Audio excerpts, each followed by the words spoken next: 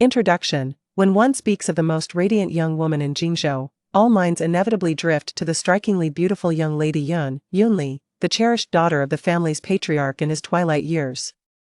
A twist of fate entwines her destiny with that of a modest young man, Huai. Yunli's criteria for a partner has always been a mature and composed older man, famously declaring that her future husband must be at least one day her senior. Ultimately, she finds herself gazing at the charming figure of a tall, handsome man, who is both gentle and understanding. Well, a younger brother could be acceptable after all. A flamboyant heiress of unparalleled beauty and privilege encounters a devoted younger brother of humble origins. From the female protagonist's perspective, an unexpected twist reveals that the male lead's long-held secret admiration turns into a reality. Chapter 1, A Night of Taboo. As night fell, the city was aglow with lights. In the presidential suite 2210 of the Intercontinental Hotel, opulence reigned supreme. Luxurious carpets were scattered with a man's white shirt and a woman's black dress, strewn like disheveled autumn leaves. Nearby, the black lace lingerie glimmered under the soft, amber light, exuding an aura of subtle suggestiveness. The dim lighting enveloped the lavish bed, the silhouettes of a man and woman entwined in a delicate dance amid the gossamer-like morning mist. In the early hours of the following day, Yunli stirred awake, her eyes as fluid as water fluttering open to the blush tones cast by the crystal chandelier. She stared vacantly for a long moment before lightly shifting her body. Upon movement, an acute ache enveloped her, as if she had been crushed under the weight of a truck. She felt utterly spent. Throwing back the covers, she discovered to her dismay that she was entirely unclothed. Her porcelain skin was marred with dots and blemishes, remnants of the night before. In an instant, memories of last night surged back, flooding her mind like relentless waves. Turning her head slowly, she glimpsed the man beside her, more like a boy, curled up like a startled fawn, wrapped within the confines of the sheets, with only his head peeking out. His hair was a rich, deep black, tousled across his forehead. His skin was as fair as snow, with a sharply defined nose and thick lashes framing eyes as profound and clear as a tranquil lake. Under her gaze, his cheeks flushed a deep crimson, a shade reminiscent of ripened apples. His eyes reflected a mix of anxiety and confusion, glistening with unshed tears, while his lips were pressed tightly together. The sight evoked an image of a child who had endured great injustice. Yunli regarded him silently, her expression as calm as still water, but beneath the surface, her thoughts roiled like a violent storm, lamenting her own misdeeds. "How old are you this year?" she asked softly, her voice slightly hoarse, as if something had lodged in her throat. "Oh, I'm of age now." Yunli's heart settled a fraction at his response as she murmured to herself, "That shouldn't be considered a crime." The air thickened with an almost suffocating silence once more. "What brought you here last night?" Yunli finally broke the silence, unable to contain her curiosity. His voice dropped even lower, as if afraid of disturbing something fragile. "Last night a classmate was celebrating a birthday here. My roommate brought me along, but I left after a while. Then I accidentally went the wrong way and ended up being dragged over by me." Yunli closed her eyes and sighed deeply. After a moment of silence, she labored to rise from the bed, scanning the room as if searching for something. "Are you looking for this?" "Here." The boy cautiously extended his hand, retrieving a phone from the nightstand and offering it to her. The instant she took the phone, her eyes caught sight of the marks on his arm. Those bruises were strikingly apparent, as though they sought to narrate the events of the previous night. With a sigh, she unlocked the phone and dialed, "Susan, send me a complete outfit to the Intercontinental, both inside and out, and also." She turned to the boy beside her. "How tall are you?" 187, his voice was barely a whisper. Yunli continued into the phone, "Also, buy a set of clothes suitable for an 18 or 19-year-old boy, height 187. After hanging up, she swept her long hair back and redirected her gaze to the boy again. "What school do you attend?" "First year?" "What's your name?" "I'm from Jing University, a freshman." Huai, gu as in to care for, Huai as in the Huai River." His gentle tone was almost pitiable. Yunli's surprise grew. "Then you must be my junior." "Indeed." Huai dared a fleeting glance at her, his eyes wide as if to drink in her presence. "You are a renowned figure at Jing University. When I first arrived, I heard your name spoken constantly. During the opening ceremony last year, you even delivered a speech. I was right below." Perhaps it was their shared alma mater that led Yunli to gradually reveal the truth of last night. With a soft sigh, she reflected, I was in a haze last night, burdened by some troubling matters, and I let myself indulge a little too recklessly. You should have really knocked me out then. Huai remained silent. He had left early from the gathering, only to bump into Yunli. She was stumbling as if intoxicated, with someone seemingly searching for her from behind.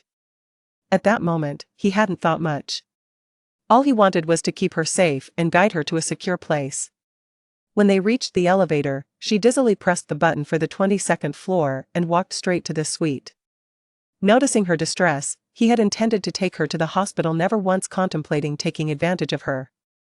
Yet that elusive, resplendent moon had mysteriously found its way into his embrace within the confines of a dream.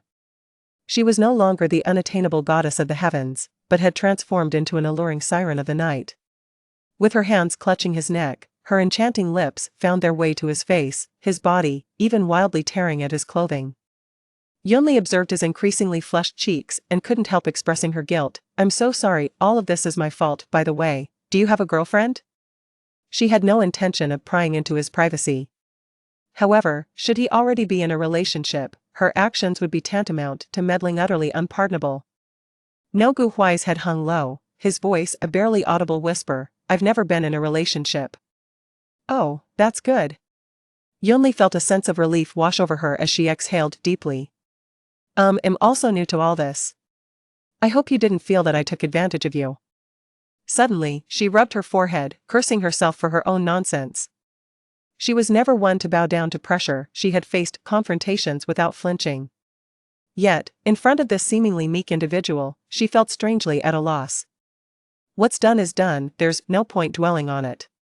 After all, I'm the one who lost my composure first, and I should offer some form of compensation to you. No need.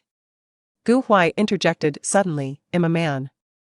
If I hadn't wanted to last night, it wouldn't have happened. He met her gaze directly, because it was you. I was unsure if not relieving the effect of the substance would harm your body, so I didn't resist. If it had been anyone else, I would have absolutely. Yunli reclined lazily against the bed, her spirits lifting as she noted the crimson hue painting the boy's cheeks. She chuckled lightly, you do have a handsome face, it's no wonder you left me so flustered last night. What's your major? Physics. Physics, indeed. Yunli raised an eyebrow, her gaze sweeping over his thick black hair and striking features. I dare say even the hottest stars of the entertainment industry would pale in comparison to you. She beamed brightly, introducing herself formally, though you may know me already, let me introduce myself properly. I am Yun Lithe Cloud from White Cloud and Ali from Paris, 3 years, your senior. Chapter 2. Yunli, at the tender age of 22, hails from the illustrious Yun family of Jingzhou, being the beloved daughter of the venerable Mr. Yun, who welcomed her into the world in his near 50 years. She has an elder brother, 22 years her senior, and her eldest nephew is merely 3 years her junior. Gifted with extraordinary talent and exceptional intelligence, she began skipping grades in elementary school, by the age of 14.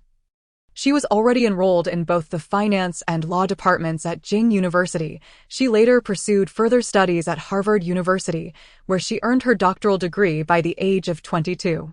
Tragically, at 18, she lost both her father and mother in a mishap in Switzerland, after which she vacated the family estate. Although she possesses 30 of Yun Corporation's shares, she does not hold a position within it. Having instead founded her own venture capital company at an early age, rumor has it that her net worth exceeds 10 billion, with a breathtakingly beautiful visage and a figure that exudes elegance and grace. She possesses an air of nobility, however, her demeanor is cool and reserved. Since the passing of her parents, she has seldom appeared in the public eye and the hearts of the people of Jingzhou. The young lady of the Yun family is akin to an ethereal fairy, one to whom they can only look up in admiration. Moments later, Yunli, impeccably dressed, reclines gracefully on the sofa, her enchanting gaze fixed upon Huai as he emerges from the bathroom. His neatly cropped hair, slightly damp, exudes a refreshing aura. Clad in a crisp white casual shirt, buttoned meticulously to the collar and paired with black trousers, he appears to possess broad shoulders and a slim waist. His long legs reminiscent of a protagonist from a comic book. Huai also gazes at her, his eyes reflecting awe. She wears a flowing black gown, her ink-black hair cascading down her back like seaweed, while her porcelain skin glows under the light, accentuating its delicate beauty. Her strikingly exquisite features are ethereal, and the tear mole at the corner of her eye adds a touch of chilling allure. The outfit chosen by Susan fits her perfectly. After a brief moment of hesitation, she speaks, "You have already added my phone and WeChat, so feel free to reach out to me anytime." "I know."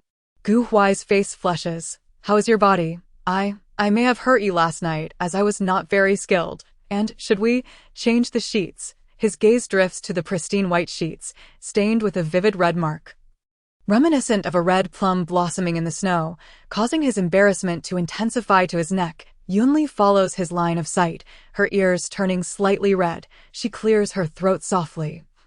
"I am fine. Susan will come by later to clean up. This suite is exclusively mine. No one else will enter. Let us go." She picks up her coat and turns to leave, with Gu Huai closely trailing behind. There's one more thing." Gu Huai suddenly blocks her path. Despite Yunli's height of 172 centimeters, she finds herself slightly tilting her head upwards before the towering boy, who stands at 187 centimeters. "What is it? Is there something else?" Gu Huai takes a deep breath, gazing at Yunli as he quietly confesses, "Last night, I couldn't find the protection, so I didn't." Yunli is momentarily taken aback. This suite is seldom used by her, so naturally, she wouldn't have such supplies on hand. Moments later, they find themselves seated in a car, driven by the composed Susan, who is short, sharp-haired. Ji Huai only knows that Yunli is a genius and the belle of Jing University, but is unaware of her family background. In fact, aside from those within elite circles, most at Jing University are oblivious to her true identity. Mr. Yun has shielded her from the outside world since childhood. Few outsiders have had the chance to witness her beauty, and even fewer know her full name. In the past, it was rumored that Yunli was merely the daughter of a distant branch of the Yun family. At this moment, Gu Huai feels both anxious and disheartened. Although he is unfamiliar with this vehicle, he can sense its luxury and high value. Glancing down at his own attire, he realizes it is likely expensive as well. He feels as though he and Yunli belong to entirely different worlds. "From your accent, you are not from Jingzhou. Where's your hometown?" Yunli's voice interrupts his thoughts. "Nan City." "Oh, no wonder you are so handsome."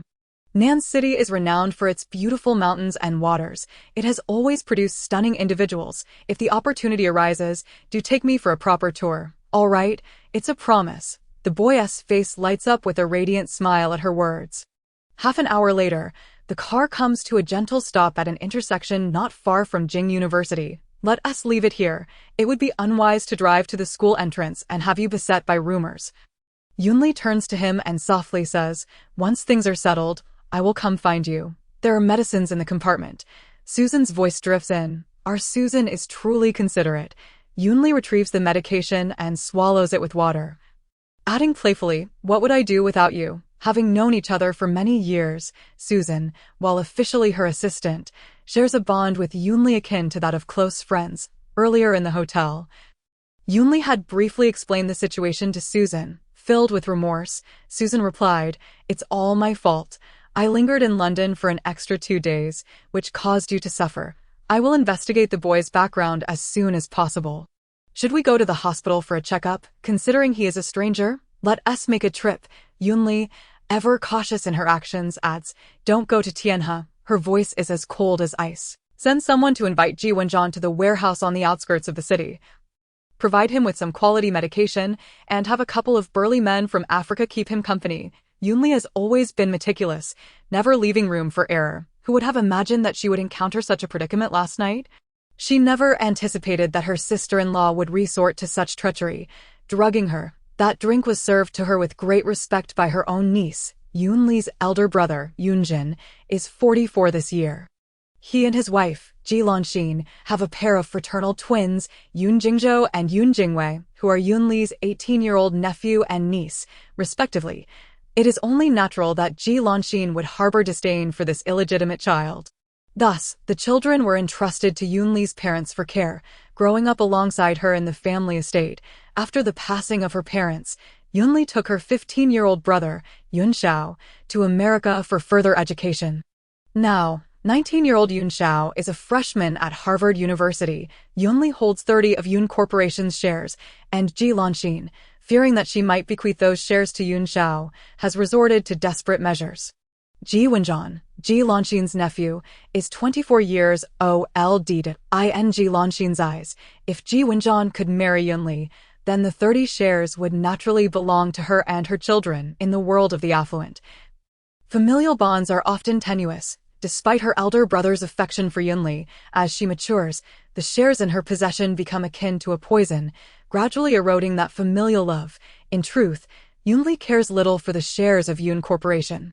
She possesses the capability to carve out her own path. However, the legacy left to her by her father is hers alone. Unless she willingly gifts it away, no one shall take it from her. Chapter 3. Elder brother Yunjin Gu Huai struggled to free himself and was about to explain when he heard Song Jin let out a howl. Gu Huai, you actually broke your vow.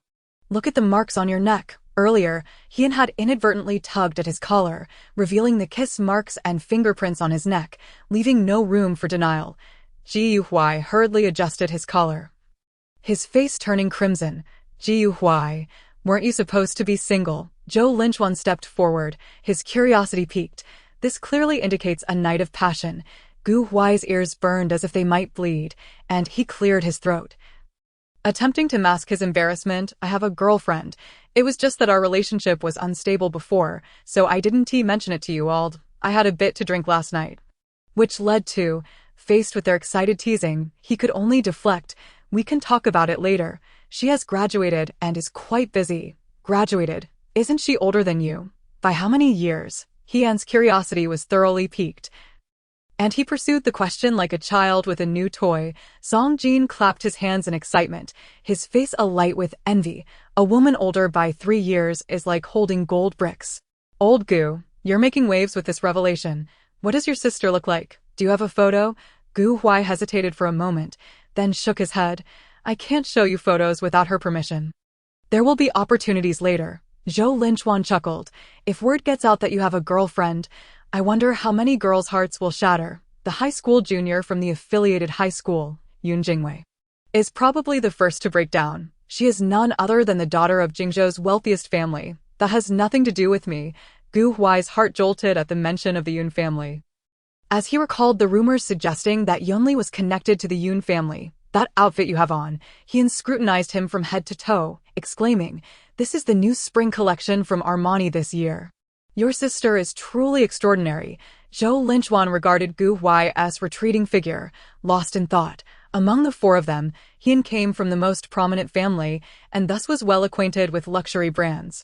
In the bathroom, Gu Huai gently removed his clothing, treating it as if it were a precious treasure, carefully folding it. He stared at the marks on his body, his face aflame with memories of the previous night flooding back. The enchanting visage, skin as delicate as cream, and the long, fair legs that coiled around his waist, with slender arms tightly wrapped around his back, her breath coming in soft gasps. Yunli's consciousness was hazy, yet he remained alert throughout, from an initial state of utter confusion to a later self-taught understanding, and ultimately to a profound entanglement. Her medicinal effects had long dissipated, yet he appeared as if ensnared by her enchantment, lost in a stupor, unable to extricate himself until she, burdened beyond endurance, succumbed to a deep slumber, at last bringing an end to the tempest. Moments later, he, like a statue, stiffly turned on the shower, allowing the icy water to cascade over him, seemingly attempting to wash away the relentless fervor. In the old residence of the Yun family, the eldest daughter, and the butler approached, bowing deeply, with utmost respect.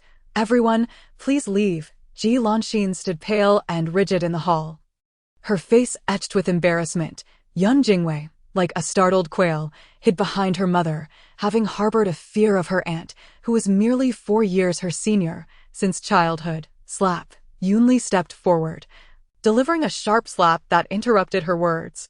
Ah, Ji Lanxin cried out, covering her left cheek with both hands. Aunt, how could you? Slap. Yunli retaliated with another slap, causing Yun Jingwei to see stars. Ji Lanxin, enraged beyond measure, shouted, Yunli, I am your sister-in-law. An elder sister is like a mother. How dare you strike me? Jingwei is your own niece. How dare you invoke the phrase an elder sister is like a mother? Yunli's lips curled into a cold smile.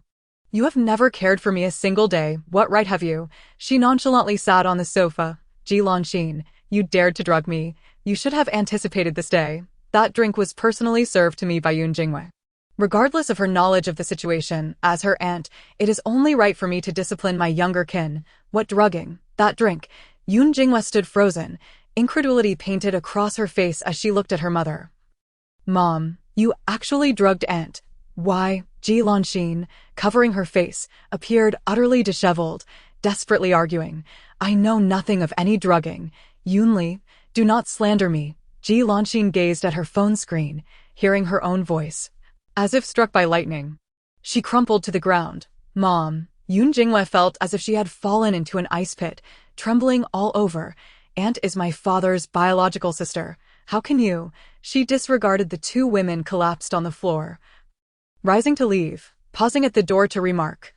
One more thing I nearly forgot to mention. Your Ji family's last hope is likely extinguished. My dear sister-in-law, this is all you're doing. What have you done to Enjan? Ji Lanxin shouted in panic, yet no one paid her any mind. I am the Liyuan residence. Yunli lounged in a purple nightgown, lazily leaning on the sofa, a glass of red wine in hand. Admiring the night view from the mountainside, the phone rang, and she glanced down to see it was her elder brother. She swiped to answer. Ali. Yunjin's deep voice came through. Brother knows that saying sorry at this moment is futile. Yet, this apology is one that I must convey on behalf of your sister-in-law. Are you all right? Yunli took a sip from her glass, wondering if her brother hoped for her to be well or unwell. No need. After all, they are your family. Yunli's voice was frigid. Ji Wenjian squandered his life away, left humiliated and crippled. This matter is settled. Yunjin fell silent for a moment before speaking. Ali.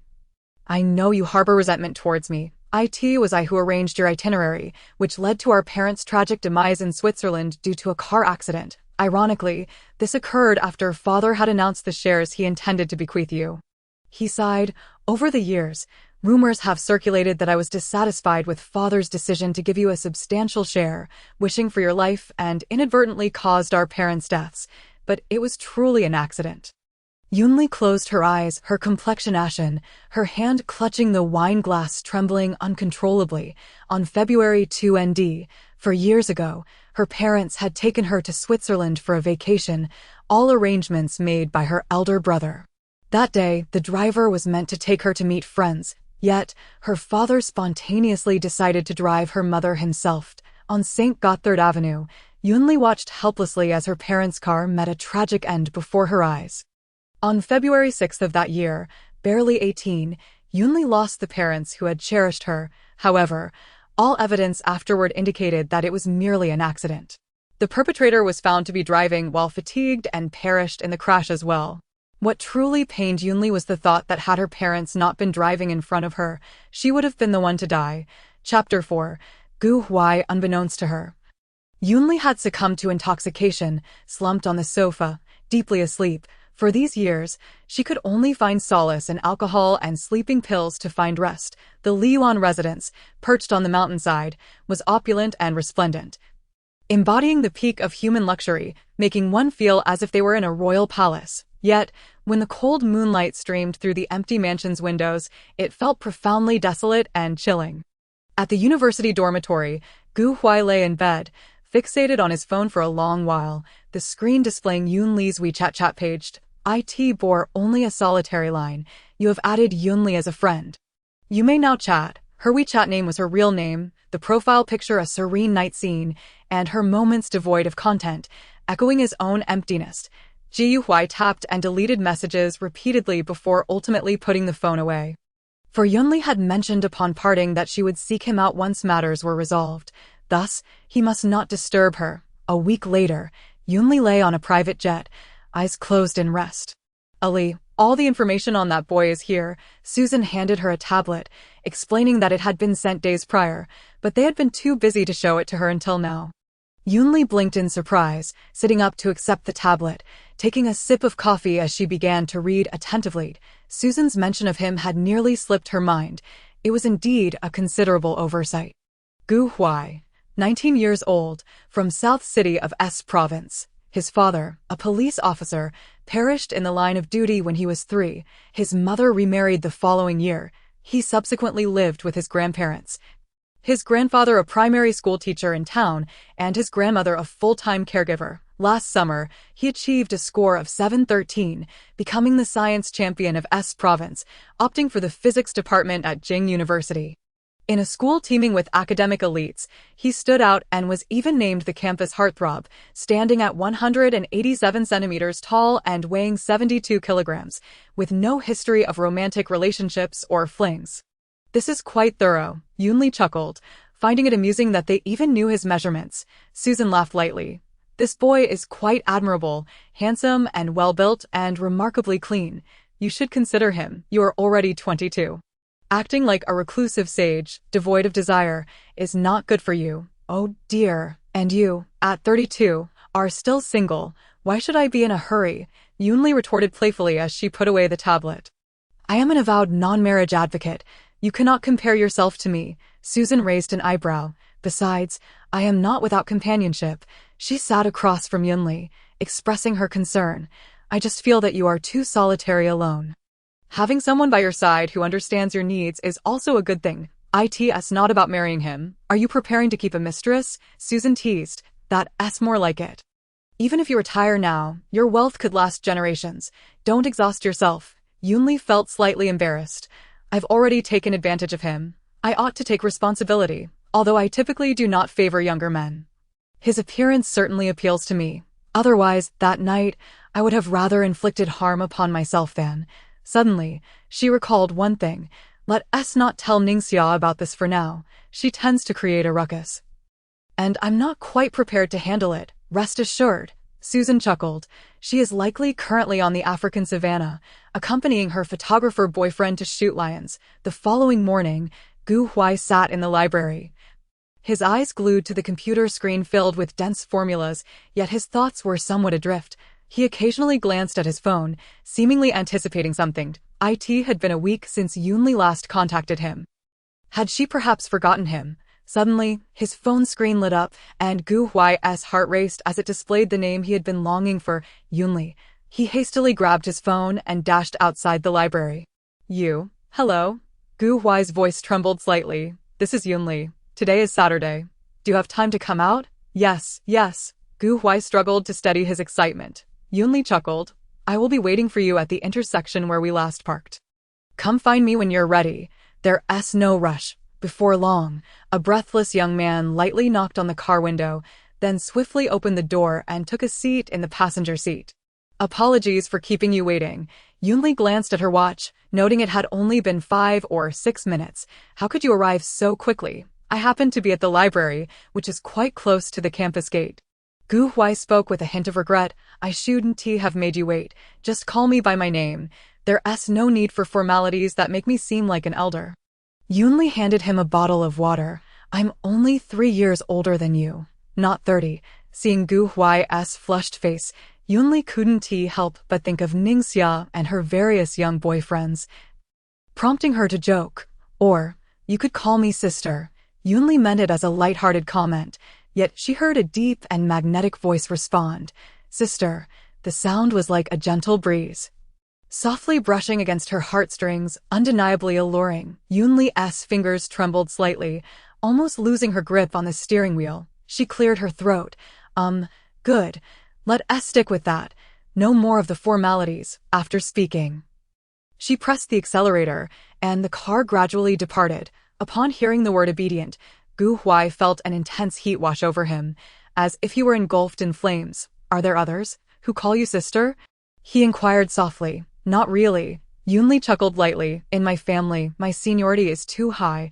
Almost everyone younger than me calls me aunt.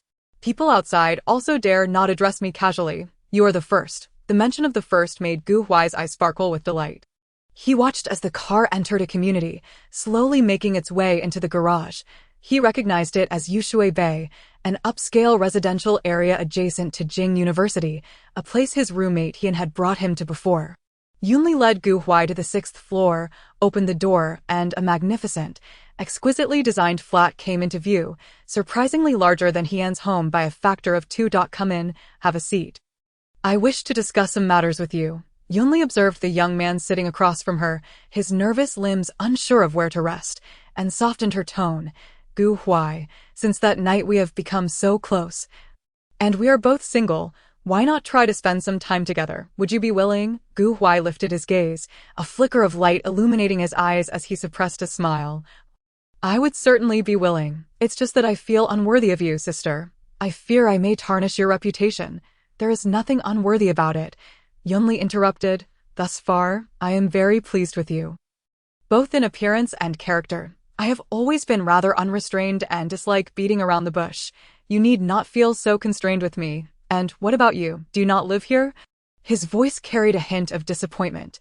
Yunli shifted to sit beside him. I come over when I'm not busy with work.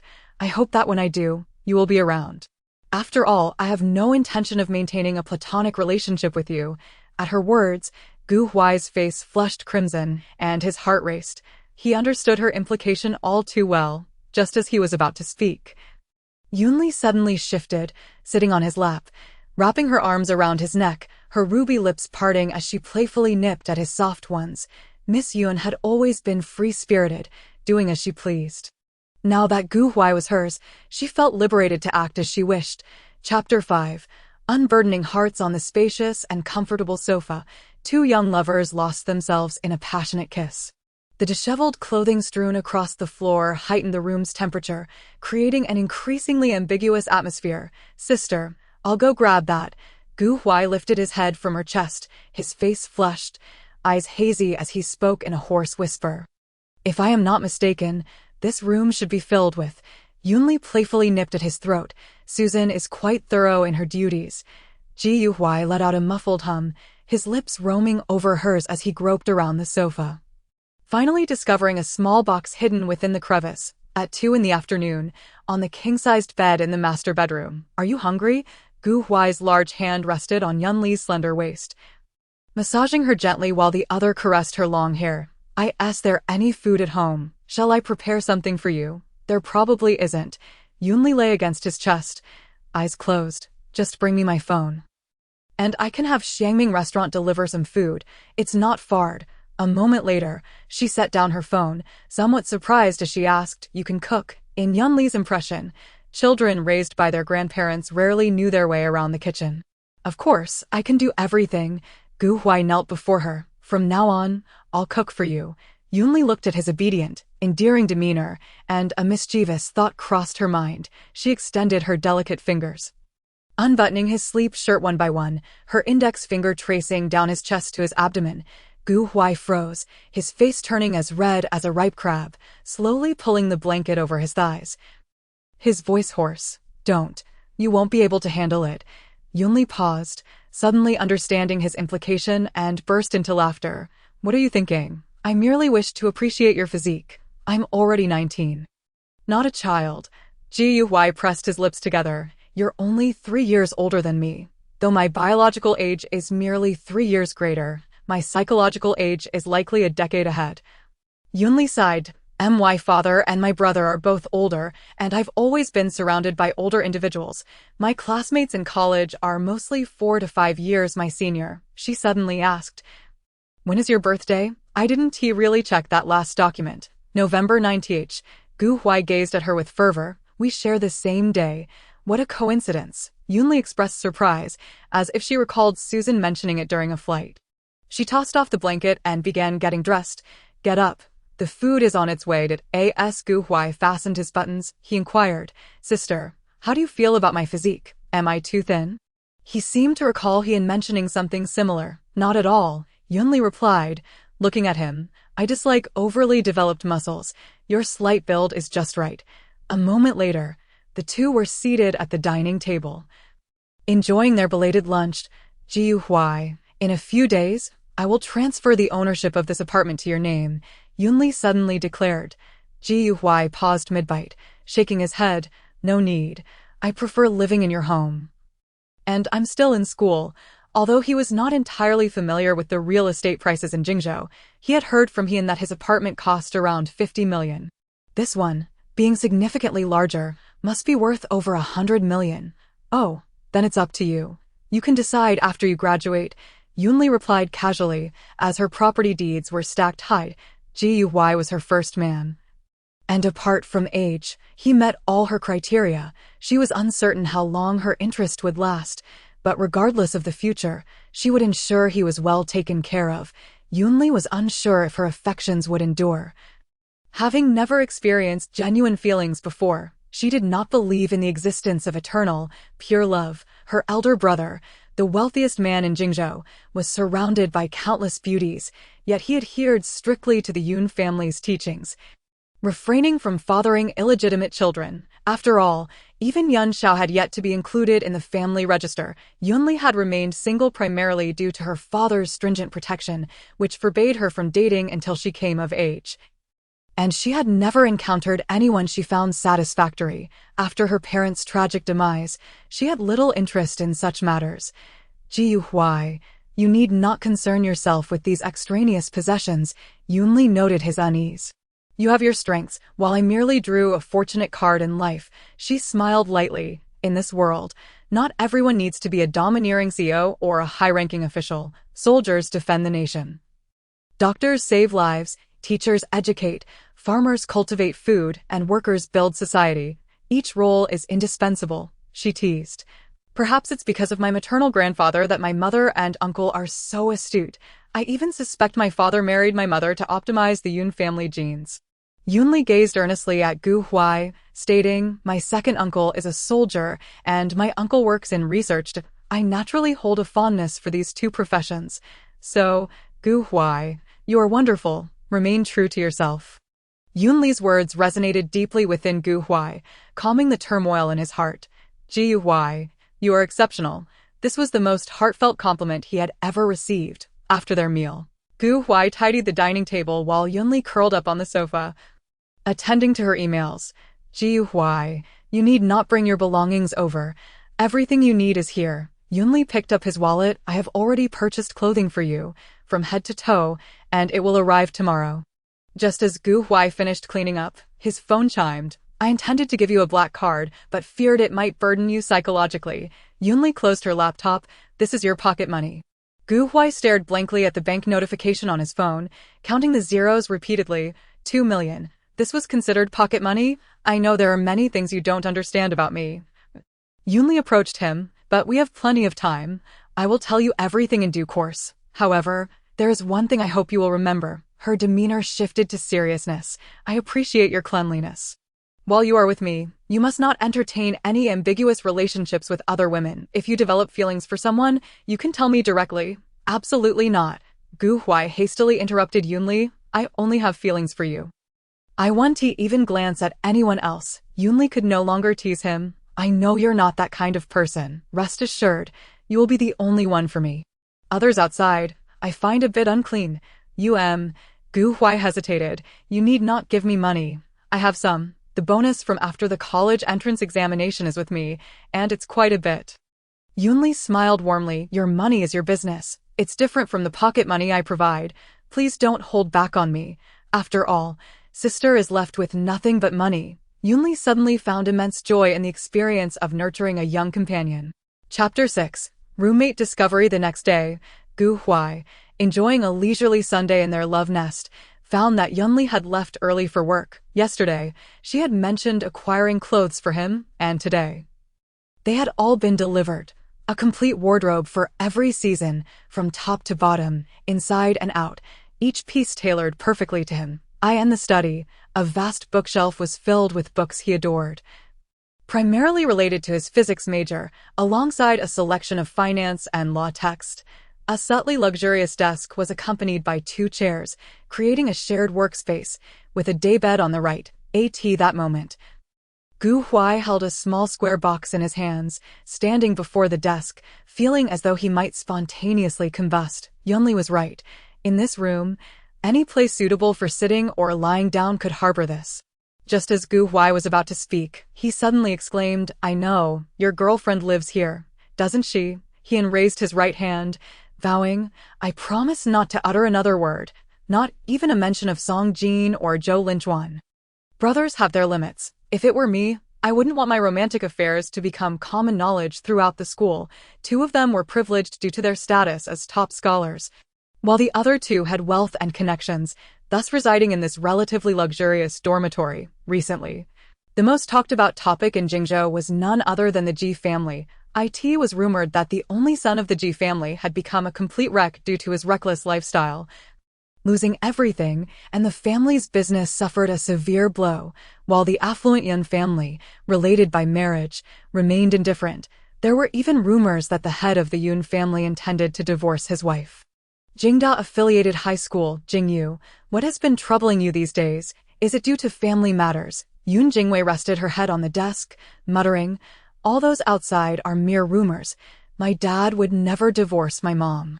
After all, the Yun family only experienced widowhood, not divorce. Aunt Yunli was pampered by her grandparents since childhood. She feared that it wasn't merely due to her elders' influence, but because her aunt was truly ruthless. She had witnessed her 14-year-old aunt skinning a person alive with a dagger. That was a woman who played with real knives and guns. Stop overthinking. I heard a little rumor. Your crush seems to have a girlfriend. What? Yun Jingwei sprang up instantly. Who is it? Which shameless person dares to steal my man? I must go find out. She had merely a month left until the college entrance examination, aiming for the Jingda Academy of Fine Arts. And with her academic prowess, she was confident of success. After that, she could embark on a sweet romance with Gu Huai at Jingda. Gu Huai coldly regarded Yun Jingwei, who was blocking his path. Classmate, please step aside. Senior, do you have a girlfriend? Yun Jingyue's small face tightened. Bring her out. I want to see who she is. Gu Huai turned and left from the right, leaving behind a curt remark. It's none of your business. Stay away from me. Yun Jingwei glanced at the gathering classmates, stamped her foot, and stormed off. Immediately, she called someone to investigate. How dare anyone compete for the person she had set her sights on? Truly reckless, at Yunshang Building, Yunli donned a white leisure suit, her long hair elegantly pinned up, radiating both brilliance and competence. There seemed to be a hint of allure in her previously cold demeanor, making her already exquisite features even more captivating. Am I the type to forget friends for the sake of beauty? She mused, her gaze wandering, clearly missing their dear President Su. That look you have makes my bones feel weak. Su Shan exaggeratedly remarked, no wonder your brother has been so worked up, hiding in the company. Yunli shot her a sidelong glance. And you have the nerve to say that? Who told you to scatter that stuff everywhere? Knowing how frivolous you are with little Lu, I didn't expect you to be this extravagant. Su Shan chose not to respond, adding, it's evident you have feelings for him, spending billions on a mansion. Truly worthy of President Yun. It's rare to encounter someone I'm fond of. Yunli chuckled softly. I don't require a marriage alliance. If he continues to be this good, indulging him isn't a bad thing. Suddenly, she smiled. His looks, physique, and intelligence are all exceptional. Perhaps one day I might whimsically decide to have a child. I never intended to keep him. Yunli's expression turned serious. We are genuinely in a relationship. I simply enjoy spending on him. Even if we part ways one day, that would still be a breakup. Su Shan felt relieved upon hearing this. Seeing you like this brings me much comfort. You don't need alcohol or sleeping pills at Yushui Bay. Why not let him stay with you? Those things are ultimately harmful. After a moment of silence, Yunli shook her head. Let us keep it this way for now. Just for the weekend. What if I inherit the Yun family's men's fickleness? Being together every day might not be ideal. Suddenly, Yunli's phone rang. It was a video call from Ningxia. Hello. Dear President Yun, President Su, have you missed me? After nearly 6 months apart, Ningxia's infuriating demeanor hadn't changed a bit. Aren't you supposed to be with your high-profile photographer? Yunli silently scoffed at her. Having disappeared for nearly half a year for a man, a long sigh emanated from the video. I've already dumped him. Now I'm single again. The two sipped coffee, quietly listening to Ningxia recount her love story, which lasted a full half-hour without a pause. Yunli kindly reminded her, Dear Ningxia, you should refer to me as aunt. After all, I call your grandfather uncle, though Ningxia was 4 years older than Yunli. Due to Yoonli skipping grades in elementary and middle school, they attended high school and university together simultaneously. The fiery Ningxia feared nothing but the term aunt, which had left her with psychological scars since childhood. Chapter 7. The refusal of cohabitation under the night sky at Liyuan. Yoonli had just emerged from the swimming pool when she glanced at her phone, noticing several messages and missed video calls. All from Gu Huai. Sister. Gu Huai spoke, his face instantly flushing as he lowered his head. Aren't you wearing any clothes? Yoonli looked down at her blue swimsuit. I just came out of the pool. Of course, I'm wearing a swimsuit. Furthermore, she teased him, we've already shared a bed. What haven't we seen? Why are you so shy you can't even lift your head? Are you in the dorm? Yes, they all went out, and I'm here alone. Huai raised his head to look at the woman on the screen. Her long hair was slightly damp, cascading casually over her shoulders, her skin pale and glowing. The deep blue swimsuit hugging her voluptuous curves, creating a deep valley before him. He knew all too well how enticing the view was. Sister, I miss you. Gu Huai's voice was hushed. Where are you? I want to come find you.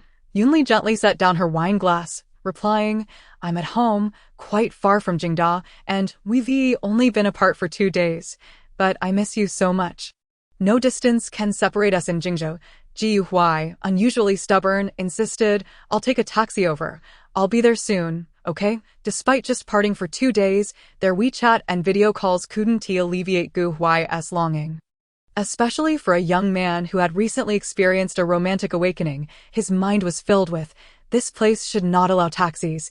Yoonli initially intended to decline, but Gu Huai was already stripping off his sleepwear, preparing to change. Then, can I take a taxi nearby and walk over? Gu Huai paused mid-change. She closed her eyes, silently cursing herself.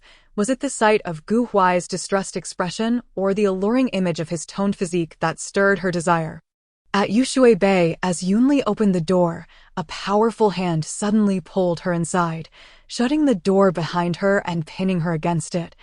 Followed by a searing kiss, Huai gripped her slim waist with one hand while the other frantically tore at her long dress.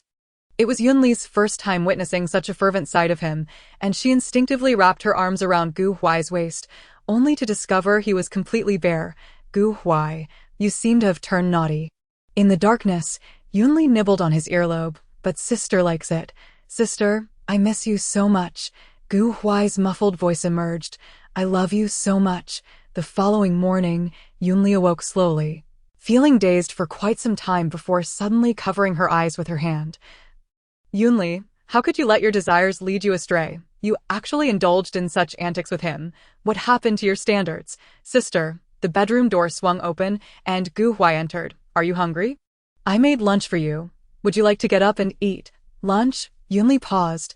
What time is it now? Gu Huai embraced her gently, placing a soft kiss on her forehead. It's 11. You were quite tired last night, so I didn't wake you this morning. Don't you have class today? Yoonli sat up. Gu Huai, you've gone astray. Gu Huai's face flushed, quietly admitting, I asked for leave. My assignments are already submitted. As soon as Yoonli's feet touched the ground, her legs felt weak, and Gu Huai quickly supported her waist, effortlessly lifting her and carrying her to the dining table. The allure of male beauty is truly deceptive. At the table, there were braised short ribs, stir-fried shrimp with vegetables, sauteed bamboo shoots, and a bowl of dove soup with goji berries, 3 dishes and a soup. Simple yet nutritious. Did you make all this? Yoonli was astonished. You're so young. How can you cook all this? My grandmother taught me. Gu Huai ladled soup for her. She said it's hard to find a wife nowadays. If a boy can't even cook, it would be even harder. Yoonli took a sip and found the taste surprisingly delightful, chuckling, with your looks, you could easily find a wife. Just you is enough. Gu Huai gazed at her with tenderness. After the meal, Yoonli sat at the bar, watching the man busy cleaning in the kitchen. Gu Huai, your domestic skills make me feel increasingly lazy. Being able to cook for you makes me happy. Gu Huai cast a glance at the woman whose smile radiated warmth. As long as you gaze upon me, that is sufficient. Do you possess a driver's license? Yoonli suddenly inquired. I can arrange a car for you, making your travels more convenient. Ji Huai's hand froze mid-wash. He did have a license, but seldom drove, for the distance to Jing University was a mere 10-minute stroll. However, if you were to drive, you could have sped directly to my home last night. Yunli's words rendered him momentarily speechless. Moreover, you could pick me up after work whenever you have the time. Ji Huai dried his hands and approached her. All right, but your car might not be entirely suitable. On the second occasion that Yunli came to Jing University to collect him, she was driving a Rolls-Royce Phantom. Ji Huai was not well-versed in car models, but from his online research, it seemed to be worth millions. More notably, the license plate was rather conspicuous. You don't drive on campus, so it hardly matters, Yunli remarked. Besides, there are plenty of luxury cars at Jing University. She chuckled lightly. I'm not particularly fond of cars. They were all gifts from my parents, collecting dust in the garage. If you find it inappropriate, I can purchase another for you. No need. Just choose one to keep in the garage here. Gu Huai took her hand. I will only drive it when I come to see you. He hesitated for a moment before shyly admitting, I only obtained my license last summer and have yet to drive on the road. Feel free to express whatever is on your mind. Don't leave me guessing. Yunli had already discerned that he had something to say, just as he had at the dining table. Gu Huai took a deep breath. I wish to live with you, to hold you each night as I sleep and to awaken to your presence every morning. I no longer wish to stay in the dormitory. Nor do I want to be here alone, waiting desperately for the weekend. Cohabitation. Yunli studied his flushed face. Ji Huai, you are not yet 19. Your studies should take precedence. Should we live together?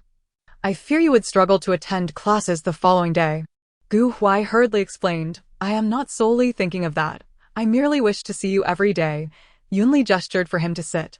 I understand your sentiment, but can we wait a little longer? Whenever I am in the country, I will come to see you frequently. When two individuals are together, they must have their own space. Yunli truly could not bear to see Gu Huai's pitiful expression. Yet she remained resolute. His education was undoubtedly important, and she had her own career to attend to, often traveling worldwide. Most significantly, their time together had not yet reached a month. What existed between them was more physical attraction than a meeting of souls. If they were to be glued together day and night without any private space, they might soon grow weary of one another. At present, Yunli liked Gu Huai. She appreciated his looks and physique, admired his obedience, and valued his untainted heart and mind. However, love was a profound ocean that had not yet begun to flow between them. Chapter 8.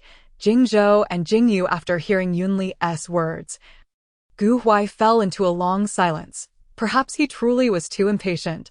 I apologize. I will be obedient. He embraced Yunli tightly. Will you come to see me more often? You are quite the good boy. Yunli gently patted his back. I will visit often. After all, even an older sister has her desires. A simple phrase caused Gu Huai, who had just moments ago been dejected, to instantly brighten with joy. He suddenly recalled something. Recently, a senior girl has been coming to my classroom and the dormitory every day, either delivering gifts or chattering nonsensically. I haven't even glanced at her and have firmly rejected her. Yet, rumors still circulated at school, suggesting he was in a relationship with her. Gu Huai hesitated before continuing. If I am not mistaken, that girl is your niece. Her name is Jingzhou. That is what my roommate told me. I had never noticed her. I never intended to conceal my family background. Yunli looked at him. You are clever.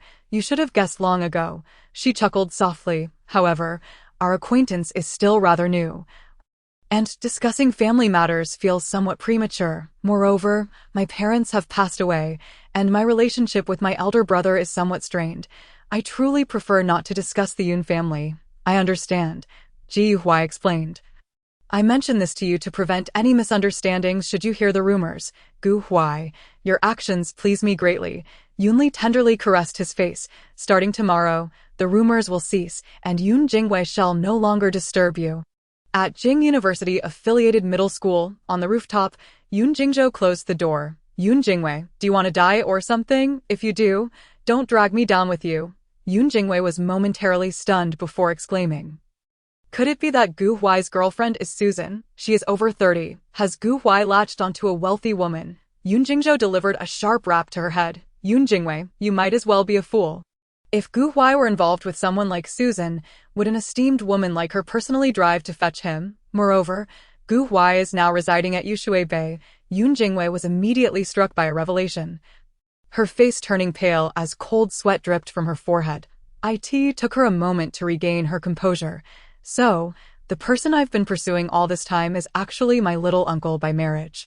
Little uncle by marriage? He even deserve that title. Yun Jingzhou shook his head.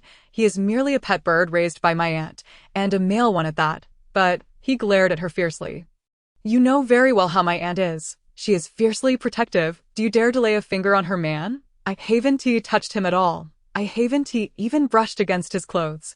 Yun Jingwei hastily interrupted. I was merely pursuing Gu Huai. Suddenly, her phone chimed, and upon checking, she exclaimed, help. Yun Jingzhou leaned in to take a look, just as we were talking about it. Aunt, come to Liyuan tonight.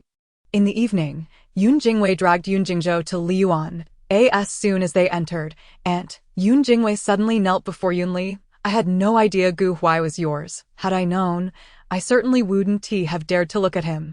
Get up. Yunli cast her a sidelong glance. We are still in the Qing dynasty. Kneeling at every turn, she settled onto the sofa. Come and sit. I do not hold this against you. He is now mine. So please do not disturb him in the future. Jingzhou, clean up the mess on the forum. Yun Jingwei spoke softly. Aunt, I merely have a fleeting infatuation. I was momentarily captivated by his appearance. However, there are countless handsome men in the world. I assure you, I will not disturb your man again. You need not fear me every time you see me. Yunli sighed, especially at Jingwei. I know you witnessed that incident when you were 10. It still haunts you. She suddenly recounted a past event. There was once an exceptional young man from a collateral branch of the Yun family who happened to be my cousin. He was a narcotics officer, yet tragically perished at the hands of drug traffickers at barely 27 years of age. The person I flayed that day was a drug dealer. Yun Li's voice turned icy. It was he who personally tortured your uncle to death. I merely returned the favor. She gazed at the two, who were left dumbfounded. Your father and I were both sent for training by your grandfather, wielding real weapons. You two have been raised as sheltered flowers, fearful of even the smallest matters. Yun Jingwei murmured. So that is how it was. He deserved to be flayed. Aunt often says she would flay Yun Jingzhou. Yunli glanced at her rigid nephew. That was merely a jest in line with your grandfather's way. His catchphrase was always, I'll flay you alive. Though you two can be a bit spoiled and petulant, you are not inherently bad. She chuckled lightly. You have always been respectful and dutiful to your aunt. Why would I ever want to flay you? Both sighed in relief. Yun Jingwei tentatively said, Aunt, regarding that incident with my mother and cousin, I truly knew nothing about it. My mother asked me to bring you a drink, and I had no idea. Thus, I merely slapped you. Yunli patted her head. Had you been involved, I would have chopped off your little paws long ago. It is a family tradition of the Yun family. Only through discipline can one be a dutiful child. Without punishment, there can be no growth. These 18-year-old niece and nephew, though a bit arrogant and spoiled, indeed held the privilege of the Yun family's lineage. However, their natures were still relatively kind, at least more so than hers. I know your mother often claims I favor Yunxia over you too. And you probably think so too, Yunli suddenly remarked. She sighed. I watched Yunxia grow up since he was 3. After your grandparents passed, I went to study in America. He insisted on following me. And your mother despised him so much that I had no choice but to keep him close. However, Jingzhou and Jingwei, you are also my niece and nephew. Her expression turned serious. From now on, it will be the same. Either I give nothing to anyone, or everyone receives their share. Regardless of the matter, there will be no favoritism. Understood? The two nodded vigorously, like chicks pecking at rice. I and their childhood.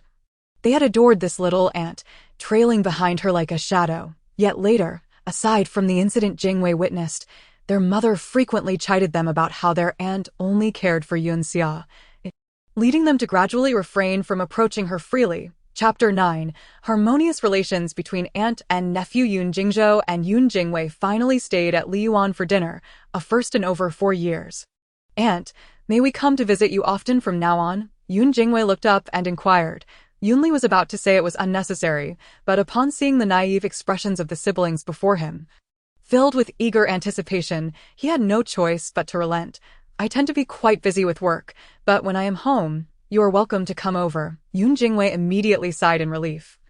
Auntie, You're becoming increasingly warm-hearted, just like a celestial maiden descending to the mortal realm. Gu, what should I call him? Little uncle? You may simply address him by his name. Yunli felt that referring to him in such a manner at school seemed somewhat inappropriate. Yun Jingwei exchanged glances with Yun Jingzhou, realizing that their aunt was merely keeping him around for amusement. Auntie, what made you take a liking to him? Yun Jingzhou inquired curiously. Given Auntie's background, she could easily choose from a plethora of popular young stars in the entertainment industry if she wished for a little lover. Although Gu Huai possesses good looks and a fine physique, his family background is rather lacking, and he certainly doesn't have the charm to be Auntie's canary. It's all thanks to your mother and Jingyue's efforts. Yunli set his wine glass down. Moreover, he happens to catch my eye. Yun Jingyue's eyes widened. Could it be that night? Auntie was under the influence. At your service, my lady. The two immediately raised their hands in assurance. Yunli then inquired about their studies. Jingwei was approaching her college entrance examination, and with her scores, she should have no trouble getting into Jingda Academy of Fine Arts. To her surprise, Jingzhou had already been granted early admission to Jingda's computer science department after winning a gold medal in an informatics competition. Yunli knew that Ji Lanxin would never allow them to study abroad, fearing that once they left, Yun Xiao might exploit the opportunity to seize control of the Yun Corporation. Jingzhou, a new Koenigsegg sports car has been released. With only 6 units available worldwide, knowing how much you adore sports cars, I've already reserved one for you, and it will arrive by the end of June. Wow! Yun Jingzhou leaped up, kneeling at Yun Li's feet with a thud. Auntie, you truly are my dear aunt. I promise to be more filial to you than to my parents. Yun Li then turned to her enviously gazing niece. Jingwei, you have always had a penchant for jewelry and diamonds. A new pink diamond has been unveiled in South Africa, rivaling the pink heart, and it will also be in your hands by the end of June. Wow, now both of you get up. Yunli looked at the two foolish creatures kneeling at her feet. July 20th marks your 18th birthday, and Auntie certainly hasn't forgotten. The Yun family mansion? Ji Lanxin was astonished. You two actually stayed in Liyuan for dinner? What has gotten into Yunli to suddenly be so kind to you, Mom? Yun Jingzhou frowned. Auntie has always treated us well. It's you who constantly brings up favoritism. Yun Jingwen nodded in agreement. Indeed, Auntie's birthday gifts are always more extravagant and superior to yours. How much could that possibly be worth? Ji Lanxin rolled her eyes. Your aunt holds substantial shares in the Yun Corporation and has her own company. Her wealth likely surpasses your father's. She sighed. Moreover, Yun Xiao grew up under her care and spent several years in the United States with her. Who knows how many gifts she has lavished upon him over the years. Those shares, that's enough, Yun Jingzhou exclaimed, rising in anger. I only know that children inherit their parents' fortunes. I have never heard of coveting an aunt's wealth. He took a deep breath. Mom, Auntie will eventually marry and have her own children. Why would she bestow her shares upon me, her nephew?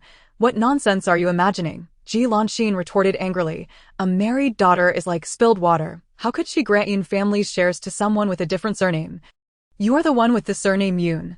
Bang. Yun Jingwei slammed her cup down. Mom, I am still alive and well here, she sneered. From childhood, you have made me practice piano and dance, focusing all your attention on clothing, bags, and jewelry, never allowing me to engage in any company management matters. You fear I might compete with my brother for the company, yet I have no interest in it anyway. Yun Jingwei looked at her mother. Perhaps I inherited your intellect. I have no aptitude in that regard. In this lifetime, I simply wish to indulge in good food and drink, design my own jewelry, and keep a few young admirers. Ji Lanxin stared wide-eyed at her daughter, who left in a huff after throwing down her words, both astonished and enraged at her attitude. Mom, Yun Jingzhou circumvented her and exited the living room. Stop creating chaos. You're about to ruin our family. Ungrateful children, Ji Lanxin shouted after them, but no one paid her any heed. The next day at Jingda, the posts about Gu Huai had mysteriously vanished overnight. Yun Jingwei had also not been seen on campus. The fleeting affections of this heiress truly came and went swiftly. He lamented as he lounged on his bed. Yun Jingwei probably has a new target already. Song Jin jested, without Miss Yun, I suspect the girls at Jingda will regain their fighting spirit. Yun Jingwei is merely the little miss of the Yun family. He sat up. The true young lady of the Yun family is her aunt. The legendary mogul, Gu Huai, engrossed in his book, paused upon hearing this. Have you seen her? Hyun shook his head. I lack the qualifications. The little fortune of our He family pales in comparison to the Yoon family. It's hardly worth mentioning, I tell you. He suddenly became animated. She is the long-awaited daughter of old Master Yoon, raised with utmost protection. Before coming of age, she never appeared in any official Yoon family events. Hyun sighed, who would have known that just as the young lady turned 18, old Master Yoon and his wife met with an unfortunate fate in Switzerland. Since then, news about her has grown even scarcer. Zhou Linchuan suddenly spoke up. Isn't it said that senior sister Yunli is also from the Yoon family? By age, that seems plausible. Not at all. Hyun immediately dismissed. Senior sister Yun entered Jingda at the age of 14. She is a genuine genius and the belle of Jingda. Yet, we have never seen luxury cars or bodyguards come to escort her. Song Jin echoed. We were in the affiliated high school at that time and often witnessed senior sister's grace. If she were indeed the Yoon family's young lady, how could she be so low profile? Just look at Yoon Jingwei and Yoon Jingzhou, who are always escorted by luxury cars and bodyguards. Hyun spoke with admiration. Last year when I saw senior sister again, her beauty surpassed that of 4 years ago. I wonder if she has a boyfriend. Would she consider a relationship with a younger man? Huai could no longer focus on his studies. He hastily packed his belongings and headed to the bathroom. Originally, they had only 2 days on weekends to see each other, yet now they would be apart for as long as 2 weeks.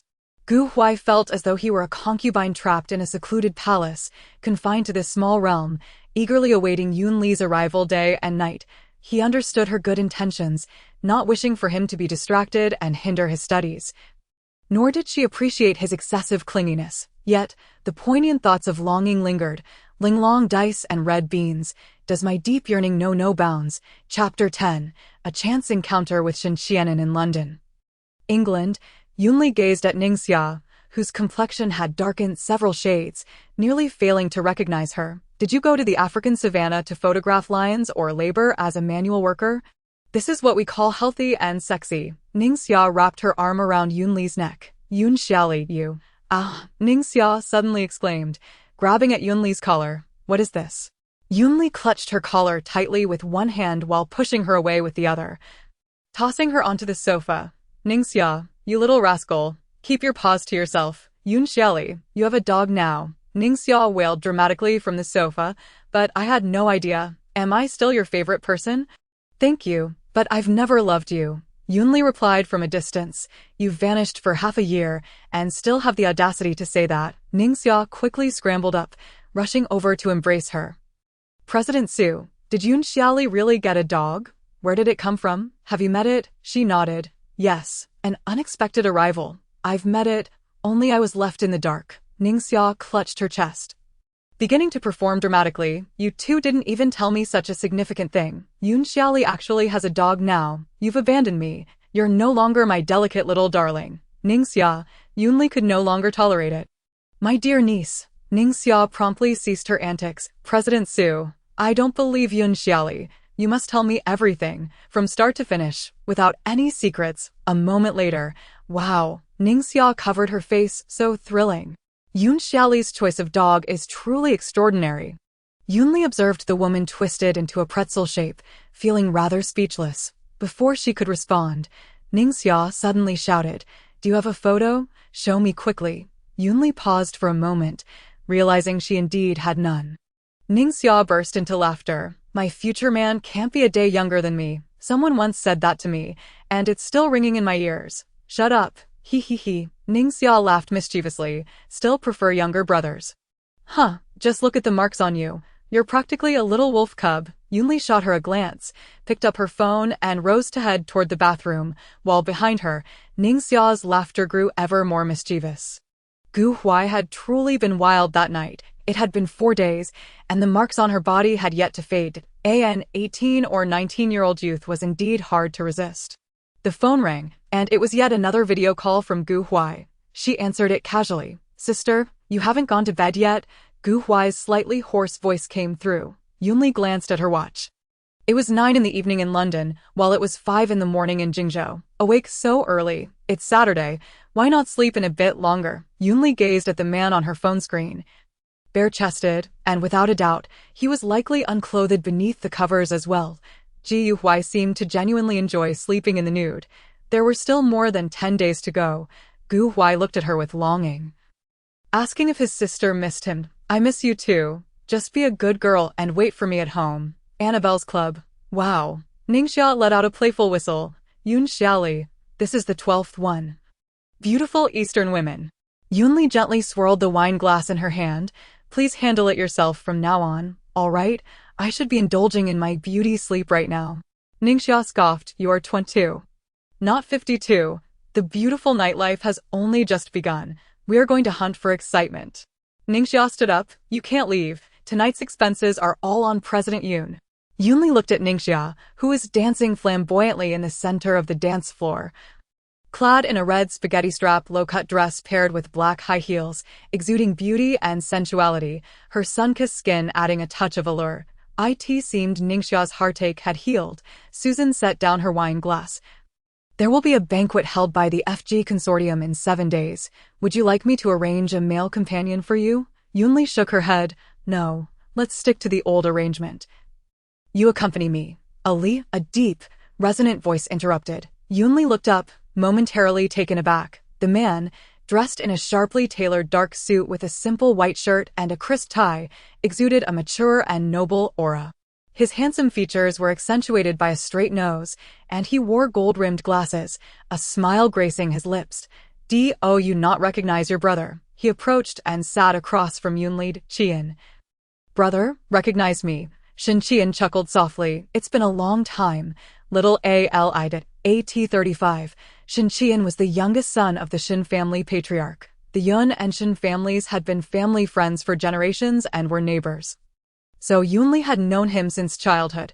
After the passing of the elder Shin, 25-year-old Shin Qian settled in London with his mother. Their last encounter had been 4 years ago at the funeral of Yunli's parents, a time when she was too grief-stricken to pay him any mind. In truth, they had not seen each other for a decade. The childhood title Brother Qian felt too distant now.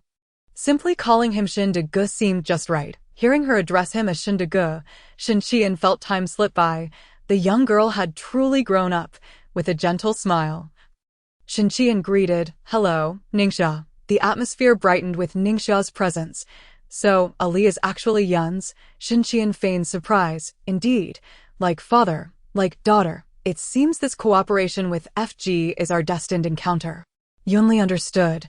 "And Sheng Group? What a coincidence." Yunsheng was the venture capital company Yunli founded at the age of 15. Now, Yunsheng had become a formidable giant, excelling not only in finance, but also making remarkable strides in internet technology, energy, and resources. Suddenly, Shin Qian asked, "For the FG banquet in 7 days, does Ali have a male companion?" "It has always been Susan accompanying me." "Then may I have the honor of inviting Ali to be my companion?" Shin Qian gazed at Yunli with tender eyes. "I'm sorry, Shin De Gu, but I have already made arrangements with Susan. Madam, not in London." Shin Qian had married young at 24. After so many years without contact, Yunli felt no particular connection to him, especially since he was a married man. "I divorced 5 years ago." His voice was deep and magnetic, reminiscent of a beginner pianist inadvertently pressing down on the lower A keys. Chapter 11. A brief separation is better than newlywed bliss. Under the night sky of London, in an ancient castle, Ningxia mischievously remarked, "I remember when Yun Xiaoli was little, she said she wanted to be Brother Qian's bride when she grew up. I even said I wanted to marry Putin." Yunli shot her a glance. "You also claimed you would marry Dijia. Why didn't that happen?" Her tone was nonchalant. "They were just childish words. Even though I like mature and stable men, I have beauty, wealth, and power. Why would I want a divorced man with a child?" Ningxia wholeheartedly agreed. "That's a valid point. If Uncle Shin were single, he would undoubtedly be a top-tier catch. After all, that face is quite captivating." Susan suddenly interjected, "I kept feeling that Shin's features were familiar. Now that I think about it, doesn't he bear some resemblance to Gu Huai?" "Really?" Ningxia exclaimed. "How similar? To what extent?" Susan pondered for a moment. If Shin were about 15 or 16 years younger, he would probably resemble Gu Huai by 4 or 5 parts. Now, perhaps only 2 or 3 parts. It's mainly the aura. A mix of coolness and warmth. I don't see it. Yunli stood up. Gu Huai's gaze is much clearer. I'm heading to bed now. Ningxia yawned. My brother is 16 years younger than Uncle Shen. How could his gaze not be clear? The eyes of a college student exude a clarity that borders on navet. 7 days later, at Wadisden Manor, the FG consortium signed a contract with both Yun Shang and In Shang, marking the beginning of a close partnership. After an extensive conversation with Count Caspar Cromer, Yunli found solace on the balcony, admiring the beautiful sea view. It had been 10 days since she last saw Gu Huai, and the memory of his slightly red eyes filled with tears from last night crossed her mind. A strange feeling stirred within her. She suddenly felt a desire to tease him. Ali. Shin Chi-en's voice interrupted her thoughts. Yunli turned around. He was indeed a remarkably attractive and elite gentleman, distinctly different from Gu Huai. With a smile, Shin Chi-en's gentle gaze lingered on the woman before him. She wore a subtly luxurious black gown, modest yet elegant, with a high collar design that left her neck entirely covered. The skirt swayed gracefully under the lights, showcasing her exquisite figure, enhanced by a hint of a mermaid design at the waist, while a dazzling gemstone necklace adorned her neck. Good evening, Shen de Gu. What brings you here alone? The sea breeze is a bit chilly. Shen Qian removed his suit jacket, intending to drape it over Yunli. Having grown up, one cannot act as recklessly as in childhood. Yunli's tone was slightly aloof. The two fell into a moment of silence, with only the gentle sea breeze accompanying them when he moved to London with his mother. It felt more like an exile. After all, his mother was the second wife of the elder Shen, and he had 2 half-siblings above him, now that the elder Shen had unexpectedly passed away. The Shen family had long been acquired by others, likely by In Sheng's doing. Shen Qian was certainly not as gentle and refined as he appeared. Is there something you'd like to say? Yunli leaned back, closing her eyes to rest. Susan chuckled. Shen seems to have a special interest in you. The way he looks at you is quite aggressive, like a lion eyeing its prey. It's merely a case of infatuation. Yunli opened her eyes to gaze out of the car window. 5 years had passed since her divorce, coinciding with In Sheng Group's rise to prominence. Back then, Madame Shen had sacrificed everything to assist him. Susan continued. Shen's son is already 8 years old, living with his mother in Paris. Now that In Sheng Group is thriving, the Lin family, once prosperous, has declared bankruptcy. This collaboration with In Sheng should be a one-time affair. Yunli disliked mingling work with personal feelings. Curious, Susan asked, if Shen were single, would you consider him? After all, you once mentioned liking mature and stable men. Absolutely not. Yunli replied without hesitation. We are of the same milk, inherently selfish and cold-hearted. Together we would have 1,600 ulterior motives. If we were to be together, we would likely sleep with our guards up. Yunli glanced at her phone, where Gu Huai had sent a flurry of messages and pictures, a smile creeping onto her lips as she chuckled softly. He genuinely enjoyed sharing every aspect of his life with her, what he ate, what he wore, the houseplants sprouting new leaves, even details about a student being reprimanded by a professor. However, she seemed rather dull in comparison, with her days filled with work or planning a visit to Yushui Bay. With you around, that's enough. After these few days, you should take a month off. Let others handle the matters. Susan paused, suddenly understanding. All right, we can set off in 2 hours and should arrive in Jingzhou around 8 in the evening. At the Yushui Bay apartment, the night was tranquil. Ji Huai was engrossed in his research in the study, and when he finished, he noticed it was barely 9 o'clock. Suddenly, a noise erupted from the living room, causing his heart to race as he hurried to investigate. However, just then, the study door opened, revealing the woman he had missed dearly, standing at the threshold with a radiant smile. Ji Huai was stunned for a full 3 seconds before he rushed forward, enveloping her in a tight embrace. The force was so intense it felt as if he were trying to merge her into his very being. Sister, is it really you? Am I dreaming? Gu Huai's voice trembled with excitement. Yunli wrapped her arms around his waist, her fingers playfully pinching him. Does that hurt? Before she could finish, Gu Huai's warm lips had descended upon hers. His kiss was fervent and urgent, as if he sought to fuse all the longing and desire of those 11 days into that single moment. She had never experienced such an intense feeling, as if a flame were igniting within her heart, compelling her to draw near to him, to embrace him, to kiss him. Gu Huai's hands eagerly unfastened Yunli's garments. The crimson gown cascading like fallen leaves, revealing her skin, pale as jade, the undulating curves beneath the black lace unfurled before him like a work of art, causing his gaze to turn a deep crimson. Gu Huai swept aside the objects on the table and gently laid Yunli down, his fervent kisses falling like raindrops upon her delicate neck, gradually descending. "Sister, we have yet to explore this room together." His muffled, hoarse voice resembled the low murmur of a demon, causing Yunli's heart to tremble uncontrollably. In that moment, all Yunli yearned for was to be lost in Gu Huai. As if only through this could she assuage the tidal wave of desire surging within her. Chapter 12. The Heart of Jealousy. At 2 a.m, Gu Huai tenderly cradled Yunli into the bathroom, cleansing her, and then languidly held her in his embrace, her eyes fluttering shut as if all strength had ebbed from her. This was Gu Huai's favorite moment. She lay against him like a weary little cat, radiating warmth and authenticity. He always gently massaged her sore back, whispering sweet nothings. "Sister," Gu Huai, entranced, pressed his lips against hers.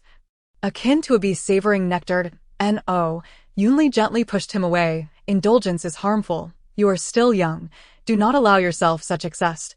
Gu Huai teasingly nibbled her earlobe, as if to provoke. "Sister, am I still young?" Yunli understood the implication behind his words. Though she had never encountered others, he always rendered her powerless to rise from bed, undoubtedly possessing extraordinary charm. Exhausted, Yunli slowly drifted into slumber. Gu Huai gazed upon her sleeping visage. His heart brimming with affection, he softly placed a kiss upon her forehead. "Good night, my darling." In the classroom of the physics department at Jing University, Zhou Linchuan observed Gu Huai packing his belongings, a flicker of barely discernible jealousy flashing in his eyes. He had secretly followed Gu Huai on a previous occasion, witnessing him enter the nearby Yushui Bay. The houses there were far beyond the means of families like theirs, who would toil a lifetime without the ability to afford even the smallest unit. Occasionally, he would entertain malicious thoughts, wondering if Gu Huai's sister truly existed or if she was merely someone 3 years his senior. Could it be that Gu Huai was being supported by a wealthy woman? After all, his looks and physique certainly had that potential. Gu Huai nodded. "I've already informed the counselor. I'll be staying off campus this month due to some matters, with just a month left until summer break. I'll apply to not live on campus next semester." Zhou Linchuan watched as he hurried away, increasingly convinced of the likelihood that Gu Huai was indeed being supported. Otherwise, amidst their repeated teasing for him to bring his girlfriend out, he had always managed to evade. This could only imply one possibility, that the so-called sister was not his girlfriend at all, but rather his benefactor. As night fell over Yushui Bay, Gu Huai remained unaware that his classmates were maliciously speculating about him. Yunli, having recently finished her monthly cycle, felt completely revitalized. After a week of restraint, the two of them were akin to dry kindling, ready to ignite. That moment, the two on the sofa were nearly bare, their clothes strewn across the floor. Yunli was atop Gu Huai, passionately kissing him, when suddenly, an urgent phone call interrupted. Yunli recognized the sound of her phone ringing, just as she prepared to rise. Gu Huai unexpectedly flipped her beneath him, showering her with kisses. "Don't mind it." No sooner had he spoken than the ringing ceased. Gu Huai had already removed the last of her garments. Yet the phone rang again. Yunli sighed softly, pushing him away. "It must be something urgent. Otherwise, who would dare disturb me at this late hour?" Gu Huai's face flushed, breath quickening as he felt as if he might explode. Yet he could only roll off and hand her the phone. Yunli glanced at the screen, surprised to find it was a call from the United States. She swiped to answer. As she listened, her expression gradually turned cold, her fingers tightening around the phone until they turned pale. Noticing her reaction, Gu Huai felt a wave of concern wash over him, and his desire began to dissipate unnoticed. He hastily donned a shirt and quietly made his way to the closet to fetch her clothes. "Is something wrong?" Gu Huai gently pulled her into his embrace, inquiring softly. He had never seen Yunli display such an icy demeanor. Yunli fought to suppress her inner fury, her expression softening as she replied, "I'm sorry, Gu Huai. We agreed to stay here for a month, but it's only been a little over half." "It's all right." Gu Huai kissed her lightly. You must have important matters to attend to. I can't be of any help." Despite his efforts to muster a smile, how could Yoonli fail to notice his despondency? His sorrow stemmed not only from her impending departure, but also from his inability to alleviate her troubles. It was the Boston police calling. Yoonli did not wish to conceal anything from him. "My nephew, Yunxiao. He was caught in a brawl and has been using drugs. He is now in police custody." Huai was taken aback. "I remember you mentioned he is 3 years younger than you." "The same age as me. He was born in January. He is actually 10 months older than you." Yoonli felt a surge of anger. She picked up her phone and dialed a number for a foreign man. Speaking fluently in English, she commanded, "Don't bail him for now. Let him suffer a bit inside. I will arrive tomorrow afternoon." After hanging up, she called Susan. "Susan, there's an urgent matter. Your leave must be interrupted. I'm going to Boston. Have the driver pick me up from Ushui Bay in an hour. Don't worry. I will fly from New Zealand to Boston immediately." Susan understood that something had gone awry with Yunxiao. As Yoonli gazed at Huai, who was helping her dress, she couldn't help but reflect. How could he be so understanding at such a young age, with just an hour to act swiftly? Before her words had even fully escaped her lips, she pushed Huai down onto the sofa and leaned in for a kiss. An hour later, Huai saw Yoonli off as he reminded her earnestly. "Let me know you've arrived safely, and no matter how busy you are, make sure to rest." Huai watched her leave, his heart heavy with reluctance. He understood that Yoonli had many responsibilities, and he felt powerless, longing only to avoid adding to her burdens. Now, Yoonli was gradually beginning to share her life with him, allowing him to become part of her world, no longer merely indulging in joy during their weekends while neglecting other matters. Huai deeply felt that Yoonli had carved out a place for him in her heart, though it was but a small corner at present. With the passage of time, he was determined to occupy her entire heart. Just as his love for Yoonli was fervent and unwavering, she too would eventually come to love him in due course. Chapter 13. Nephew Yunxiao. Boston Police Department. As Yoonli entered the room with Susan and John Wilson, they were met with the sight of a blonde youth lounging against a chair, his eyes cast downward, appearing fatigued and indifferent. Yoonli and Susan exchanged glances, both sensing they did not recognize this individual. Upon seeing Yoonli, the blonde youth's eyes brightened, and he exclaimed, "Auntie." Normally composed, Susan was left speechless, her face betraying incredulity, as if witnessing the most astonishing sight in the world. Yoonli regarded him with an impassive expression. Despite the familiarity of the term auntie, she could not reconcile the sight of this battered blonde youth with the obedient and sensible nephew she once knew. His golden hair hung below his ears, the strands obscuring his eyes. Once handsome, his face was now marred with bruises and cuts. His ears were adorned with several piercings, sparkling with diamond studs. Dressed in a filthy, tattered black hoodie, he resembled a vagabond. "Auntie, you finally came."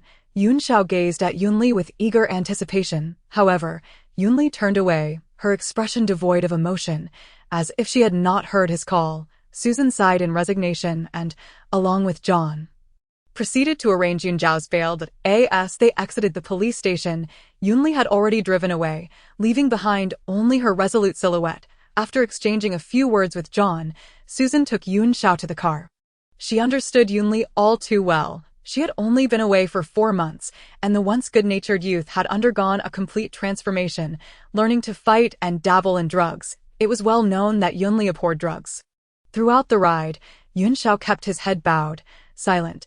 He knew that his aunt was genuinely angry this time. Yet, if he did not act out, she might never again impose the same level of care over him. Upon entering the villa, Susan swiftly closed the door. As Yunxiao stepped forward, Yoonli kicked him, sending him crashing to the ground. He collided heavily against the door, curling up like an injured animal. Yoonli seized a thin whip, striking him with force.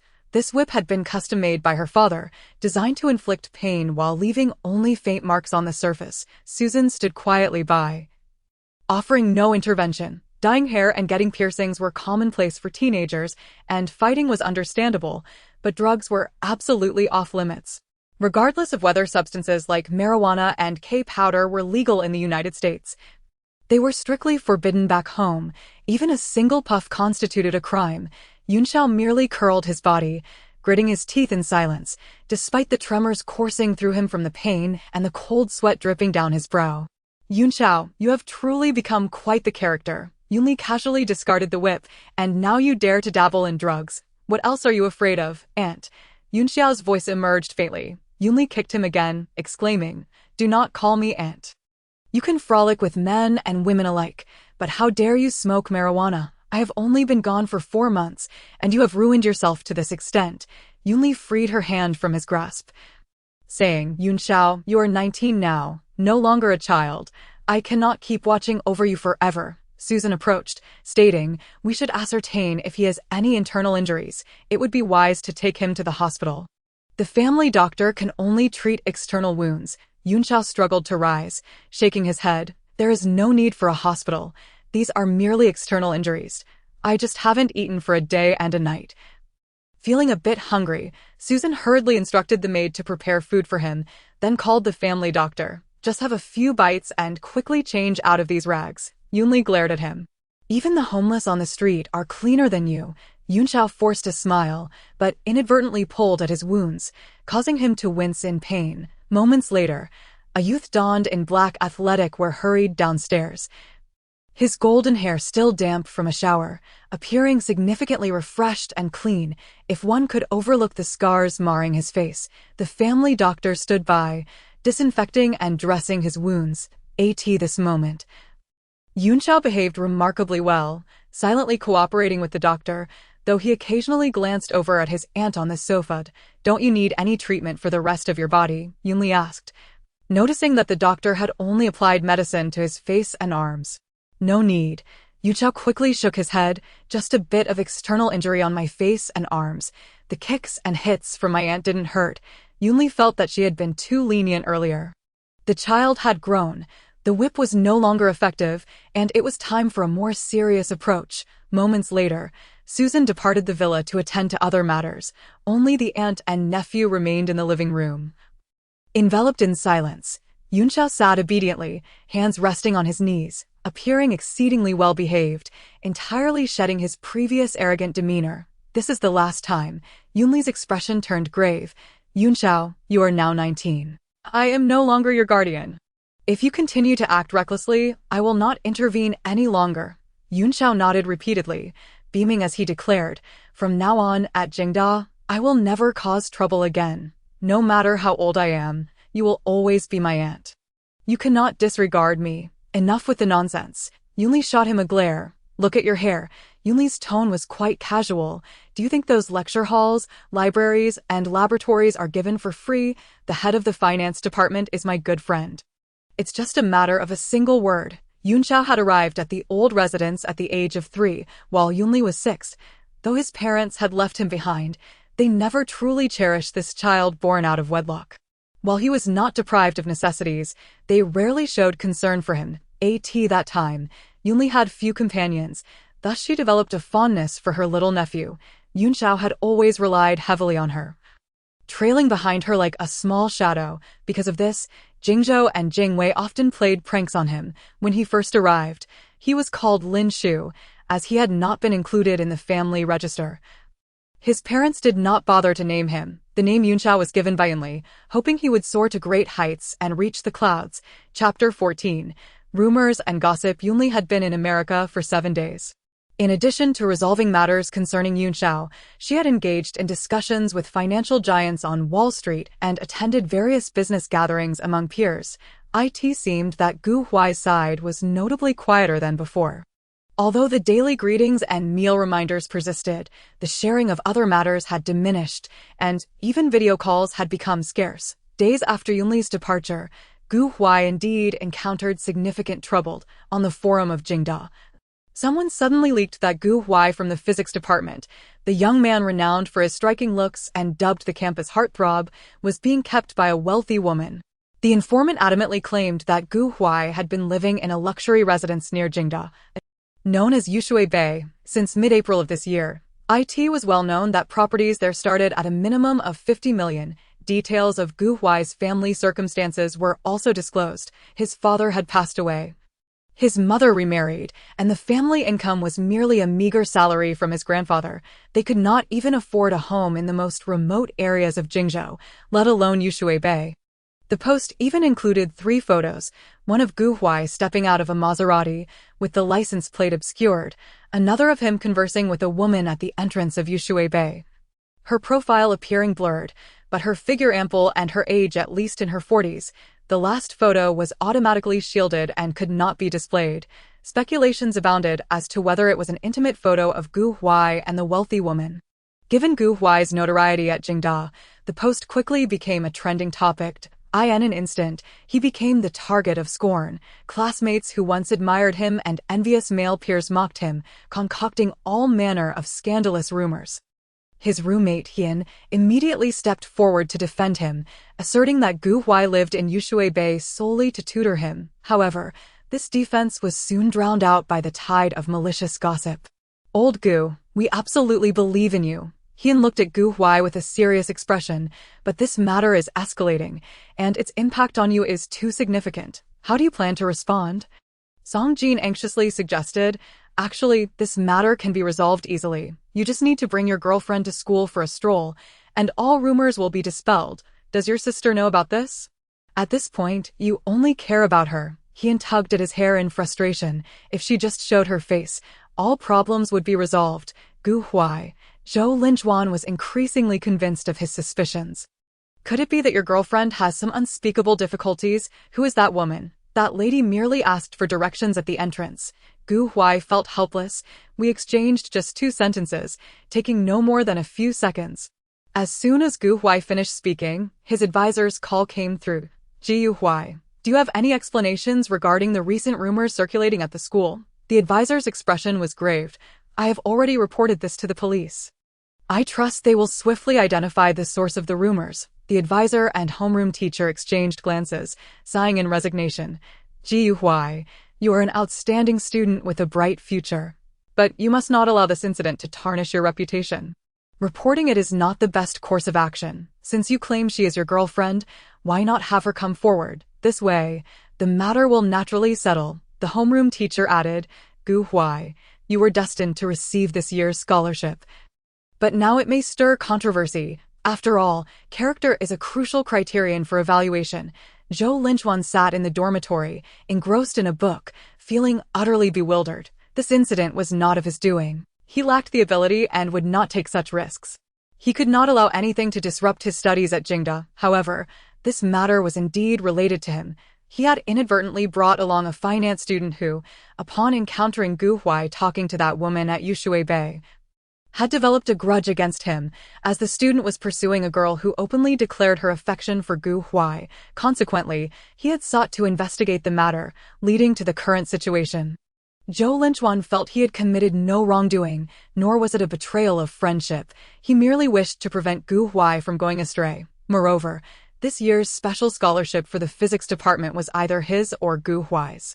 He genuinely needed both the financial support and the honor. The Yun family old residence. In order to protect her aunt's precious pink diamond and avoid disappointing her, she had refrained from going online or even checking her phone for many days. After completing her studies, she finally picked up her phone, only to discover an alarming number of messages tagged to her in the group chat. Something terrible has happened. After reading for a short while, she suddenly gasped. She certainly recognized that the so-called wealthy woman was her aunt. That was a young and beautiful female tycoon. Jingzhou did not need to take the college entrance examination and had already gone to Italy to watch car races. A couple of days ago, she overheard her parents arguing, mentioning that her aunt had also gone abroad, seemingly because something had happened to Yunxiao. Her aunt must be unaware of this matter. Otherwise, given her protective nature, she would have stormed to Jingda long ago. After careful contemplation, she decided to screenshot the forum post and send it to her aunt, along with some of the most vile comments. "Boston, I want to live at Yushui Bay.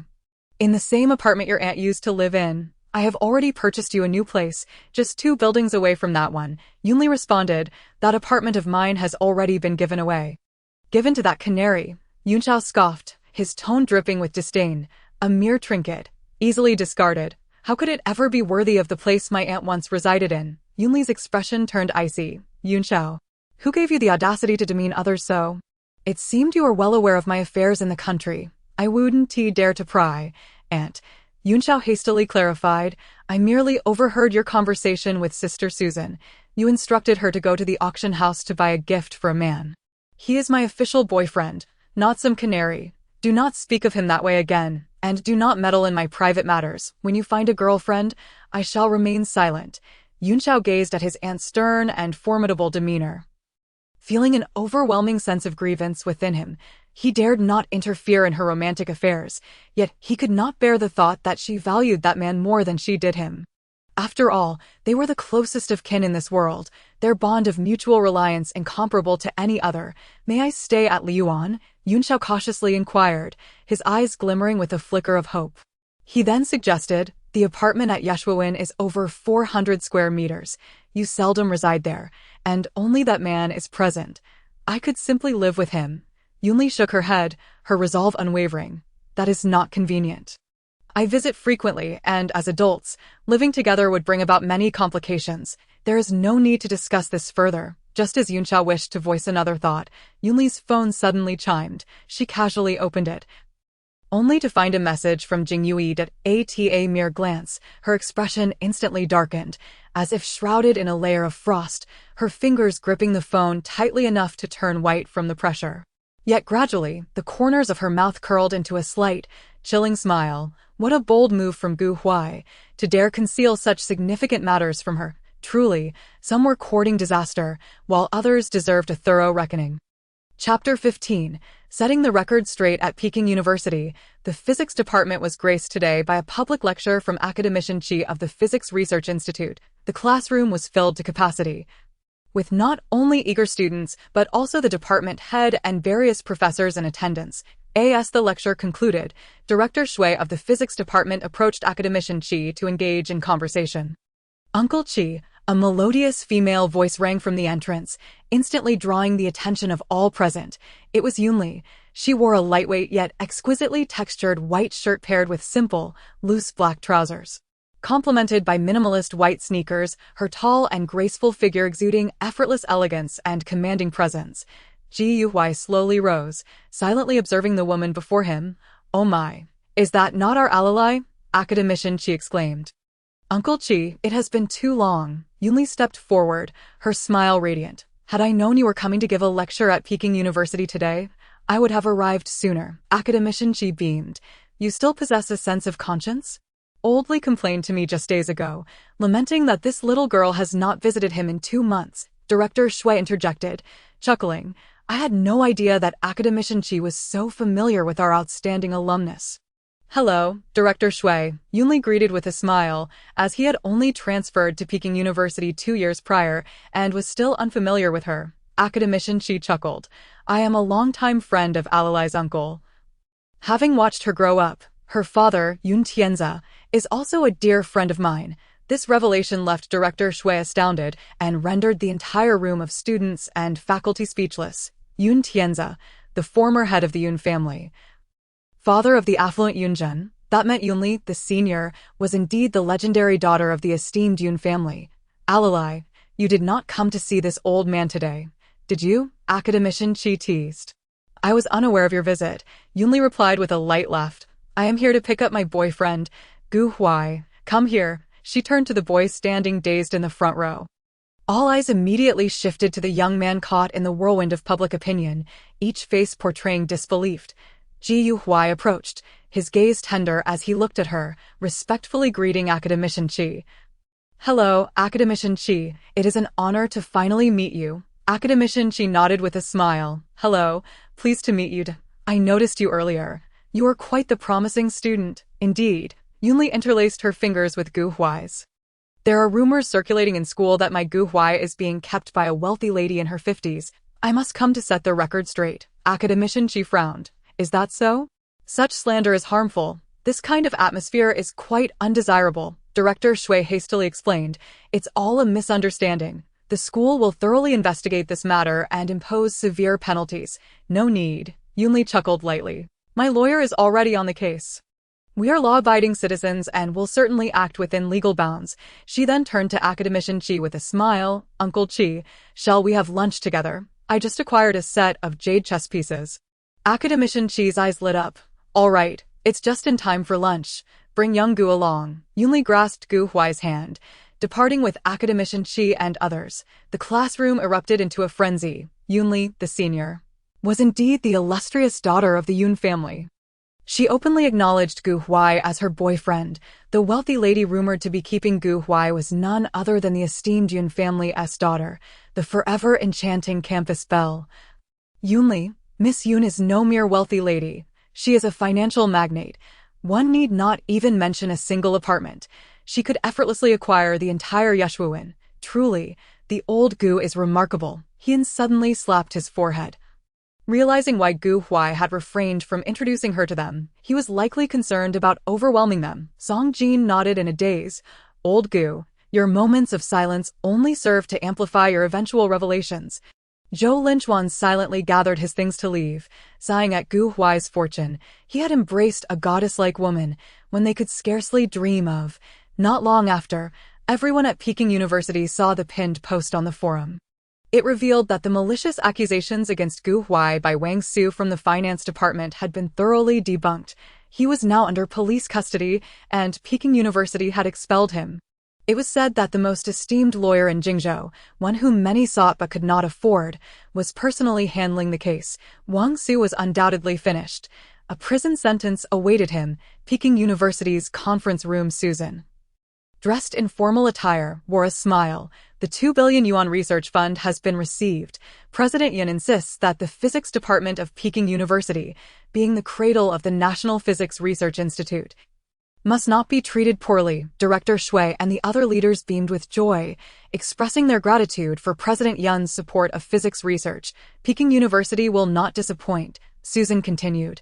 Classmate Gu Huai is a diligent and intelligent student. President Yun hopes that he can focus on his studies and research moving forward without being troubled by mundane matters. Of course, he need not be given special treatment. A regular approach will suffice. Certainly, certainly. Director Shui nodded vigorously. Classmate Gu Huai ranks first in the physics department, both in theory and practice. Susan rose, adding, as long as Gu Huai is here, should future funding prove insufficient, President Yun will fully support. Yeshuan apartment. As soon as Gu Huai entered, he tightly embraced Yunli. Today, she had publicly acknowledged his identity, leaving him astounded. Sister, he leaned in for a kiss, but she abruptly pushed him away. Ji Huai, momentarily taken aback, stumbled from the force of her push. Sister, he said, his voice laced with grievance, casting her a pitiful look. Ji Huai, have you gained some audacity? Yunli disregarded his distress. Did I not tell you to inform me directly if something was amiss? Gu Huai stood frozen, his face pale, his heart racing. Yunli had always addressed him with warmth and gentle words. She had never spoken to him with such sharpness. Yunli observed his expression, a flicker of pity crossing her eyes. Yet she quickly regained her cold composure. Today, she had affirmed Gu Huai's status as her boyfriend before Academician Chi. Uncle Chi was a close friend of her uncle, and her uncle would soon learn of this. Yet, it was not a matter of great concern. After all, a boyfriend was merely a boyfriend.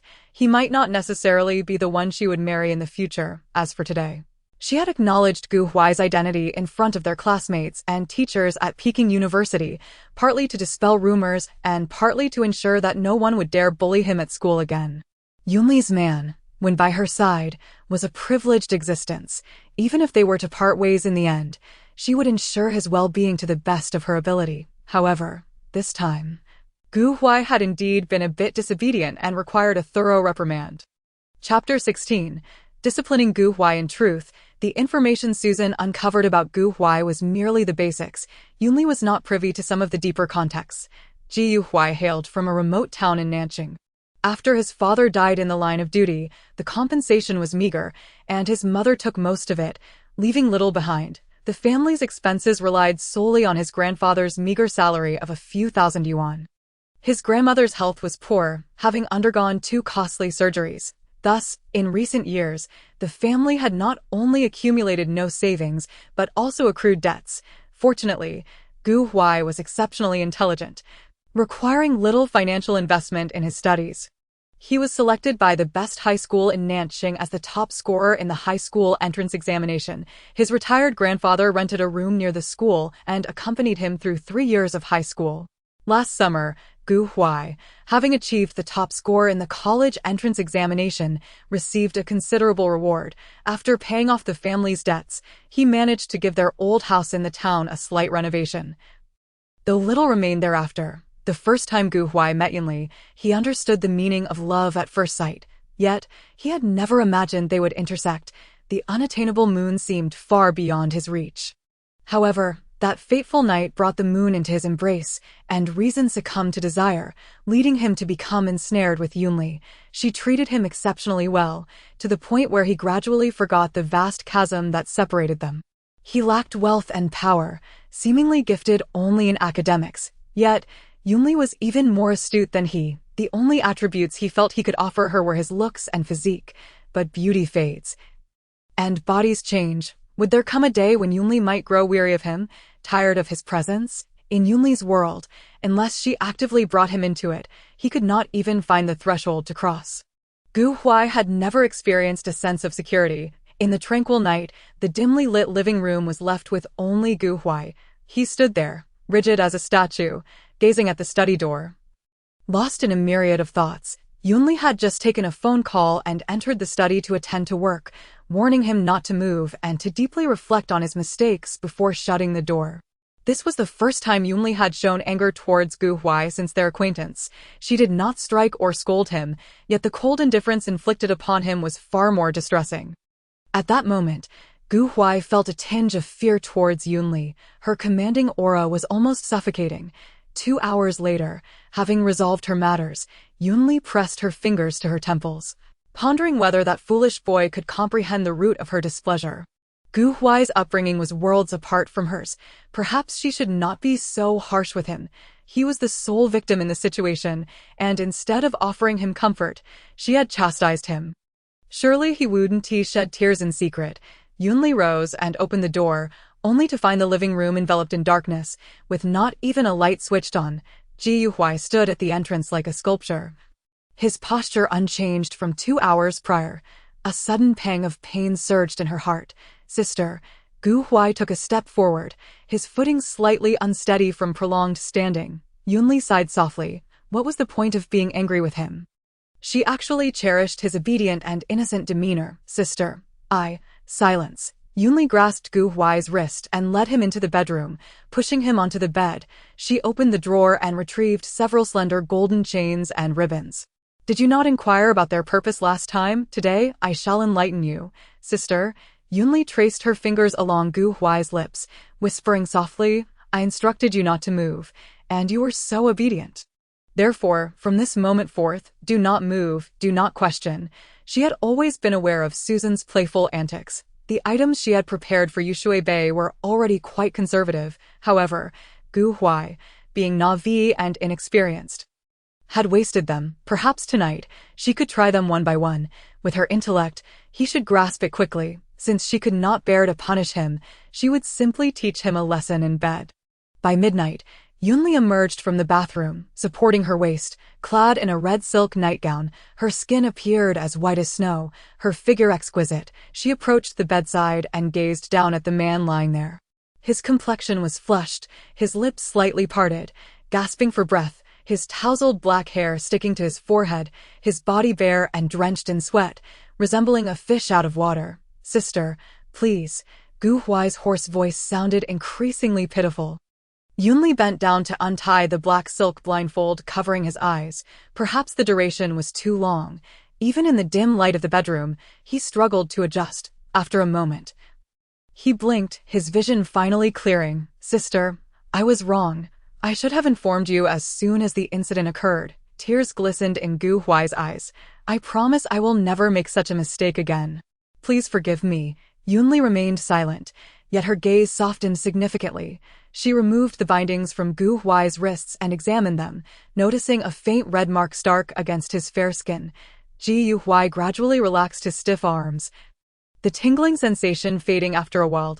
He rose and embraced Yunli, attempting to pull her nightgown off as he buried his head in her embrace. Yunli pushed him away, chuckling, I'm tired and need to rest.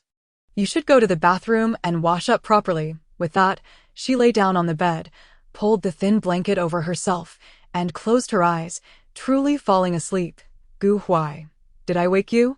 A hoarse voice drifted into Yunli's ear. She turned, gazing at Gu Huai. Did I scare you tonight? I saw fear in your eyes when I spoke harshly to you. Ji Huai held her tightly. His voice a whisper. At that moment, I was indeed frightened, but only a little by your anger. More so, I feared you would abandon me. Yunli gently caressed his face. Ji Huai, do not be afraid. As long as you obediently stay by my side, I need only you. Ji Huai, hearing her familiar tender words, felt warmth surge in his heart, tears welling in his eyes. I will be good from now on and never make you angry again. Sister, please come to see me more often. Yunli tenderly wiped away the tears from the corners of his eyes, speaking softly. All right, it seems we have yet to dine out together. Let's go on a date this weekend. Really? Gu Huai exclaimed, elated. Sister is willing to go out with me? Yunli chuckled lightly. We are not engaging in an affair. Why should we not go out together? I wish to enjoy meals, movies, and dates with you like an ordinary couple. Will you arrange it for me? Of course. Gu Huai gazed at her with fervent eyes. We will do many things together in the future. Leave it all to me. Yunli lay quietly in his embrace, listening to the steady rhythm of his heartbeat, a satisfied smile gracing her lips as she drifted into slumber. Since Gu Huai had meticulously crafted a plan for their relationship, such trivial matters were hardly a burden for her to fulfill. Chapter 17. Deepening feelings. The following noon, Yunli was having lunch with Gu Huai. This morning, Gu Huai had no classes and, due to the slander incident, did not attend school. The ring is quite nice. Yunli suddenly spoke. Are you not going to put it on me? Gu Huai was momentarily taken aback, eventually realizing that she must have seen the pair of rings he had purchased the previous night while in the study. His face flushed crimson as he softly replied, It is too inexpensive, truly unworthy of you. I simply liked its slogan, only love one person for a lifetime, hence I had it customized. I just don't know how to present it to you. Feeling somewhat shy, Gu Huai added, Would you keep it as a decorative piece? Wearing it would invite ridicule. He had long wished to gift Yunli something, but given her stature, inexpensive items simply could not compare. While extravagant gifts were beyond his reach, he certainly could not use Yunli's money to buy her gifts. It's beautiful. Your taste is commendable. With my status, even wearing a grass-woven ring would not invite mockery. Gu Huai shook his head, seemingly in disbelief. Does sister not like such things? I merely enjoy collecting, Yunli replied. Since childhood, I have never liked wearing jewelry. I find it cumbersome. I rarely adorn myself unless necessary. Yunli extended her delicate fingers. Right now, I am in need of your ring. Gu Huai hurried to the study to retrieve the ring. He knelt before Yunli, gently taking her hand and slowly placing the ring on her ring finger, followed by a tender kiss. He then picked up another men's ring. Sister, would you help me put this on as well? Yunli took the ring and placed it on his ring finger. Teasing, you may be young, but you seem to know quite a bit. Gu Huai took her hand, softly asking, May I take a photo? Of course. Yunli recalled Ning Xia's request for photographs. Ji Huai, it seems we have yet to take a picture together. Let us capture one. Ji Huai, overjoyed, quickly pressed the shutter, immortalizing the romantic moment of their intertwined hands, encapsulating the beauty of their closeness. After lunch, Gu Huai continued to tidy up, while Yunli leisurely sat at the bar, observing him. Oh, will they also be staying here? Gu Huai inquired, lifting his gaze. Yunli nodded slightly. Yes, but they will not be in the same building, and I won't allow them to disturb us. I am the future. Should you encounter them at school or here, you need not acknowledge them. After all, you are the elder. All right. Hearing the term elder made Gu Huai's heart swell with warmth. In a couple of days, someone will come to take your measurements for tailored clothing. No need. Gu Huai dried his hands and smiled. I haven't even worn the clothes in the closet, and I don't need to dress so finely for class. Those are just daily wear, from today onwards. You must replace your old clothes. The entire school now knows you are my man. Your attire cannot remain as it was. We will order some suits. Yunli assessed him from head to toe, a glimmer of appreciation in her eyes. With your physique, you will look splendid in a suit. You shall accompany me to important banquets from now on. Ji Huai stepped forward and embraced her tightly. gently saying, "All right, I will follow your lead. However, I have never attended such events, and I am quite unfamiliar with many etiquettes. Do not worry, you only need to stand by my side. There is no need to socialize with others. Only compliments will come your way," Yunli softly cautioned Gu Huai. "In many situations, even if others appear respectful, they may speak ill of you behind your back. Should you hear such remarks, do not take them to heart." With Yunli by his side, naturally, no one would dare speak ill of Gu Huai. Yet, it was inevitable that whispers of kept man or golden canary would circulate behind his back. Ji Huai nodded, smiling faintly. "I understand. I do not heed others' words. I only trust what you say." Now that their relationship was public, Yunli drove him to school, dropping him off at the entrance of Jingzhou. "All right, I will wait for you." Ji Huai unfastened his seatbelt. Revealing a brilliant smile, "I shall head to class first. See you later." Once Yunli's car slowly departed, Gu Huai turned and made his way toward the school. "Old Gu," Hien rushed over, panting. "It's different now that you're in an open relationship. The senior is now openly escorting you to school." Song Jin chimed in. "Indeed, our old Gu is now the man of a big shot." "Gu Huai, how did you come to know and fall in love with Senior Yunli?" Zhou Linchuan casually inquired. Ji Huai's lips curled upward. "Perhaps this was fate. I appreciate everyone for your constant support during this time. If you're free next Friday, I'd like to treat you all to dinner." "Free? Absolutely," Hien exclaimed, filled with excitement. "Will the senior be joining us?" Yunli had mentioned that he had two good roommates, especially Hien, who, when Gu Huai faced public scrutiny, not only accompanied him to and from classes daily, but also personally funded a campaign against the rumors online. At the Yun family estate, the illegitimate child, Yunli interrupted, "He was born in January. My eldest brother met you in March, got engaged in May, and married in August, back then at the age of 24. Her eldest brother was on a business trip to City Z, where he was accompanied by the young model Linli for 2 months. Afterwards, Linli schemed to get pregnant and staged a dramatic escape. After all, had her brother known, he would certainly not have allowed her to keep the child. Linli hurriedly brought her 3-year-old son, Lin Shu, to Jingzhou, only to tragically be diagnosed with pancreatic cancer and pass away 2 months later. Yunli understood that Yunzhao's existence was a blemish on their father's honor. For her brother, it was a source of lifelong shame. Within the entire Yun family, aside from her, no one truly cared about Yunzhao. "Ali, I heard you have a boyfriend," Yunjin suddenly asked. Yunli looked at her brother, a wave of sorrow swelling within her. Unbeknownst to her, her brother had acquired a significant amount of gray hair. "Okay," she replied softly. After all, he was the brother who had cherished her for so many years. A brother is like a father, and Yunjin was undeniably worthy of that title. Chapter 18. Gift of Property in the Evening. Yunli, arm in arm with Gu Huai, entered Xiangmingju. This was her favorite spot from her university days at Jing University, where the cuisine was unparalleled, often making it hard to secure a table. "Mr. Yun, it's been a while," the restaurant owner, Qin Ji, greeted them with a broad smile. "I've reserved your usual spot." "Qin, you are truly thoughtful," Yunli said, holding Gu Huai's hand. "This is my boyfriend, Gu Huai, also from Jing University. Please continue to arrange things as usual for him." "Of course, understood." Qin Ji eagerly shook hands with Gu Huai. "Welcome. Please do visit often." Qin Ji was perceptive. Yunli's introduction signified that Gu Huai would not only be a valued guest, but also dine without charge. In the serene private room, as Yunli watched Gu Huai eat, unable to suppress her smile, her spirit soared. Her gaze inadvertently fell upon the red marks on Gu Huai's wrist, and her ears flushed. Recalling the passionate night they shared, "Does your wrist still hurt?" Gu Huai looked up, momentarily taken aback, then glanced at his wrist, his face turning crimson.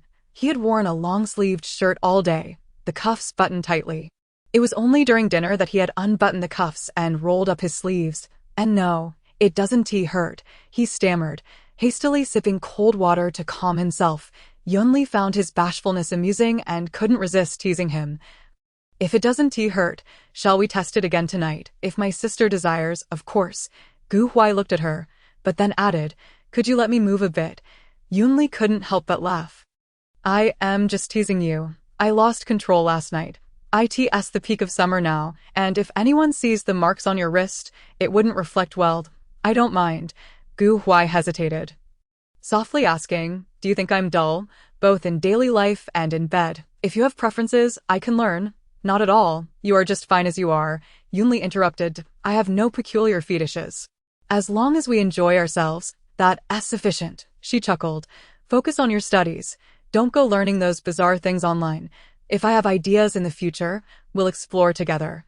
Yunli was not a person driven by desire. She valued the individual far more than techniques or tricks.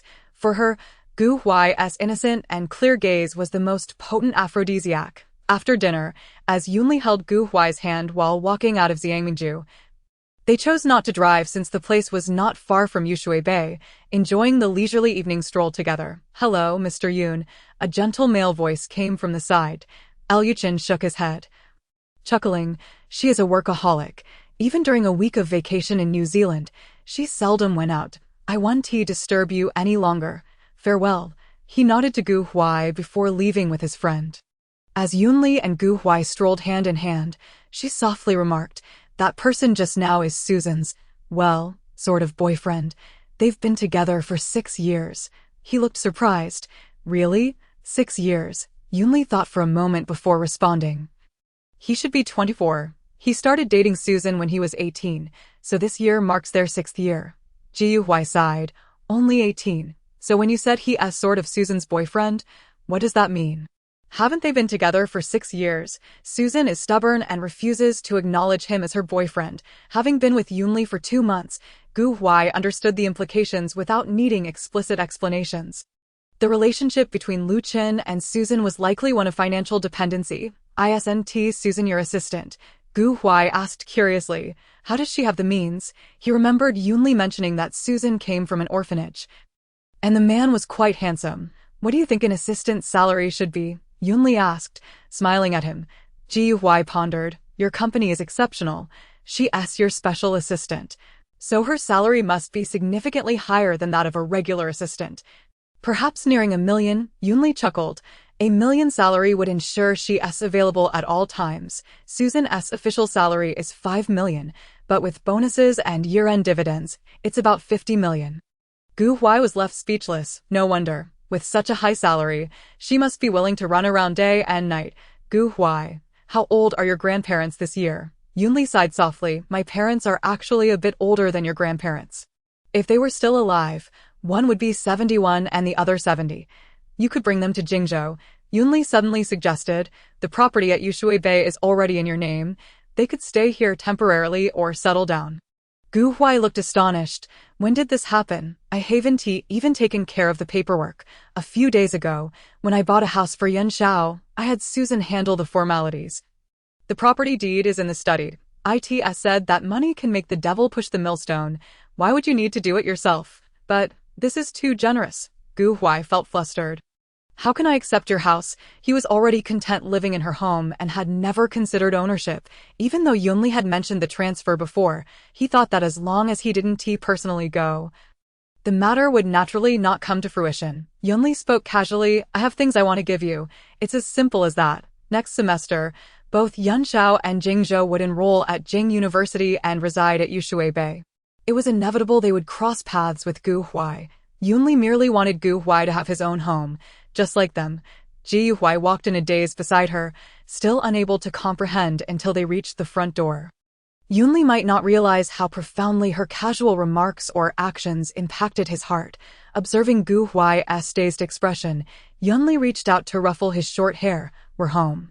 Wake up. Suddenly, Gu Huai tightly embraced her. Sister, do you not want me anymore? His voice trembled slightly.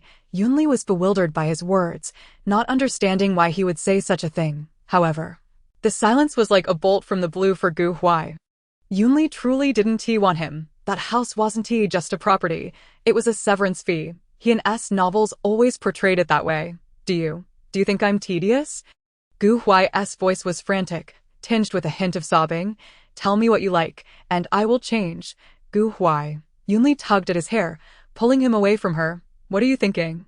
This is just a house, not some severance fee. In the study last time, She discovered several romance novels wedged between his physics books, titles such as Sister Pampering Me, Wild Sister, and Silly Brother.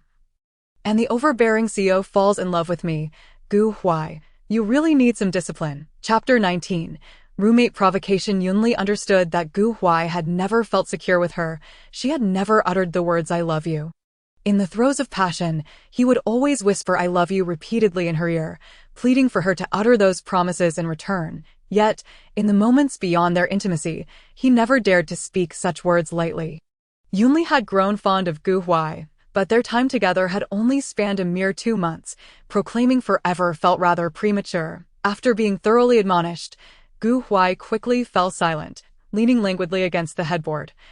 Yunli remarked, "Do inquire about whose breakup compensation is measured in billions. You are disrupting the market." Gu Huai lay on the bed, half his face buried in the pillow, and softly confessed, "I merely wished to learn how to date. Which is why I read novels." Yunli chuckled helplessly. According to novels, at this juncture, my elder brother should brandish a check and toss it in your face, bidding you to keep your distance. Gu Huai, do not dwell on matters that have yet to transpire. The future holds no guarantees for anyone. Cherishing the present is the wisest course of action. Yunli's index finger traced lightly across his shoulder. Her tone gentle yet resolute. "I indulge and pamper you because being with you brings me immense joy.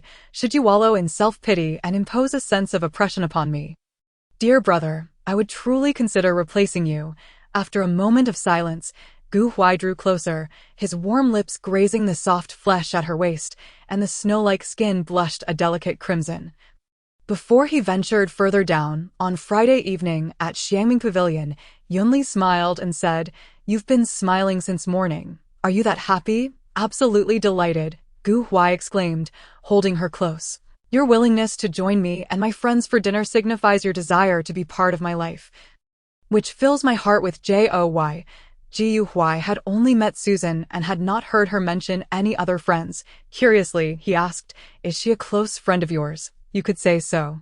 She is also my niece," Yunli reminded him. "She can be a bit too familiar and overly enthusiastic, so do not let her intimidate you." Knock, knock, knock. The sound of knocking interrupted their conversation. Gu Huai went to open the door, revealing his 3 roommates. "Hello, senior." Hian and Song Jin were dressed flamboyantly, their expressions animated yet somewhat flustered. Zhou Linchuan appeared in neat white attire and black trousers, looking fresh and tidy, similar to Gu Huai's usual style. Moments later, they settled down. Hian and Ningxia were of a similar ilk, garrulous and overly friendly, naturally enlivening the atmosphere. Hian chattered incessantly. "Senior, I truly did not expect you to be so approachable. To be honest, I was quite nervous before coming, fearing I would say something amiss." Yunli chuckled. "You are Gu Huai's friends. There is no need for such formality. I must thank you for your support during the last incident, as you shielded him from considerable trouble at school. You are too gracious, senior." "It was the least I could do," Hian grinned. "Gu Huai is not only my roommate, but also my close buddy. Now we are neighbors in the same community. What a fortuitous connection." Gu Huai contentedly peeled shrimp for Yunli, occasionally chiming in. The usually silent Zhou Linchuan suddenly commented, Hian indeed helped Gu Huai avert numerous troubles at school, mostly concerning unwanted romantic advances. After all, his popularity among the female students at Jing University is exceptionally high. Gu Huai glanced at him, while Song Jin discreetly kicked him under the table, and Hian shot him knowing glances. That so Yunli's gaze shifted to Zhou Linchuan. "Are there many girls pursuing Gu Huai at Jing University?" She wore a smile, her tone gentle, though a fleeting glimmer of disdain flickered in her eyes. "Not really," Gu Huai quickly denied, while Hian and Song Jin vigorously shook their heads. "Of course there are." Zhou Linchuan interrupted with a grin. "It's not just the freshmen. There are many upperclassmen as well. Even the girls from the affiliated high school are smitten with Gu Huai." He smiled bashfully. Continuing, "You might even know one of them. She is your niece, Yun Jingwei. She has been pursuing Gu Huai for quite a while, sending him countless love letters and gifts." Zhou Linchuan. Gu Huai furrowed his brow. "Those are mere rumors. Do not spread such unfounded tales." Hian and Song Jin shared his displeasure. Zhou Linchuan, typically the quiet type, had become quite talkative today. Anyone with a modicum of sense would refrain from mentioning such baseless gossip in front of someone's girlfriend. Zhou Linchuan's words bore ambiguity, as if insinuating that Gu Huai was straddling two relationships simultaneously. Zhou Linchuan chuckled lightly. My apologies, Gu Huai. Seeing the senior today made me a bit too excited. And I spoke more than I should have. He looked at Yunli, his expression apologetic. Senior, did I say something inappropriate? If I have offended you in any way, please forgive me. I am usually quite reserved and focused on my studies. My speech tends to be a bit clumsy. Then how come your grades do not match up to Gu Huai's? Yunli suddenly interrupted him. Zhou Linchuan's face stiffened, taken aback by her forthrightness. Hian and Song Jin struggled to suppress their laughter nearby. Gu Huai's expression softened, a hint of a smile playing on his lips as he served Yunli a bowl of soup. Perhaps Gu Huai's talent surpasses mine, Zhou Linchuan said awkwardly. Hian quickly interjected. Exactly. Our Gu Huai's intelligence is top-notch, senior. You were also a top scorer back in the day. If you two have children, they would be prodigies. Yunli looked at Gu Huai, chuckling lightly. That is uncertain. What if they turn out to be academic underachievers? Gu Huai gazed at her tenderly. If our child is exceptionally bright, it will be due to your influence. If they are an underachiever, that fault lies with me. Oh my, how cheesy, Hian exaggeratedly exclaimed. Old song. I too want to find a girlfriend to shower you all with dog food. His antics sent everyone into fits of laughter. Yet, Zhou Linchuan felt a sense of unease. He had always believed that, even if Yunli acknowledged Gu Huai's status as her boyfriend, the vast disparity between them would render Gu Huai submissive in her presence. Yunli often unconsciously offered him morsels. Chapter 20. A Summer Farewell. Yushui Bay Apartment. Gu Huai, you are quite chatty. Yunli could no longer endure his incessant prattle, setting her phone aside and gazing at him helplessly. I did not misunderstand you. If there were no girls pursuing you at school, that would indeed be abnormal. Did you think I hadn't done my homework on you? Gu Huai sighed in relief. I know you wouldn't misunderstand. I just wanted to share everything with you. Yunli casually remarked. Feel free to forge a close friendship with Hian and Song Jin as for Zhou Linchuan. It's best to maintain some distance. His jealousy is quite pronounced. Gu Huai nodded. I understand. We shall remain classmates from now on. Perhaps it's due to his single-parent upbringing that is irrelevant. Yunli's tone was indifferent. Some individuals are born with a dark side. I have never subscribed to the notion that human nature is inherently good. Gu Huai grasped her hand, speaking softly. There's no need to see me off. I'll take the high-speed train to Nanjing, then a brief subway ride, and there's a bus that goes directly there. Driving from Jingzhou to Nanjing is far too distant. She placed her hand over his mouth. No refusals. I've prepared some gifts for the elders. Besides, they already know you have a girlfriend. Gu Huai removed her hand, holding it tightly, hesitating. There are no flights available. And that airport seems to be military. No more excuses. Yunli shot him a glare. Is my private jet merely for show? Did you think I was booking you a commercial flight? Gu Huai instantly fell silent. Having forgotten about the existence of private jets, he embraced her tightly, wishing to ask if she would like to spend a few days in Nanjing. Yunli had previously mentioned wanting him to take her there someday. He had always remembered. Indeed, she was quite busy as June drew to a close. The results of the college entrance examination were released. Jingwa had scored over 50 points above the admission threshold for Jing University. A remarkable achievement. Meanwhile, the students at Jing University finally welcomed the long-anticipated summer vacation. The presidential suite of the Intercontinental Hotel, room 2210. Gu Huai's warm fingers ignited a fire upon Yunli's skin, the calluses on his fingertips grazing her delicate skin behind her ear, the short strands of hair brushed against her chin, sending tingles throughout her body. In a moment, accompanied by his deep, muffled voice. The tremor in his tone became uncontrollable. Yunli felt as if she were floating among the clouds, her mind a blank. After it was all over, Yunli was utterly spent, nestling softly in his embrace. Gu Huai wrapped his arms around her from behind, tucking her hair behind her ear, his long fingers idly playing with a strand. Sister Gu Huai's voice brimmed with satisfaction. Yunli. Eyes closed, her voice hoarse, murmured, Gu Huai, are you trying to kill yourself with such fervor for 2 whole days and nights? They remained confined within the room. The suite was filled with the evidence of their passionate encounters. Yunli believed Gu Huai must have secretly studied and explored while she was unaware. Huai gently nibbled on her earlobe, his words somewhat muffled. I truly wish to perish in my sister's embrace. Stop. Yunli evaded his lips. From now on, no more wandering hands. Otherwise, you shall sleep in the next room. I will be still. Huai buried his head into the nape of her neck. I will obediently hold you while we sleep. Tomorrow night, I will no longer have this privilege. Yunli's words had barely left her lips when she fell into a deep slumber. Huai held her tightly, savoring the warmth in his arms, inhaling her fragrance, and slowly drifting off to sleep. The next day, Yunli gradually opened her eyes, only to find the man beside her had already vanished. She cast a fleeting glance at the time, and to her astonishment, it was already 11:30. Yunli picked up her phone, which was inundated with numerous messages and missed calls. Her phone had been on silent for the past couple of days, and she had scarcely touched it, regardless of whether it pertained to work or personal matters. If there were any urgent issues, Susan would surely come to the hotel to find her. Upon glancing at the notifications, the pinned message from Huai caught her eye. Sister, I have already arrived home. Sister, sleep a little longer, and remember to have lunch. Ningxia abruptly interrupted Yunli, akin to an excited groundhog.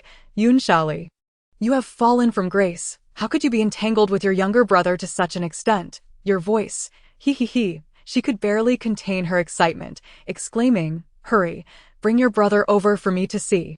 I am genuinely curious about what could possibly lead a celestial being like you to descend into the mundane world. Ignoring Ningxia's raucous cheer, Yunli rose to dress. Huai had already ensured she was clean and had prepared her clothes. Tonight at 8, at Nightshade Bar, I'll be waiting for you. Ningxia, seemingly fearful of rejection, quickly hung up after her proclamation. Yunli gently shook her head, a hint of helplessness gracing her features. Chapter 21. The elderly persuasion in Tonghai Town. Nanqing stood an aging two-story house, reminiscent of a venerable elder, standing silently. The spacious courtyard was immaculately kept.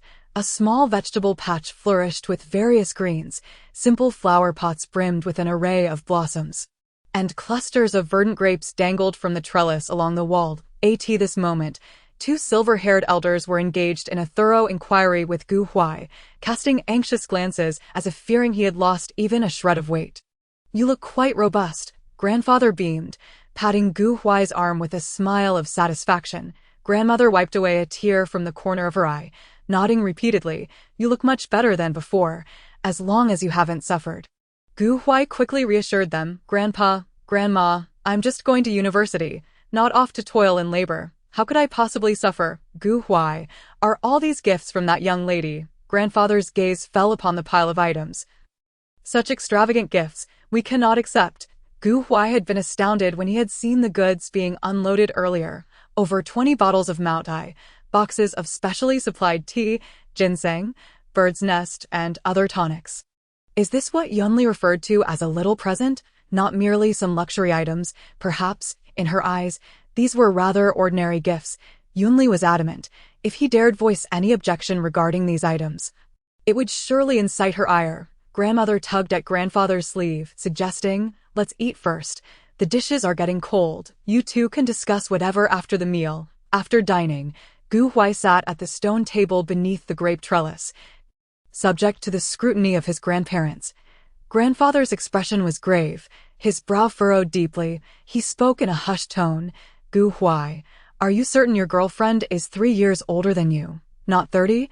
Coughing, Huai nearly choked on a sip of water, exclaiming helplessly, Grandpa, she is truly 3 years older. How could she be 30 years older? Hearing this, Grandpa and Grandma felt a bit more reassured, if it weren't for the previous video call with Huai, during which they unexpectedly heard a woman's voice. This foolish boy might not have disclosed anything. Huai nodded. I have a basic understanding. Her parents have passed away, and she has an elder brother.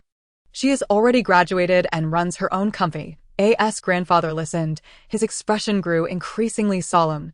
It seemed that not only was the girl from a wealthy family, but she was also capable.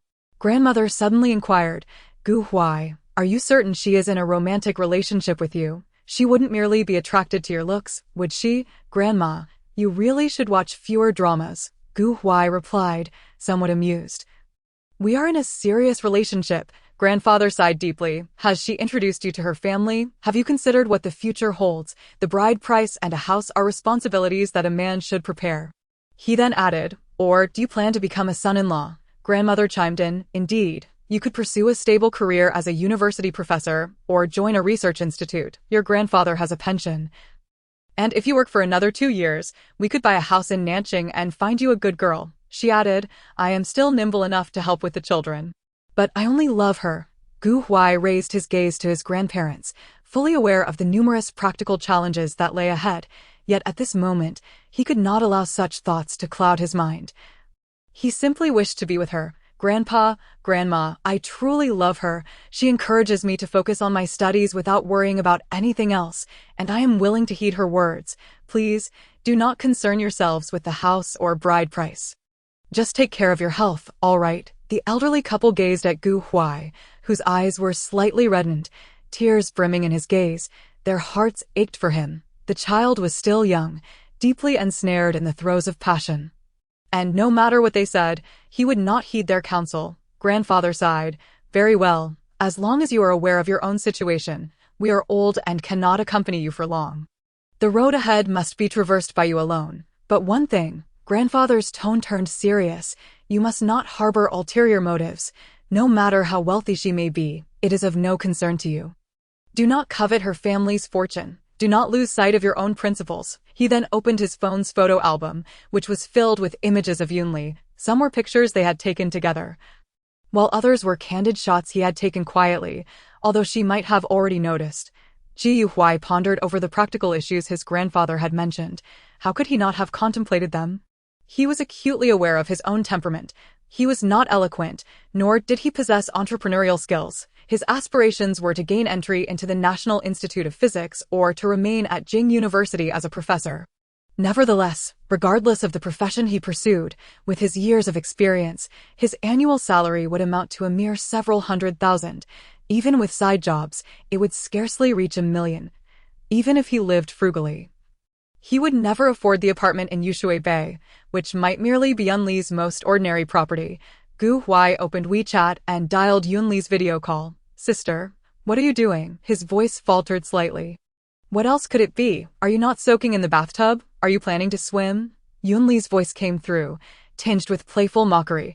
Ji Huai could only see her slightly flushed face and fair neck.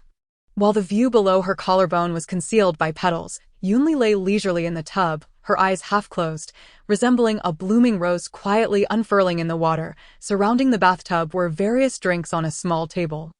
Why are you bathing in the afternoon? Gu Huai's throat involuntarily tightened. Yunli laughed like the tinkling of silver bells.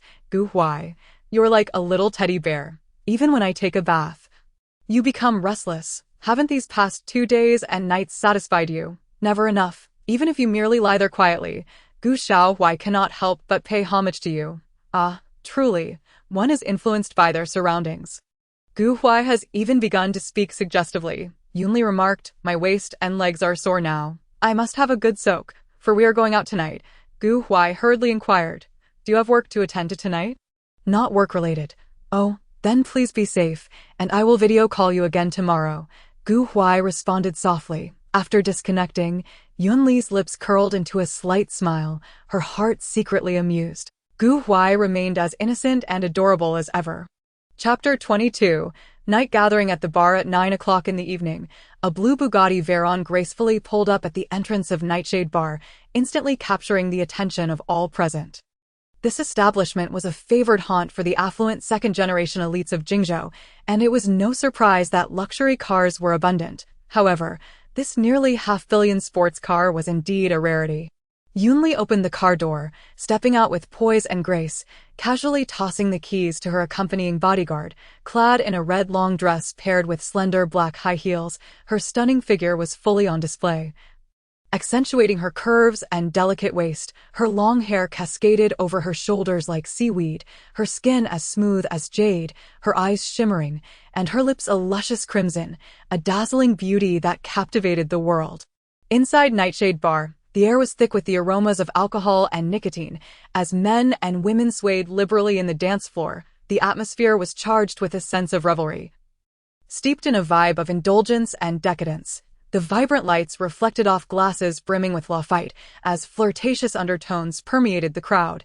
Yunli entered through a private passageway, ascending directly to the second floor and entering a balcony suite that overlooked the entire first floor. Yun Shaoli. Ningxia spotted her and rushed over with outstretched arms. Yunli sidestepped, narrowly preventing Ningxia from tumbling to the floor, catching her just in time. Yun Shaoli, you truly lack compassion. Ningxia huffed, adjusting her wine-red curls, her voice laced with mock annoyance. After greeting Susan, Yunli settled onto the sofa, observing the incessantly chattering woman beside her. Today, Ningxia donned a black spaghetti strap gown that revealed her décolletage, the high slit of the dress teasingly exposing her long legs, embodying her signature sultry allure. Ningxia sat beside Yunli, exclaiming, Yun Shaoli, do you realize your current lifestyle mirrors that of an elderly person? With an eye roll, she continued, for goodness sake, I had expected you to bring your brother out long ago, yet you've kept him hidden away. Suddenly, with a mischievous grin, she added, but it's perhaps better that your brother is not here today. He. Before she could finish, the door to the suite swung open and 6 handsome young men sauntered in. Yunli and Susan exchanged a glance, both displaying expressions of helplessness, where there's the captivating beauty of Ning. How could there possibly be a lack of handsome men?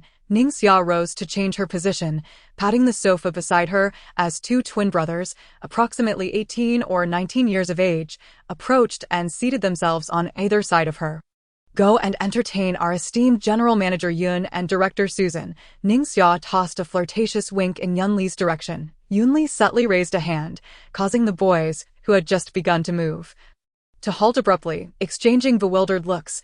The woman in the red dress possessed a commanding presence that instilled a sense of trepidation in them. Ningxia, Yunli cast her a sidelong glance. Susan and I require no company. You may keep them for yourself. Ningxia waved her hand dismissively. You all go sing a few songs. Just be perceptive and pour some drinks. She chuckled. These individuals are newly signed talents from my company, brought here today to liven up the atmosphere. Ningxia's family is deeply entrenched in the entertainment industry, with Ning Entertainment occupying a significant portion of the scene.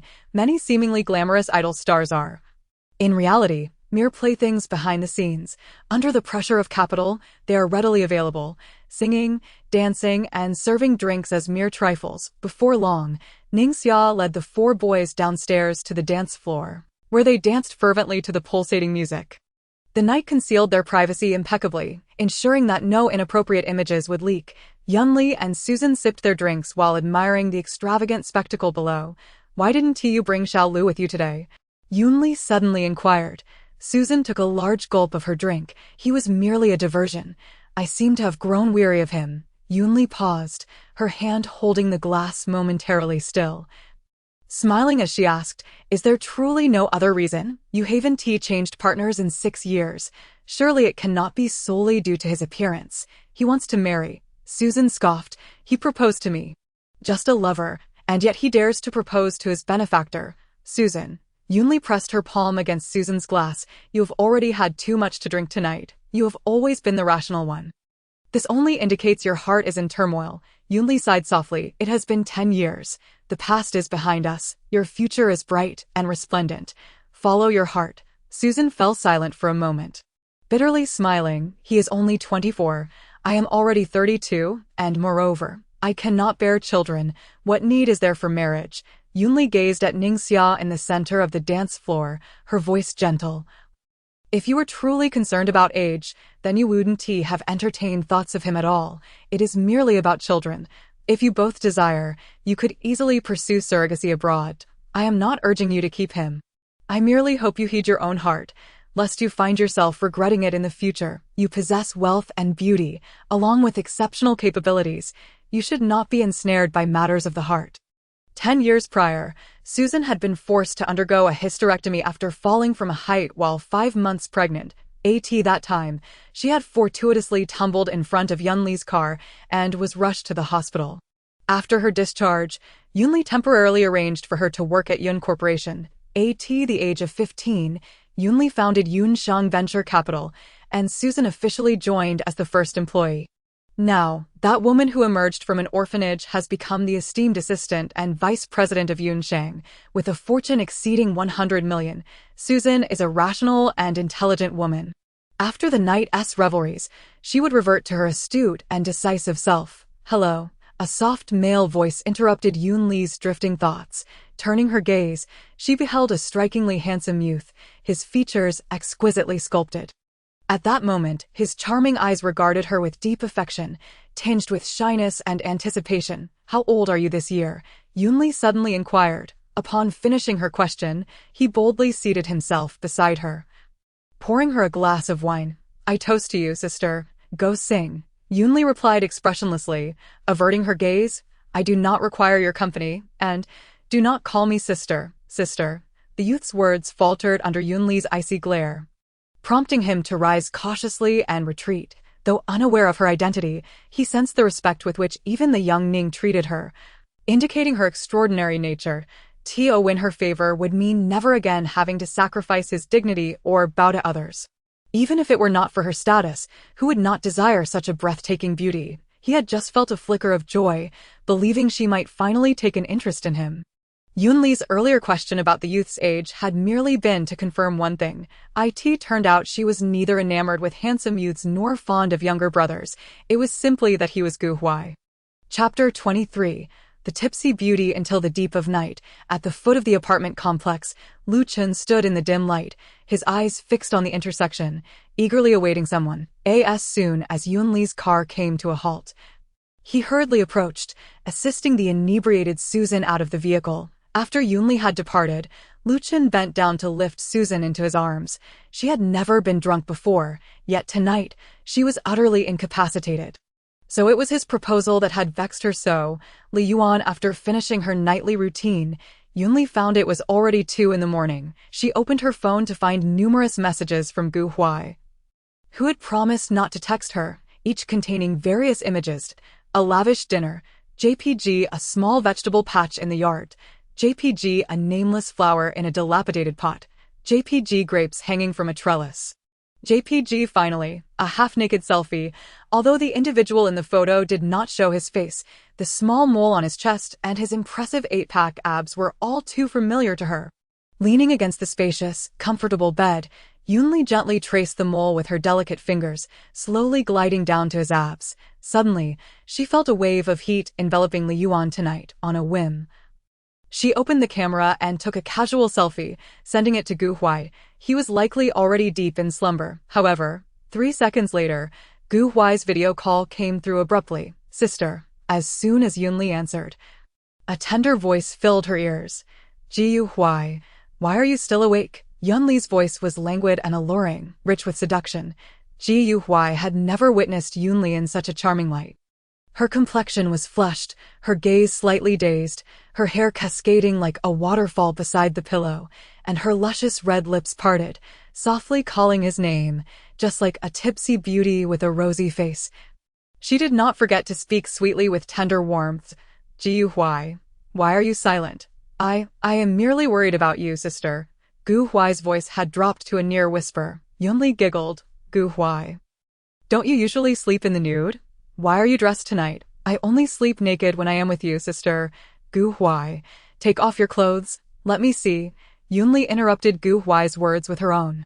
Gu Huai's face turned crimson as he slowly began to remove his clothing. Yunli scrutinized him from head to toe, feeling the temperature in the room rising. Gu Huai, sing a song to lull me to sleep. I feel so tired yet cannot drift off. Yunli closed her eyes, striving to calm the restlessness within her. Gu Huai softly hummed a lullaby, his tender and gentle voice flowing like a clear spring into Yunli's ears. And in her tipsy state, she drifted slowly into slumber. The next day at noon, Yunshang building, Yunli looked at the radiant Susan before her and teased. Our director Susan is remarkable. It seems you enjoyed another splendid night last night. Susan raised an eyebrow, smiling. I have merely come to a realization. Lu Chen and I share such harmonious intimacy in bed, capable of exploring various new experiences together. Finding another man like him would indeed be challenging. I suppose I will settle for this. That's the spirit, Yunli remarked. Cherish the present. Your status and position are not easily earned. Yoonli glanced at her phone and stated, "At 5 this afternoon, arrange for someone to pick up Yuanxiao at the airport and take him to Yushui Bay. I have purchased him an apartment. He will reside there from now on." She then handed Susan an invitation card. On July 20th, it is Jingzhou and Jingyu's coming-of-age ceremony at the Yun family ancestral home. You should bring Xiao Lu along. The trees may desire tranquility, yet the wind does not cease. Children may wish to care for their parents, yet the time may not allow. Do not be like me, once thinking my parents were too strict, yearning to break free from their constraints. Now, I wish to enjoy their company, but alas, it is beyond my power. And what of your partner? Susan inquired. Yoonli chuckled lightly. It is not a business meeting. It's merely a birthday celebration for my nephew and niece. So it can be casual. Yoonli opened her phone to show her. Since our chance encounter in London, he has been messaging me almost daily for the past 2 months, with a phone call every week. Yoonli expressed her agreement. Indeed, the weekly calls are the same. They occur during working hours, discussing business matters. Whether as partners or family friends, it is hard to refuse. She sighed. On the surface, Shin Qian appears mature, stable, elegant, and refined, yet he always gives me a chilling and dangerous vibe, like a black mamba. Susan suddenly laughed. Perhaps in the eyes of a 35-year-old man like President Shin, you, a 22-year-old girl, are quite easy to captivate. Especially since you share a familial connection, he likely knows you have a penchant for older men. Yoonli's father and brother were considerably older, so she had grown up among older men. Such a girl is often prone to developing affections for mature men. Nanjing Tongai Gu Huai had quietly watched Yoonli fall asleep last night, not managing to find sleep until 4 in the morning. Thus, he did not rise until lunchtime today. As for Yoonli's suggestion about sending the elders to Jingzhou, he dared not bring it up for the time being. If they were to learn that Yoonli had gifted him such an extravagant house, his grandfather would likely be furious enough to give him a beating, and his grandmother would be even more convinced that he was being kept by someone. Gu Huai remained in a daze for quite some time, his eyes filled with disbelief and confusion. His memories of his mother had long since faded. After his mother remarried when he was young, he only heard that she went to City Z and thereafter vanished without a trace. So many years had passed that he was on the verge of forgetting he even had a mother. When he needed her companionship as a child, she had left, taking away most of the compensation money, claiming it was to help Gu Huai save up. Now, at 19, he had long since outgrown the age of yearning for maternal love. Why should she seek him out now? It would be better to remain strangers, each living their own lives. Chapter 24. Yuanxiao returns to the country in the nighttime market. The lights were just beginning to shine, and an array of neon lights intertwined, cloaking the city in a dazzling hue. The bustling crowd surged through the streets, stalls lined tightly together from end to end, offering a plethora of goods that dazzled the eyes, with the aroma of various street foods wafting through the air. Yuanxiao, clad in casual black attire, sported a neat, short haircut, his fair complexion appearing striking against his sharply defined facial features, making it difficult for anyone to look away. That moment, he held a grilled sausage in one hand and fried fish balls in the other, indulging in his feast like a famished spirit. Swallowing a mouthful of food, he exclaimed with a smile, "And, during these years in America, I've been yearning for the delicacies of these street stalls. The taste hasn't changed at all." Yoonli chuckled helplessly. "Didn't you say you wanted to eat hot pot? How can you still have room for hot pot with your mouth constantly full?" "Of course." Yuanxiao tossed the waste into a trash bin. "I've been starving myself all day." Yoonli shook her head in exasperation. This child, though he bore the appearance of a rebellious school bully, had a heart like that of an adolescent. Shortly after, the two entered a restaurant named Old Hot Pot. Yuanxiao feasted heartily, even remembering to serve his aunt some food. Compared to those Western dishes, Hot Pot was on an entirely different level. After being overwhelmed by the spiciness, Yuanxiao gulped down water, lamenting, "The hot pot in America can't hold a candle to ours. The flavor is just not authentic." Yoonli, who couldn't handle spicy food well, opted for a clear broth. Noticing Yuanxiao's lips turning red from the heat, she worriedly cautioned, "Eating something so spicy all of a sudden, be careful your stomach can't take it. I don't want to live alone."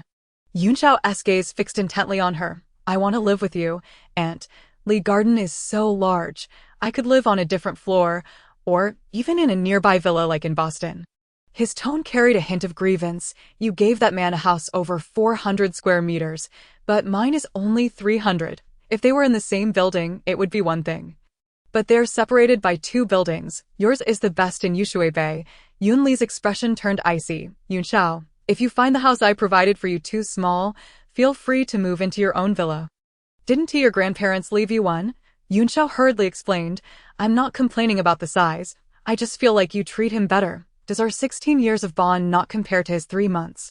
Why do you always have to compare yourself to Gu Huai? Yunli asserted firmly. I don't wish to repeat myself. You are now an adult and should learn to be independent. If you find being alone dull, you can always find a girlfriend. Yunxiao bit his lip, following her silently, filled with grievance and discomfort. After dropping him off at the garage, she tossed him a set of keys. This is for the car I've arranged for you. You can travel the world for the next 2 months, or seek out friends or women. Just don't bother me, she added, on July 20th. It's Jingzhou and Jingwei's coming-of-age ceremony. If you wish, you can attend. This is what Jingzhou suggested. Yunxiao remained silent for a long while before shaking his head. I don't want to go. I'd rather not encounter Mr. and Mrs. Yun. It would only make me uncomfortable, filled with grievance. Yunxiao could only silently get out of the car under Yunli's stern gaze, watching her drive away. In his childhood, his grandparents ignored him, only doting on Yun Jingzhou and Yun Jingwei, and the residents of the old house looked down upon him. Only his aunt would play with him, firmly assuring him that he was not a love child. Before he turned 15, he lived in the old house with his aunt. Although they occupied different floors, he could still feel the warmth of family. Later, when he went to Boston, they lived in adjacent villas and could see each other often. Now, however, his aunt seemed unwilling to live close to him. He felt it was not merely because he had grown up, but rather that his aunt had someone else she cared for more, leading her to disregard him. Nighttime at Lee Garden, Yunli sat leisurely on the balcony, holding a glass of red wine, admiring the summer night view of the mountains. She had cared for Yunxiao since childhood, but he had become overly dependent on her. Online, some jokingly referred to such men as mama's boys, while Yunxiao resembled a auntie's boy. However, Yunli knew she was a selfish and indifferent person. She would never indulge him in such a manner. She could provide Yunxiao with a house and a car. These were merely trifling allowances. However, she would never hand over her shares and company to him, including Jingzhou and Jingwei. Regardless of whether she married in the future, Yunli would want children. Her inheritance would naturally be left to her own children after her passing, among the elite families. Even biological children could not always be relied upon, let alone a nephew with only a layer of blood relation. Suddenly, the phone rang, interrupting Yunli's drifting thoughts. Brother Shin. Yunli answered the call, raising an eyebrow slightly, as this was the first time Shin Qianan had called during non-working hours. Good evening, Ali. A deep, rich voice resonated from the other end. Brother Shin, you're too courteous. I will call my aunt shortly to arrange it. You can simply bring Aunt Shin over tomorrow. Shin Qianan replied gently. Thank you, Ali. I considered that Yun Corporation is a major shareholder of Tianhe, and your aunt is a cardiologist. Having someone familiar would make it more reassuring. Yunli chuckled softly. Actually, I seldom involve myself in Yun Corporation's affairs. It's all managed by my brother. It would be more convenient for you to call him directly. After exchanging pleasantries with Shin Qianan, she hung up the phone. I and the Shin family mansion. Shin Qianan raised his glass of red wine, suddenly chuckling softly. Once, that delicate and charming little girl had sweetly declared at his coming-of-age ceremony that she would marry her Qianan brother in the future. Chapter 25. Birthday Banquet on July 20th at the Yun family mansion. The banquet hall was adorned in resplendent gold, with exquisite crystal chandeliers, vibrant flowers, and lush greenery complementing each other, creating an enchanting fairy tale atmosphere. Twin siblings Yun Jingzhou and Yun Jingwei were officially stepping into adulthood today. Both had excelled in their studies and gained admission to Jing University, prompting the head of the Yun family and his wife to host a grand celebration. Susan, accompanied by Lu Qin and Ningxia, leading the boy from last time, along with Shin Qianan and his mother, all donned exquisite attire for the evening. In the makeup room, Yunli looked at the fully adorned Yun Jingwei, her lips curving into a slight smile. relieved that the young girl had not grown up poorly. The girl wore a pure white off-shoulder gown, its fabric as white as snow, sparkling delicately, reminiscent of angelic wings. While modestly concealing her figure, the skirt flowed gracefully, elegantly puffing out, with the hem adorned in a cascade of diamonds, resembling a sky full of stars. "And, do you think I look beautiful today?" Yun Jingwei twirled lightly. Lifting her skirt, Yunli laughed gently. "Today, you resemble a fairy descended from the heavens. You are the most beautiful young lady." Yun Jingwei beamed as she linked arms with her aunt. "You are the one who looks like a celestial being." "Everyone says I look like my aunt, but I don't resemble you at all. I'm just like my mother." Jingwei's looks and figure mirrored her mother's perfectly, with a round face adorned with almond-shaped eyes. Standing at a petite 1.6 meters, a charming beauty, hearing her daughter's words, Ji Lanxin was about to respond, but fell silent upon catching sight of the pink diamond. Yunli took out the dazzling pink diamond and gently placed it around Jingwei's neck, making her appear even more radiant. "Aunt, I absolutely adore this pink diamond," Ji Lanxin muttered to herself. Which woman wouldn't love a diamond worth over 100 million? Clearly, Yunli treats Jingwei quite well. In the banquet hall, the carefully selected band was wholeheartedly performing on stage. The music flowed like a gentle stream, weaving through the crowd and into their ears, from classical melodies to modern pop. Different tunes intertwined, elevating the atmosphere of the banquet to its peak. Yunli first accompanied her uncle and aunt, as well as her maternal uncle and aunt, before greeting her brother and then turning to find Susan and Ningxia. "Is Ji Wenjian not here today?" Ningxia asked with a mischievous expression upon seeing her. Yunli smiled. "I heard he has already been sent abroad. His parents avoid me like the plague. So why would he dare approach? Now he can only find a boyfriend. It's certainly easier to do so abroad." A single utterance from Susan caused the two gentlemen nearby to flush with embarrassment. The last time that handsome young boy stole a glance at Yunli, he couldn't help but marvel inwardly. So she is indeed the eldest daughter of the Yun family. No wonder she possesses such a formidable aura. Ningxia began chattering again. "Is your younger brother still not back? It has been 20 days since you parted. How can one endure such a separation?" Before Yunli could respond, a sudden clatter rang out as the young man accidentally knocked over a wine glass. His face instantly turned crimson as he stammered, I'm so sorry. I didn't mean to." Ningxia furrowed her brows, impatiently retorting, "Go wash up in the restroom." After the boy left, she sighed deeply. Such a pretty face, yet so timid in nature. He truly lacks the spirit for fun. Then why did you bring him along? I thought he was your new target, Yunli questioned, perplexed. Ningxia shook her head, stating it was merely for the sake of his handsome visage that she had brought him out to amuse herself. His timid disposition is not at all to my liking, but let us not dwell on him. Your brother is quite inconsiderate as well, daring to be away for 20 days. At the very least, he should wait until school starts. No matter how capable a caregiver may be, they cannot compare to a beloved grandson. It wouldn't do to leave behind a seriously injured grandfather just to keep me company. Yunli took a delicate sip of her wine, lamenting the unpredictability of life. Ningxia, without a filter, exclaimed, "Since your brother is unavailable, why not choose someone else? I have a plethora of handsome young men at my company for you to select from. Otherwise, how about Nanyu? He hasn't been touched by me yet." "That one." Ningxia patted the shoulder of the boy beside her, recalling what Susan had said about Yunli's brother, also being of the innocent sort. "Nanyu is quite commendable." Nanyu raised his gaze to Yunli, hope flickering in his eyes. However, Yunli did not spare him a glance, merely shooting Ningxia a fierce glare. Ningxia immediately covered her mouth, no longer daring to speak. Yunli, wishing to distance herself from the two chattering women, stood up to take a breath of fresh air in the garden. Ali Shinqian unexpectedly followed her out. Yunli smiled slightly. "Why has brother Shin come out as well? I wish to express my gratitude to you for arranging care for my mother. And I would like to invite you to dinner as a token of my appreciation," Shinqian offered gently. No need for that.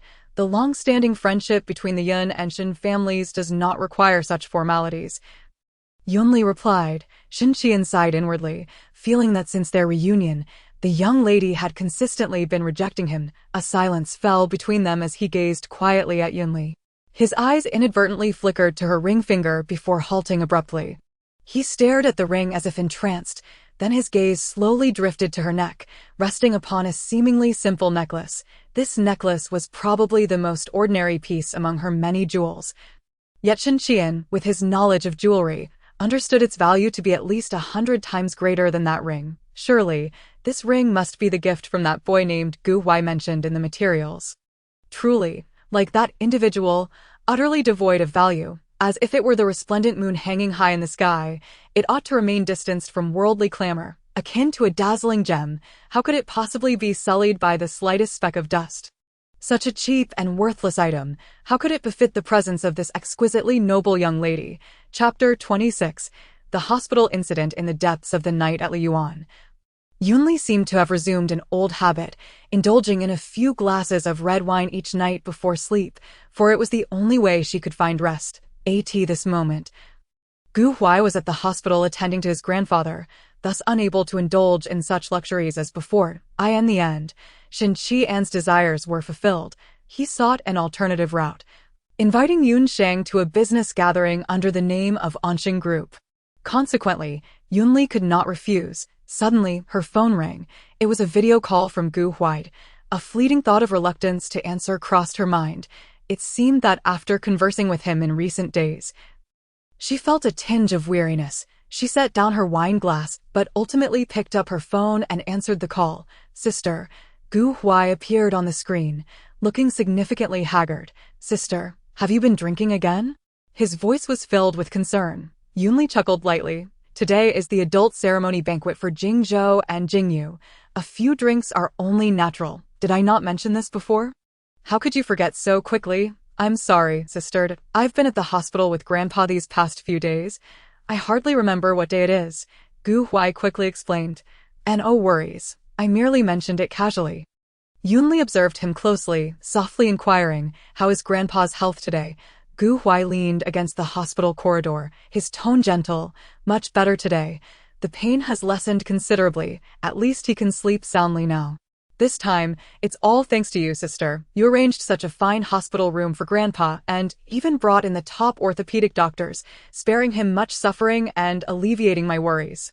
Gu Huai hesitated slightly before asking, Sister, did you pay for Grandpa's hospitalization? When I went to pay, the staff said there was no need. Yunli casually replied, many medical devices in this hospital were donated by Yun Corporation. And the doctors often come to Tianhe for training. I spoke with the director. Grandpa will receive the best medications without you needing to spend a dime. Brother Gu Huai. Yunli's words were abruptly interrupted by a sweet, girlish voice. Ji Huai immediately shielded the phone to his chest, frowning. I'm on a call. Why are you bothering me again? What is it? The girl looked aggrieved. Grandpa has woken up. I understand. Gu Huai's tone was filled with impatience. I'll be there shortly. Leave now. The girl pouted, grumbling softly, before turning to leave. Ji Huai hurriedly picked up the phone, only to find that Yunli had already hung up. She tossed her phone aside, gazing at the night view of the mountains, suddenly feeling the air a bit stifling. Perhaps rain was on the horizon. Brother Gu Huai, an unrelated half-sister, still in the hospital late at night, caring for a grandfather with no blood relation. This was the second time she had heard him referred to as Brother Gu Huai. She had arranged a luxurious hospital room akin to a 5-star hotel for him, not for him to engage in lengthy conversations with his sister. Yunli murmured to herself, Gu Huai, have I been too indulgent of you? Do you truly believe I, Yunli, am indispensable to you? Nanxing Hospital. Gu Huai. Yuan Ting stood, looking at him with a somewhat awkward expression. Gu Huai, his face devoid of emotion, queried, It's late. Why have you come back again? Meng Shiyan explained, My father just had surgery, and we're here to keep him company. Why are you not in his room? What are you doing here? Gu Huai interrupted her coldly. Meng Shiyan glanced at the luxurious hospital room, recognizing its star-like conditions, far more comfortable than her father's shared room. Why Yuan Ting hesitated before speaking. Gu Huai, do you have friends who know the hospital's leadership? I asked, and this room is not only expensive, but also quite difficult to book. What exactly do you want to say? Gu Huai asked impatiently. Seeing her reluctance to speak, Meng Shiyan stepped forward. Brother Gu Huai, your father is still your stepfather. Can't you help him out and let him stay here too? Get lost, Grandpa suddenly shouted. Yuan Ting, Take your daughter and leave this room. If you still have a shred of dignity, you shouldn't be here. Yuan Ting was about to speak, but the door to the room swung open, and a nurse accompanied by several security guards entered. Hello. Gu Huai stepped forward. These two are not family members, yet they have repeatedly disturbed the patient's rest. I would appreciate your assistance. The security guards promptly escorted the two out, covering their mouths to prevent any outcry. All the patients on this floor had substantial backgrounds and certainly shouldn't be disturbed. Grandma wiped her tears, sighing. Your father left less than a year after he passed, and she was already pregnant and remarried. She herself proposed not to keep the child, and we even allowed her to take away a large sum of money. How can she still have the audacity to speak up after 15 years of indifference? Grandpa suddenly remarked. Gu Huai, the hospital room and the doctor were all arranged by Yunli, right? I privately asked the doctor, and he said there was no charge. Did she pay for it? Gu Huai nodded. This hospital has a partnership with her family's company, so she made arrangements. The room and the medications are all top-notch. Grandpa remained silent for a long time before finally saying, Gu Huai, I've seen her photo. She is certainly not an ordinary rich girl. There's a certain grace and composure in her demeanor.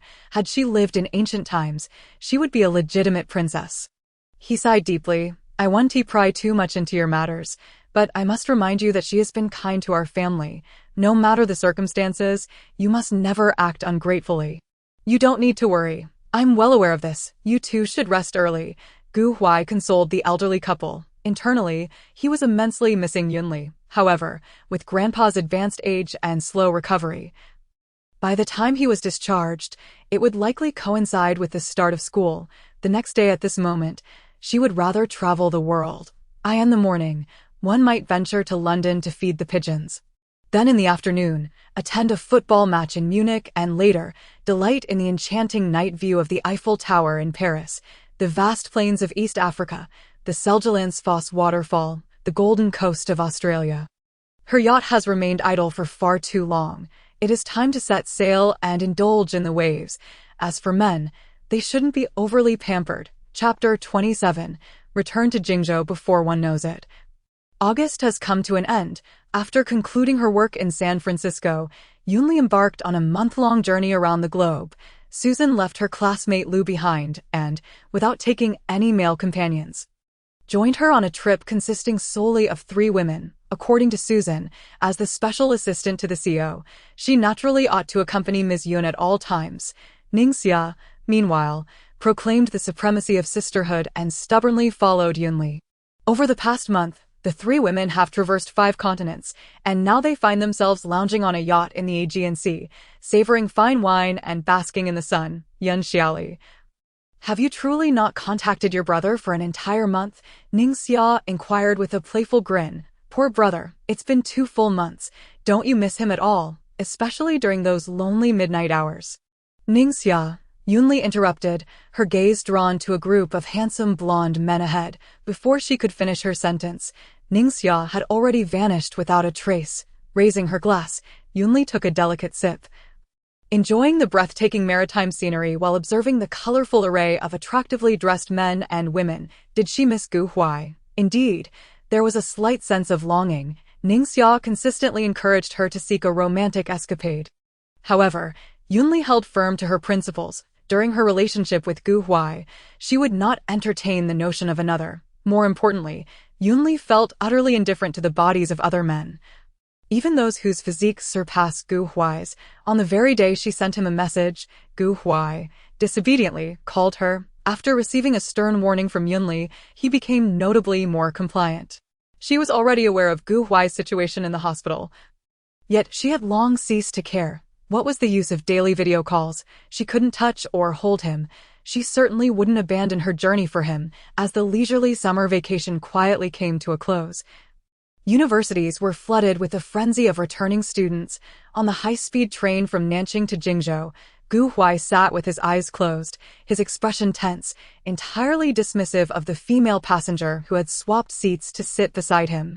Brother Gu Huai, Meng Shiyan began, only to be cut off by Gu Huai. I'll say it once more.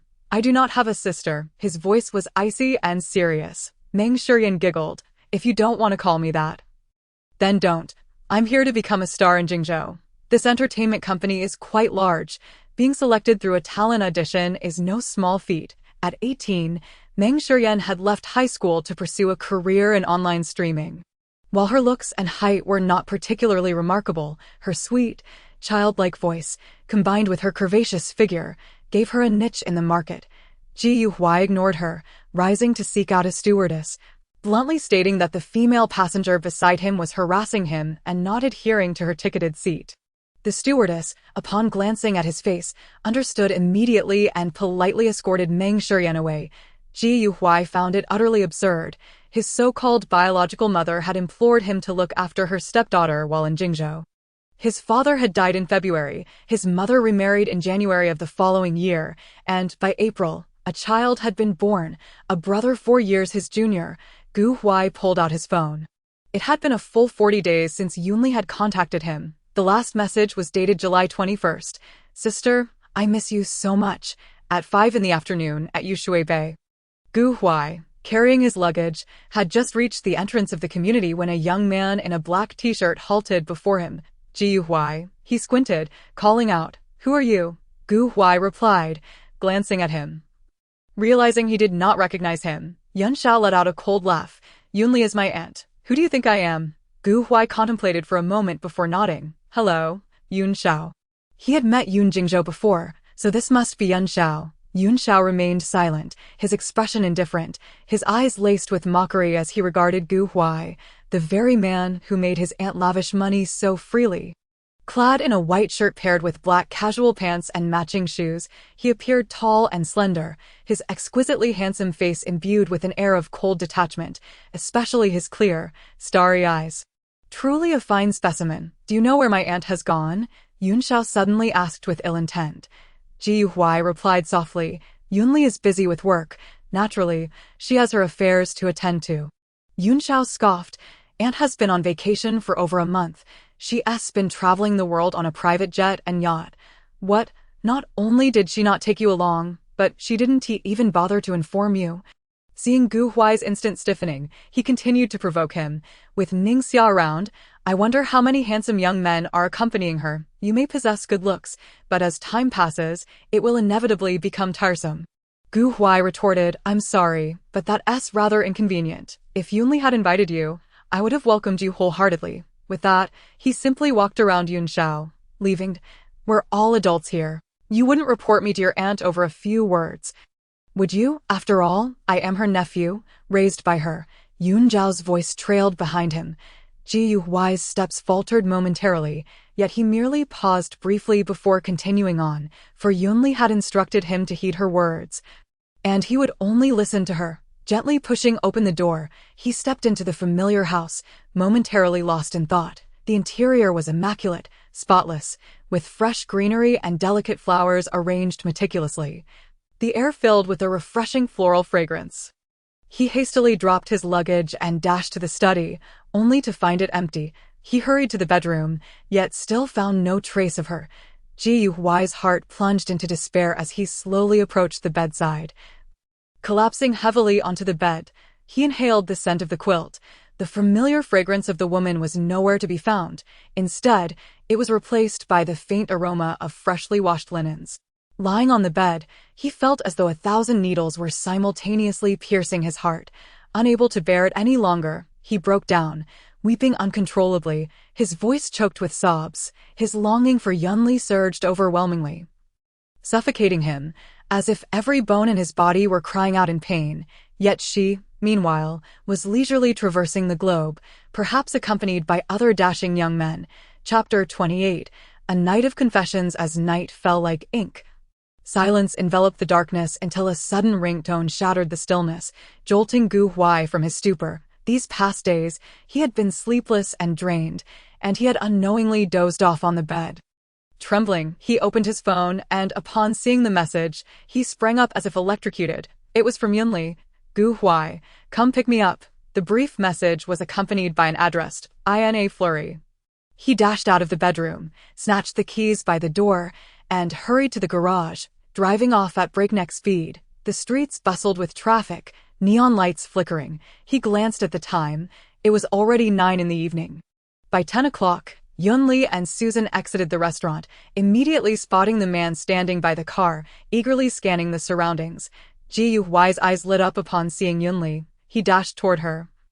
"Sister," his voice betrayed a barely concealed quiver. Susan exchanged a knowing smile with Yunli, giving her a meaningful glance before greeting Huai and taking her leave. Huai's gaze burned with intensity as he stared at Yunli. It had been 2 months since they had truly seen each other. That moment, she was clad in a well-tailored, lightweight suit dress, paired with matching high heels, her hair simply styled, exuding elegance and competence. Like a radiant pearl, shimmering with allure. "Sister." He opened his arms, ready to embrace Yunli, yet she gently halted him. Yunli regarded him, her voice soft. "Huai, you've lost weight. Why are your eyes so red and swollen? Have you been crying?" Huai quickly shook his head. "I just miss you too much. It's been hard on my heart." "Ollie," a deep voice interrupted Huai's words. He looked up, his heart tightening in an instant. The man before him radiated a mature, composed, and elegant aura, and just one glance sent a shiver of danger through him. The dinner party had long concluded. She and Susan had merely lingered in the tea room for a while. Shen Qianan seemed oblivious to Huai's presence, his tone gentle as he spoke to Yunli. "I am very pleased to have dined with you tonight. In a few days. I shall await your esteemed presence at the banquet at the Shen residence." With that, he took Huai's hand and turned to leave. Huai opened the passenger door for her, gently closing it once she was settled before getting in himself. Speeding away, Shen Qianan quietly watched them depart, a flicker of coldness passing through his gaze, mingled with unabashed disdain. He loosened his tightly clenched fist, casually adjusting his tie, swiftly reverting to his warm, noble demeanor. That insignificant fellow posed no threat at all. Moments later, Yunli lightly closed her eyes, her tone indifferent as she remarked, "Tonight is a business gathering for the company. Attended by everyone.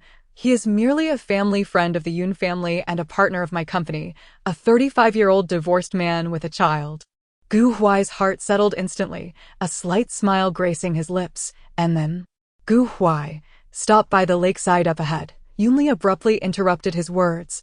As the car came to a halt, she unfastened her seatbelt and, like a nimble serpent, gracefully perched herself upon Huai's lap, her hands entwining around his neck as she leaned in to kiss his delicate lips. Since their reunion, Yunli had maintained an icy demeanor, leaving his heart in a state of tumultuous despair, akin to plummeting into a frigid abyss. However, in that fleeting moment, it felt as though he had transcended from a hell of eternal anguish to a paradise of exquisite beauty. Yunli's hands clutched his head fiercely, her kiss both passionate and untamed. With deftness, she pried open his lips, her tender tongue delving into the moist cavern of his mouth, exploring every corner.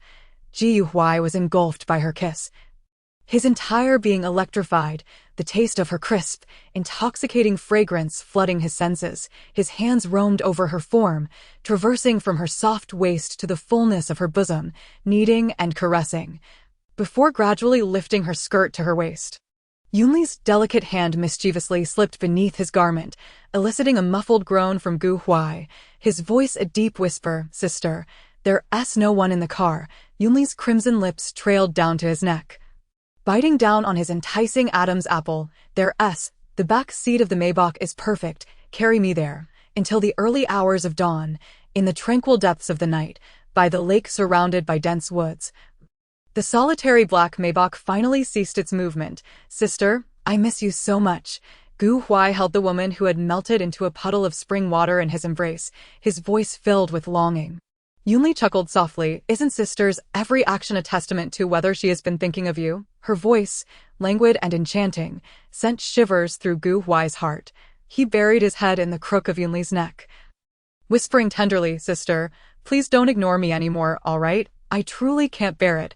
My heart aches too much." Yunli caressed his short hair, playfully admonishing him. "Huai, it's not that sister is ignoring you. It's just that I can only watch you on video every day, longing to touch you yet unable to do so, which is equally unbearable for me. Sister." Huai gently nibbled at the soft flesh of her neck. Her few words grounded his heart, which had been suspended in anxiety for the past 40 days. Just as Yunli was about to speak, an unexpected gurgle interrupted, causing her to stifle a laugh, an overwhelming wave of affection surging within her. Huai's face instantly flushed crimson, burying his head deeper. Resembling a frightened little quail. "Did you not eat dinner last night?" A pang of guilt stirred in Yunli's heart. Perhaps it was Yunli's fervent passion or the trace of concern in her tone that transformed Huai into a child seeking solace. Yearning for her to feel more pity for him, Yunli's heart ached. It was easier not to see Huai, but now that they were together, she found herself utterly defenseless against his obedient, endearing demeanor. "I drank. I can't drive. Can you drive now? Or should I call for the driver?" Huai lifted his head, exclaiming, "I can drive." He was unwilling to let anyone witness Yunli's enchanting figure. Akin to a bewitching fairy of the night, it was truly too cruel to let him starve while working overtime. In that moment, Yunli felt as if she had become a cold-hearted beast. Chapter 29. Confessing everything. 2 months of separation felt like an eternity, igniting a fervent passion between the young couple. That moment, any words seemed futile. Only the fervent union of their bodies could quell the surging desires within them. Upon returning home, the meal had already been delivered. After Huai devoured his food ravenously, he dove into the bathroom, luxuriating in the opulent bathtub, continuing the intoxicating pleasure they had begun in the car. The following noon, when Huai awoke, Yunli was no longer by his side. He felt as if struck by lightning, momentarily dazed, then hurriedly scrambled out of bed, barefoot, only to find the living room deserted. He stood there in a trance for a moment before slowly crouching down like a deflated balloon, wrapping his arms around his knees and burying his head in the crook of his arms. Resembling a wounded little hedgehog, "Huai, what are you doing?" Yunli's gentle, laughter-laden voice floated in from behind him. Huai shot up, turning to see Yunli, clad in a flowing white home dress, leaning against the doorframe. Her smile radiant. He rushed over and embraced her tightly. "Why did you wake up so early? When I got up this morning and didn't see you, I thought you had left again."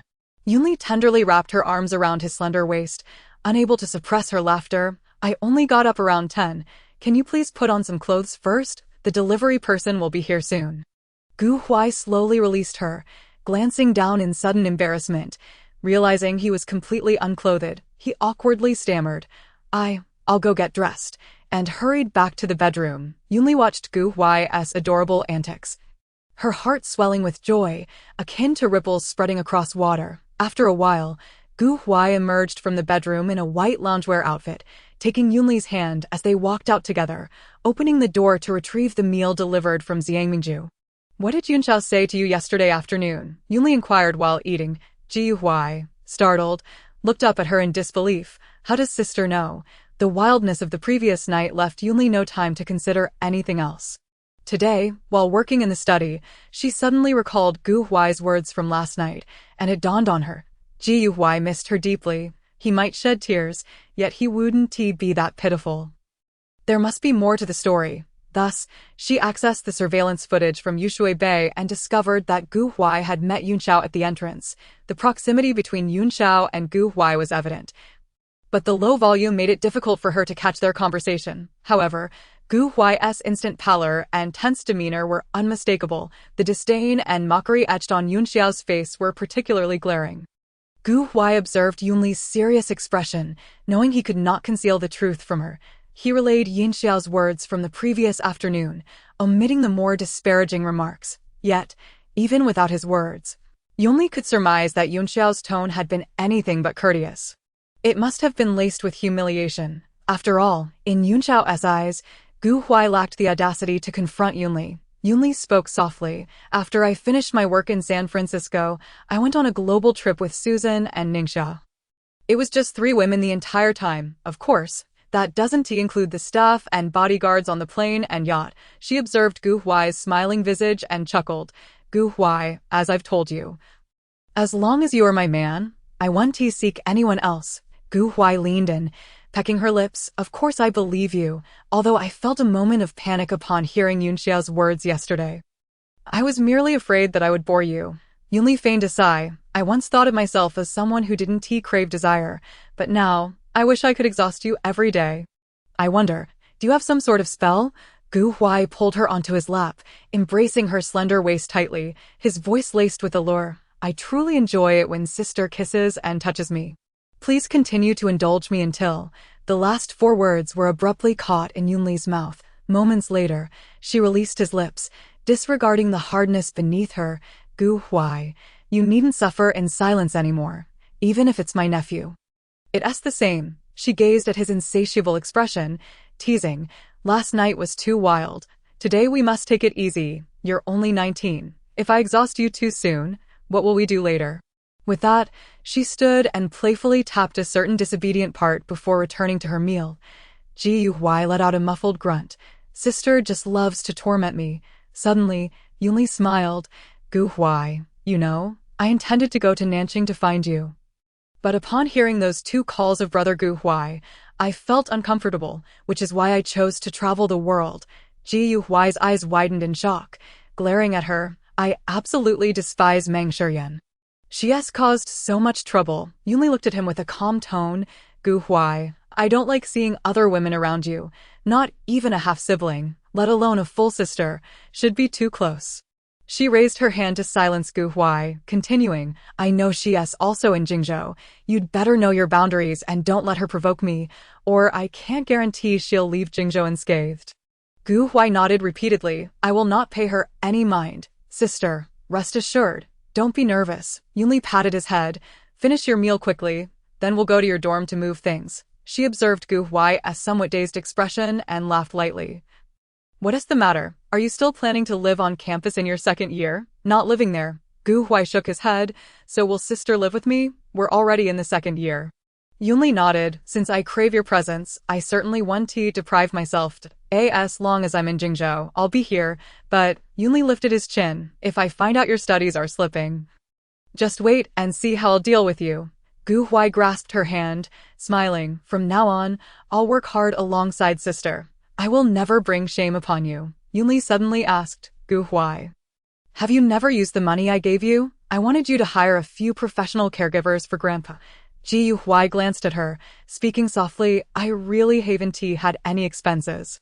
The house, car, clothes, and daily necessities. You've arranged everything. As for caregivers, Grandpa refuses, saying Grandma's care is enough.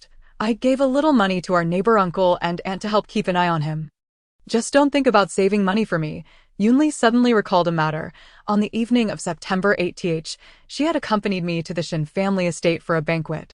She scrutinized me from head to toe and suggested that I try on the suit again tomorrow, noting that I had lost weight over the past 2 months and should see if any alterations were necessary.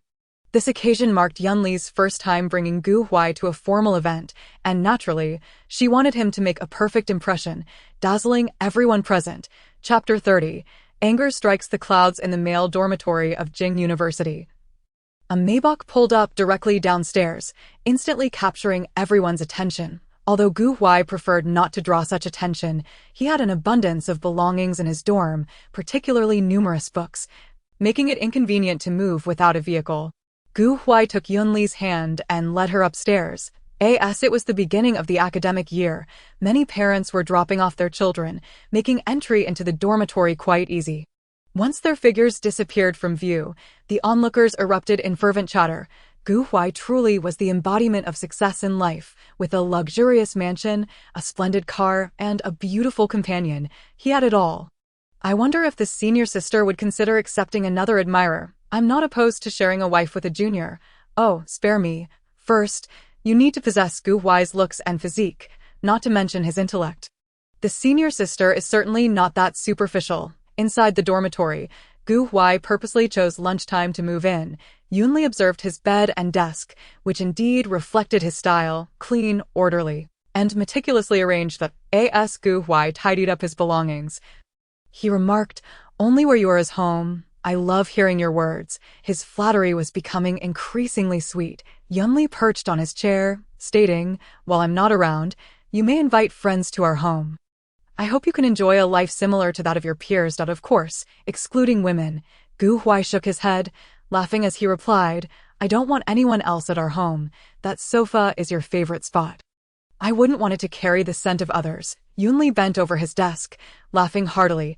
Huai was truly becoming more charming, his innocent expression and clear gaze juxtaposed with his flirtatious words. Listening to her melodious laughter and gazing at her radiant smile, he shyly lowered his head, feeling as though he had consumed honey, sweetness flooding his heart. Huai, Yunli suddenly called out, "Tell me. If I were also in university now, wouldn't we be able to experience a campus romance?" Although Yunli's university life had dazzled many, it had left her with little time for herself. Focusing solely on studying and entrepreneurship, she had missed out on the joys of youth. Huai knelt beside her desk and softly said, "Whatever you wish to do, we can certainly try. This can be considered a campus romance too." Yunli wrapped her arms around his neck, resting her forehead against his. "All right, from now on, you'll accompany me. We can do many things together."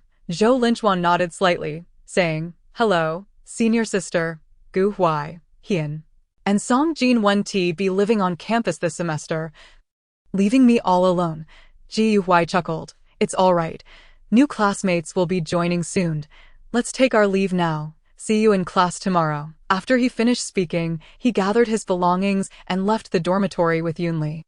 Zhou Linchuan watched their departing figures, a bitter smile gracing his lips. Initially, he and Gu Huai had both entered Jing University as top scholars, their family backgrounds comparable. Yet now, they were no longer on the same path. It seemed that a pretty face truly held great significance. After Gu Huai loaded their luggage into the car, he took Yunli to the Jing University cafeteria, where their entrance immediately caused a stir. And, as they stepped into the cafeteria, two figures suddenly rushed toward them, Yun Jingzhou and Yun Jingwei, both clad in camouflage uniforms. Yun Jingzhou glanced at Gu Huai, politely nodding. "Hello, senior." Yun Jingwei also greeted him softly. Yunli chuckled. "You two are quite courteous, which is wonderful. Today, let us treat Aunt and your senior to a meal. What an honor for the little nephew. Aunt treats, senior treats." Yun Jingzhou beamed with delight.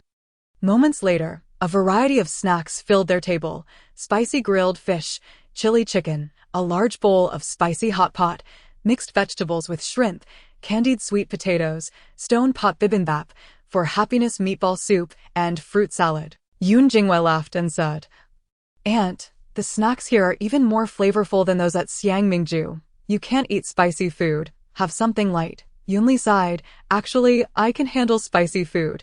It's just that your grandfather wouldn't let me eat it. And over time, I got used to lighter fare."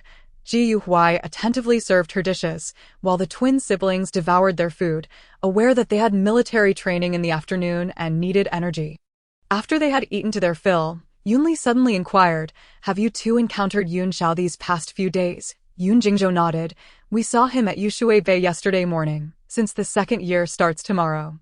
He hasn't come to school yet. However, he didn't acknowledge us at the time. Indeed, my brother greeted him, and he merely shot a glance before saying nothing." Yun Jingwei chimed in. Upon hearing this, Yunli advised, "Jingzhou, Jingwei, if he is willing to interact with you, treat him as a friend and classmate.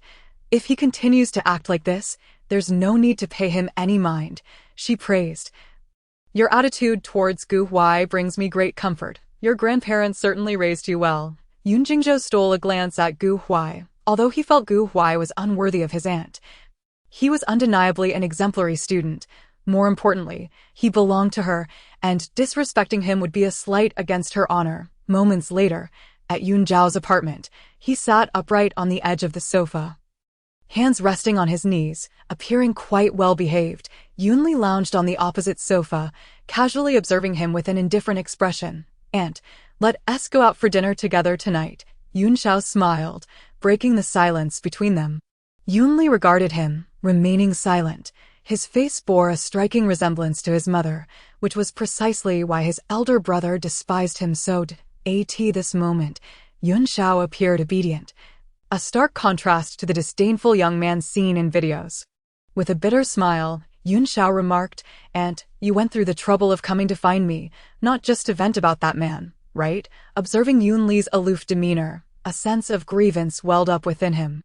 Clenching his fists, he raised his voice. "I merely spoke a few words to him, and he went running to tell you. What a coward. I should have given him a good beating." The more he spoke, the angrier he became, standing up to shout, Am I wrong? A person of such lowly origins, relying solely on his looks and body to attract others, to call him a goldfinch is flattering. What distinguishes him from those harlots?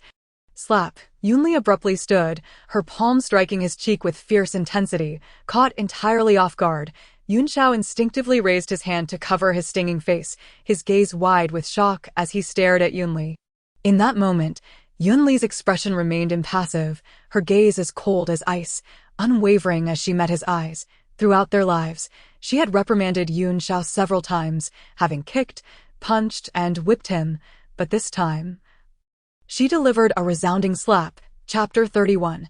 Drunken confusion. Yunli sat alone in Yunxiao's apartment for quite some time. Glancing at the clock, she realized it was already 4 o'clock. 3 hours had passed since she struck him. After the slap, he had dashed out with his car keys, leaving her with a wounded and pained look in his eyes. Yunli believed she had always treated Yunxiao well throughout his life. She had protected him from bullying, given him generous allowances, and purchased various luxury items, including villas and luxury cars. However, she now recognized that she had failed in raising him, growing up beside her. Yunxiao had developed a complete disregard for others, arrogant, self-important, and morally misguided. Yunli regretted her past decisions.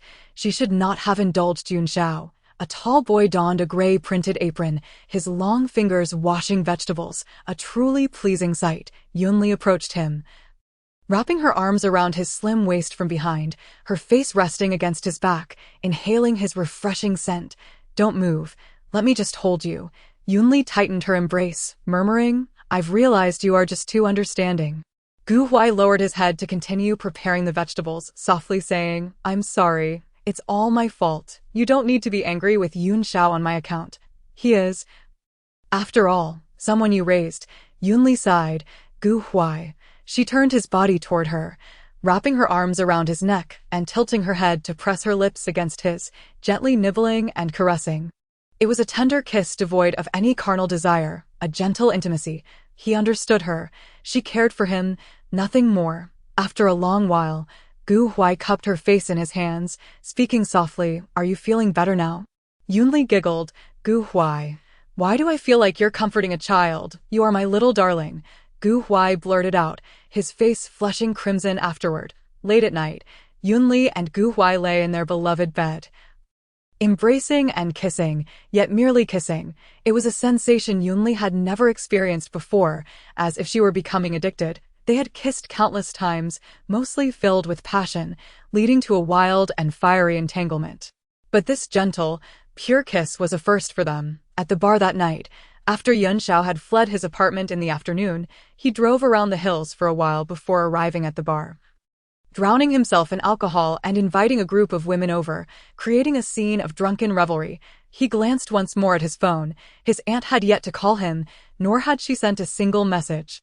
Yunxiao drained a glass of wine, rose, and pushed aside the woman who had approached him, striding out without a backward glance. Yunxiao, what are you doing here? Ningxia exclaimed as she spotted him, advancing with curiosity. The bar's lights shimmered hazily. Squinting, Yunxiao scrutinized her for a moment before saying, it's Sister Ningxia. Care for another drink? Ningxia, already slightly tipsy, brightened at the sight of Yunli's nephew, a familiar face, and nodded eagerly. Let's go. Sister will accompany you for a drink. It was only until the early hours of the morning that Yunxiao helped the inebriated Ningxia into a car, both having indulged in alcohol. And naturally, a designated driver had been arranged. As Yunxiao observed the woman clinging to him like an octopus. Her strapless dress had slipped precariously due to her movements, the exposed curves pressing against him. Though he regarded Ningxia as an elder, he was still a grown man and had consumed a fair amount of liquor, making her proximity somewhat uncomfortable. After a struggle, he managed to detach her from his body, shedding his jacket to wrap her in it. He then retrieved his phone and dialed Yunli, unaware of Ningxia's residence. Conveniently, he had a reason to call his aunt. The phone rang a few times before someone picked up. Just as Yunxiao was about to utter aunt, a gentle, slightly husky male voice came through the receiver. Hello, who is this? Yunxiao's expression turned icy in an instant. This man again. It was because of him that his aunt had slapped him in a fit of anger. He hung up abruptly, muttering an expletive under his breath. That moment, They arrived at Yushui Bay, and Yun Xiao assisted the swaying Ningxia inside. However, as soon as he opened the door, the groggy Ningxia suddenly tore off the jacket draped over her and dove into his embrace. Clinging to him like a koala, he looked down at her. Her dress had completely slid down to her waist, leaving her bosom fully exposed to his gaze, although her complexion was not alabaster white. It bore a healthy wheat tone that added a touch of fiery allure. Yun Xiao inhaled deeply, preparing to remove her, yet Ningxia abruptly bit his lip and began to grope him. "Your little brother is quite handsome. Come, spend the night with me." With that, Ningxia toppled onto the sofa, taking Yun Xiao with her. Meanwhile, Gu Huai and Yunli were already lost in slumber when the phone rang unexpectedly. Groggy, Gu Huai picked up the device, only to find silence on the other end. Just as he was about to check who had called, Yunli turned over, snuggling into his arms and planting random kisses on him.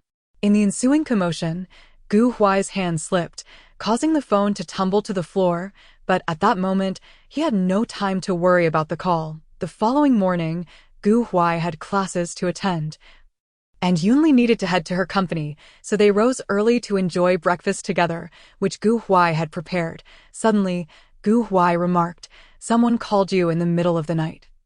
I accidentally answered, but no one spoke. It was Yun Xiao, Ningxia stated with a sip of milk, her tone indifferent. I saw it and couldn't be bothered to respond. She smiled charmingly. "Gu Huai, your grandparents have raised you quite well. If you ever have children, I'm sure you will be an excellent parent." Ji Huai instinctively blurted out, "Well, let me take care of our children." The moment the words left his mouth, his face flushed crimson. I didn't mean."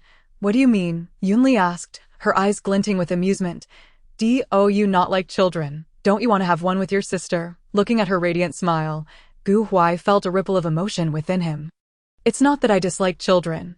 I just adore the idea of having a child with my sister." Yunli tilted his chin, leaning in closer, her voice soft and enticing.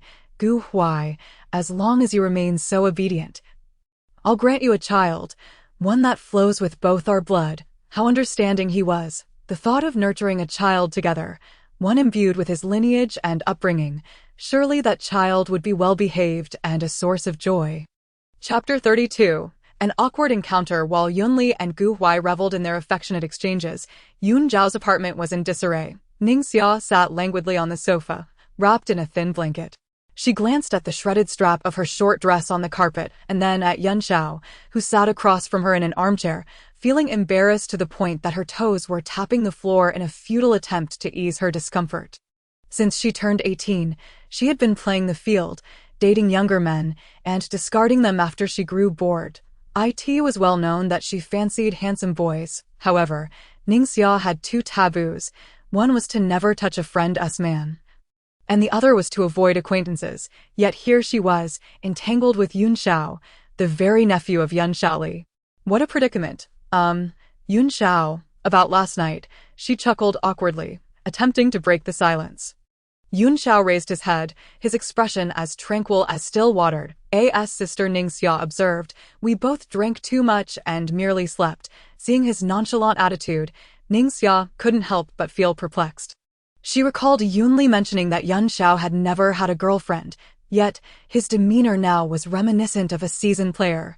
Yun Xiao chuckled softly, a hint of mockery in his tone. "Sister Ningxia, it's perfectly normal for adults to indulge in a one-night stand from time to time. It's a matter of mutual consent. Why the need for such entanglement? This doesn't seem like your usual style." Hearing this, the weight in Ningxia's heart lifted instantly, and she teased, "If it weren't for the fact that you're Yun Xiaoli's nephew, I wouldn't be so distressed." Yun Zhao's gaze dimmed, revealing a trace of bitterness.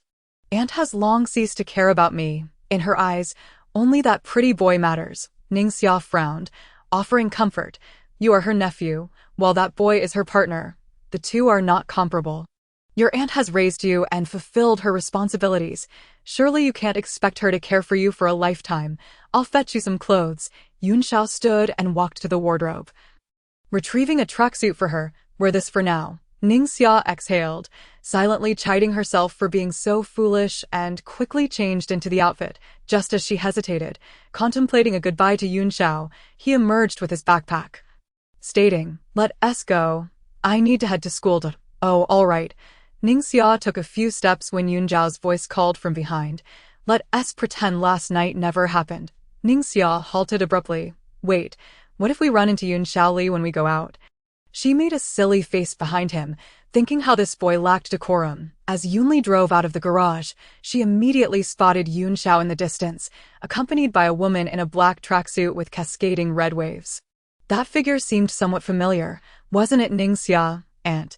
Yunxiao called softly as he noticed Yunli's car slowing down. Ningxia's body tensed, and she slowly turned around, forcing a cheerful greeting. "Hi, Yunxiao, good morning." A strained smile plastered on her face. She suddenly caught sight of the young man in the passenger seat and exclaimed, "Is this your younger brother? He's quite stunning. Get in." Yunli shot a glance at the infatuated Ningxia, ignoring Yunxiao entirely. Ningxia quickly opened the door and hopped inside, followed by Yunxiao after a moment of hesitation. "That's Ningxia." Yunli introduced her to Gu Huai sitting beside him. Gu Huai politely greeted, "Hello, Miss Ning." "Oh dear." Ningxia waved her hand. "Just call me Ningxia or sister," suddenly feeling Yunli's piercing gaze. She quickly plastered on a smile. "Hee, your brother can call me whatever he likes." Ningxia exclaimed with excitement. "With that kind of looks, your brother could become a star overnight. No wonder Yunxiao isn't interested in Nanyu. He's merely a low-budget version." "Ningxia." Yunli shot her a warning look. "There's water in the fridge. Go drink some to soothe your throat." Ningxia glanced at Yunli's admonitory expression and then at the bewildered Gu Huai, rapidly signaling for silence. Having met her long-awaited brother, Ningxia was so ecstatic that she momentarily forgot about her encounter with Yunxiao. As the atmosphere turned quiet, she felt an overwhelming awkwardness, unsure of how to address the events of last night with Yunli. Ningxia quickly nodded, "Understood. Hee, I didn't mean to bring up Nanyu. I just had a momentary lapse in judgment." She grew increasingly excited. "To be honest, I can absolutely understand why you dote exclusively on your younger brother now. It would suffice that he possesses an extraordinary beauty. But it is the striking contrast in his aura that truly captivates." Ningxia elaborated. "It is that exquisite and handsome visage, devoid of any femininity, yet radiating a chillingly abstinent essence. He is indifferent and detached from other women, yet obedient and gentle in your presence." Alas, Ningxia sighed deeply. "Yunxiao, you are doomed. With such a gem before you, how can you possibly desire any other mere stones? Once you have seen the vast ocean, how can you settle for mere water?" Yunli smiled sweetly. "If that is the case, let it be just him forever. Gu Huai. He truly is remarkable." "Yunxiao." Ningxia suddenly leaned forward. "You cannot be serious, can you? You look just like a lovesick girl." Yunli remained noncommittal. "But Gu Huai and I are indeed in a relationship. I like him very much, just like—" Ningxia interjected abruptly, her tone teasing as she inquired, "Yunxiao, have you perhaps fallen in love with him?" Like and love are not synonymous. Liking is a fleeting infatuation, while love is an enduring commitment. Liking occupies the present, while love plans for the future. Liking is indulgent, whereas love is restrained. Chapter 33. Confiding in each other. Yunxiang Building. Yunli's office. The understated luxury of European-style vintage drapes, the crystal chandelier suspended high from the ceiling, the opulent bookshelf brimming with tomes, the elegant and comfy leather sofa, and the richly textured desk and chairs all showcase the wealth and status of the office's proprietor. Yunli sat poised in her office chair, her gaze seemingly fixed on the documents before her, yet her thoughts drifted like a kite severed from its string. Ningxia claimed she had fallen for Gu Huai. But what, after all, is love? Father professes his love for mother, yet that does not prevent him from indulging with young maidens all night long. Mother too professes her love for father, yet maintains a lover outside. Love is merely an ethereal concept, and perhaps that is just fine. Gu Huai brings her both physical and emotional joy, while she bestows upon him the luxurious life he has always desired. Perhaps they will even have a child in the future. This is more than enough. Yunli rose gracefully, nodding. "Understood. I shall head to the conference room now." The next 2 hours unfolded into a battle of wits. With her astute acumen, Yunli garnered newfound respect from Shenqian and the members of Anqing Group. Proving that the waves of the Yangtze River pushed the previous waves aside, Shenqian smiled warmly, gazing at Yunli, his voice as rich as aged wine. In just 7 short years, Yunsheng has developed at an astonishing pace. It seems the rumors of the Yun family's heiress being worth billions are indeed conservative. Let us raise a toast to the success of Anqing and Yunsheng. Shenqian lifted his glass of red wine, a glimmer of mischief flickering in his eyes, and to the bond between myself and Ali. Yunli humbly clinked her glass with his. In truth, I am merely standing on my father's shoulders, allowing me to see further. Although I harbor a sense of reluctance, I cannot deny that my elder brother has always been my guardian. At the age of 15, her father had invested a staggering billion, allowing her to test her mettle in the market, and unexpectedly, she reaped significant rewards. However, without the support of her billionaire father, how could those seasoned wolves of the capital market have taken a young girl seriously?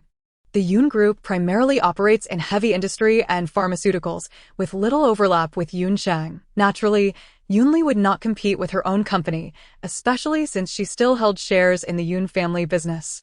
Shenqian smiled slightly, saying, "It has been said that Uncle Yun is like a mighty lion, imposing and domineering. Brother Yun resembles a cheetah, sharp-eyed and focused, while Ali is akin to a clever little fox. Astute and cunning.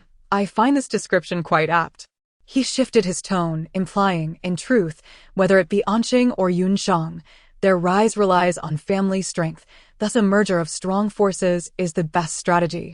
We are born atop the peaks, why should we sully ourselves with the world's filth?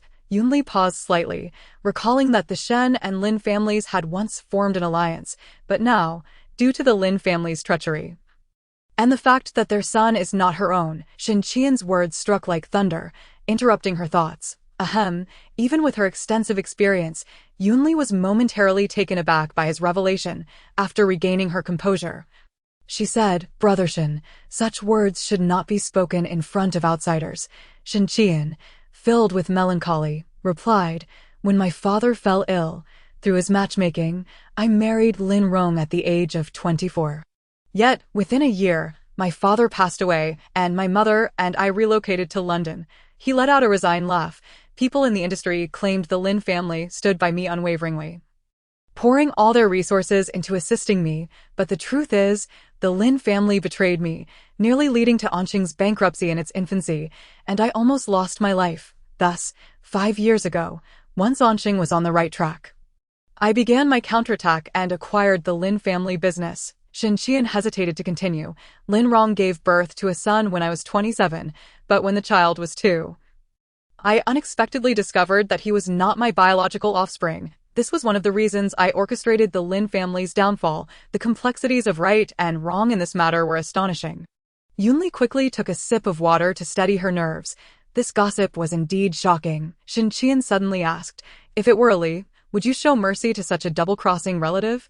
Yunli shook her head decisively. "Of course not. For those who betray, not only should they face bankruptcy, but they deserve to be flayed alive."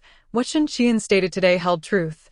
After all, if Yunli were to investigate earnestly, she would surely uncover the reality. It seems Susan's previous information was merely superficial. Now, Yunli's impression of Shenqian had improved somewhat. Shenqian smiled.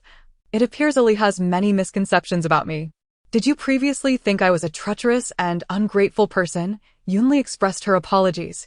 "At the time, I was unaware of these intricacies and indeed held such thoughts. After all, in the business world, no matter how ruthless, one ultimately values loyalty. Then, Ali, could you refrain from always keeping me at arm's length, even if you view me as a neighborly older brother or a business partner?" Shenqian spoke with a hint of grievance. Yunli looked at him and asked directly, "Brother Shen, do you have feelings for me? The kind a man has for a woman? I apologize, but I prefer straightforwardness. Do I not express myself clearly enough?" Shenqian interrupted her with a smile. "In truth, the moment I met Ali 4 years ago, I was already taken with you." Seeing Yunli's astonished expression, he chuckled softly. "For years ago, Ali was already extraordinary. I was smitten at first sight. However, at that time, Anqing had just begun to find its footing, worlds apart from the Yun family. How could I dare to pursue such a delicate flower? Moreover, my rivalry with your brother was intense, and I did not wish to involve you. Yunli fell silent for a moment, then softly said, Brother Shin, I am very sorry, but I currently have a boyfriend, Ali. Shinqian gazed at her. You are simply not from the same world. You are accustomed to the elegance of refined society, and now you find novelty in the wildflowers by the roadside. Yunli met his gaze directly. I haven't overthought it. I am merely following my heart. He brings me happiness, and that is all that matters. She smiled lightly. I used to prefer mature and stable men a few years my senior. However, Brother Shin, you are simply not suitable. I do care, Yunli stated without hesitation. Shinqian was momentarily taken aback, then a soft laugh escaped his throat. His voice held a hint of huskiness, his eyes seemingly filled with fondness. Ali, you truly do not enjoy subtlety. Though Yunli's impression of Shinqian had improved today, she still regarded him merely as the neighborly older brother from her childhood. He was far too old and had been married before. It was simply inappropriate. Chapter 34. Ningxia explains Yunli declined Shinqian's dinner invitation, stating that she had plans with Susan and Ningxia. Shinqian understood and jested that they would meet again at the Shin residence's banquet on the 8th. After Shinqian and the others from Anqing departed, Susan inquired, In just one lunch, it seems you have changed your opinion of President Shin quite a bit. Yunli suppressed her amusement. Indeed. I have learned some inside information, but enough about him. Let's have dinner together tonight. Ningxia and Yunxiao have already retired. Ahem. As Susan was drinking water, she was suddenly choked by Yunli's remark and coughed incessantly. After putting down her cup and regaining her composure, she asked, When did this happen? How did you find out? It should have been last night. Yunli set down her phone. I ran into the two of them just as I was leaving this morning. Susan was astounded. Ningxia never eats from the same pot as her own. Yunli stood up. Let's go. Ningxia has already arrived. If I don't listen to her for a few moments, she may have sleepless nights. I in the private dining room. Ningxia stammered as she recounted the events of that day. I really was tipsy that day. I thought Yunxiao was another brother. Ningxia furrowed her brows in frustration. Susan coughed lightly. They've already slept together. Yunxiao is also an adult. Why are you so conflicted? Ningxia sighed heavily. He is Yun Xiaoli's nephew, my junior. Ningxia, have you forgotten something? Yunli interjected suddenly. I call your father brother. Ningxia's body stiffened instantly, and Susan burst into laughter. Don't just say Ningxia. I almost forgot. She and Yunxiao are indeed of the same generation. Yunli chuckled lightly and remarked. You two share neither blood ties nor are you married. Even if you were to wed, I would have no objections. Just look at you, resembling a quail. Ningxia sighed heavily. My lifelong reputation is utterly ruined. I've bedded numerous 18-year-old boys, but as for 19-year-old Yunxiao, I view him as a nephew. She pondered. The most concerning part is that we were both quite intoxicated last night. What if I coerced Yunxiao? Susan patted her shoulder. But Yunxiao is a fully grown man at 185 centimeters. How could you possibly force him with your frame that is barely 170? What if he passed out from drinking too much? Yunli interjected nonchalantly. Yunxiao has an extraordinary tolerance for alcohol. He drinks like water, at most. He might feel slightly tipsy. Suddenly, Susan recalled something. It seems Yunxiao doesn't have a girlfriend. He should be unprotected at home. Right, Ningxia. Have you taken your medication? Yunli cast her a glance, acknowledging Susan's foresight. Following her reckless night with Gu Huai, Susan had already purchased the necessary medication in advance. Oh no. Ningxia sprang to her feet. I completely forgot. It seems this is my ovulation period. Yunli slowly set down her chopsticks. Dear Ningxia, I am merely 22. Are you intending to make me a great aunt? I am not. I didn't. Ningxia shook her head vigorously. I've already texted the driver to purchase it. Susan inquired. So, what is your current stance with Yunxiao? Are you dating, or was it just a one-night stand? Ningxia shook her head. It's not something I can pursue. Moreover, Yunxiao has stated that last night's events should be considered as though they never occurred. Just a muddled one-night stand. Did Yunxiao upset you? Ningxia suddenly asked Yunli. Yunli smiled at the inquiry. I am merely an aunt, not a mother. He is an adult now, and I shall not meddle in his affairs any longer. Naturally, I will also cease to provide him with any financial support. Yunjin had long since established a will, ensuring that neither the Yun Group nor his personal assets had any connection to Yunxiao. Thus, when Yunli requested her father to bequeath Yunxiao 500 million and a villa, she had also gifted him 2 additional villas, an apartment, and several luxury cars over the years. However, she resolved that she would no longer bestow upon him a single cent. Jingzhou and Jingyu both understood the need to treat Gu Huai with respect, yet Yunxiao, who benefited from her generosity, even dared to bully her man, an ungrateful wretch. At the Yushui Bay apartment, Gu Huai was seated in his study, engaged in a video call with his grandparents. Ji Huai, are you no longer residing in the dormitory? Where are you now? The voice of his grandfather came through with a tone of inquiry. Previously, Gu Huai had always connected with them from the dormitory, and the only time he had been here. They had caught a glimpse of Yunli's voice at that time. He had held the phone close, ensuring they could not see the interior of the house. Now that he had been living here for some time, he chose not to hide it any longer. Ji Huai replied softly, I have applied to not stay in the dormitory anymore. I now reside in a place near the school, only a 10-minute walk from Jing University. His grandfather's expression turned to one of anger. You're only in your 2nd year, cohabiting with someone, and you have no desire to focus on your studies. All those years of hard work, and you are simply throwing it away? Grandfather, Gu Huai sighed, Yunli cares about my studies even more than I do. Living here will only allow me to progress. His grandfather hesitated briefly before murmuring, you are merely 19, a time of youthful passion. If you share a room with her, indulging nightly, your body may not withstand it. Observing Gu Huai's suddenly flushed face, he urged, it's better for you to stay in the dormitory. Just come out for the weekends. The grandfather, having experienced life, warned him against becoming too involved too soon, lest it hinder his development. Grandfather, I am aware of my own matters. You don't know anything. The voice on the phone grew agitated. At your age, your mind is filled with these thoughts. Can you not calm down? Yunli, leaning against the study door, inadvertently chuckled at the exchange. Ji Huai looked up, suddenly flustered. Grandfather and grandmother, I must go for now. However, the elderly couple had already hastily ended the call upon hearing the laughter. Yunli giggled. Speaking of your youthful passions, Gu Huai, am I harming your health? Gu Huai quickly embraced her, shaking his head fervently. No, I'm not. My grandfather's views are rather outdated. Please don't take it to heart. All right. Seeing his panicked and blushing face, Yunli couldn't bear to tease him further and softly said, I was just joking, dear brother. It's getting late. I've been busy all day and shall take a bath now. You should rest early too. I'll wash with you. Gu Huai followed closely behind her. Gu Huai, Yunli turned to him, playfully scolding, you have already bathed. I am genuinely exhausted and do not wish to. Gu Huai gazed at Yunli as she entered the bathroom, feeling a sense of unease.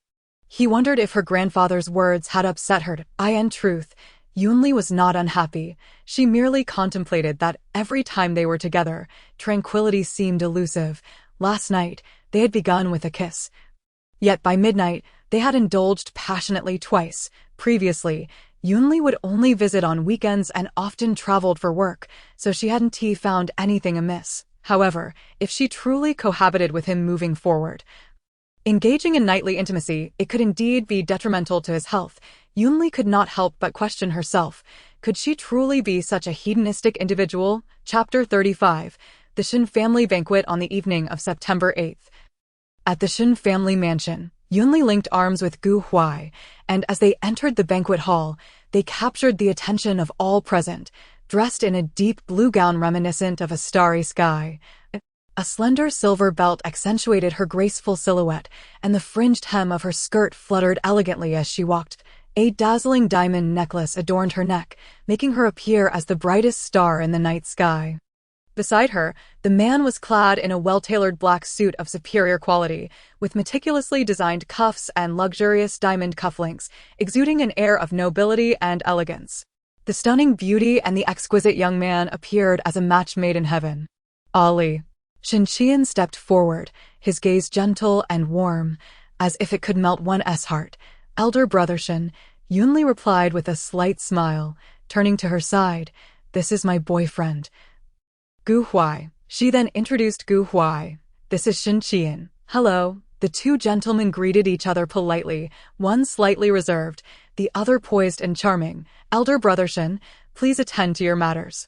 I will greet auntie and then seek out my elder brother. Yunli's eyes sparkled as she noticed Gu Huai's nervousness and skillfully shifted his focus. Shen Qian nodded slightly, his tone gentle. All right, I shall have a detailed conversation with Ollie later. After Yunli and Gu Huai turned to leave, Shen Qian casually took a handkerchief from his pocket, nonchalantly wiping his fingers. His gaze briefly flicked over Gu Huai's somewhat damp palm, a trace of barely perceptible disdain flashing in his eyes. No need to be nervous. Yunli retrieved a silk handkerchief from her purse, gently wiping his palm as if cherishing a precious treasure. Ji Huai smiled shyly. To claim I'm not nervous would be a lie. But as long as you are here, I find solace. Ollie. Shen Mu, clad in a magnificent gown, approached gracefully, her presence radiant and captivating. Yunli inclined her head slightly. Aunt Shen, hello, Ollie, you flatter me. She turned to Gu Huai, softly introducing, this is my boyfriend, Gu Huai. He is the son of General Shen. After Gu Huai politely greeted her, Shen Mu complimented, this young man is quite handsome. His features remind me of Qian when he was 18 or 19. I must say, there is indeed a resemblance. Yunli smiled charmingly, as the saying goes, beauties often resemble one another. Perhaps there are similarities among handsome men as well. Aunt Shen, we will first greet my elder brother, and not disturb you. Yunli felt a twinge of displeasure at Shen Mu's gaze. She did not appreciate others scrutinizing Gu Huai with such peculiar eyes. Watching the two of them walk away, Shen Mu couldn't help but sigh inwardly.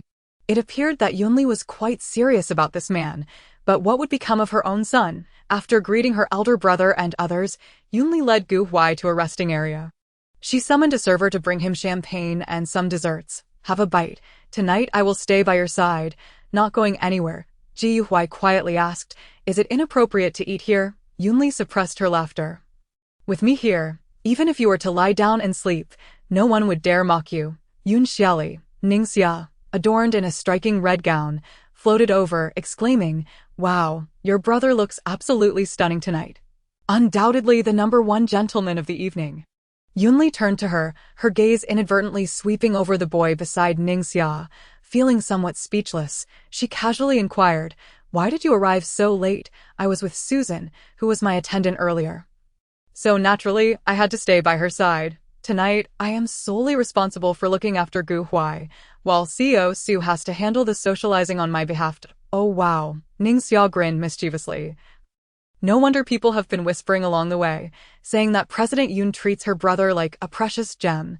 Nanyu had been observing Gu Huai from a distance. It was only now that he realized this person was the beloved of the eldest daughter of the Yun family. That visage undeniably surpasses one's own, which explains why President Yun is so attentive to him. Aunt Yun Xiao, clad in a meticulously tailored suit, approached slowly, leading a young lady in white. Thud, the wine glass in Ningxia's hand slipped suddenly, shattering on the floor. You, what brings you here? Yun Xiao seated the young lady on the sofa opposite, remarking, Uncle Shen sent me an invitation, and naturally, I could not decline such courtesy. Yunli cast a glance at the maiden beside him, then shifted her gaze to the visibly uneasy Ningxia, raising an eyebrow slightly. Yun Xiao turned toward Yunli, introducing, Aunt, this is my girlfriend, Su Xingwan, a freshman from the neighboring dance academy. Su Xingwan stood up, her cheeks flushed, her voice trembling slightly. Aunt, hello. Yunli smiled and nodded. No need to be anxious. Please sit down. Ningxia stole a glance at the tall and handsome Yun Xiao, along with the gentle and lovely girl by his side, internally muttering, this person certainly finds girlfriends at an astonishing pace. It has only been a week. Yunli paid no heed to their discomfort, engrossed in quiet conversation with Gu Huai. The two sat closely, their heads nearly touching, resembling a pair of intimately connected lovers. Ollie. Yunjin approached, his gaze sweeping over Yun Xiao with a hint of displeasure. He then added, Ollie, I would like to introduce you to a friend from Dubai. He possesses a mineral property yet to be developed, which you might find intriguing. Ji Huai nodded. Very well, you go ahead and attend to your matters. Ningxia, please keep an eye on Gu Huai for me. Yunli instructed before following her elder brother away. Ningxia replied affirmatively, assuring Gu Huai, "Rest easy, you are under Yun Xiaoli's protection here. You may act freely without fear." Shortly thereafter, Gu Huai excused himself to the restroom, prompting Ningxia to call a server to guide him. Moments later, as Gu Huai emerged from the restroom, he regarded the man before him with a slight nod. President Shen, though Shen Qianan stood a mere 3 centimeters shorter than Gu Huai. His commanding aura, forged by the trials of time and the weight of wealth and power, was beyond the grasp of this ordinary 19-year-old. "Let us converse." Shen Qianan's voice was deep and mellifluous, yet tinged with an undeniable authority. Ji Huai inhaled deeply, accompanying Shen Qianan to the garden outside. The two men stood facing each other, one exquisitely handsome yet youthful, the other exuding gentlemanly elegance coupled with a formidable presence, making him appear rather imposing. In the Shen family garden, a myriad of rare flowers vied for attention, with extraordinary potted plants particularly captivating. Under the resplendent lights of the night, the scene was breathtaking and fragrant. "Do you know what flower this is?" Shen Qianan pointed to a seemingly precious pot, within which the flower had already wilted, leaving only vibrant green stems. "It should be an orchid." Gu Huai seemed to have seen something similar at his grandfather's. Shen Qianan nodded. "Precisely, an orchid. But do you know its name? How much is it worth?" Gu Huai pressed his lips together in silence, aware that the orchids here differed from those nurtured by his grandfather. Shen Qianan chuckled lightly, explaining, "It is called Su Guanhiding. This specimen in my home is not overly expensive, valued at approximately 3 million. He observed the boy, whose lips remained tightly sealed. Before continuing, Ollie has been influenced by Uncle Yun since childhood, developing a passion for horticulture, particularly orchids. The garden at Liyuan also houses a Su Guanhiding. It's worth nearly 10 million.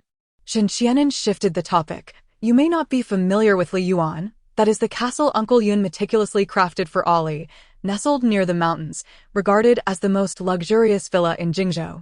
It is Ollie's private sanctuary, strictly off-limits to others. Not even Yunxiao, who has accompanied her since childhood, has ever resided there." "President Shen, what exactly are you implying?" Gu Huai raised his gaze to meet his. Shen Qianan stated solemnly, "In Ollie's eyes, you are akin to a wild weed flourishing by the roadside. She is accustomed to the noble Su Guanhiding, and naturally, would harbor a modicum of curiosity towards wild grass. It is akin to someone who has savored exquisite delicacies, occasionally desiring a change in palate, perhaps to sample simple congee and pickles. Like you." Shen Qianan's lips curled into a cold smirk, "offering you mansions and luxury cars. High-end designer goods. Does that equate to affection? It is merely the amusement of a pet." Shen Qianan demanded fiercely. "You claim Ollie treats you well, but what about you, aside from gifting her a cheap ring? What else can you offer her?" Shen Qianan's face twisted in disdain and mockery. "You profess your love, yet your actions are indistinguishable from those of a pampered canary. But my sister genuinely likes me." Gu Huai, undeterred, met his gaze head-on. "She would rather choose me than accept the wealthy and powerful President Shen." He noticed Shen Qianan's expression darkening instantly, asserting firmly, "I heed only my sister's words. She explicitly told me she likes me." "President Shen, your lengthy discourse today is merely a reflection of your unwillingness to accept her rejection." Shen Qianan regarded the once timid little lamb before him, now transformed into a fierce little wolf cub, and found himself both amused and infuriated. He suppressed his rising anger, his voice as cold as steel. "What makes you think you are worthy of comparison with me? I have known Ollie since childhood. Our backgrounds are well matched. I certainly cannot compete with President Shen." Gu Huai interjected icily, "I am merely 16 years younger than you, without an ex-wife or children. My heart belongs solely to my sister." Shen Qianan's expression darkened as if it could drip with water, his fists clenched tightly. Coldly watching Gu Huai's retreating figure, he suddenly called out, "Do you not think your features bear a striking resemblance to mine? Especially when I was 18 or 19, you could be my doppelganger." Gu Huai hesitated for a moment, but then resumed his stride, though his steps faltered slightly. "Ji Huai, where have you been?" Yunli, spotting him, hurriedly approached with concern. Ji Huai's lips curled upward slightly. "I just went to the restroom, feeling a bit stifled. I stepped outside to the garden for a while." "Why are your hands so cold?" Yunli took his hand. "The Shen family's garden is indeed lovely, but if you are unfamiliar, you might easily get lost. If you wish to visit, I can accompany you." Yunli chuckled softly. I used to come here often as a child, but have rarely returned since. I apologize for earlier. I had promised to spend the evening with you, yet I ended up discussing business for a while. Gu Huai shook his head. My sister need not apologize to me. You have already spent a great deal of time with me tonight. Such a good boy. Yunli gently pinched his cheek, eagerly anticipating the day when his sister could acquire a mind to care for our dear Gu Huai. His voice was as gentle as a feather, brushing past Yunli's ears, sending shivers down her spine, from her ears to her neck, and even throughout half her body. Yunli understood Gu Huai's implication. These past 5 days, she had been attentive to his well-being, having only indulged in one night of pleasure with him. Today was Saturday, and with no classes tomorrow, they could revel throughout the night. Shen Qianin stood in a shadowy corner, almost self-tortured as he observed their intimate embrace and whispered exchanges before they departed hand in hand. Ollie, congratulations. Shen Qianin approached with a smile. I heard you just secured a lucrative deal. Perhaps we will soon have another opportunity to collaborate. Shen Qianin sat across from her, speaking gently. Ollie is right. We have many future collaboration opportunities. In a few days, the members of the FG consortium will visit, and we can explore the eastern suburbs together. His gaze inadvertently brushed over Gu Huai, seemingly casually stating, this upcoming project in the eastern suburbs is of utmost importance to Anqing and Yunshang, and we cannot allow any interference. Shen Qianin rose politely, nodding. Very well, we shall see each other in a few days. Yunli, arm in arm with Gu Huai, exchanged farewells with everyone before leaving. Shen Qianin watched their departing figures, a barely perceptible smile gracing his lips. Tonight, the conversation he had with that individual in the garden would remain a secret between them. If Gu Huai possessed even a modicum of intelligence, under his recent insinuations, he would certainly refrain from mentioning anything to Yunli. After all, the collaboration between Anqing and Yunshang was progressing smoothly. Even if Yunli sensed something amiss with Gu Huai's emotions, she would not jeopardize the relationship between the Yun and Shen families to investigate further. Moreover, the garden's surveillance had conveniently been accidentally turned off tonight. Shen Qianin, a man of profound cunning, was not at all like the reckless Yunshao, who merely knew how to humiliate and curse. His aim was simply to plant a thorn in Gu Huai's heart, a thorn that would be difficult to extract or articulate. As time passed, this thorn would take root in Gu Huai's heart, gradually sowing discord between him and Yunli. Yet, what Yunli cherished was Gu Huai's obedient compliance. Should he lose this sole virtue, it would signal the moment of her abandonment. Undeniably, Shen Qianin had accurately gauged Gu Huai's temperament. Alas, he underestimated Yunli's intelligence and her affection for Gu Huai. The driver, understanding the unspoken cue, promptly opened the partition, creating a serene space for the two. Gu Huai inquired softly, is this collaboration with President Shen's company vital for you? She further explained, this collaboration initially involved Yunshang and the British FG consortium, with Anqing joining midway. I only learned of it during my trip to London this past May. Is President Shen's company formidable? How does it compare to yours? Gu Huai fell silent for a moment before posing the question again. Yunli feigned contemplation for a moment, acknowledging that Anqing had now evolved into a formidable multinational conglomerate, possessing significant strength and a distinct advantage in the real estate sector compared to Yunshang, though there remained a slight disparity in overall capabilities. She elaborated. This collaboration on the Dongjiao project involves a 7-star hotel and a resort. Anqing boasts extensive experience in this area, with professional prowess that ranks among the best in the nation. Thus, this partnership entails Yunshang providing the land, the FG consortium supplying the funds, while Anqing contributes manpower and expertise. Suddenly, Gu Huai embraced Yunli tightly, burying his head in the crook of her neck. Were you busy with this during your trips to London? He inquired. This matter is under Susan's purview, Yunli clarified, wrapping her arms around his slender waist. I have been negotiating for nearly half a year. I merely made a brief trip for decision-making. Yunli sighed. Gu Huai, I know you harbor disdain for Shen Qianin, but this collaboration is the hard-earned result of many individuals within the company. While this sum may be trivial to me, for them, it represents the foundation of their livelihood. Sister, Gu Huai softly nibbled at the tender flesh of her neck. Do you think I resemble General Shen? Don't be absurd. Yunli gently pushed him away. Aside from Aunt Shen's words, has anyone else shared something with you? Gu Huai spoke softly. I overheard someone mention that my features bear some resemblance to General Shen's. Upon hearing this, Yunli was struck by realization. So someone suggested I view you as Shen Qian'an's substitute, or do you believe that yourself? Gu Huai quickly shook his head. I never thought that. I know my sister is not that kind of person. Gu Huai. Yunli's expression suddenly turned serious. Your gaze tells me you have harbored doubts. Gu Huai stammered. I merely experienced a fleeting moment of uncertainty. My sister has been too good to me. It's almost unreal. His eyes glistened with unshed tears, reminiscent of the delicate mist at dawn, evoking a sense of compassion. Observing his demeanor, Yunli's tone softened. First and foremost, I don't believe I've been exceptionally good to you. Secondly, my feelings for you are driven by physical desire. To put it plainly, I am attracted to your body. She spoke earnestly. Gu Huai, there are some things I shall state only once. You are uniquely you. The incomparable Gu Huai. Not anyone's substitute. I cannot control the idle gossip of others, but I do not wish for you to entertain such thoughts any longer. Gu Huai cradled Yunli's delicate face, resting his forehead against hers. Sister, I will no longer indulge in unfounded thoughts. I am unbothered by others claiming I am unworthy of you. I merely fear that you do not harbor feelings for me.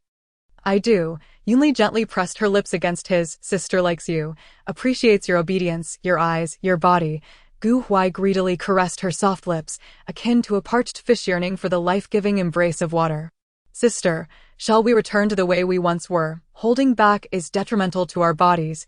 As soon as they entered the room, the two shared a fervent kiss, each passionately tearing at the other's garments.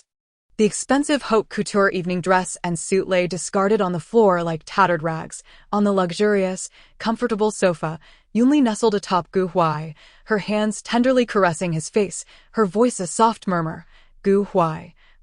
Sister truly cherishes you and wishes to share intimate moments solely with you. Please, do not question my feelings any longer, all right, sister? Gu Huai's words were immediately silenced by Yunli's lips. She mused that Gu Huai must have been a charming male fox spirit in a past life. For how else could he be so irresistibly alluring? Meanwhile, at the Intercontinental Hotel, Ningxia was entwined with Nanyu, having just arrived at the hotel elevator when they fortuitously encountered Yunxiao with his girlfriend. Holding a room key, Sister Ningxia, what a coincidence. Yunxiao greeted her politely, his gaze briefly scanning the boy beside her.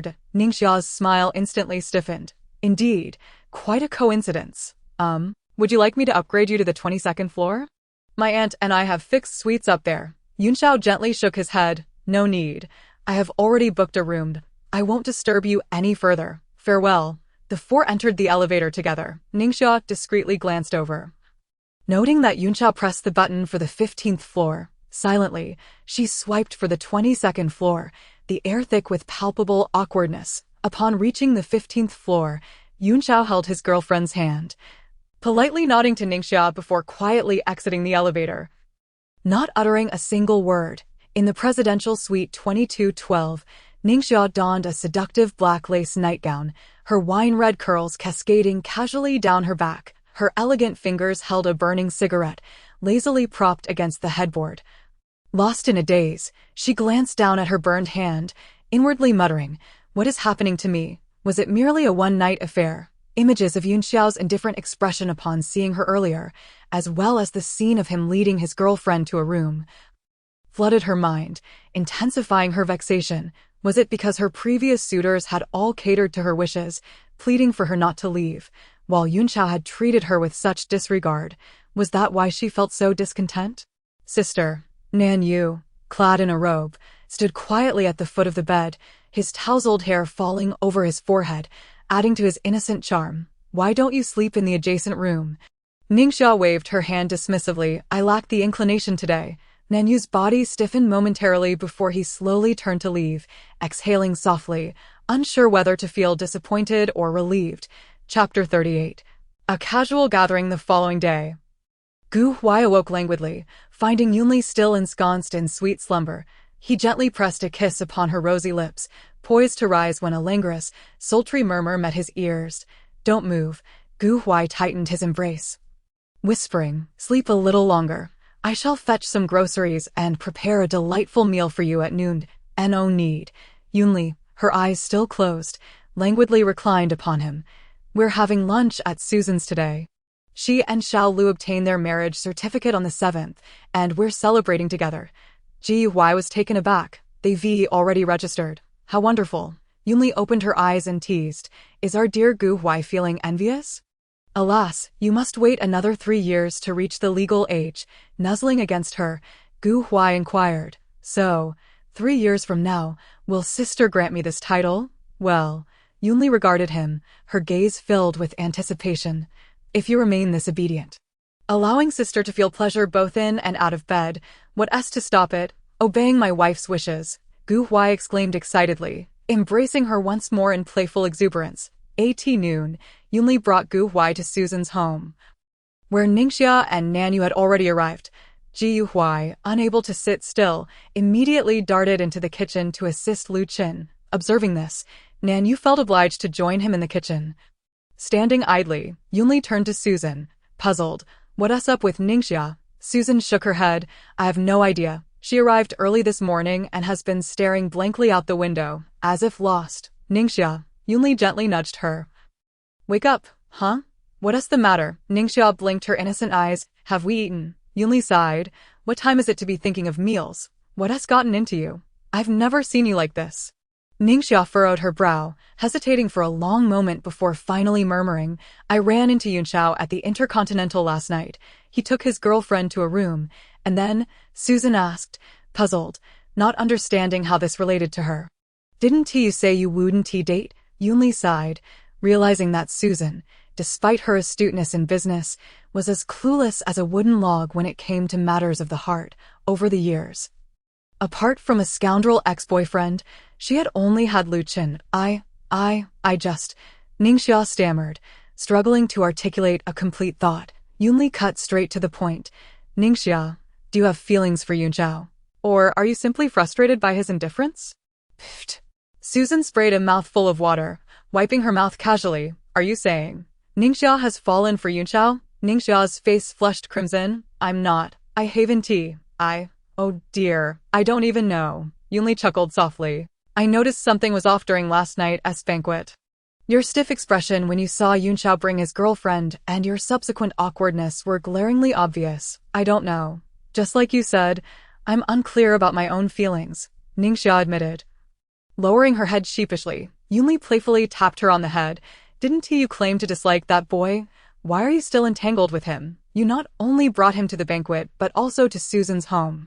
Ningxia covered her head, muttering softly, he suddenly came onto me. I thought, given his looks, I might as well have some fun. I must have been spaced out today to let him tag along. Otherwise, I would have sent him away. Susan shook her head. That wouldn't be appropriate. He's already here. Let us have a meal together before he leaves. Ningxia, Yunli regarded her earnestly. I want to interfere in your matters of the heart. You must handle it yourself. In the kitchen, Lu Qin watched Huai's adeptness with surprise. I never expected you could cook. No wonder President Yun is so fond of you. Handsome, academically accomplished, and skilled in the kitchen. Huai felt a twinge of shyness upon hearing the words, attributing his skills to his grandmother's teachings, grateful that she did not hold any disdain for him. Brother, how did you come to know Mr. Yun? Nanyu suddenly interjected. She is my senior. We met by chance.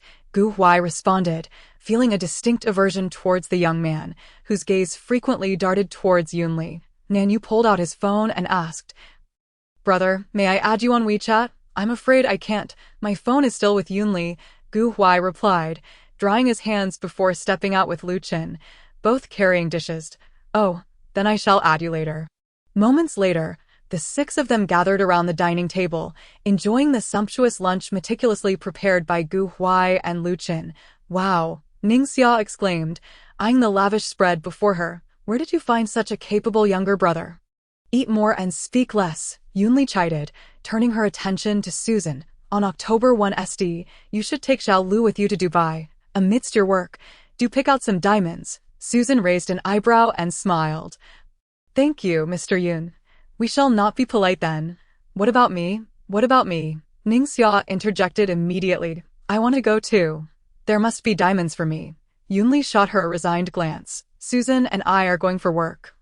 Taking family members along. What business do you have to tag along? I don't care. I am going. Ningxia insisted, throwing a tantrum. From your words, it seems your younger brother is also going, right?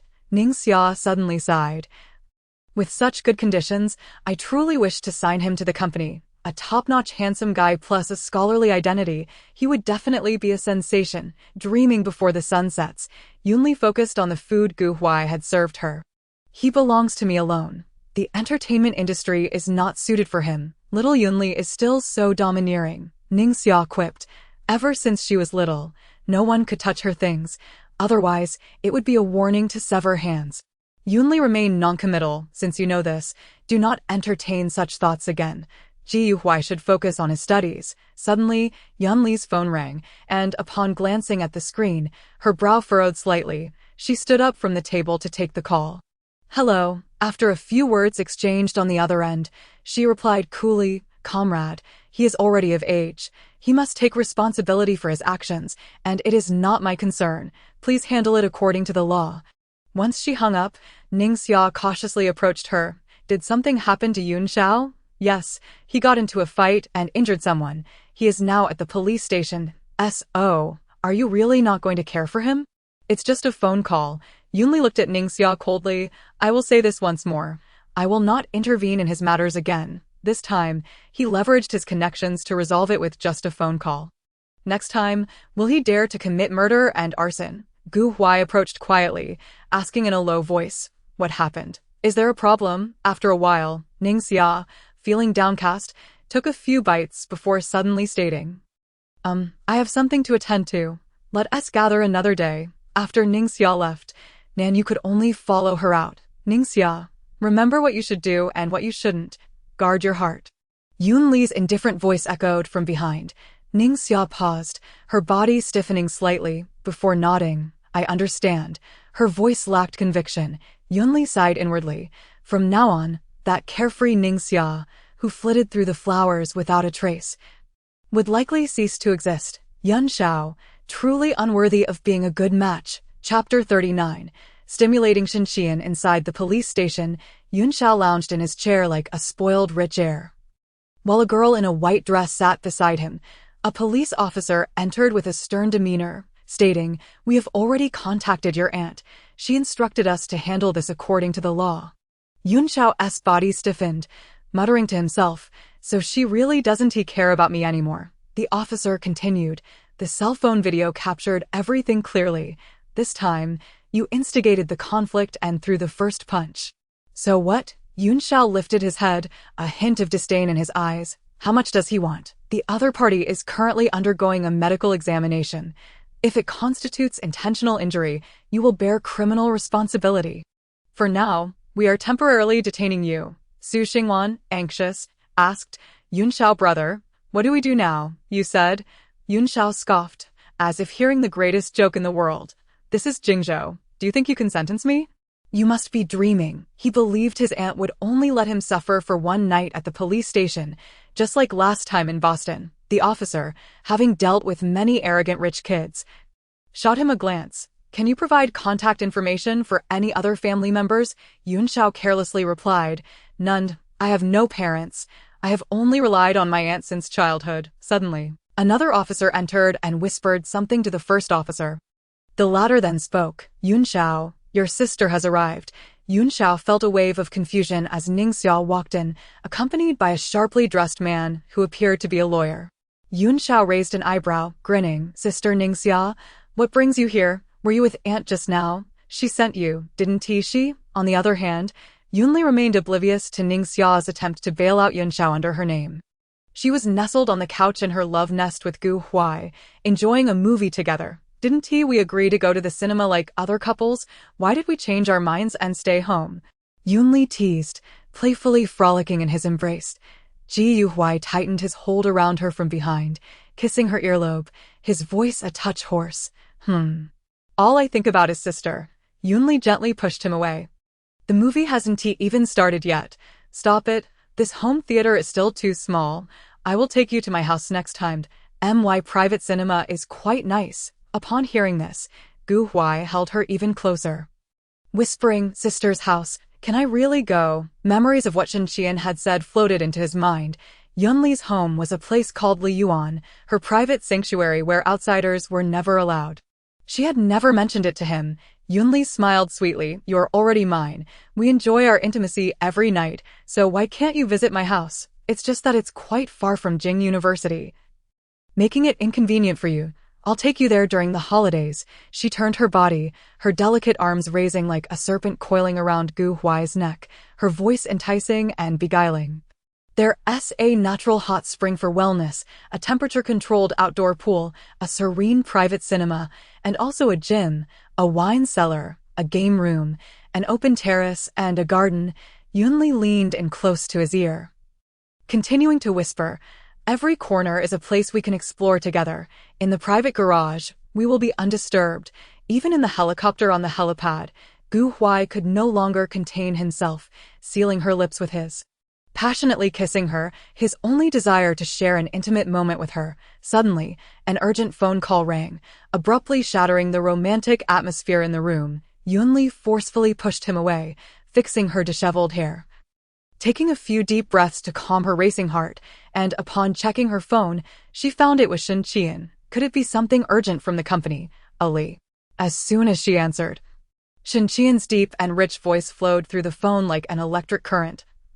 There's something I can assist you with, Brother Shen? It's the weekend. I'm not at the company," Shen Qian replied gently. "Count Caspar Cromer and his wife have come, and I would like to select a fitting gift for her. However, as a man, my taste is rather lacking. Therefore, I seek your assistance, Ali." Yunli chuckled lightly. "The Countess favors pearls and fine paintings. Coincidentally, I recently acquired 2 pieces at Sotheby's. We can send them to her under the names Yunsheng and Insheng." On the other end, Shen Qian's affectionate laughter resonated. "Actually, I hope to use this as an excuse to invite Ali to dinner." Yunli lightly huffed, casting a fierce glare at Gu Huai, pulling his wandering hands away from her chest. "Behave." Yet, Gu Huai seemed oblivious, his heated lips roaming along her neck, his hands igniting a fire as they explored her body. "I have matters to attend to. Let us discuss it during work hours. Goodbye." Yunli hurriedly ended the call, tossing the phone aside as if it were a hot potato. She leaned down to kiss him, having entirely forgotten about Insheng and Shen Qian. All she desired was to tame this alluring male vixen. In the study of the Shen family's old residence, Shen Qian's fingers tightened around his phone, turning pale from excessive pressure. He suddenly hurled the phone against the bookshelf in frustration, sweeping his gaze across the desk, leaving chaos in his wake. Although Yunli might have moved her phone away, muffling her voice, he still heard her. Furthermore, her feigned calmness and hasty disconnection of the call left no doubt in his mind. That man was right beside her.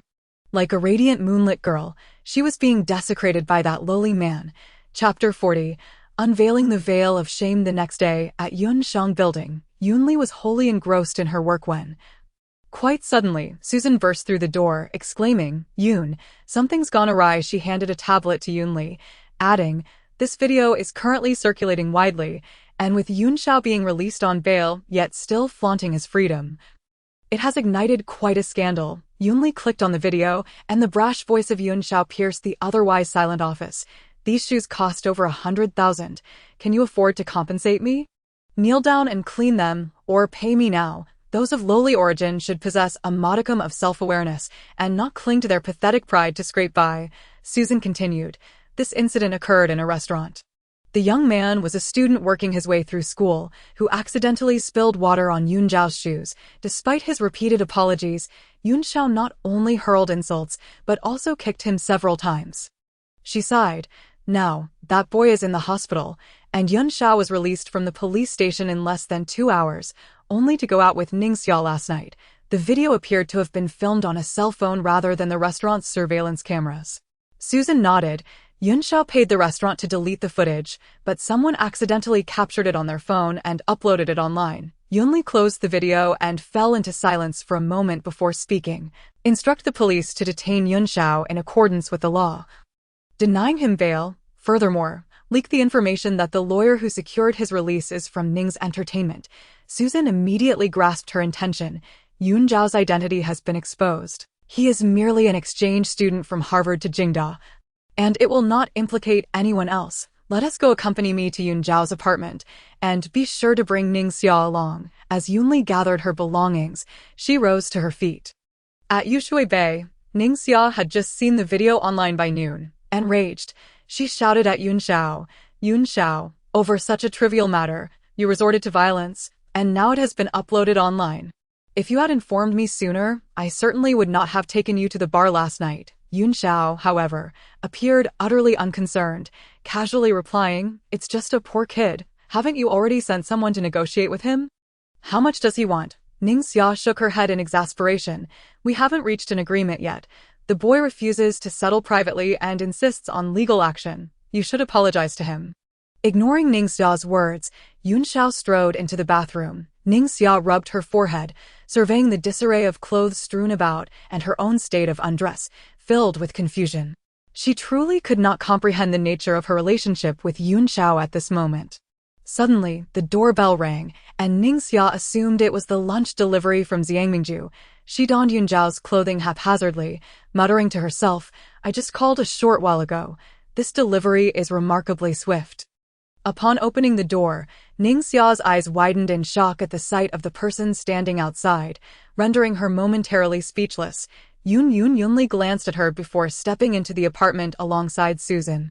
From the entrance to the bedroom, clothes belonging to both genders lay scattered, and the sofa was in complete disarray. All of this silently narrated the events of the previous night, furrowing her brow.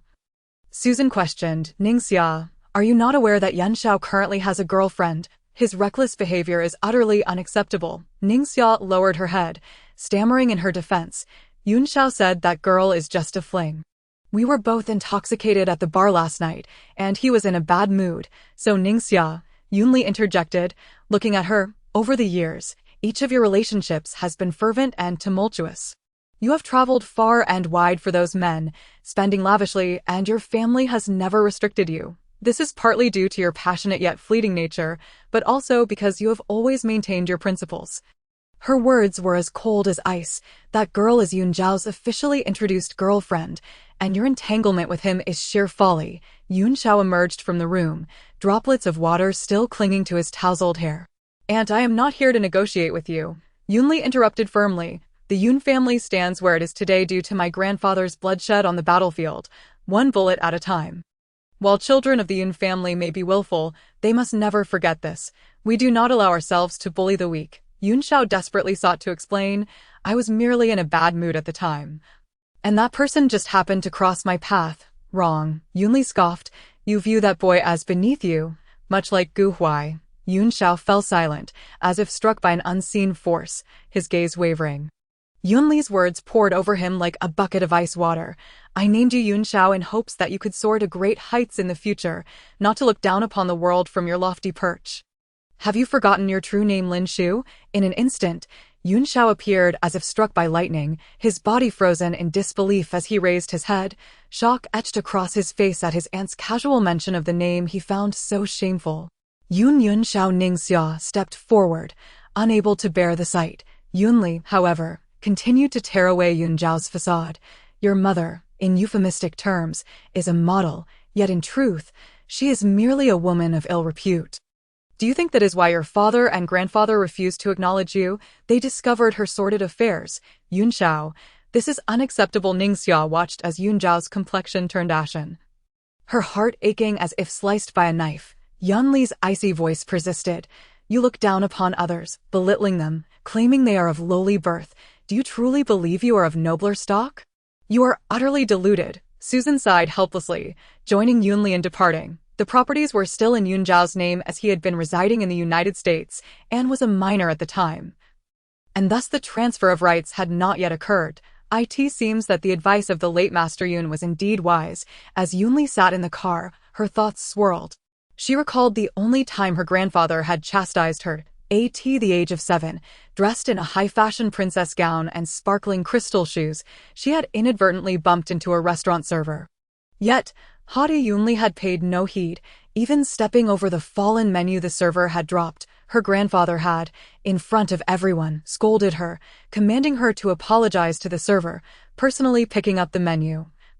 cleaning it and respectfully returning it to the young woman. Chapter 41. The trip to Dubai time swiftly passed to early October. Yunxiao was administratively detained for 10 days for assault, with the victim's injuries classified as minor, and he was fined 500 yuan. He publicly apologized to the young man and compensated him with 300,000 yuan for emotional distress, thus quelling the incident. Yunli and Susan had arrived in Abu Dhabi, the capital of Dubai, yesterday afternoon. However, Huai, who was originally supposed to accompany them, was absent. In late September. Huai had been fortunate enough to be selected by a physics professor to participate in a significant experimental project.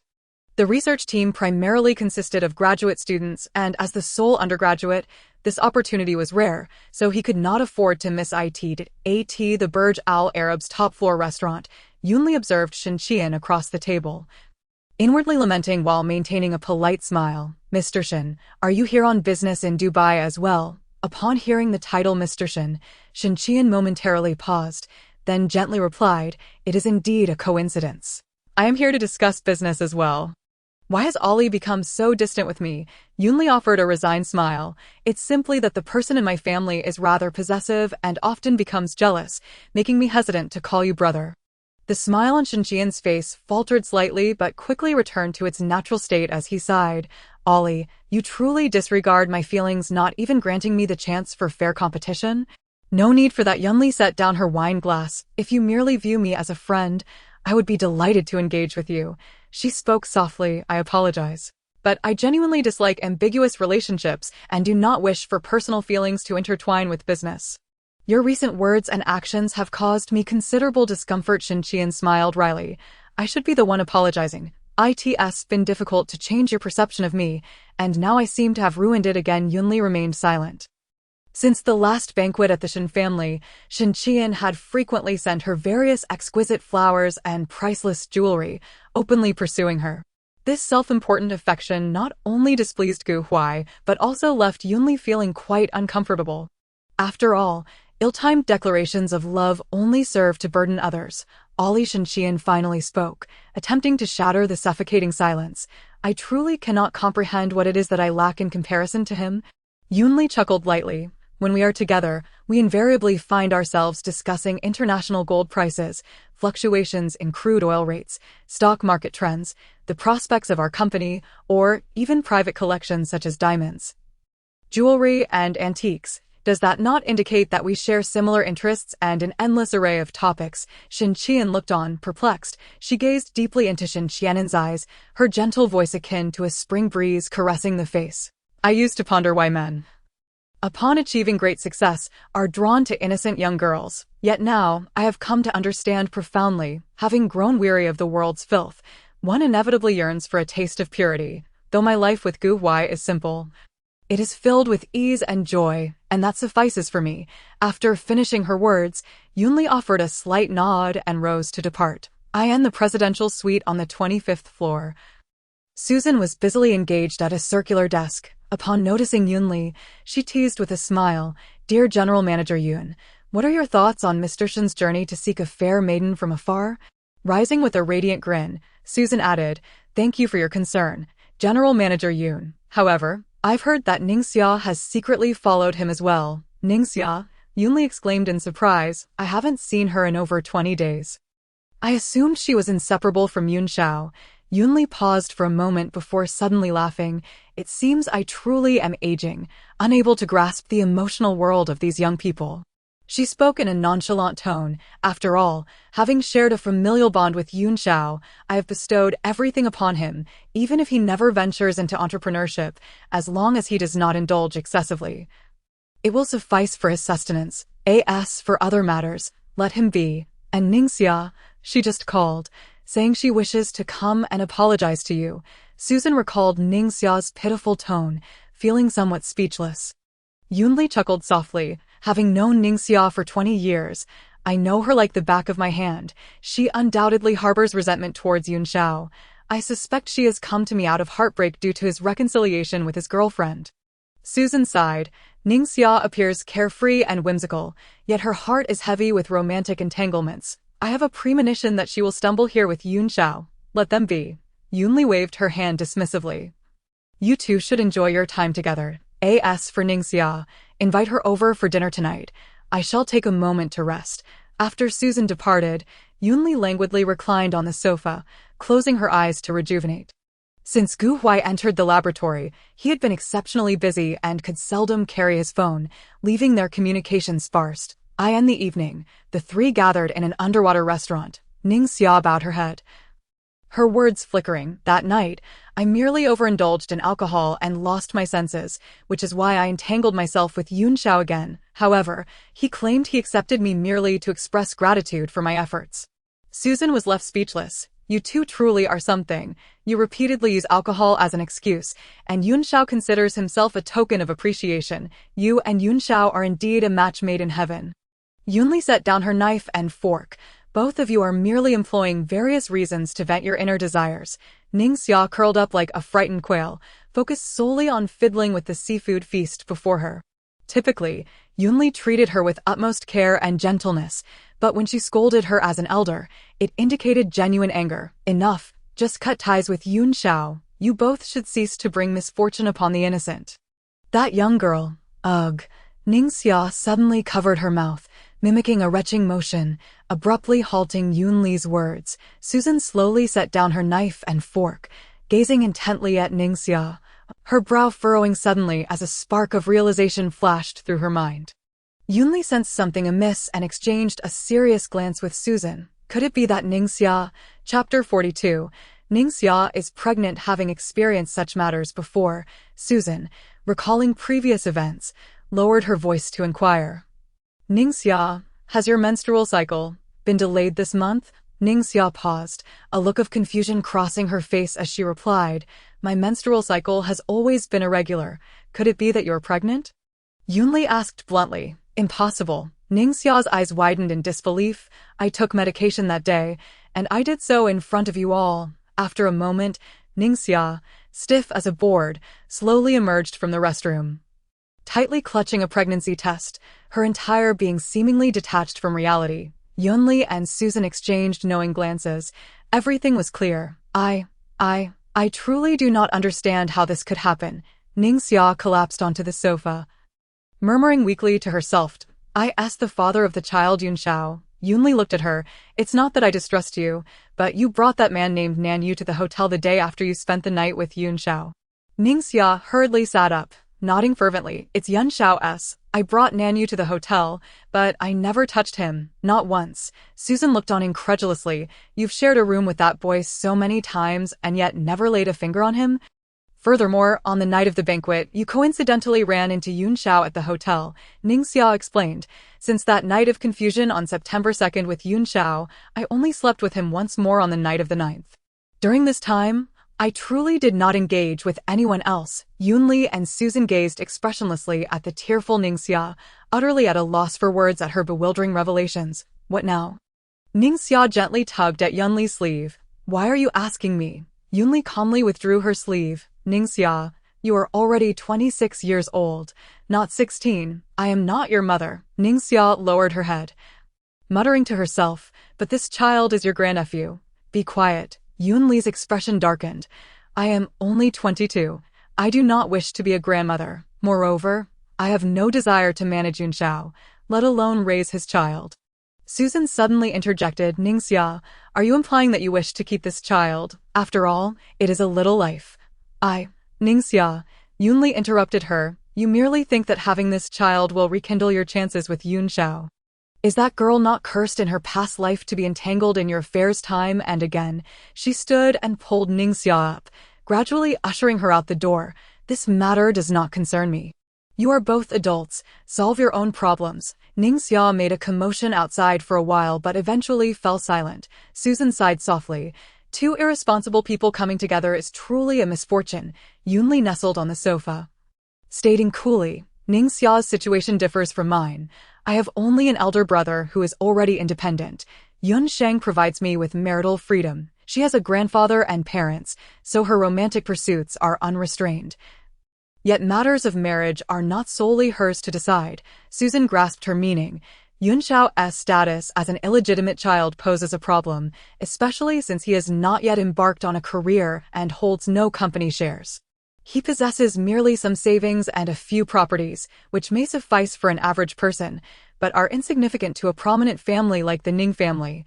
She continued, furthermore, I have dealt with Ningxia's mother, who is a person deeply concerned with interests. She would likely look down upon Yun Shao. Yunli nodded. Indeed, she would disdain Yun Shao. Yet with this child, she might come to negotiate with me. After all, my elder brother disapproves of Yun Shao and has long set up a will. Everyone is aware of it, and she would naturally avoid hitting a wall. She smiled helplessly. Over the years, it has been rumored that I have raised Yun Shao as my own son. In the future, not only will he not marry or have children, but I will also leave the shares of the Yun family and Yun Sheng to him. Susan nodded. I have heard this rumor as well. I wonder if Yun Shao believes it. He certainly does. Yunli scoffed. It is true that he does not favor Gu Huai, but what he fears most is that I might marry and have my own children. Suddenly, she recalled, I have always treated Yun Shao well, but I gradually distanced myself from him because I overheard a conversation he had with a friend. That year, Yunli was 18 and Yun Shao was 15. They had just arrived in America at that time. Yun Sheng had thrived over 3 years, gaining tremendous momentum. Yunli was burdened with heavy academic responsibilities and had to work tirelessly. Yun Shao was still a minor. She did not wish to pressure him into starting a business early as she had done. This was the first time Susan had heard Yunli share such details, and she enlightenedly remarked, I see, you truly cared for Yun Shao before turning cold towards him. Even so, you have never ceased to provide for him materially. 16 years have passed. One could develop feelings for a dog, let alone a person. Yunli's voice was as soft as a gentle breeze. She shifted the topic. If Ningxia's mother learns of her pregnancy, she will likely come to me. She believes that since I dote on Yun Shao, I would naturally care for this child as well. If I were to gift my shares to Yun Shao, even a small portion, she would be more than satisfied to marry Ningxia to him. Yunli added. Susan wholeheartedly agreed. The Ning Entertainment Company pales in comparison to the Yun Group. Its current strength is also inferior to Yun Sheng, so she would certainly welcome it. Unfortunately, this is impossible. Yunli shook her head. Not even one. I cannot open this door. Human greed knows no bounds. People will never be satisfied. Susan inquired. Do you think Ningxia will keep this child? Susan comforted her. In that case, do not dwell on it too much. Let them stir up their own troubles. Even if she keeps it, she can afford to raise it. And you? Yunli suddenly inquired. Didn't you mention preparing to go to America for surrogacy? Susan nodded and replied with a smile. Indeed, I have such intentions. After all the hard work I've put in over the years, I ought to have someone to inherit my fortune. Well, you can set off at any time. Knowing you're doing well brings me great comfort. Yunli felt a genuine joy for her from the depths of her heart. As for Ningxia and Yun Shao, let them be. Yunli held no guilt in her heart. Chapter 43. Sudden turmoil. From that day forth, Shenqian only lingered in Dubai for a brief 2 days before catching a flight to South Africa. Ningxia had also returned to the country 10 days prior. On the private jet back home, Yunli quietly gazed at the photos on her phone, a smile gracing her lips. However, the coldness in her eyes flowed like the ice and snow atop a mountain, instilling an endless chill within. In the photo, Gu Huai stood alongside a petite girl under dim lighting. His expression, obscured by the shadows, was difficult to discern, yet the girl gazed at him with heartfelt affection. Most glaringly, she was draped in Gu Huai's coat, the very coat that Yunli had personally selected for him. The oversized men's suit enveloped her delicate figure, revealing only her fair legs. In October, as the temperature in Jingzhou plummeted, the girl's attire seemed alarmingly insufficient. Gu Huai truly was a tender-hearted soul. This girl was none other than Meng Shiyan, Gu Huai's half-sister, whom Yunli had previously investigated. The sender of this photo was neither the scheming Shenqian nor the resentful Yun Shao, but rather Yun Jingzhou. Yunli was well aware of Jingzhou's character. He was certainly not one to stir discord or sow seeds of division, but merely recounted the events as they occurred. A hero saving a damsel in distress. Gu Huai. Time apart makes one see anew. What happened? What's going on? Susan noticed Yunli's displeasure, her brow furrowed with concern. Yunli turned off her phone. The smile on her face entirely vanished. That half-sister of Gu Huai, You mentioned she came to Jingzhou. I seem to have forgotten. Yunli suddenly asked. Susan pondered for a moment. Meng Shiyan. She previously did some streaming on small websites, later participated in an online talent show and successfully made it through the preliminary rounds. She came to Jingzhou this time to attend a training event organized by Ning's Entertainment. Oh, Yunli turned to gaze out the window, leisurely admiring the scenery at high altitude. It's nothing serious, just some people are far too audacious. Meanwhile, at the Yushui Bay apartment, it was 3 in the afternoon. Gu Huai rose from the sofa and walked into the kitchen to prepare a sumptuous dinner for Yun Li. As he washed the vegetables, his mind wandered, recalling the coat that Meng Shiyan had taken. Regret consumed him. Last night, after a meal at the restaurant, he happened to encounter a drenched girl emerging from a private room, her clothes showing signs of having been torn. Upon closer inspection, it was indeed Meng Shiyan. She claimed she had been forcibly brought there and had been intoxicated. Those people had even attempted to assault her. Ji Huai, along with his senior, acted heroically, confronting those individuals, nearly inviting disaster. Upon hearing she was Gu Huai's sister, the seniors, seeing her thin dress soaked in liquor, some areas even revealing too much, insisted Gu Huai lend her his coat. Though Gu Huai harbored no fondness for Meng Shiyan, his upbringing forbade him from ignoring a girl being mistreated. He reluctantly removed his coat for her. Later, as the seniors departed, only Gu Huai and Meng Shiyan remained. After hailing a taxi for her, he turned and left. Ji Huai did not regret saving Meng Shiyan last night. He could not stand by while someone bullied a girl. He only lamented the loss of that coat, for it had been carefully chosen by Yunli. At 6:30 in the evening, Gu Huai gazed at the lavish dinner spread before him, anxiety gnawing at his heart. By all accounts, Yunli should have been home by now. He texted her, but his message vanished into an abyss, met with silence. He dialed her number, but it too went unanswered. Suddenly, his phone rang. He eagerly opened it, and indeed, it was a message from Yunli. I have something to attend to tonight, so I want to be going to Yushui Bay. Gu Huai stared blankly at the message, feeling as though he had been struck by a heavy blow, a mix of disappointment and discomfort swirling within him. Just yesterday, Yunli had said for him to wait for her at home. At the Nightshade Bar, in a private room on the second-floor balcony, Yunli and Susan were enjoying drinks, while Jingzhou diligently attended to their needs. Beside him sat a blonde youth, nervously recounting. Aunt, that girl begged my friend to take her here yesterday. We were merely playing some light games at the table, all consensual. I glanced at Yunli and continued. Later, that girl crossed the line and angered me. So she was kicked out. But she went outside and claimed we forcibly brought her here and bullied her. My friend just argued with those people a little. He begged. Aunt, she poured the drinks on herself. And she tore her own clothes. We have video evidence. We love to have fun, but we never force anyone. I never said you bullied her. I was merely trying to understand the situation, and I don't even know her. Yunli glanced at him helplessly. The blonde quickly added, we didn't recognize that guy was your person, so we argued with him a bit. But later, Jingzhou called me, and we left immediately. He muttered. How dare your people provoke other girls? He even took off his coat for her and ultimately took her away. That girl even sweetly called him brother. Be quiet. Jingzhou kicked him again. All right, you're not needed here. Go play I'll be there shortly. The blonde hastily stood, and I'll take my leave then. I'll keep my eyes peeled in the future. I wouldn't dare provoke your people again. A moment later, Jingzhou explained, I was there last night too, but I didn't show myself. Ji Xianzhang and the others were played around by that girl. I thought he shouldn't be so close with other girls. So I informed you. I understand. You did well. Yunli glanced at him. You can go have fun now. A moment later, Susan sighed softly.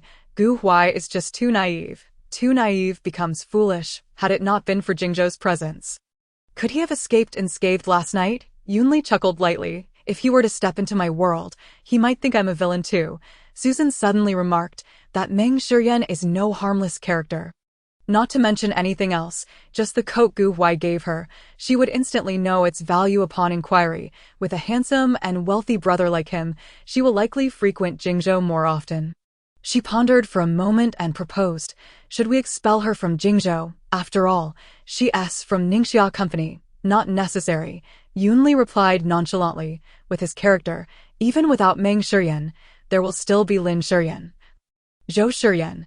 Gu Huai is simply too kind-hearted, yet regrettably, I do not appreciate his kindness towards others. The troubles he invites, let him resolve them himself. Chapter 44. Gu Huai's distress the following morning. A flurry of urgent phone rings jolted Gu Huai from his slumber on the sofa. He had not slept all night, barely managing to doze for a brief moment as dawn broke. He picked up the phone, only to find it was Zhou Linchuan calling. Hello? What's the matter? Gu Huai's voice was hoarse. On the other end, Zhou Linchuan spoke. Gu Huai, your sister came to school looking for you. I just left the campus and ran into her. She said she lost her phone and couldn't find you. I saw her wearing your coat, so I helped her make this call. Ji Huai was taken aback for a moment, his expression darkening instantly as he cursed silently. Meng Shiyan, that relentless spirit, at the entrance of Jing University. Zhou Linchuan hung up the phone, glancing at the coat Meng Shiyan was wearing, and gently inquired, Are you Gu Huai's biological sister? I thought he was an only child. Oh, Zhou Linchuan mused, that coat is Gu Huai's. Isn't it? Meng Shiyan blushed slightly at his words. I got soaked last night. Gu Huai brother lent me his coat. Today was Saturday, and many students were entering and exiting the school gates.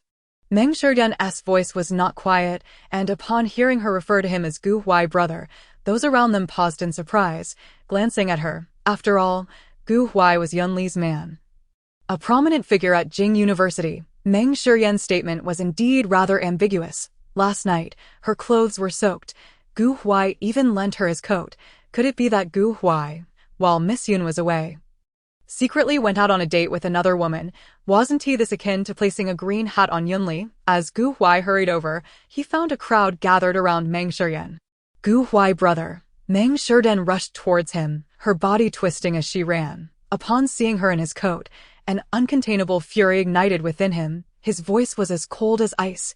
Last night, I was dining with my seniors and saw you being bullied, resulting in your clothes getting soaked and damaged. Out of kindness, I lent you my coat. Today, not only do you fail to return it, but you also wear it as if it is yours.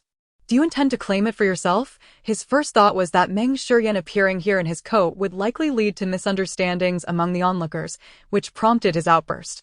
Upon hearing his words, the students surrounding them suddenly understood, and they began to disperse. They couldn't help but chuckle at their own naivety. As long as Gu Huai wasn't blind, how could he abandon a phoenix of the heavens for a mere wild duck? Meng Shiyan's face flushed crimson, her eyes shimmering with tears. Gu Huai Gij, don't call me that. I have told you, I am not your brother. Gu Huai interrupted her sharply, his voice reverberating like thunder. Zhou Linchuan stepped forward to mediate. Gu Huai, after all, she is your sister. How can you? Zhou Linchuan. Gu Huai's gaze pierced through him like a sword. My affairs are none of your business, anxious over Yunli's situation. Gu Huai, upon seeing Meng Shiyan clad in his clothes at the entrance of Jing University, felt a surge of anger that left him no room for gentlemanly decorum. He glared fiercely at Meng Shiyan. Do not let me see you again, he declared.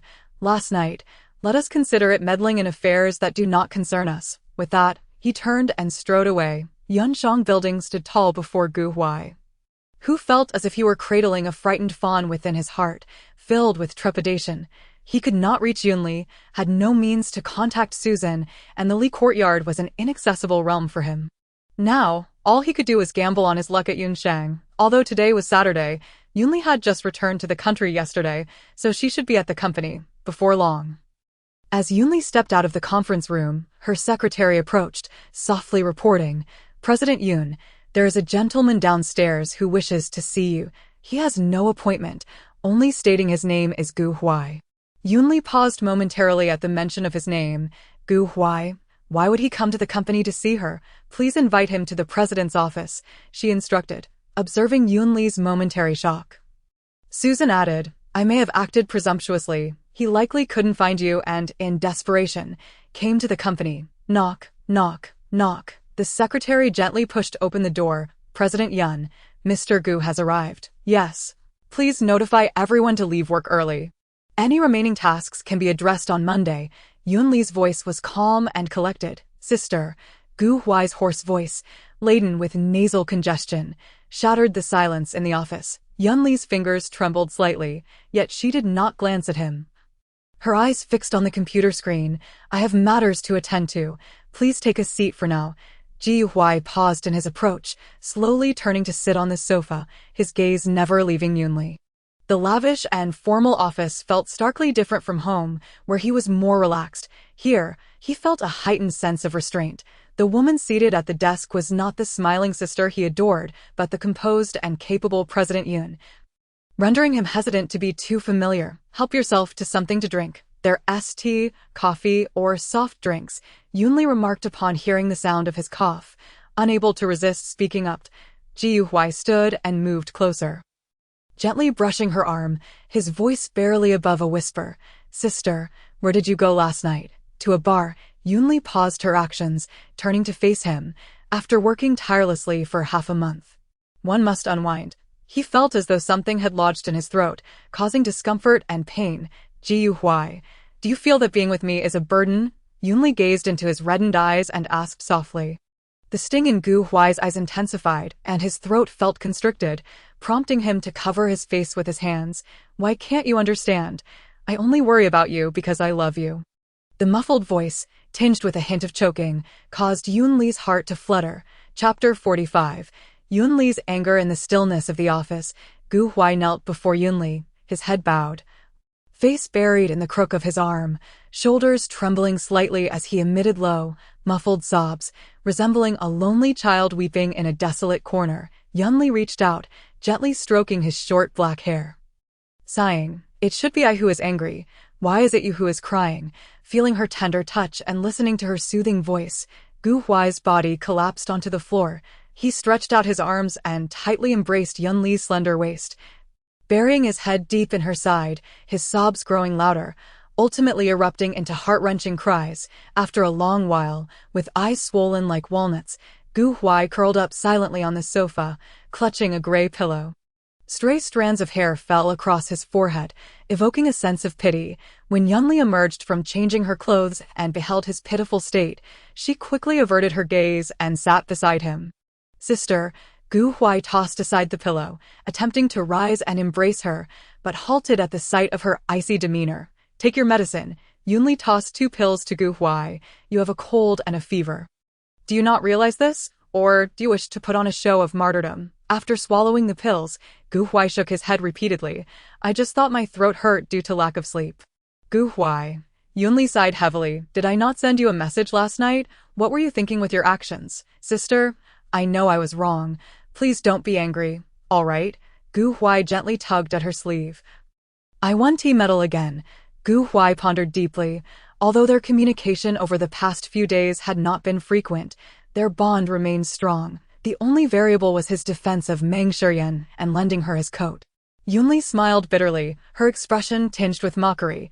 "Thanks to you, Gu Huai." Now rumors abound that the man of Yunli heroically rescued a damsel in distress the previous night, and in full view of the public, was quite affectionate with her before departing hand in hand. "I did not." Gu Huai hastily shook his head. "At that time, my classmates and I were present. I merely argued on her behalf and gave her my coat." He flustered as he explained. "Her dress was soaked and torn, so I gave her my coat. I never even looked at her properly." "If you never looked at her, how would you know her dress was soaked and torn?" Yunli interrupted him sharply. "Gu Huai, have I not warned you against any entanglement with other women?" Yunli grasped Gu Huai's chin.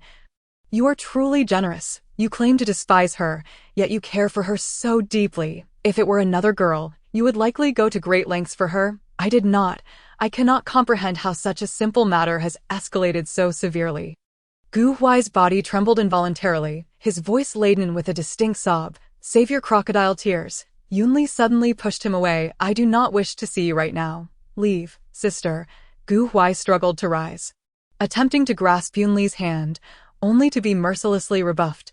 Yunli closed her eyes tightly, taking a deep breath, seemingly striving to calm her emotions.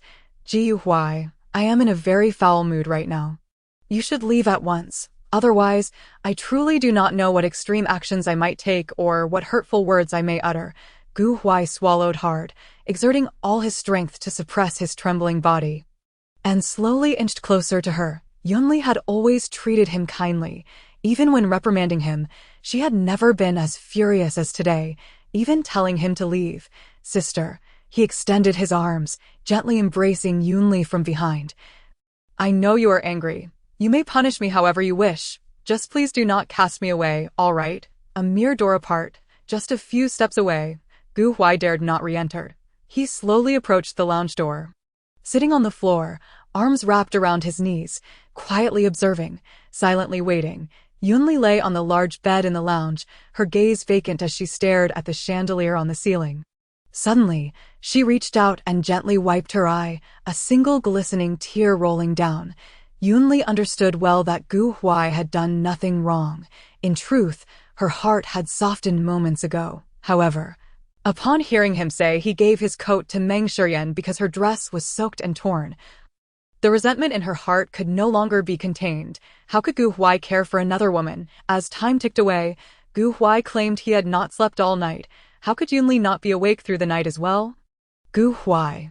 Where had he gone? Yunli hastily leapt from the bed. She opened the door.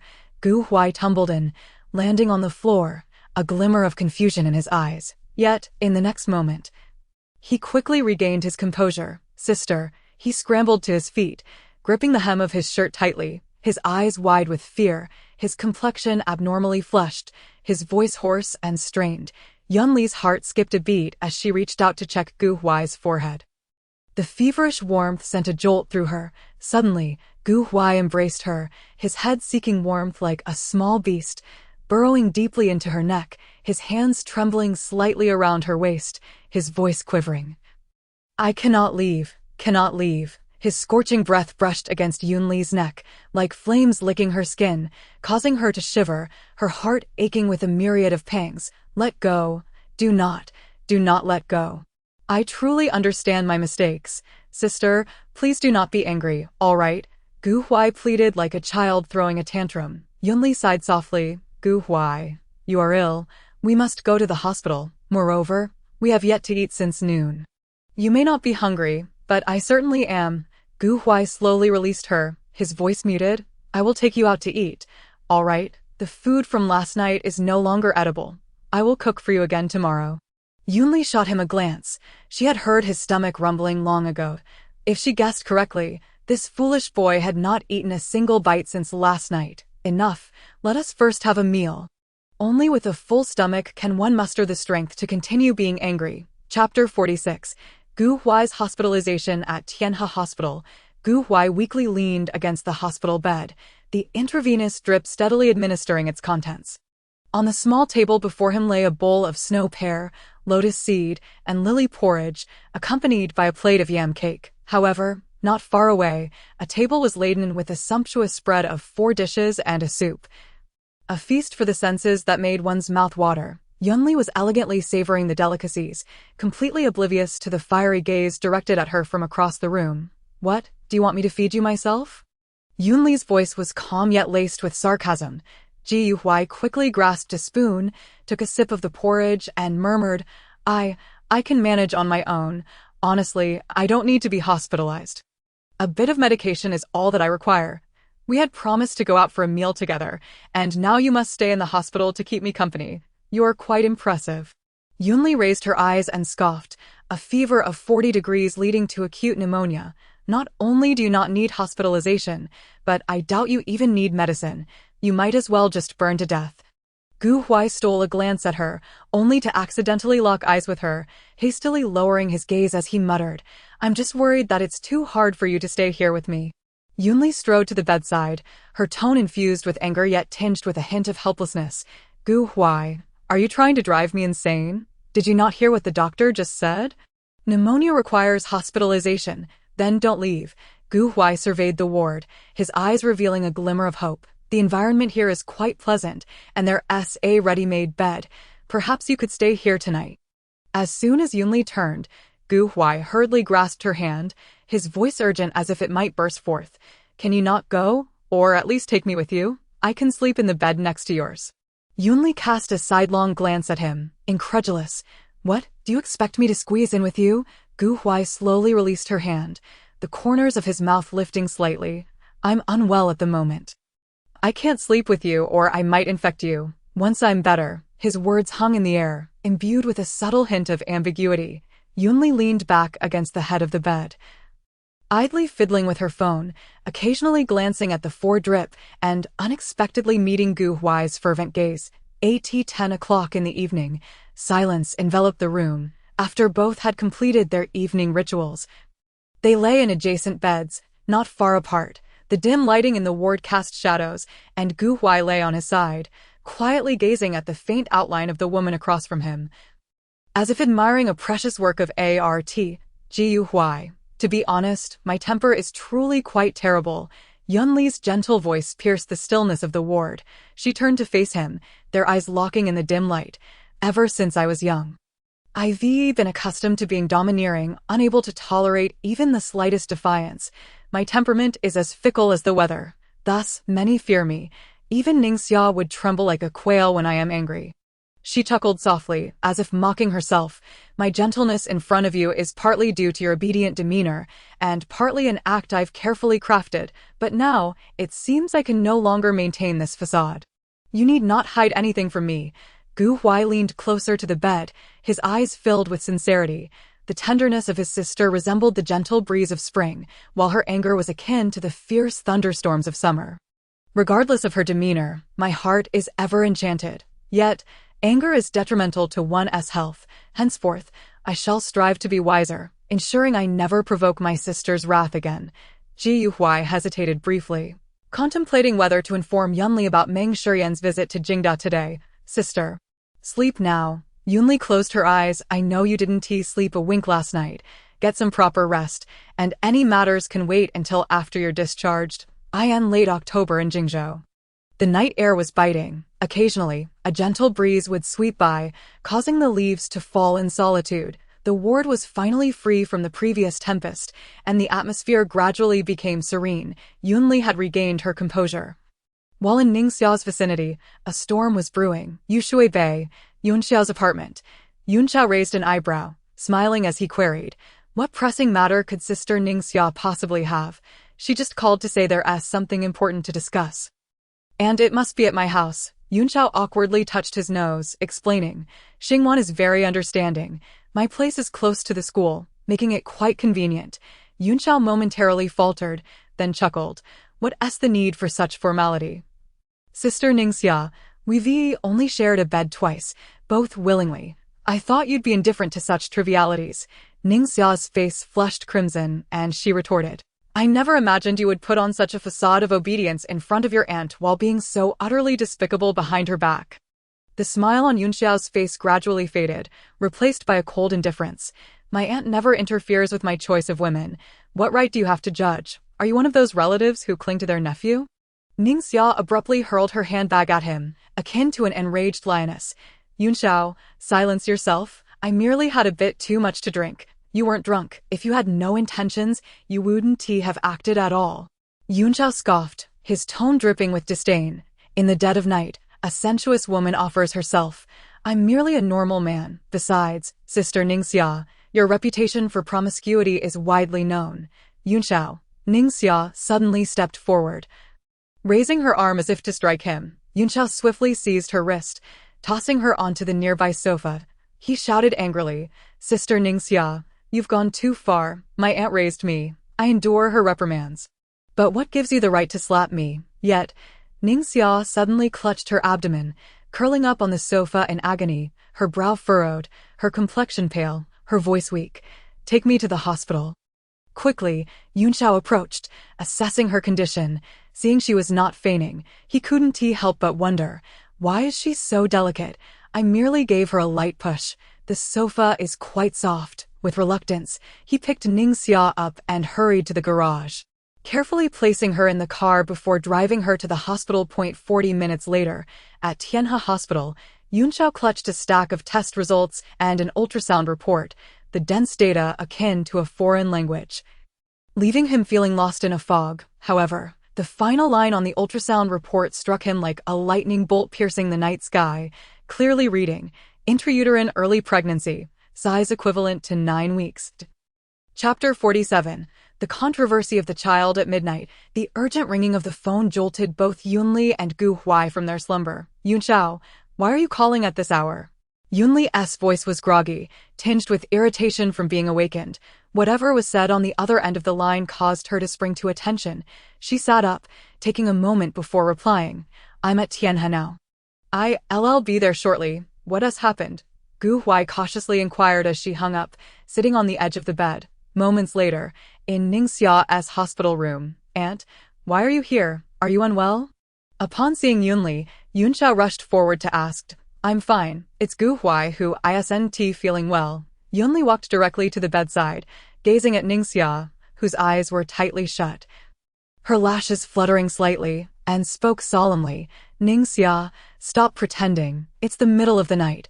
I have no time for your antics. Yunxiao looked at the unconscious woman in surprise as she slowly opened her eyes, revealing a hint of embarrassment. Yunxiali, why are you here? Yunli settled into a soft chair beside the bed, her gaze sharp as it swept over the two. Why did you call me here at this hour? Yunxiao glanced at Ningxia, explaining, just now, Sister Ningxia came to the apartment to see me. We had a bit of an altercation, and I accidentally pushed her. She then complained of stomach pains. And upon bringing her to the hospital for examination, it turned out she was pregnant. Yunli stared intently at Ningxia, her gaze penetrating enough to make Ningxia feel vulnerable, her eyes beginning to waver. Yunxiao immediately grasped the situation, lamenting, Sister Ningxia, you knew you were pregnant, yet you still came to see me. What if I had accidentally hurt you? Ningxia's resentful gaze fell upon Yunxiao. While Yunli remained expressionless, the atmosphere in the room became stifling, silence so profound one could hear a pin dropped. WH. What does this mean? Yunxiao stammered. Ningxia is pregnant. How is that related to me? Suddenly, Yunxiao's eyes widened in shock. You can't mean to say the child is mine. That's a joke I can't take lightly. Wait. Yunxiao raised a hand to pause. The first time we were together, we didn't take precautions, and the next night I texted you about taking the pill, and you said you had. The second time, I certainly took all necessary safety precautions. He then added with a smirk, just days after we were intimate. You went off to a hotel with someone else. On what grounds can you claim this child is mine? Ningxia retorted angrily. I had already taken the pill, and I did so in front of your aunt and Susan. As for Nanyu, I never touched him. If you don't believe me, I can summon him for you to confront. Yunxiao's expression turned icy. Whether or not you slept with him is irrelevant to me. If this child is truly mine, I will have it terminated. If not, do whatever you wish. This is your own flesh and blood. Ningxia, in a fit of anger, began to weep. How can you be so heartless? To suggest termination right off the bat. This child is merely a byproduct of a one-night stand. It never should have come into existence. Like me. As soon as Yunxiao's words fell, he turned and left, slamming the door with great force. Yunxiali, what should I do? Ningxiao's tears streamed down her face as she tightly grasped Yunli's sleeve. This matter can only be decided by you. Ningxia sobbed. Yunxiao listens to you the most. As long as you, am I to force him to marry you or compel him to keep the child? Yunli interrupted her sharply. Ningxia, the child resides in your womb. You are the only one qualified to make this decision. Yunli brushed her hand away, indignantly declaring, if I say to keep it, and in the future, you both live unhappily, you will surely blame me. If I say not to keep it, you will think me heartless. With a cold huff, she continued, you both seek your own pleasure, yet dare not shoulder any responsibility, attempting to cast all problems upon me. Am I indebted to you? Having spoken, Yunli resolutely turned to leave, leaving only the words, Ningxia, I have already shown enough kindness to you and Yunxiao. What are you doing here? Gu Huai hurriedly stepped forward, tightly grasping Yunli's hand to lead her into the hospital room, expressing concern. It's cold at night, and the temperature in the corridor is lower than in the ward. Quickly get into bed. Don't catch a chill. Yunli smiled helplessly. You are the patient. Take care of yourself first. All right, hurry and sleep. I am truly exhausted. In contrast to the entanglement with Yunxiao and Ningxia, Yunli's anger towards Gu Huai seemed to dissipate somewhat. 3 days later, Gu Huai was discharged. Yunli chuckled. Today is Tuesday. You have already taken leave, but I still have many matters to attend to at the company. You should rest well at home. I will go to the office. No need. upon seeing Gu Huai's suddenly dimmed expression. Yunli felt her heart soften and quickly amended, "You have just been discharged. Your body has not fully recovered, so there is no need to worry about these matters. Moreover, you have fallen behind in your studies and need to review properly." Observing his obedient and endearing demeanor, Yunli's heart, which had been tranquil for a month, seemed to ripple with emotion, and she inadvertently nodded. Yunshang Building. Ollie. As soon as Yunli entered the building, a woman's voice called out to her. Yunli turned to the speaker and smiled faintly. "Hello, Mrs. Ning." The person was none other than Ningxia's mother, seemingly here to negotiate. Moments later, in the CF within Yunshang Building, Mrs. Ning spoke at length and then sighed. "What has happened. Although the children have been reckless, it is still a living life, and moreover, your elder brother's first grandson," she tentatively suggested. "Yunxiao has been raised by you since childhood. If he were to hold even a small share of Yun's or Yunshang's, it would suit Xia well. Then you should go find my elder brother." Yunli stirred her coffee gently. "This matter has nothing to do with me. Mrs. Ning, you have mistaken the person." Glancing at the time, she stood up and said, "I apologize. I have an important meeting shortly. Please excuse me. You don't want the child anymore. This is your Yun family's first grandson," Mrs. Ning exclaimed in a panic as Yunli turned to leave. Yunli laughed lightly. "Yunxiao has not even been entered into the family register. How can that lump of flesh be considered a grandson? Mrs. Ning, you are unwilling to seek out my elder brother, yet come to find me. Thinking Yunshang is easy to bully, I doubt Mr. Ning is aware of your visit." Having said this, she turned and departed, ignoring the astonished Mrs. Ning left behind. Yunxiao, Ningxia, and now another Mrs. Ning, one after another. They all want her to take responsibility for that child. Since that is the case, she would let them know that Yunli has never been a benevolent person. Chapter 48. After the rain, the sky clears. After meeting with her elder brother, their thoughts on the child's matter coincided. Everything would be based on Ningxia's wishes. Whether Yunxiao and Ningxia could be together in the future depended entirely on themselves. Both are adults and possess basic economic capabilities. They are fully capable of raising a child. However, this child will not be recorded in the Yun family genealogy, nor will it serve as leverage for a marriage between the Ning and Yun families. Yunli looked at the steaming dishes on the dining table and asked, "Have you been waiting long?" "I chatted with my elder brother for a while and took some time." "Not long at all." Gu Huai gently shook his head. "Sister sent me a message. I timed the cooking. And just as it was finished, you arrived home." Yunli tasted a piece of fresh mushroom, praising, "Your cooking has improved significantly. It is no less than that of a private chef." Gu Huai served her a bowl of soup. Smiling as he said, "I'm glad you like it. I will cook for you often in the future, and it will only get better." While Yunli ate, she suddenly inquired, "Gu Huai, when I said so many hurtful things in the office the other day, did you mind?" She further asked, "So tell me, why was I angry? Aside from the incident of you giving Meng Shiyan your coat." Gu Huai hesitated before responding, "I also called a cab for her, which led others to misunderstand my relationship with her, causing sister to be discussed. These things make me unhappy, but not to the point of anger." Yunli shook her head. "The restaurant you went to that night, while not luxurious, is a significant feature of Jingzhou, highly favored by the youth, including those second-generation heirs." I sigh. "The people you provoked that night are all renowned third-generation heirs of Jingzhou, especially that blonde guy. If it weren't for Jingzhou's presence, you might have left the restaurant with severed limbs." A heart filled with compassion yet lacking the power to save all, Yunli felt they truly were naively foolish.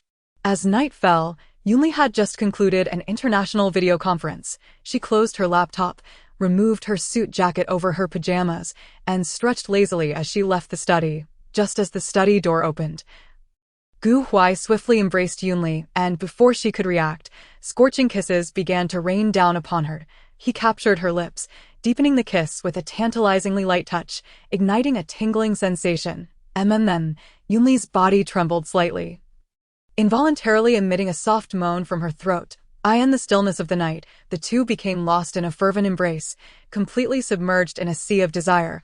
After the rain, Gu Huai held Yunli tightly.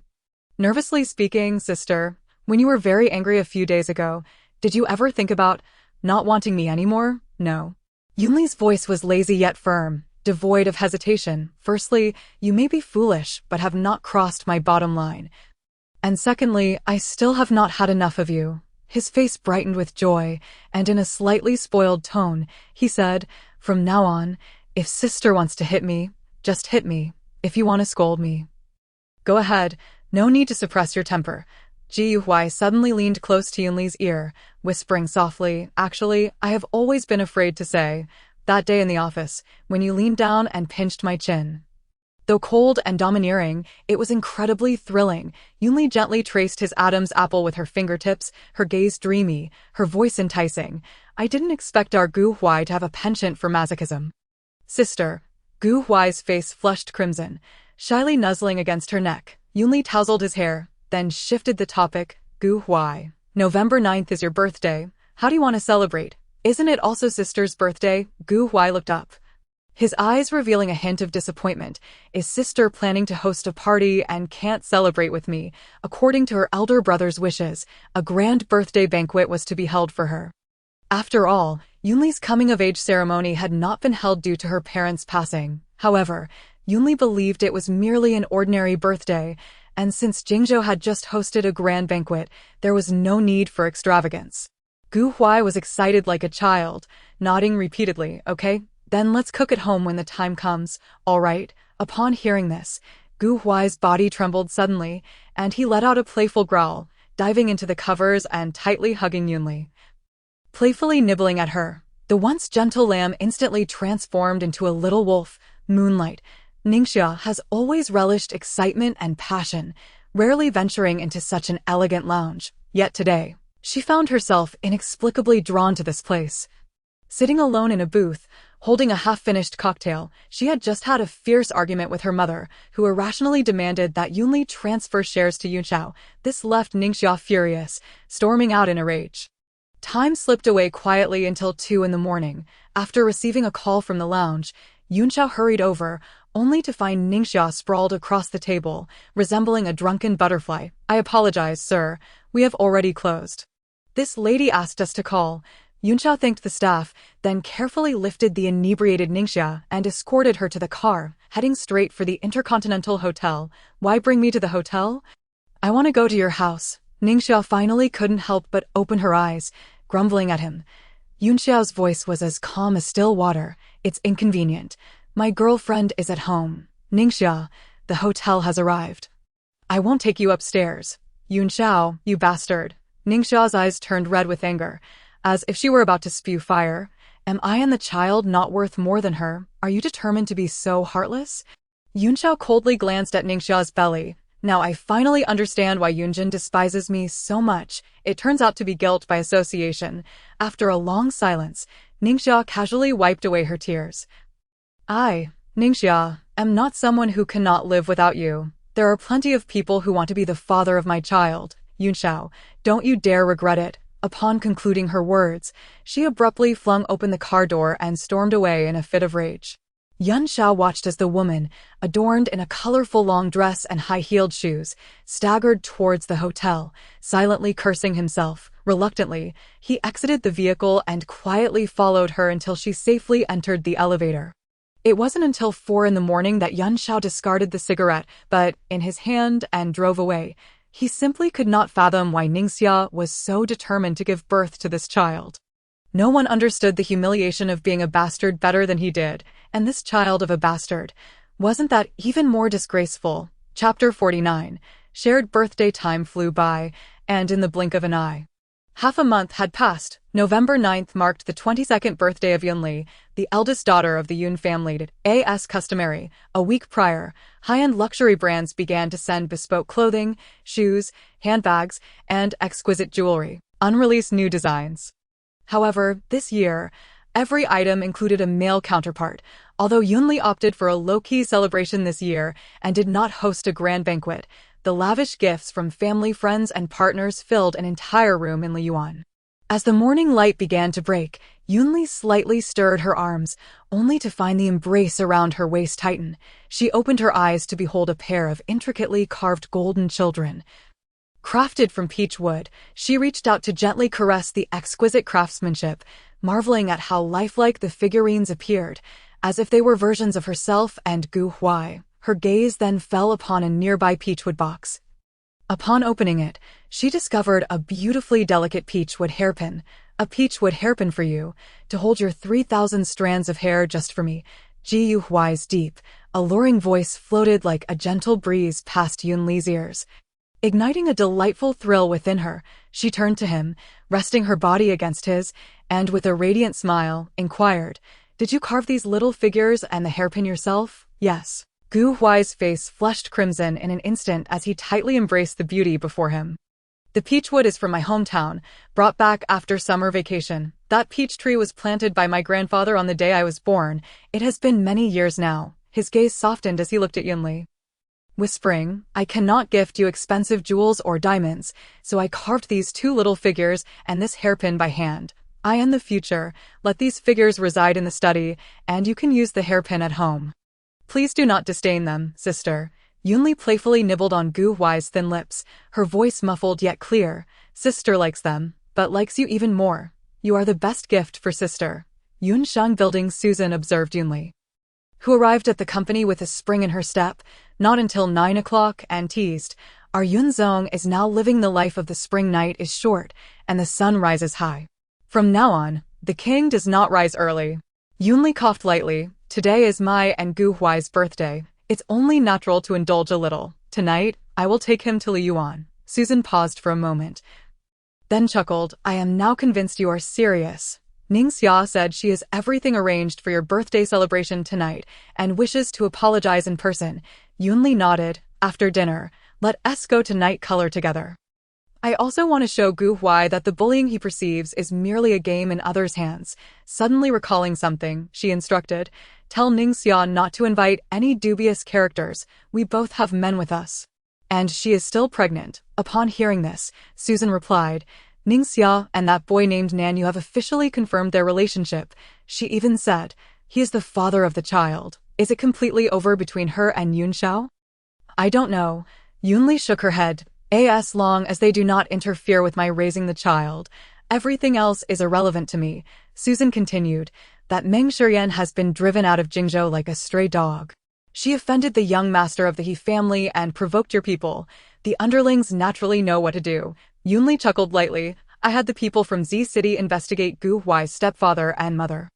The results were quite fruitful. Now that they know Gu Huai's girlfriend is from the wealthiest family in Jingzhou, they will surely come to join the fray. I am eagerly anticipating it." At the Yun family estate, after enjoying lunch with her elder brother, Yunli leisurely sat in the tea room, sipping tea and playing chess. Suddenly, Yunzhen's expression turned serious. "Ali, you must take more bodyguards when you go out."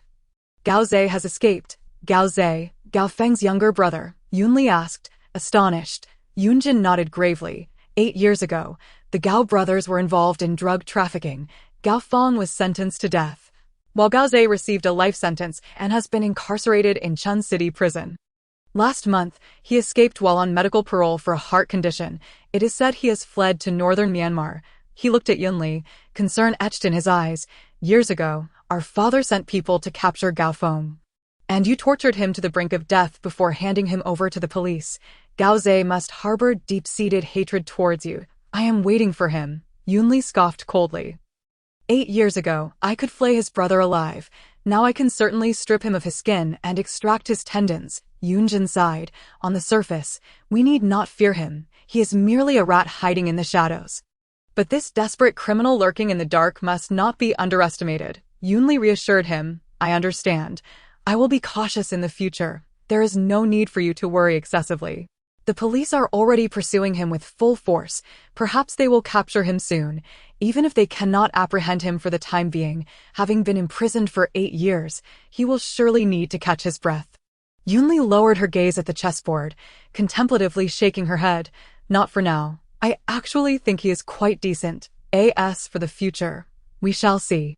The two siblings played several more games of chess and even indulged in a round of golf before Yunli departed from the old estate with an armful of gifts. She never worried about her brother opposing her relationship with Gu Huai, firstly, because of the formidable power backing her, and secondly, Gu Huai's humble origins meant he could not provide any career support for Yunli. which was precisely what her brother preferred. Yunjin's affection for Yunli was genuine, yet his wariness was equally real. He wished for Yunsheng to grow and prosper, but would never permit it to surpass the Yun group. As night fell and the lights began to glow, Yunli, clad in a striking red velvet gown that resembled a blooming rose, arrived at the bar with Gu Huai, who donned a black cashmere coat. "Happy birthday," resounded the enthusiastic cheers, with Ning Xia's voice ringing the loudest. Yunli led Gu Huai to a nearby sofa, smiling as she said, "Did I not tell you not to do such things? Just gather and enjoy a couple of drinks." Ning Xia chuckled. "After all, it is a joint birthday celebration for you and your younger brother. A small ceremony is still necessary. Don't worry, we will let you enjoy your private time soon." Afterward, she sweetly settled beside Yunli. "Yun Xiao, I was a bit confused the other day and upset you. Please forgive me. I was not angry," Yunli replied, looking at her. "We have been friends for so many years. I hope you can live freely and joyfully." "Yun Xiao, thank you." Ning Xia pulled over Nanyu beside her. "Let me formally introduce you. This is my boyfriend, Nanyu, and also the biological father of my child." She scratched her head, feeling a bit embarrassed. "Actually, I remembered incorrectly before. I did indeed have a relationship with Nanyu. Perhaps I was drunk and have little recollection." Just as Ning Xia was speaking, Yun Xiao entered with his girlfriend, abruptly interrupting her words. "Yun Xiao, did you not say you had business in America? Why are you here?" Yunli quickly interjected to ease the awkwardness between them. Yun Xiao took a seat beside Su Xingwan and smiled. "Sister Ning Xia said we should come here to celebrate Auntie's birthday tonight, so naturally, we had to make an appearance. You two are thoughtful." Yunli then turned to Su Xingwan. "Do not be shy.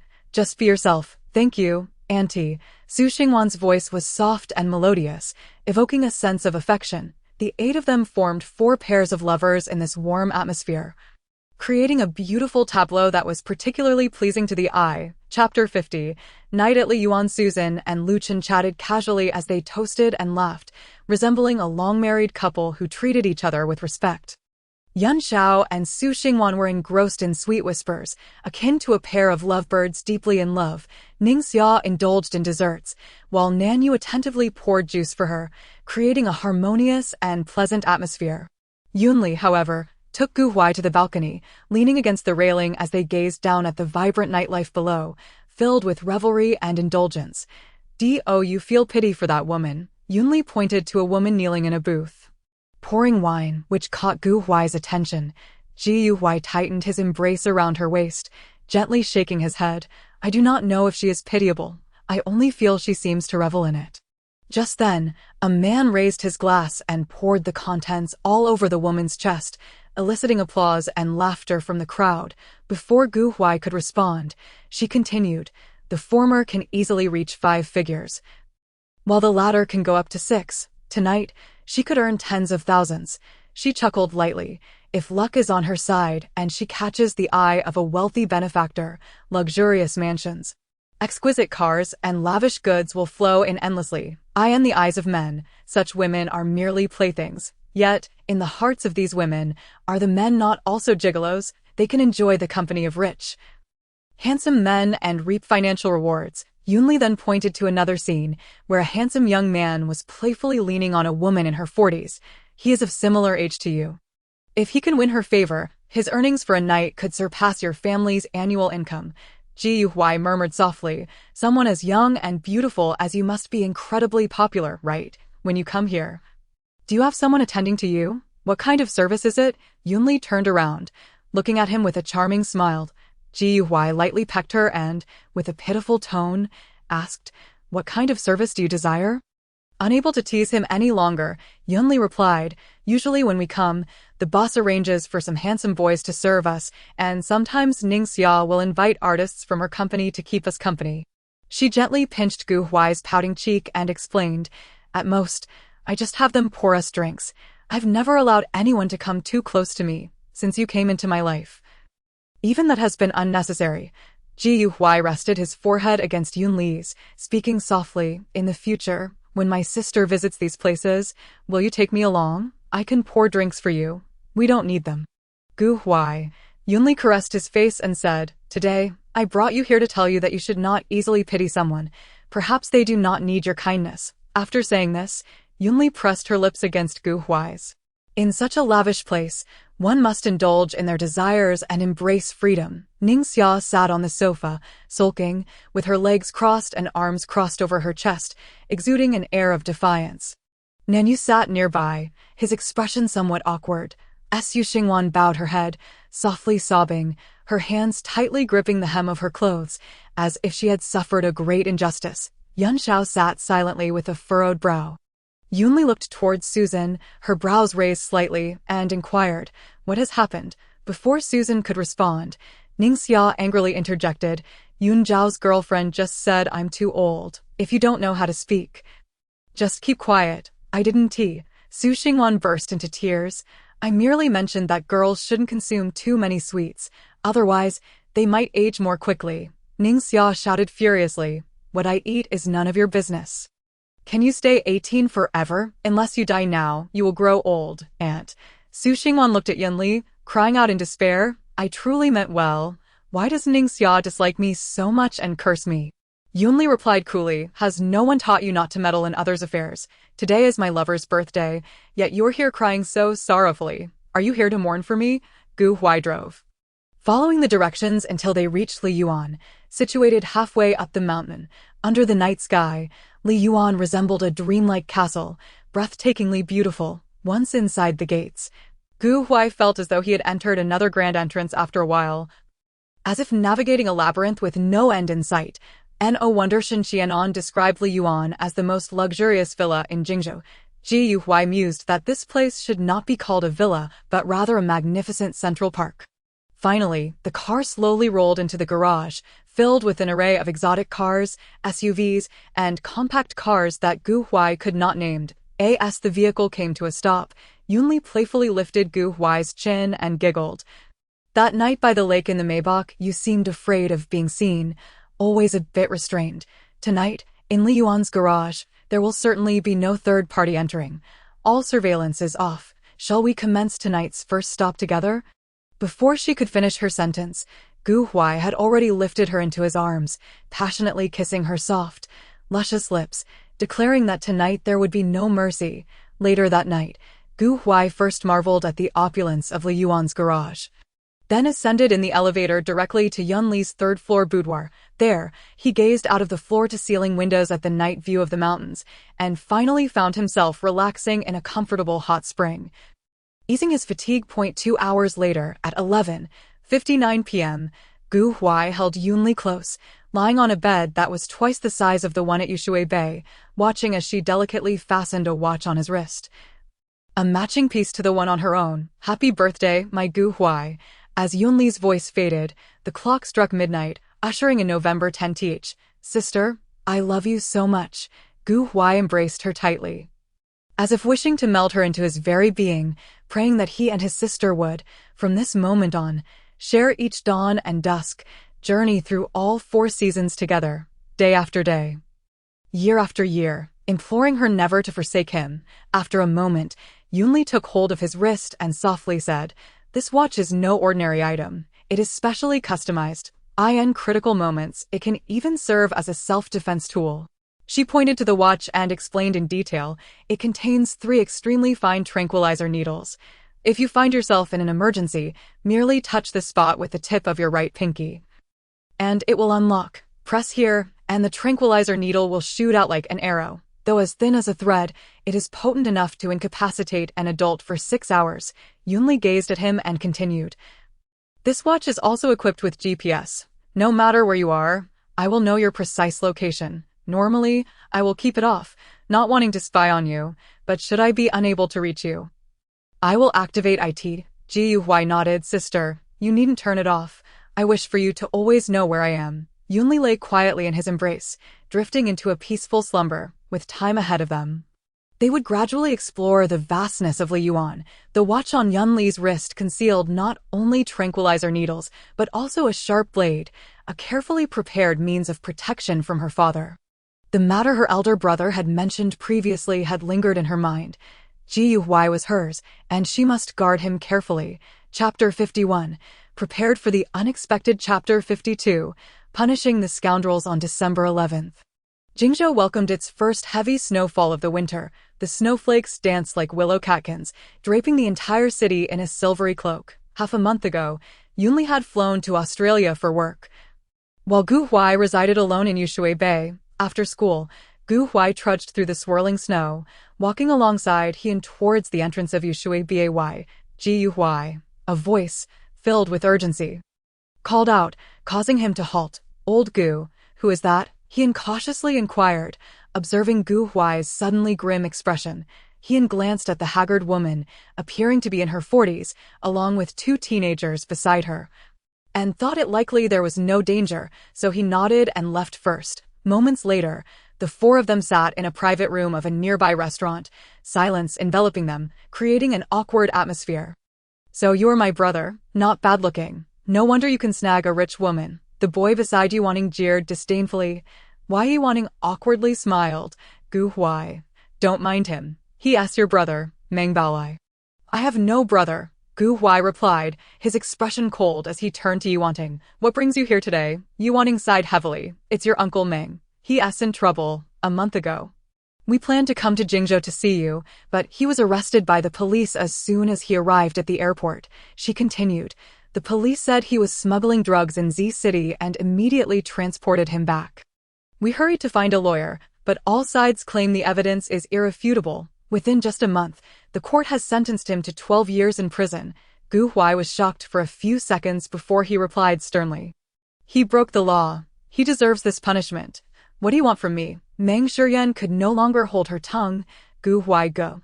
Isn't your girlfriend from the Yun family, the richest in Jingzhou? We looked into it, and the Yun family has a considerable reputation in Z City. You should ask her for help to save my father. Enough, Gu Huai interrupted her sharply, with the evidence so compelling and the court's ruling in place. Who could possibly save him? Yuanting hastily added. The lawyer said that if the Yun family could intervene, even if they can't get him out, it might reduce his sentence. Meng Baolai eagerly chimed in. Our family has lost everything. Our house has been seized, leaving us only a shabby relocation house. You've hooked up with a rich woman, so why not buy us a villa in Jingzhou and arrange a good school for me? I've checked. Jingda High School is excellent. You'll have to support us. Gu Huai laughed in anger. You truly have no shame. Even if the law states I have a duty to support you Yuanting. I have no obligation to you. How dare you not support us? Meng Baolai slammed the table in a fit of rage. Wealthy families care about their reputation the most. If you don't buy us a villa, I'll go find your benefactor. What do you want from me? The door of the private room suddenly burst open, and a cold voice rang out. All eyes turned to the entrance, where a stunning woman clad in a beige long coat entered with graceful strides. Following closely behind her was a short-haired woman in a gray suit and several bodyguards in black. This was the first time Meng Shiyan had seen the esteemed Miss Yun, as described by Zhou Linchuan. Not only was she wealthy and powerful, but she was also breathtakingly beautiful. No wonder Gu Huai did not even glance at her. Suddenly, a shriek pierced the air as one of the bodyguards kicked Meng Baolai, sending him flying several meters away, clutching his stomach and howling like a wounded animal. Upon hearing this, Yunli smirked. How dare you? Just for that nauseating gaze of his. Should I ever see him again, I shall ensure his eyes are gouged out and fed to the dogs. Yuanting, seething with rage, retorted. Even if you are wealthy and powerful, as long as you are with Gu Huai, I am your mother-in-law. How dare you show me such disrespect? Yunli suddenly covered Gu Huai's mouth and cast a glance at Susan. You take Gu Huai to the nearby private room for dinner. I will join you shortly. Gu Huai was about to speak, but upon meeting Yunli's commanding gaze, he could only comply and obediently follow Susan and the bodyguard out. Moments later, the private room was left with only Yunli, Yuanting, Meng Shiyan, and Meng Baolai. Mother-in-law. Yunli laughed, as if she had just heard the most ludicrous joke in the world. Not only did you abandon Gu Huai for 15 years, but even if your maternal bond is strong, to presume to flaunt your status as a mother-in-law in front of me is utterly absurd. Miss Yun. Meng Shiyan's lips trembled as she stepped forward, ready to speak. Yunli raised her hand to silence her and tossed a document bag her way. Take a look inside, and think carefully about how that wealthy patron's wife will treat you once she learns of this. Yunli's gaze shifted back to the mother and son entwined together. Her eyes filled with disdain and contempt. She spoke coldly. Meng Baolai began bullying his classmates at the age of 10 and even attempted rape, though he was acquitted due to being under 14. If these glorious deeds of his were to reach Nanqing and his school, no, Yi Wanting suddenly shrieked, "Don't say it. I will take him away immediately and never disturb Gu Huai again." She was acutely aware of her son's actions. Back then, their family was wealthy, and coupled with Baolai's young age, many incidents were suppressed. Now that they were impoverished, if these matters were to resurface, Baolai's future would be ruined, and there might even be vendettas. Yunli slightly nodded. That would be for the best. After all, you are Gu Huai's biological mother. If you fall on hard times in the future, he will certainly be obligated by law to provide you with alimony. She sternly warned, if I discover that you dare to harass him again, there will naturally be someone to deal with you. Understood. The three departed like stray dogs, their tails between their legs, and Yunli let out a disdainful scoff. Meng Baolai, now 15, could not be prosecuted for past actions even if they became known. It would be more fitting to return the favor and let him experience bullying at school. As for Yi Wanting. As long as she kept her head down, Gu Huai would naturally support her according to the law. Should she harbor any ulterior motives, the mental health facility in Nanqing would be her final abode. Chapter 53. Ningxia's departure under the cloak of night. The Liyuan was blanketed in snow, a silvery world as enchanting as a fairy tale. Yunli pushed aside her large dog and remarked, I have sent your stepfather to prison. He may never see the light of day again. Your half-brother will suffer bullying in the future. I wonder how long he can endure. As for your biological mother, she is destined to live a lonely life. Do you think I am cruel? Gu Huai shook his head. I only believe in retribution. That actions have consequences. They have committed grave sins, and one has bullied classmates for years. Now they are merely reaping what they have sown. Yunli suddenly shifted the topic. Gu Huai, do you like children? Gu Huai was momentarily taken aback, his gaze slowly drifting to her abdomen, staring in silence for a moment before hastily scrambling off her. Stammering, he asked, How far along are you? Yunli was puzzled. What do you mean, how far along? The child, was there an accident? He stuttered, using protection isn't 100% safe. Gu Huai. Yunli pinched his ear. I am not pregnant. I was merely asking if you like children. Yunli chuckled helplessly. Look at you. Knowing I'm not pregnant, yet feeling a bit disappointed, Gu Huai nuzzled against her, murmuring, perhaps I could climb the social ladder by having a child or gain favor through my offspring.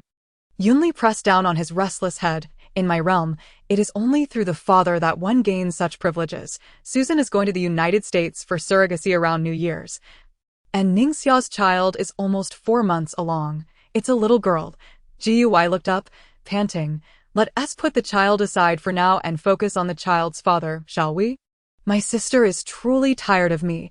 It has been half a month since we last met, yet she remains indifferent. He mumbled softly. Yunli swiftly flipped over, pinning him down and forcefully silenced his incessant chatter with a passionate kiss, conveying her fiery passion and deep longing. Meanwhile, at Tianhe Hospital, Yunxiao glanced at Ningxia's slightly protruding belly, awkwardly saying, Sister Ningxia, why are you here all alone? Ningxia's tone was icy. I came for a prenatal checkup. The nanny went to fetch something. What brings you to the obstetrics and gynecology department? Is it possible that your little girlfriend is pregnant? Sister Ningxia. Yunxiao suddenly stepped forward to block her. I want to know, are you absolutely certain this child belongs to that boy? After all, the timing of our encounter was quite close. Ningxia's expression turned frigid. It can only be his. My father has agreed to let me keep the child. If you push me to terminate it, don't blame me for turning against you. Yunxiao watched as Ningxia walked away. Sighing helplessly, the child was already 4 months along. Even if it were his, he could never let her abort it. Sitting in the car, Ningxia recalled her father's words. She could keep the child, but must give birth abroad, after which the child would be entrusted to its biological father. Her insistence on keeping the child was merely a form of rebellion against Yunxiao, hoping to forge a bond between them through this child. However, now, Yunxiao's blatant disdain and humiliating words pierced her heart like a dagger. She had considered abortion, yet upon hearing the strong heartbeat, a flicker of maternal love stirred within her. Well, since she had resolved to keep the child, she would settle in London for a few months. AS for after the birth, she would surely find reasons to keep the child. That night, Yunli and Susan arrived at Ningxia's apartment. Gazing at her neatly packed luggage, exchanging silent glances, both deeply sighing, Ningxia said somewhat sheepishly, "Please don't tell anyone about my trip to London. Just say I'm off to travel the world. After all, I often disappear for months at a time." Yunli nodded. "Since you have made your decision, we will certainly respect it." "Ningxia, I apologize. Had I not opposed the transfer of shares to Yunshao? You wouldn't have to go to such lengths. Not at all. It has nothing to do with you." Ningxia forced a smile. "This child is the result of my stubbornness, disregarding my family's opposition. My future and his feelings." Susan sighed. "You're doing this to spite Yunshao, perhaps also to sever ties with him, yet you're admitting to having been with Nanyu. We all know who the father of the child is. When Yunshao goes for a DNA test, he will naturally find out." Ningxia lay on the sofa, her gaze vacant as she muttered, "I can't afford to think about that now. I will take it one step at a time. Perhaps I lived too freely in the past 26 years, playing with too many people, and now the tables have turned. Retribution is swift indeed." Yunli chuckled softly. "I have already spoken to Countess Casban Cromer. She will arrange everything for you in London, including your food, accommodation, and hospital matters. There's no need for you to worry. Thank you." Yun Xiaoli. Ningxia got up to hug her. "I may be 4 years older than you, yet you have always taken care of me since childhood, while I have only brought you trouble." Yunli gently patted her back, jokingly saying, "Who told you I am the elder? You will soon become a mother. Don't act so impulsively, and be careful not to lead any young girl astray." "Understood, Yun Xiaoli." "Aunt, Yunshang Building," Susan remarked. "Ningxia is likely flying to Paris first, perhaps to prevent anyone from tracing her whereabouts through your private jet. Are you suggesting Yunshao? He wouldn't come looking." Yunli shook her head. Susan suddenly asked, "Do you think that after the child is born, Ningxia and Yunshao will reconcile, playing out a dramatic chase for love? They have never been complete." "How could they reconcile?" Yunli smiled helplessly. "I understand Yunzhao's character well enough. He inherently possesses a strong sense of masculinity and desires absolute obedience from his partner, while Ningxia is equally stubborn. They're like two opposing forces. Unless one loves deeply enough to submit willingly, it is quite difficult to achieve harmony." Chapter 54. Yunsheng annual meeting. Ningxia's departure was quiet, just as Yunli had said. Yunshao truly seemed indifferent. After all, Ningxia had always enjoyed traveling, often disappearing for months or even half a year. It was nothing out of the ordinary. Rumor had it that Yunshao had a new girlfriend. Much like Su Xingwan, a gentle and charming young girl. As the year drew to a close, Yunsheng, having been busy all year, finally welcomed its annual grand event. Yunli, adorned in a red gown, entered the gala hand in hand with Gu Huai, who wore a deep blue custom suit, showcasing the legendary president and the elegance of Yunshang's proprietress to all present. Upon entering the main hall and engaging in brief conversations with other company executives attending the event, the atmosphere erupted in excitement. The looks, the physique, truly, they could outshine the young stars of the entertainment industry. No wonder President Yun dotes on him, spending lavishly just to see that enchanting smile. If I were Yunzong, wealthy and influential, I would undoubtedly choose such a captivating young man as my partner, rather than the divorced and middle-aged Shenzong. Shenzong is also present today. There have been rumors suggesting that Yunzong's companion bears a striking resemblance to him, almost like a substitute. But where's the similarity? It can only be said that handsome individuals often share certain features, yet Yunzong's partner is far more attractive than Shenzong. Most importantly, he is youthful. On that account alone, Shenzong is utterly defeated. At this moment, Yunli is engaging in polite conversation with Gu Huai and Shinqi and Shenzong.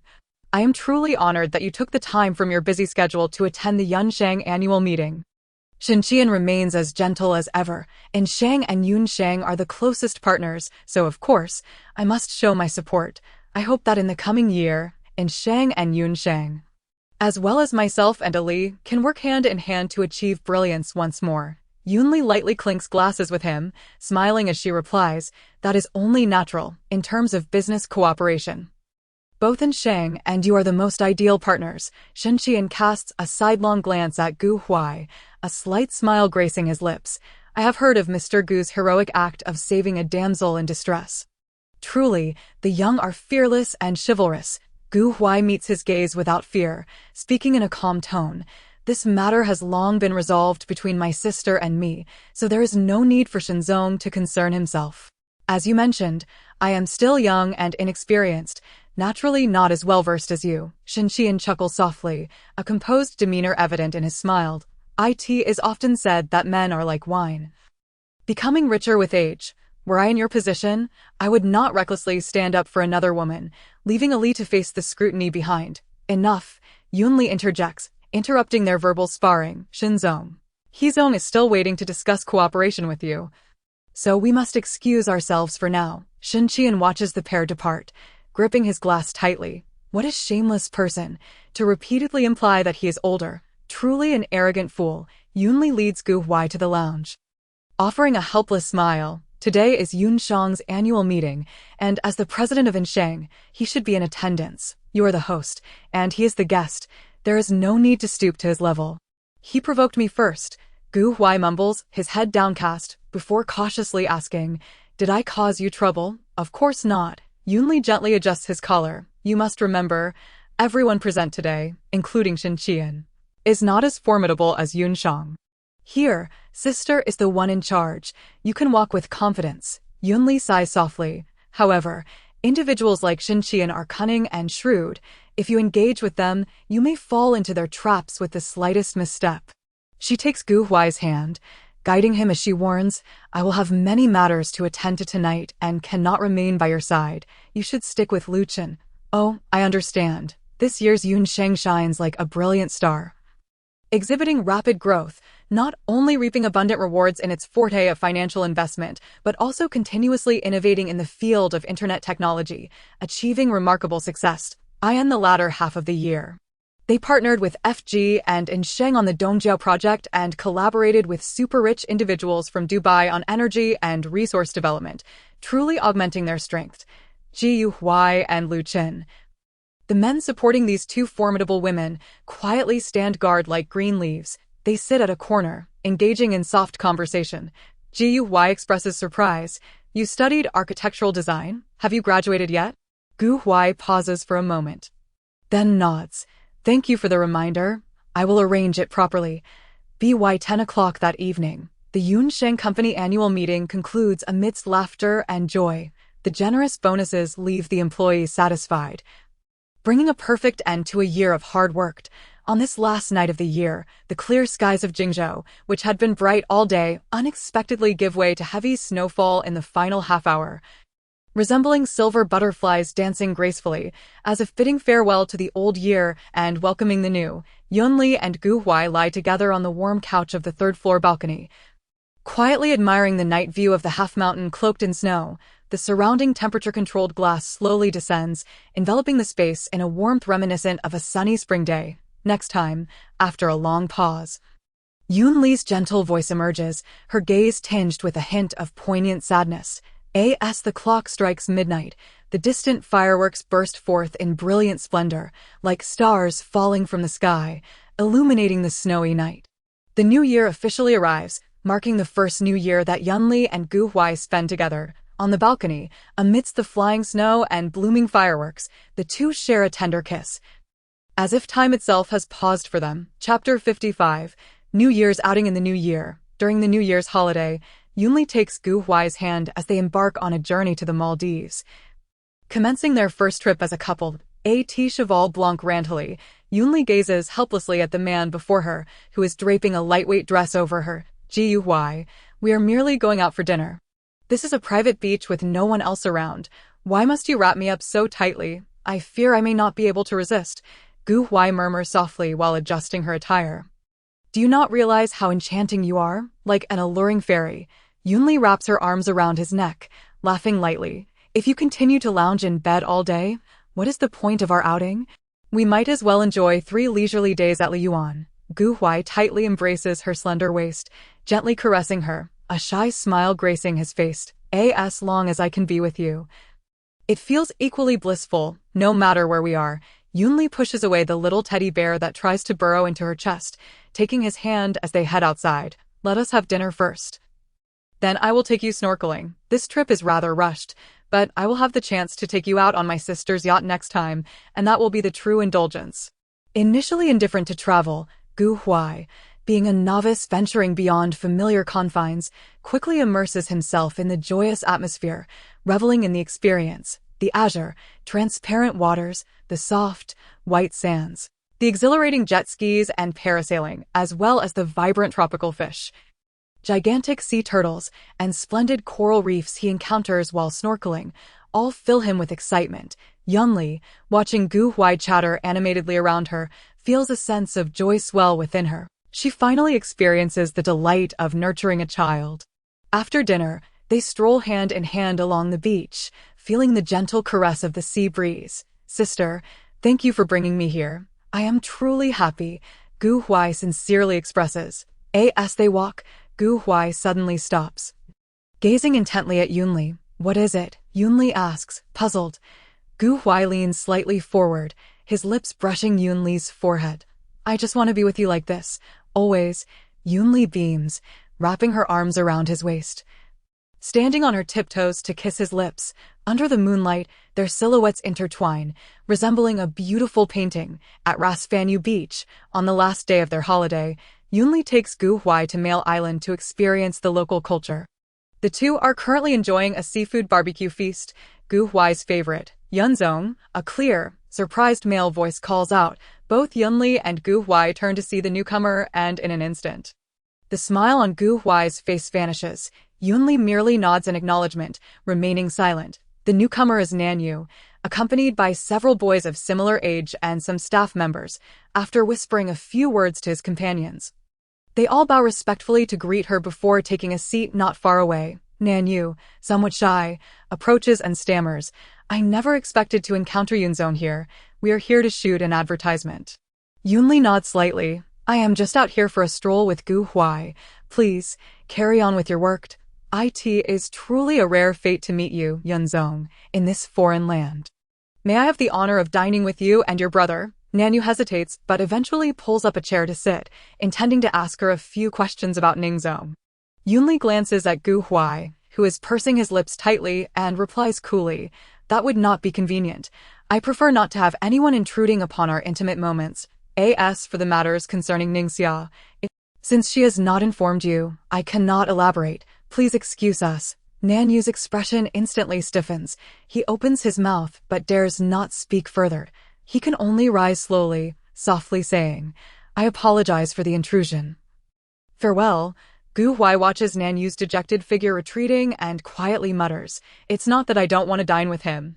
I just dislike the way he looks at you. He is from Ningxia's circle. Yet he gazes at you with such infatuated eyes. It is quite inappropriate." Yunli smiles gently. "Even if it were not for you, I would not dine with him, especially not in front of his colleagues. Otherwise, he would swiftly become the company's favored individual, while I would be rumored to be his benefactor. But isn't he Ningxia's boyfriend? His status in the company should be considerable, right?" Huai expresses confusion. Yunli shakes her head lightly. Over the years, nearly all the newcomers in Ningxia Entertainment have been brought out by Ningxia, so he is not someone particularly special. Moreover, this company is currently managed by my younger brother in Ningxia. Observing Huai's bewildered expression, she teased, "Do you realize that, in the eyes of those people, I am akin to a deity of wealth? How many of them are eagerly awaiting my favor? I certainly understand." Huai murmured softly, "The way they gaze at you is as if they have discovered a mountain of gold. Let us depart." They are still casting glances our way. The agent watched the two figures retreat into the distance. Sighing deeply, Nanyu, "I had thought you were quite familiar with General Yun. Should you win her affection, not only could you ascend to great heights, but your entire group, including myself, would also thrive." He then shook his head with a chuckle, adding, "However, I fear you are without hope. The young man by General Yun's side truly outshines all others. You ought to consider how to secure the favor of Miss Ning. That would at least provide a viable path forward." Nanyu lowered his head in silence, remaining unresponsive. Ningxia held no real power within the company, and now, due to matters concerning the child, she had incited the ire of old Ning, resulting in the revocation of her nominal title. How could she possibly compare to the illustrious General Yun? 3 fleeting days passed, particularly brief when spent in the company of one's beloved. Yunli reclined against the grand bed in Liyuan, gazing at Huai, who was playfully nestled atop him, and felt an immense joy. You are truly delightful this way, no longer the timid soul you once were, cautious in every word and deed. Indeed, Yunli embraced him tightly, whispering, "From this moment on, my dear Huai shall always be by my side." He yearned to remain close to Yunli, to share the reunion dinner on New Year's Eve, to welcome the arrival of the new year together, and to accompany her to her parents' graves to pay his respects, gradually easing her inner turmoil. Chapter 56. A conversation between aunt and nephew on New Year's Eve. Although she and Yunshao had drifted apart, they had grown up together, sharing countless New Year's Eves. This year, Yunshao had eagerly requested to share a reunion dinner with his aunt, to which Yunli readily agreed. At 6:30 in the evening, in the dining hall of Liyuan, Yunli and Yunshao, this aunt and nephew duo, commenced their New Year's reunion dinner. "Aunt, I raise my glass to you." Yunshao lifted his cup, a sincere smile gracing his face. Yunli mirrored his gesture, gently clinking their glasses, and smiled as she spoke. "Since you arrived at the old residence at the age of 3, we have shared 16 reunion dinners together. Now that you call me aunt, even when we each start our own families and perhaps have children, as long as you wish, you may join me for the reunion dinner every New Year's Eve." Her words were heartfelt and earnest. Yunshao drank deeply from his glass and said, "Aunt, you are my only family in this world. From childhood, my greatest fear has been that one day you would suddenly abandon me." He forced a bitter smile. "I know you prefer obedient and sensible children, so I have always pretended to be well-behaved in your presence. Yet, the truth is, I am far from being the ideal child." Yunli sighed. "It is my fault. Throughout your upbringing, aside from providing you with financial support, I have rarely taken a genuine interest in your mental well-being. It's not your fault, aunt." Yunshao quickly shook his head.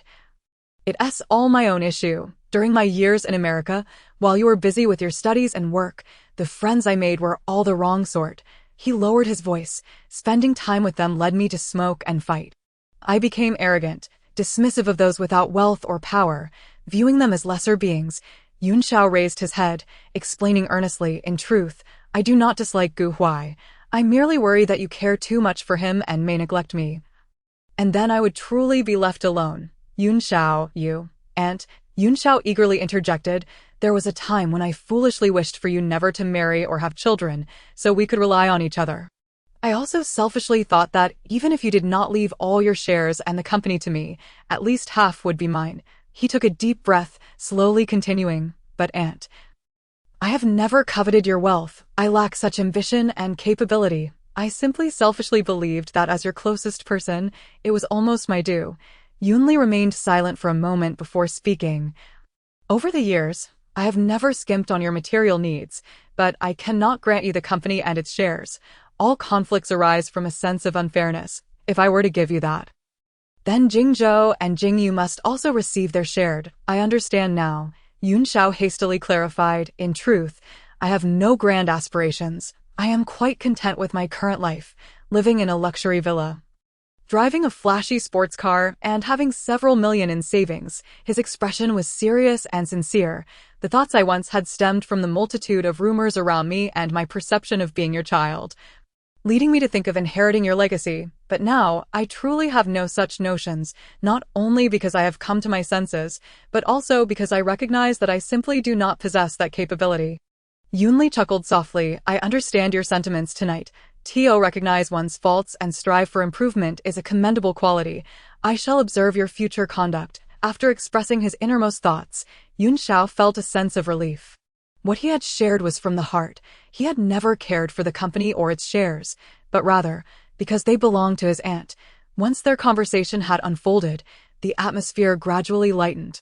After several rounds of drinks, Yunli suddenly asked, "Do you have any feelings for Ningxia?" Cough, cough, cough. Yunshao was caught off guard by the drink. To be honest, I do not have romantic feelings for her. During my years in the United States, I was indeed too young to have a girlfriend. However, I do prefer gentle and demure girls who are a bit younger than I." He lowered his head. Speaking softly, my interactions with Sister Ningxia were merely due to our drunkenness.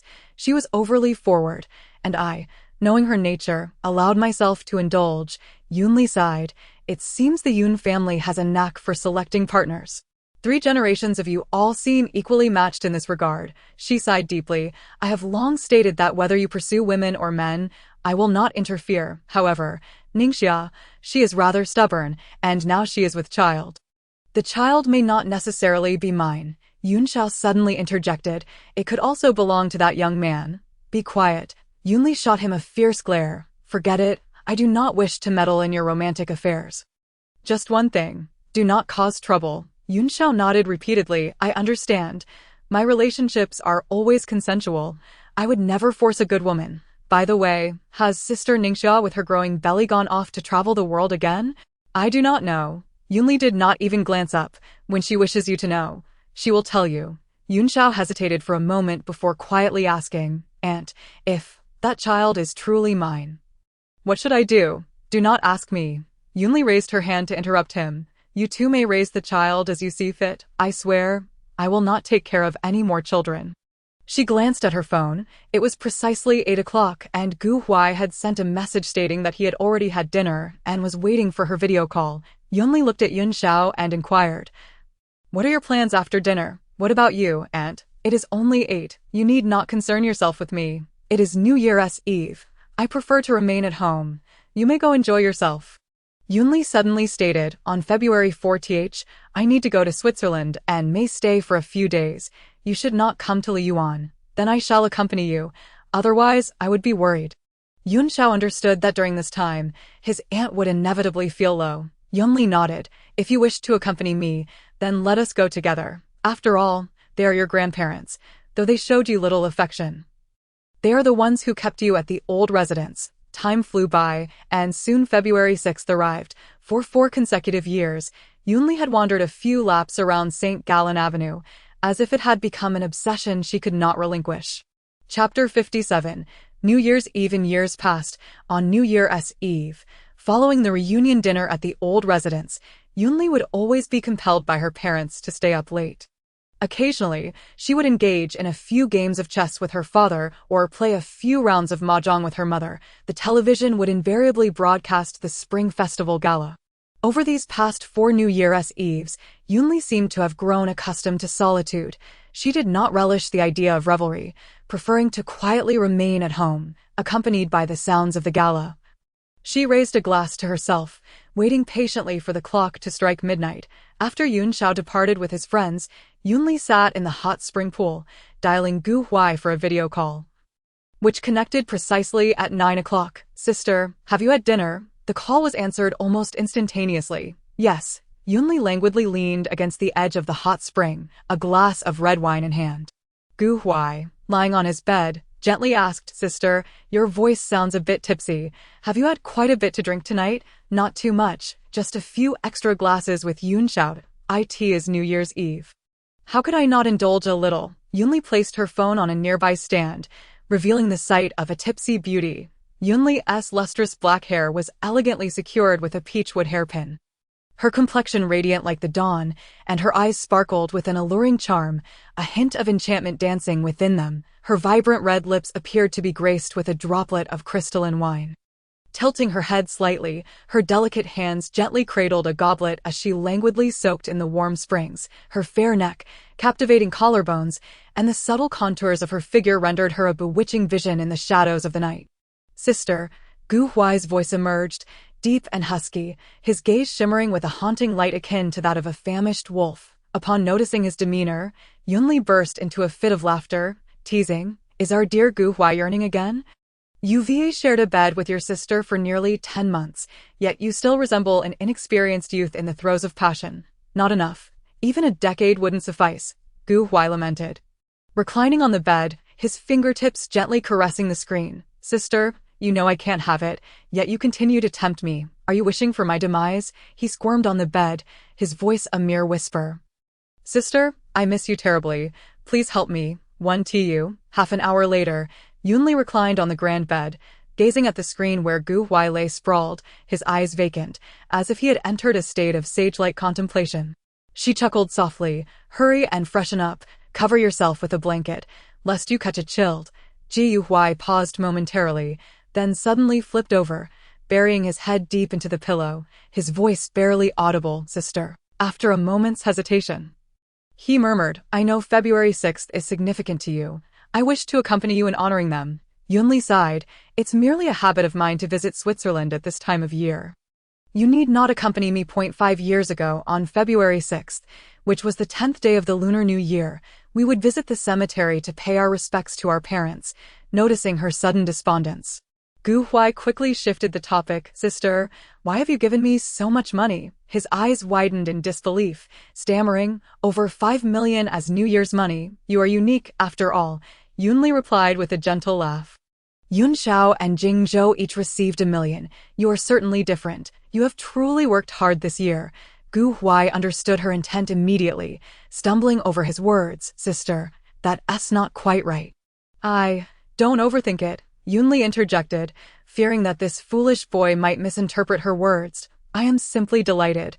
Having your companionship this year has brought me immense joy. Her voice was tender as water, laced with affection. The New Year's money is but a token of my goodwill. I hope you find peace, health, joy, and progress in your studies in the coming year. In my heart, you are undoubtedly more important than anyone else. Huai beamed with delight, exclaiming, I understand your intentions, sister. How could I misinterpret them? I have prepared New Year's money for you as well. Grandpa and Grandma even included a red envelope for you. The two continued their banter until the sound of firecrackers erupted from Huai's side. The midnight bells chimed, heralding the arrival of the Lunar New Year. Yunli rose and moved to the balcony, where magnificent fireworks blossomed in the night sky, their dazzling brilliance illuminating the entire expanse. Happy New Year, sister, they exclaimed in unison, sharing smiles across the screen. Huai suddenly murmured, Sister, I'm 20 now. And in 2 years, you will always be that celestial being descending from the heavens, just as you were when I first met you at 18, so resplendent and breathtaking. A glance and a smile that captivated my heart. Huai's soft voice caressed Yunli's ears. That night, the two maintained their video call, Huai's gentle lullabies lulling the inebriated Yunli into a sweet slumber, as if she were floating on clouds. In the distant Chinatown of Soho, Westminster, London, Ningxia, with a prominent belly 5.5 months along, strolled the vibrant streets alone. The area was adorned with festive decorations, brimming with joy, featuring traditional dragon and lion dances alongside music and martial arts performances, creating a lively atmosphere akin to a joyous ocean. It must be the new year back home now, Ningxia mused softly, caressing her belly as if conversing with the child within, or perhaps speaking to herself. She glanced at her phone, which displayed messages and calls from Yunli and Susan, as well as considerate inquiries from Nanyu, filled with familial reproaches and sighs. Yet, there was no word from Yunshao. With a resigned smile, Ningxia pondered, what has become of me? Did I not vow to sever all ties with him? Is it because I carry his daughter that I find myself feeling this way? She looked down at her belly and sighed deeply. What a pity. Your father does not cherish you, even resents your arrival. I wonder if, when he sees the lively and adorable you in the future, he might harbor even a fragment of fondness. Ningxia contemplated silently, knowing Yunli would soon depart for Switzerland, and that Susan would likely join them. It presented a perfect opportunity for her to reunite with them. Otherwise, she would surely go mad in this foreign land. As for Yunshao, given Yunli's current sentiments towards him, he likely would not be accompanying her. Ningxia reassured herself, with enough time, I will surely forget that scoundrel. Chapter 58, The Trivialities of New Year's Day. On the first day of the Lunar New Year, Yunli, as was her custom, accompanied her elder brother to visit their uncle and aunt in the Li family, with Jingzhou and Jingyu accompanying them. Uncle Li Wenyuan, now in his 70s, was a sibling to their mother, Li Wenqing. He was an esteemed expert in aerodynamics, while his wife was a distinguished cardiologist. Though both had long since reached retirement age, they continued to shine in their respective fields. Yunli smiled brightly. Uncle, he is only in his 2nd year of university, just turned 20 after the new year.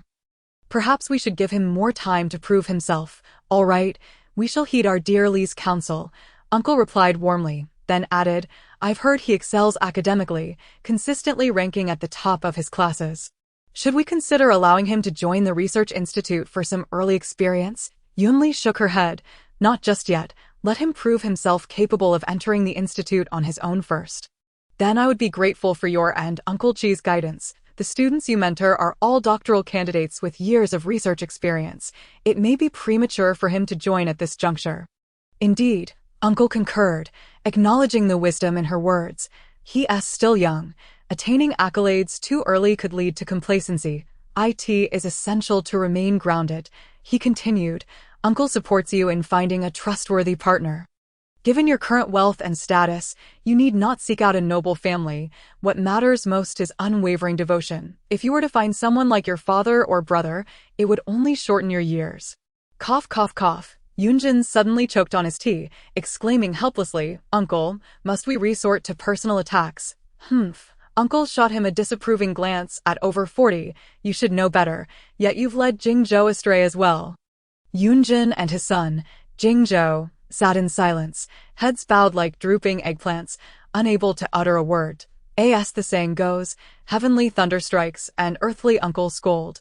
Even the wealthiest man in his 40s must bow to his elder uncle's reprimands. Suddenly, Aunt inquired, Li, tell me honestly, is Ningxia carrying Yunzhao's child? I overheard their quarrel at the hospital. Oh dear, what a misfortune. Aunt glared at Yunjin. It is the child who suffers from the adult's folly. She sighed heavily. What shall we do now? Yunzhao is still young, and Ningxia lacks ambition. Do we expect Li to support them? Surely, we cannot wait until Yunzhao grows up for Li to take on the responsibility of raising a child. Yunli reassured her, Aunt, do not worry. They're both adults now. I will merely be Yunzhao's aunt and will treat him no differently than Jingzhou and Jingyu, with no special privileges. Yunjin quickly chimed in, Aunt, rest assured, Li should focus on her own life, and these children's matters will not trouble her further. It's all your fault, the two elders exclaimed in unison, reproaching Yunjin. Yunli and Jingyu struggled to suppress their laughter as they witnessed the wealthiest man, Yunjin, being chastised like a quail. The atmosphere in the Li household was light and cheerful, whereas Gu Huai's side remained heavy and oppressive. Huai relayed all matters to his grandparents, including the property worth over 100 million that Yunli had gifted him, countless luxuries, as well as 2 million in pocket money and 5 million as New Year's money. After a long silence, grandfather finally spoke. Gu Huai, are you planning to become a son-in-law? Or, to be more pragmatic, is she truly not just keeping you? Grandfather, Gu Huai replied despondently, I know her sincerity better than anyone. As for becoming a son-in-law, marriage is about partnership. There are no stipulations about who must marry whom. Grandmother suddenly interjected, and what of the child? If you have children, will they carry her surname? You and your father are the only sons. Gu Huai sighed deeply, Grandmother, regardless of the surname, they will still be my children. Besides, it is far too early to be discussing such matters. Grandfather shook his head. Historically, marriage has always emphasized compatibility. If she were merely an ordinary heiress, perhaps you could match her with effort. However, her status is too lofty. Just then, a sudden, urgent knocking at the door interrupted their conversation. Ji Huai stood to open it, only to be met by Yuanting and her companions. Gu Huai, please save your brother. Yuanting rushed in, seizing Gu Huai's hand, tears streaming down her face. Ji Huai shook her off, directing his gaze towards Meng Baolai standing nearby. In less than 2 months, the once arrogant boy not only lost a significant amount of weight, but also appeared dazed and spiritless. On the first day of the new year, he wept pitifully, a truly inauspicious sight. Grandfather cast a fierce glare at Yuanting, commanding, if there is something to discuss, sit down. Moments later, with tears streaming down her face, Yuanting recounted, now those people bully Baolai every day, and the school turns a blind eye. Reporting it to the police is futile. He has even refused to attend school. She lamented. He was far more brazen when he was bullying his classmates. Gu Huai coldly interrupted her, asserting, he even drove someone to depression and suicide back then. Why was no one concerned? Yuanting shook her head vigorously. He was young and ignorant back then. He has changed for the better now. Is it possible that Miss Yun is behind all this? Gu Huai replied indifferently, Meng Baolai is hardly worthy of her concern. This is merely poetic justice. Suddenly, Meng Shiyan spoke up. Let us set this aside for now. Baolai actually no longer wishes to continue his studies. I came today to ask you for something. She elaborated on her circumstances, revealing that she had been fortunate enough to be scouted by an e-commerce company in Jingzhou and signed as a streamer. They even helped resolve the matter regarding young Master He, but with a condition. Without Miss Yun's approval, the contract would become void. Meng Shiyan sobbed softly. I truly did not offend Miss Yun. I only approached you once without knowing she was your girlfriend. Surely, this is not a grave transgression. Yuaning chimed in. Gu Huai, please speak a kind word to Miss Yun and plead for her leniency towards Shiyan. Your uncle Meng is now imprisoned, and our lives are exceedingly difficult. Shiyan has finally found this opportunity. She continued, the company is exceedingly generous. Not only have they signed Shiyan, but they have offered me a position as her assistant with a high salary. We promise not to disturb you when we move to Jingzhou. With tear-filled eyes, Meng Shiyan pleaded, I just want to earn a little more money. For the sake of my mother, please let Miss Yun show some mercy. Yuanting had been raising Meng Shiyan since she was 3 years old, and Shiyan had long since begun to call her mother. Unexpectedly, a company from Jingzhou soon approached, signing her as a streamer and arranging for Yuanting to serve as her personal assistant with a monthly salary exceeding 10,000. This was a newly established e-commerce company. Although its history was short, its parent company was the renowned Onqing Group, a property of the distinguished Shen family in Jingzhou. Chapter 59. Arrival in Switzerland on February 4th. Coinciding with the third day of the new year, at 12 o'clock local time in Switzerland, Yun Li and Yun Xiao arrived at Zurich airport. Subsequently, they took a private car to Yun Li's villa located on the northern shore of Lake Zurich. You go have fun. I will rest for a while, Yun Li said, glancing at Yun Xiao, who was trailing behind her like a shadow. Yun Xiao spoke softly, I know Aunt is feeling down. It's nothing. Yun Li sighed lightly. Your grandparents have been gone for 5 years. The deceased have departed, and I have long since emerged from the shadows. Coming to Switzerland every year is merely a habit. Yun Xiao nodded, somewhat understanding. Grandpa and Grandma loved you the most. They would surely wish to see you happy. Yun Li smiled. So you need not accompany me. Go enjoy yourself. Susan and the others will come over tonight. And we will go skiing together tomorrow. Just as she finished speaking, Yun Li's phone suddenly rang. It was Ning Xia's. As soon as the call connected, Ning Xia's exuberant voice rang out. Yun Xiaoli. Where are you? I forgot the exact location of your villa. Yun Li glanced at Yun Xiao, who stood frozen beside her, raising an eyebrow slightly. And where are you? I just arrived at the airport and am on my way to Lake Zurich. I know you always stay there, but I can't remember the exact location. Come over. I'll send someone to pick you up. After hanging up, Yun Li looked at Yun Xiao. You should go pick up Ning Xia. The driver won't recognize her, which may cause delays. Oh, I understand. Yun Xiao murmured, filled with confusion, wondering why Ning Xia had come as well. Huai, like a parent worried about a lost child, incessantly inquired about her exact location. After Yun Li sent him the villa address, he finally calmed down. Not long after Yun Xiao left, he rushed back in, breathless, exclaiming, Aunt, we have a guest. Ali, I hope you won't mind my uninvited visit. Shen Qian said as he stepped through the door, a smile adorning his face.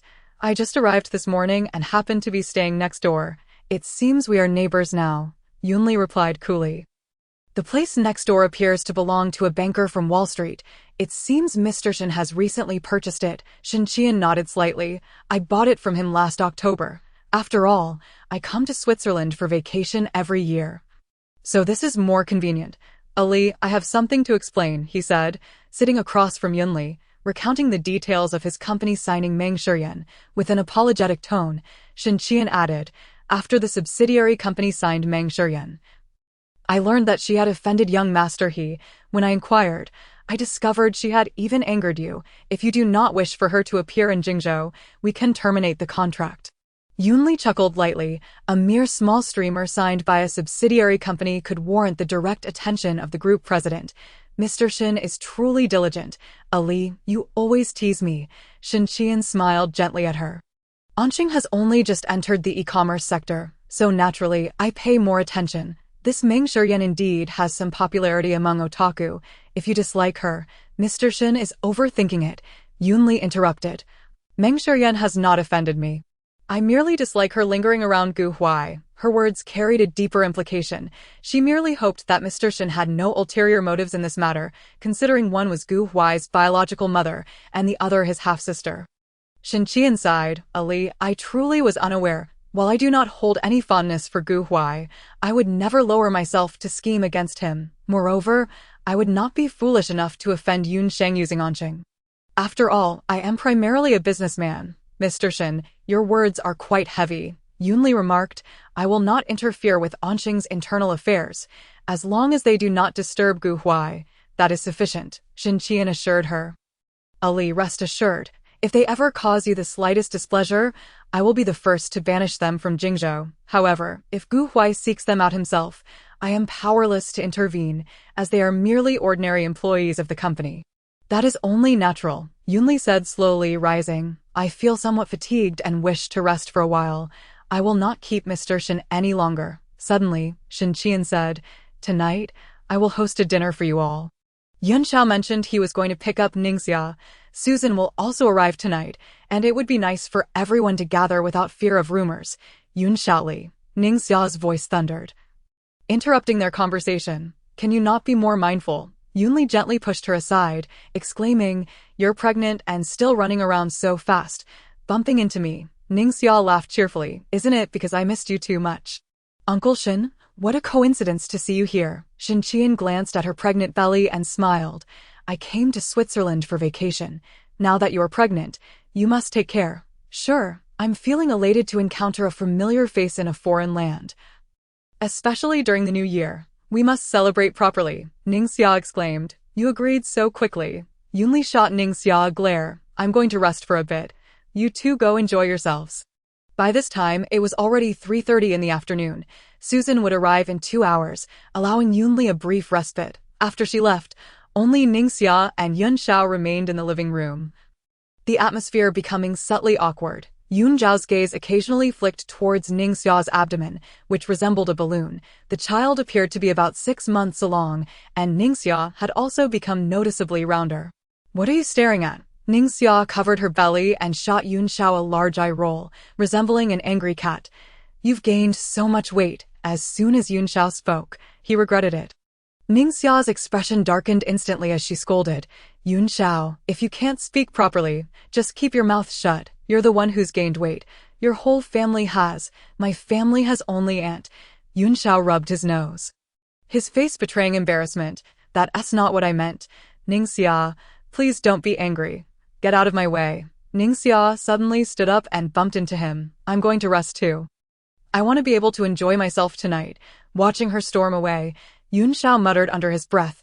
No wonder it said that women and petty people are hard to handle. This Ningxia truly embodies both. At 5:30 in the afternoon, Susan arrived at the villa with Lu Chen. Shen Qian, looking polished and presentable, came to escort them to the restaurant for dinner. Yunli had no desire to entangle herself further with Shen Qian. But as it was the 3rd day of the new year, in a foreign land, and with others present, it would be inappropriate to dampen everyone's spirits. Sister, a familiar voice suddenly rang out. Yunli felt as though struck by lightning. Her body stiffening instantaneously, standing frozen in place. Wow, is that not my little brother? Am I seeing things? Ningxia exclaimed, her eyes widening in astonishment. Ji Huai suddenly strode over, completely disregarding the gazes of those around him, and tightly embraced Yunli, softly calling out, Sister, Gu Huai. How dare he come to Switzerland all by himself without a word? Truly, he is becoming increasingly capable. Chapter 60. Gu Huai's arrival in Yunli's heart. Gu Huai resembled an innocent and gullible little lamb. Being still quite young, he seldom ventured far from home aside from attending university. Upon seeing Gu Huai earlier, her heart was naturally filled with immense joy. However, once the initial excitement subsided, a wave of anxiety washed over her. What if he encountered ill-intentioned individuals on his journey? How would he manage alone, flying to a foreign land and then taking a car to the villa?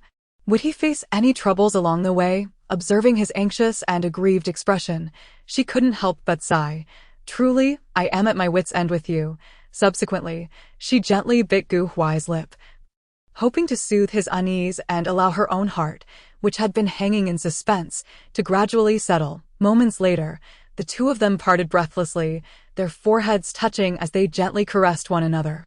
Yunli pinched Gu Huai's cheek, playfully chiding, "If you wanted to come to Switzerland with me, I could have made arrangements to pick you up. It must be quite difficult to book a flight from Nanqing during the new year." "Right," Gu Huai obediently nodded. "I will follow whatever sister says." As Yunli led him outside, she reflected and clarified, "I only learned this afternoon that Shenqian is also vacationing in Switzerland and staying next door. Everyone was together today, so I decided to go out for dinner." "I understand." Yunli sighed. "Gu Huai, you can be a little willful in front of me. There's no need to be so considerate. Otherwise, I truly wouldn't know whether you have too much faith in me or if you simply do not care. Of course I care." Gu Huai gazed at her with fervent eyes. "I just like seeing sister with him. It makes me jealous and uncomfortable, but I trust you even more. If sister had any feelings for Mr. Shen, I would have long been cast aside." Restaurants chuggin as Yunli and Gu Huai entered the restaurant. Several people were leisurely chatting while admiring the lake view. "Oh dear," Ningxia exclaimed upon seeing them, with a playful grin. "I thought the two of you were skipping dinner tonight." After Yunli sat down, Shenqian casually remarked, "Ali, I've already ordered for you.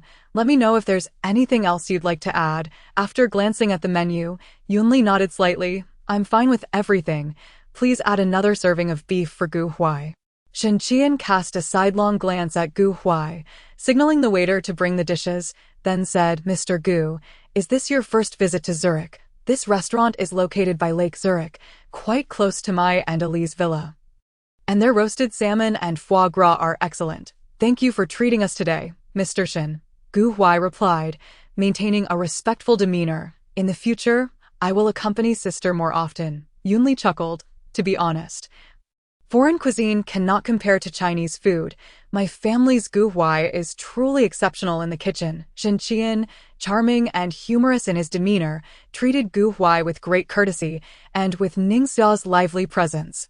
The dinner was filled with laughter and joy. Suddenly, Shenqian suggested, "How about we all go skiing at Mount Titlis tomorrow? I remember that Ali's skiing skills are quite remarkable." Yun Xiao quickly interjected, "Uncle Shen, we originally planned to go skiing tomorrow. Auntie has already made the arrangements. What about me?" Ningxia rolled her eyes, exasperated.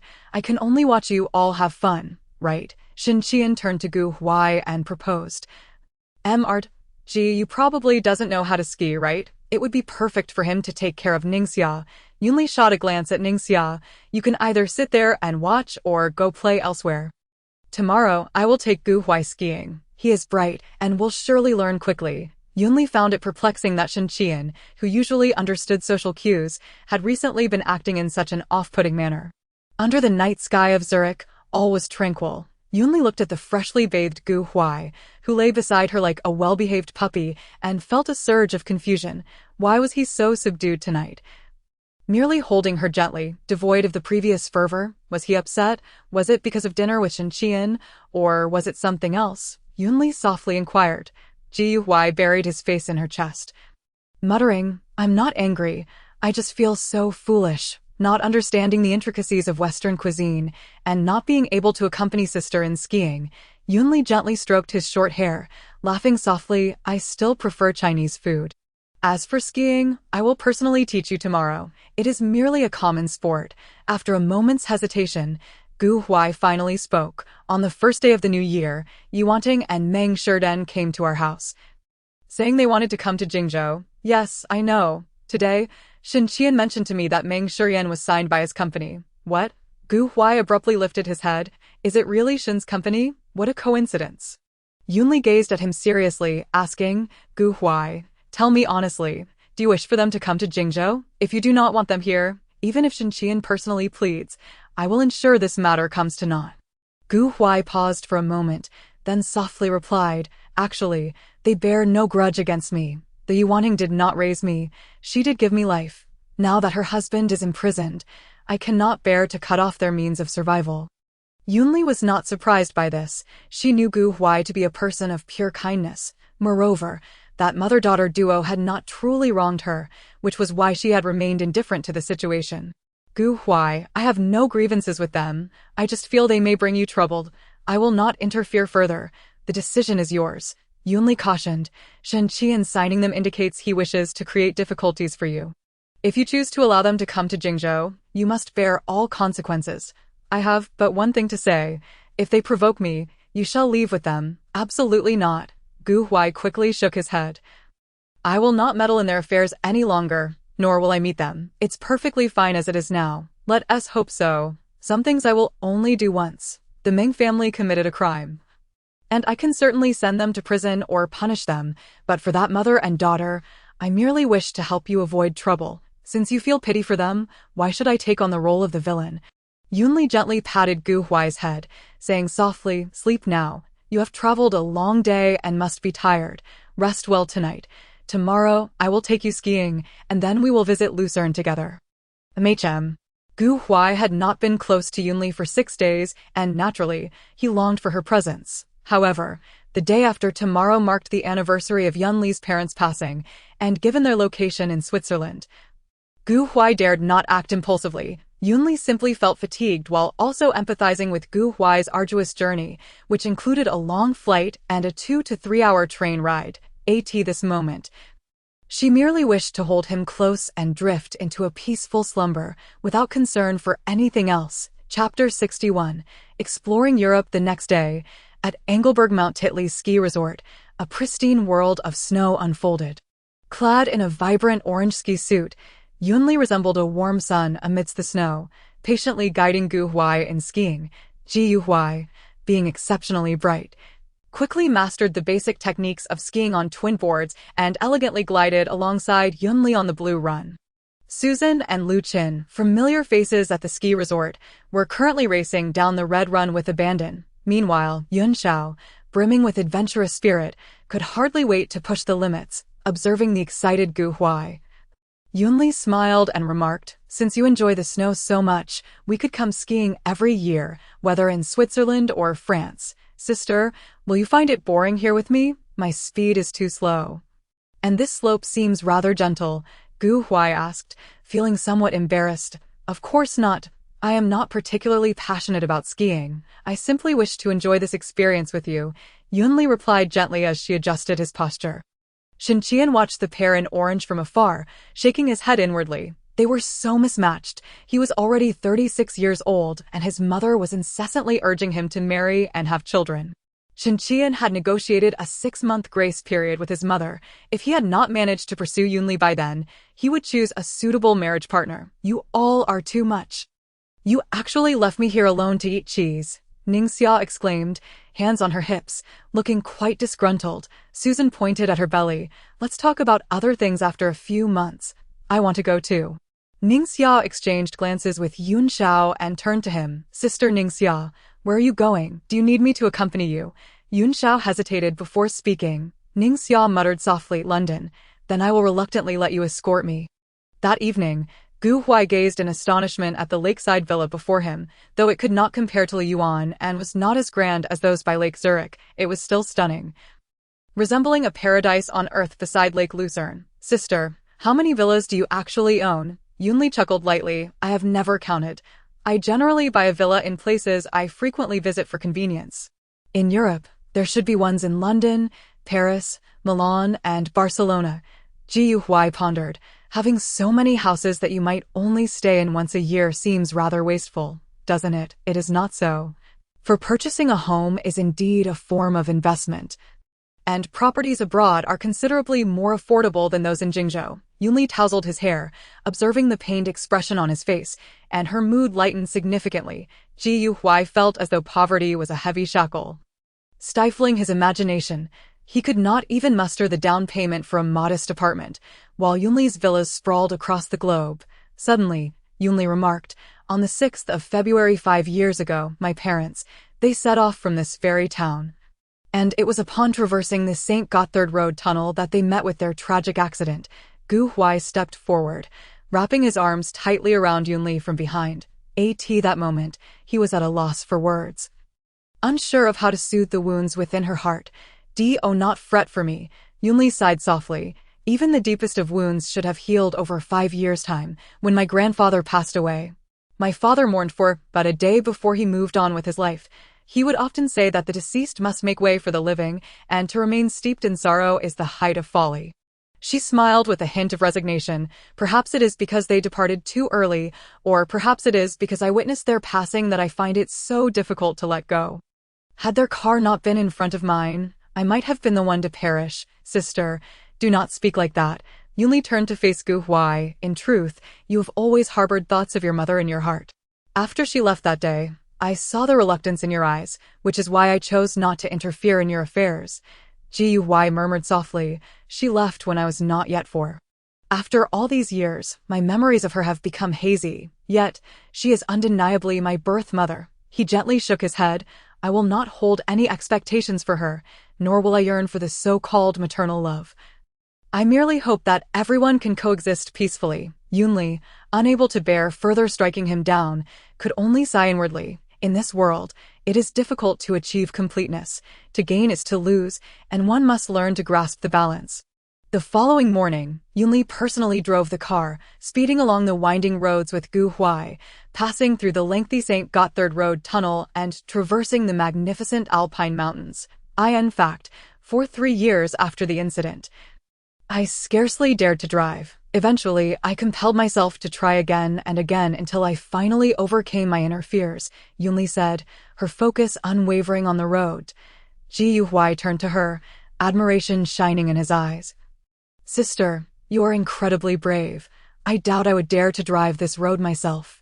At her words, Yunli smiled softly, as if a gentle breeze had dispelled the clouds of her heart. In the past, whenever she visited this place, her mood would be heavy, but this year felt much lighter. Even the Alps seemed more beautiful. It became clear to her that it was not merely the passage of time that eased the pain, but also the warmth of companionship. We will visit Grindelwald soon, and then ascend the Jungfrau. The rest of the places we shall explore together next year. Gu Huai nodded with a smile, a blissful curve gracing his lips. Yes, we shall return next year. He cherished the fact that Yunli included him in her future plans. I adore traveling, but I cherish even more the opportunity to experience the world's beauty alongside my sister. Gu Huai's voice resonated beneath the Alps, melodious and enchanting. In the days that followed, the two reveled in the splendor of Milan's Fashion Week, tracing the footsteps of ancient Rome, before arriving in the romantic capital. Hand in hand, visiting the Louvre, ascending the Eiffel Tower, and soaking in the romance and elegance of Paris. Yunli observed Gu Huai's joyful demeanor. Her heart radiated with the brilliance of sunshine. The ancients said, a smile from a beauty is worth more than gold. She mused that if a mere 1,000 gold pieces were insufficient, then perhaps 10,000 would suffice. Chapter 62. A visit to the cemetery. Yunli and Gu Huai luxuriated in their sweet and romantic world in France and Italy. Meanwhile, Yunxiao lingered in a London hospital, pitifully accompanying Ningxia for several days due to her unfortunate ankle sprain. Good heavens, what is this? Why is she still moving? Yunxiao inadvertently brushed against Ningxia's protruding belly, prompting her to retreat in fright, exclaiming in panic. Ningxia, both amused and vexed, replied, of course it's the baby. If she weren't moving, that would be abnormal. Yunxiao awkwardly offered, I apologize. This is my first encounter with a pregnant woman's belly, and I didn't realize one could feel movements through the skin. Would you like to feel it again? Ningxia suddenly proposed, causing Yunxiao's eyes to widen in surprise. The words he had intended to say caught in his throat. Isn't that a bit inappropriate? Ningxia rolled her eyes at him, saying, you've already been to her home. Why are you hesitant to touch her belly now? Despite his usual audacity, Yunxiao felt his face flush at her candidness. Why, you are quite frivolous. I merely speak the truth. Ningxia reiterated, so tell me, do you want to touch her or not? After a moment's hesitation, Yunxiao cautiously approached, gently placing his large hand on Ningxia's belly. Suddenly, he felt a distinct movement, followed by another. This little one is truly moving. It feels as though she is greeting me. Yunxiao marveled, a wave of peculiar emotions washing over him. Ningxia whispered softly, in just a few days, she will be 6 months along. Perhaps she really does recognize you. Yunxiao suddenly inquired, Ningxia, do you know if the baby is a boy or a girl? It's a little girl. Ningxia looked up at him. I knew quite early on. Yun Xiao, do you prefer boys or girls? Yun Xiao cleared his throat. I haven't really considered that, but honestly, it doesn't matter whether it's a boy or a girl. So, what are your plans for when the child is born? Ningxia fell silent for a moment, her expression clouded with sorrow. My father wants me to give her to her biological father to raise. But how could I bear to part with her? Is this child truly mine? Yun Xiao stammered. You mentioned before that you were with that boy during the night.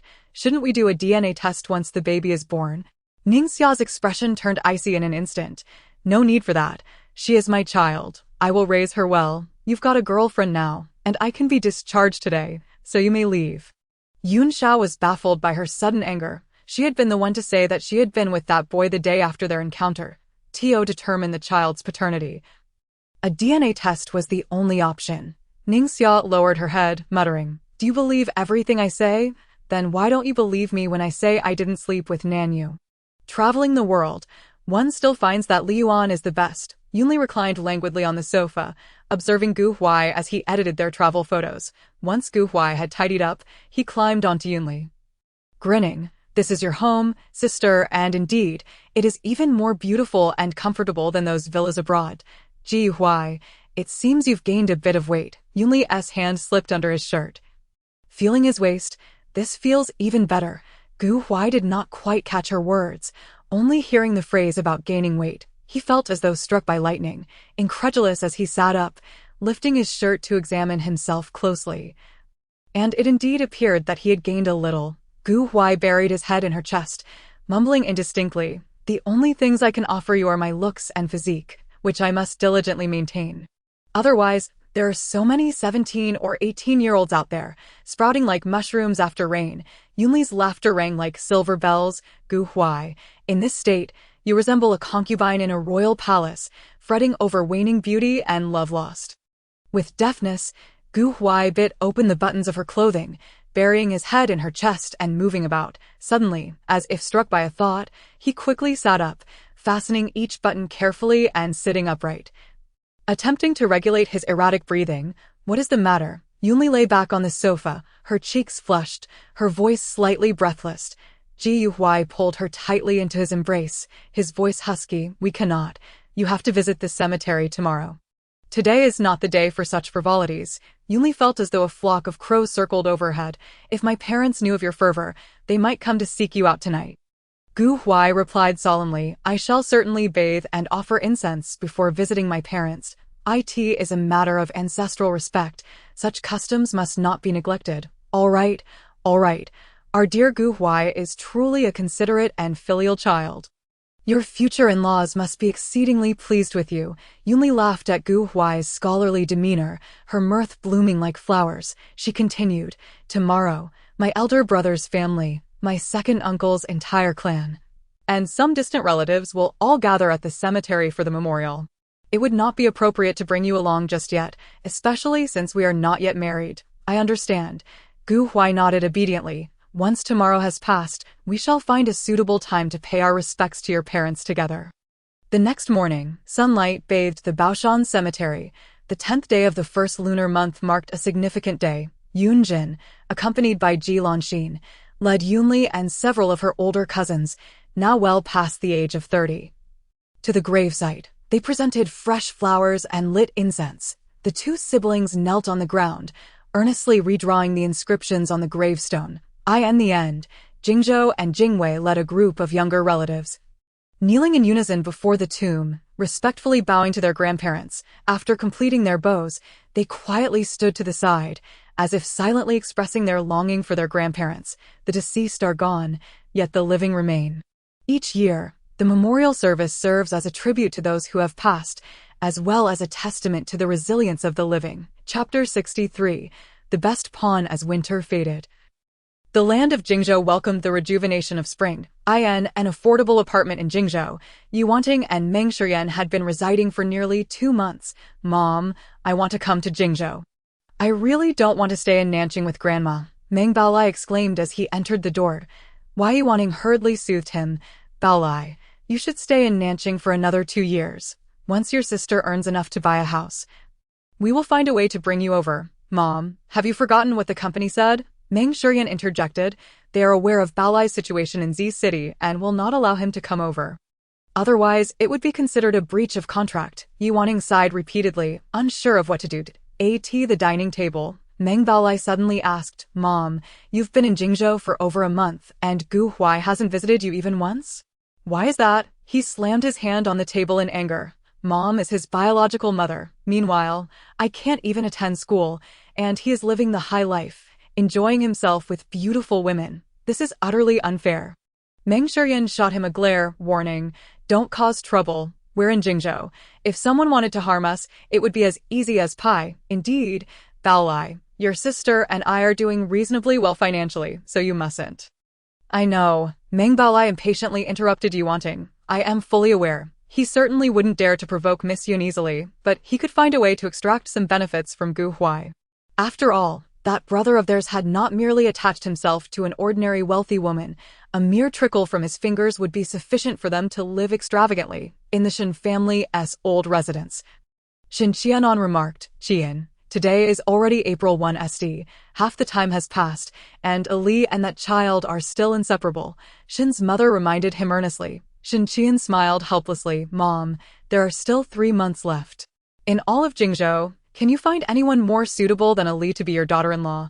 Shen's mother knew well that there was indeed no one more suitable than Yunli. In terms of beauty, talent, family background, or the substantial dowry, seeing him so confident, she quickly asked, do you have a plan now? It seemed like an opportunity had arrived. Shen Qian gazed at the chessboard before him. As if everything was within his grasp, his mother was the winning piece. Shen Qian repeatedly instructed Shen's mother, Mom, you must not interfere in this matter. We can never be at odds with the Li and the Yun family. Mom understands. Shen's mother sighed deeply. The entire Shen family relies on you now. I merely wish to find someone to assist you. Moreover, I am already 60 this year. I truly desire to hold a grandchild. That detestable Lin Rong dared to put a green hat on Qian, causing her to rejoice in vain. At Jing University, Gu Huai had just concluded his experimental class when his phone rang abruptly. Upon seeing an unfamiliar number, he hesitantly answered, Hello, on the other end. Meng Baolai's voice came through. Brother, Mom is feeling unwell. Could you come and take her for a checkup? How did you end up in Jingzhou? Gu Huai's voice held a hint of surprise. Meng Baolai stammered, I heard Mom wasn't feeling well, so I came to check on her. You're capable now. Just take Mom to the hospital for a checkup. Gu Huai's tone was indifferent, as if it were not his concern. She has a son and daughter now. She shouldn't need my assistance. Mom, what's wrong? Wake up. Meng Baolai's panicked shout interrupted Gu Huai's words. Brother, hurry and come see. Mom has fainted. Call an ambulance. Gu Huai began, but was cut off by Meng Baolai. Big brother, I'm only 16. I can't make decisions. Sister isn't home. His voice trembled with urgency. I've sent the address to your phone. You need to come quickly. Gu Huai stared at the hung-up call, a mix of emotions swirling within him. Huai Yuaning was, after all, his biological mother. Blood is thicker than water, and he could not stand idly by. Reluctantly, he dialed Yunli's number. Ji Huai, are you out of class? I still have a while before I finish up. Yunli's gentle voice came through the line. Ji Huai hesitated. Sister, I just received a call saying that Yuaning has fainted, and only Meng Baolai is at home. Yunli sighed softly. If you wish to go, then go. You need not seek my permission. I will not interfere in your mother-son matters. You are my boyfriend, not my possession. You have your own freedom. At Yunshang building, in Yunli's office, Susan chuckled. Would you like me to accompany you for dinner tonight? Your brother is likely to be tied up. That sounds good. After all, your family member has gone to the East Suburb project design team and is too busy to accompany you. Yunli suddenly inquired, do you think I have become increasingly soft-hearted? I am fully aware that Shen Qian's signing of Meng Shiyan is calculated, yet I still allowed it. Susan shook her head. You simply value Gu Huai more now. He is concerned about his biological mother. If you were to act too decisively, it could hurt his feelings. Naturally, Shen Qian would not act this way. Yunli sighed, unable to tolerate Gu Huai's foolishness, as he dug himself into a pit. Yunli shifted the topic. Gu Huai's brother is 16 this year, right? He has caused quite a bit of trouble in the past. It's time for them to reunite. Susan understood. He just turned 16 a few days ago. I will send someone to keep an eye on him. It shouldn't take long before he is brought in. Susan gave a thumbs up, praising her. You are truly much kinder compared to those who casually throw people to the sea to feed the fish. Yunli genuinely believed she resembled a good person, at least better than her older brother. All thanks to the old man's excellent guidance. Chapter 64. Intrigues and schemes in the apartment rented by Meng Shiyan. Baolai, do you think we will face consequences for deceiving Gu Huai? Yuaning sat on the sofa, her expression somewhat uneasy. Meng Baolai nonchalantly replied, just say you really fainted earlier, but have recovered now. Gu Huai is your son. It is his duty to take care of you. He reassured her. Mom, Gu Huai is living in a luxurious residence. I've done my research, and that place is enormous. Even the smallest units are over 200 square meters. And the larger ones are 400 to 500. You are his biological mother. Do you really want to remain in this cramped 80 square meter apartment? You were once a noblewoman. But Miss Yun warned us last time not to disturb Gu Huai. Mom, this is a different time. Meng Baolai continued to persuade her. In the past, Gu Huai did not respect you, so naturally, Miss Yun would not honor you as a mother-in-law. If you and brother develop a close bond, things will surely be different. Gu Huai must have already pleaded for her, so he likely still holds some regard for her as a mother. If she could genuinely cherish him, perhaps they could once again enjoy a life of luxury. Meng Baolai noticed the change in Yuaning's expression and knew his mother was definitely tempted. After all, who could resist the allure of wealth? It would be best for Gu Huai to recognize the situation and provide some benefits for himself. Otherwise, he had plenty of tricks up his sleeve. Meng Baolai patted the contents of his pocket. Although young, he had learned many tactics in Z City. At 6:30 in the evening, as Meng Shiyan arrived at the apartment complex, she unexpectedly ran into Gu Huai. You, what are you doing here? Meng Shiyan's eyes widened in surprise. Gu Huai's expression was solemn as he replied, Meng Baolai just called to say that your mother has fainted. What? Fainted? Her face turned pale as she rushed upstairs in a panic. Gu Huai hesitated, contemplating whether he should go upstairs to check. Moments later, Gu Huai looked at Yuanting, who appeared pale and the table filled with dishes, and said in a deep voice, Didn't you faint? How do you still have the energy to cook? Meng Baolai hurriedly explained, Brother, Mom truly fainted earlier, but she woke up soon after, upon hearing you were coming to see her. She was so happy that she insisted on cooking despite her weakness. Meng Baolai quickly stepped in front of him, exchanging glances with their mother. Why Yuaning pleaded, Gu Huai, I have been thinking of you all these years. It's just that Z City is too far for me to return. Now, I only wish to share a meal with you. Is that too much to ask? No need. I have plans tonight. Doubting, the two syllables that Yuaning blurted out struck Gu Huai like a thunderclap, causing him to freeze in place. You were born prematurely and were weak, so until you were 3, you were as frail as a bean sprout.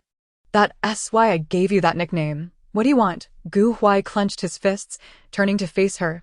I just want to hear you call me Mom once more, to share a meal with my son, and to care for you properly in the days to come. Gu Huai shook his head, coldly stating, I have grown up.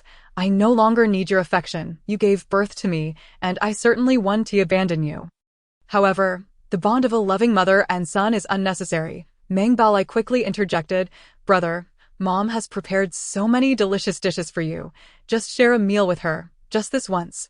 Gu Huai cast a glance at Yuanting, whose face was streaked with tears, and recalled the message Yunli had sent earlier, mentioning that she was dining with Susan that evening. Just this once. Please do not disturb me again in the future.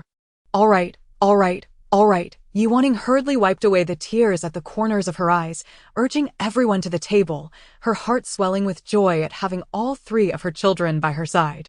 At the dining table, Gu Huai merely focused on consuming his plain rice, turning a deaf ear to Yuaning's attempts to serve him dishes and her incessant chatter. I'll go fetch a bowl of chicken soup for my brother. Mom's chicken soup is simply delightful. Meng Baolai rose with a sycophantic grin and headed toward the kitchen. Why Yuaning gently advised, you must drink more chicken soup. It will do good. Your constitution has always made it difficult for you to gain weight, and you seem a bit thin now. Brother, please have a bowl of chicken soup. Mom made it especially for you. Meng Baolai placed the bowl of chicken soup before Gu Huai, his face beaming with a smile. I don't like chicken soup. Before Gu Huai could finish his sentence, he caught sight of Yi Wanting once again raising her hand to wipe away her tears. Appearing despondent, compelling him to swallow the words that were on the tip of his tongue and instead take a few sips from the bowl. Observing this, Meng Baolai felt a surge of delight and continued to press. Brother, drink a bit more. You're too thin, and Mom constantly frets over it. Meng Baolai, seeing the clean soup bowl, couldn't he help but exclaim, Brother, you should come to see Mom more often. It will surely make her feel better when she sees you healthy. Suddenly, Gu Huai, Yi Wanting and Meng Shiyan gasped in shock, rushing forward to check on him. Don't panic, he's merely fainted temporarily. Meng Baolai leisurely stood up, supporting Gu Huai as they made their way toward Meng Shiyan's bedroom.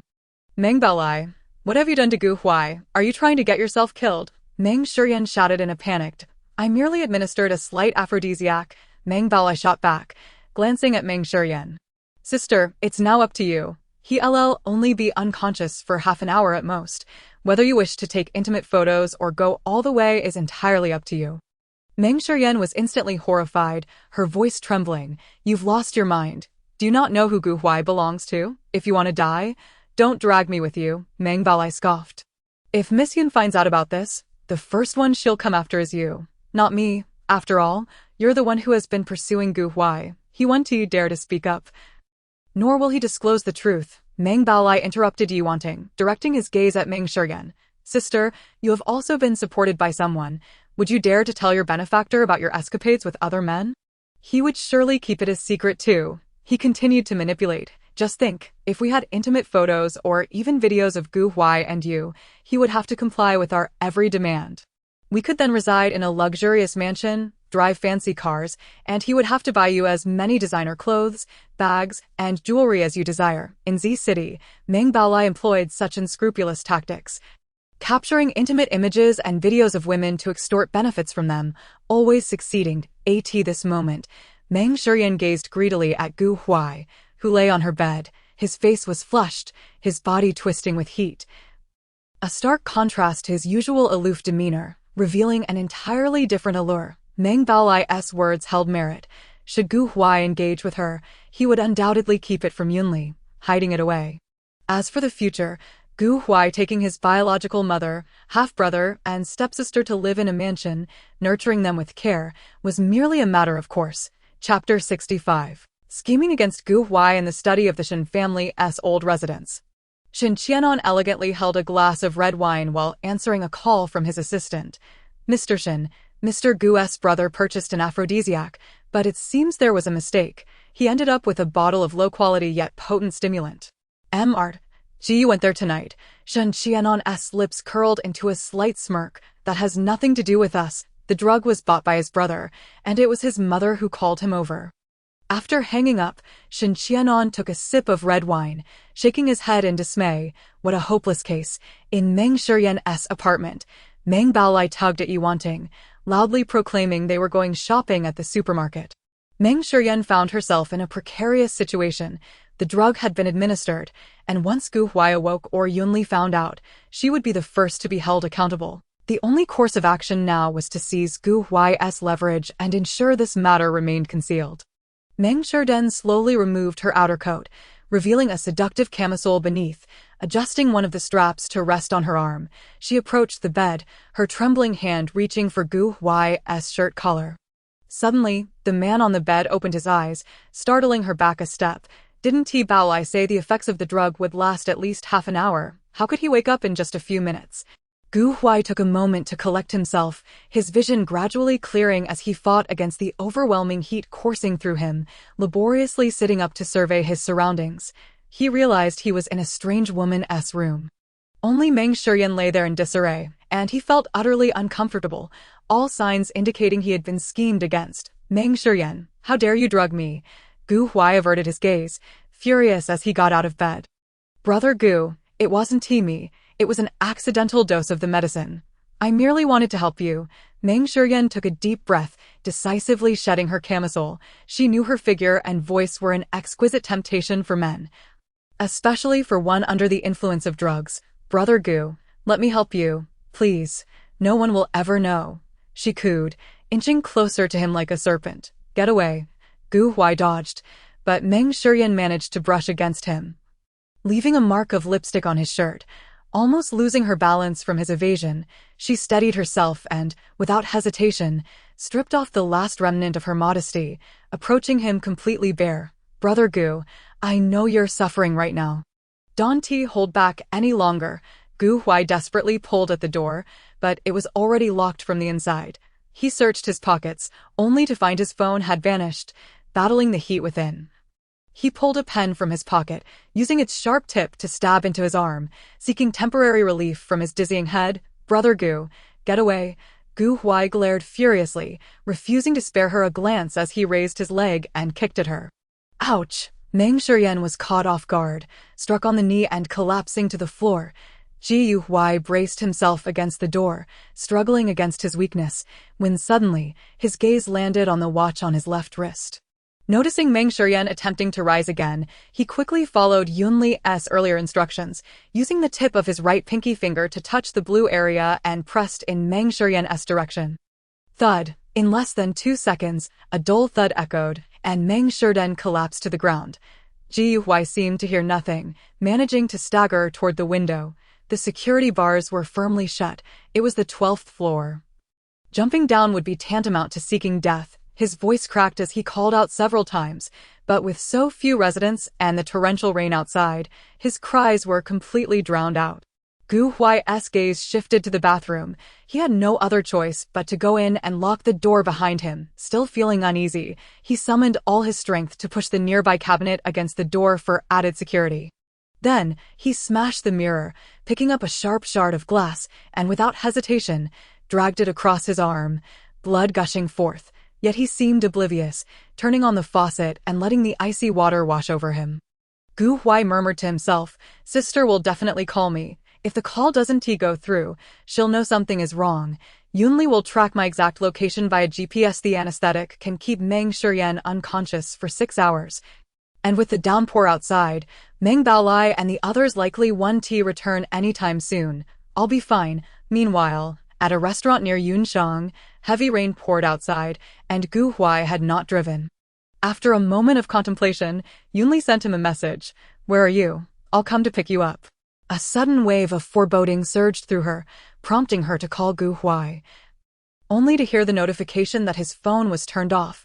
"What's wrong?" Susan inquired, noticing the change in her complexion. "I've sent the address to your phone. Call for help to rush there immediately." Yunli sprang to her feet, speaking as she walked. "I fear Gu Huai might be in trouble. We need to hurry." Shortly thereafter, Yunli and Susan sat in the back seat of a car, the driver speeding through the rain-soaked night. Susan reassured her, "I've already sent the bodyguards. Don't worry, we'll take a shortcut and arrive in no more than half an hour," she continued. After all, that is Gu Huai's biological mother. She wouldn't harm him. Perhaps his phone just ran out of battery. Meng Baolai is there too. Yunli interjected suddenly, her voice tinged with anxiety. "He's no innocent. I only wanted Gu Huai to retract his pity for his biological mother after he hits a wall. Drive faster. Activate the siren. Ignore the red lights." Yunli's heart raced, a feeling she hadn't experienced in a long time.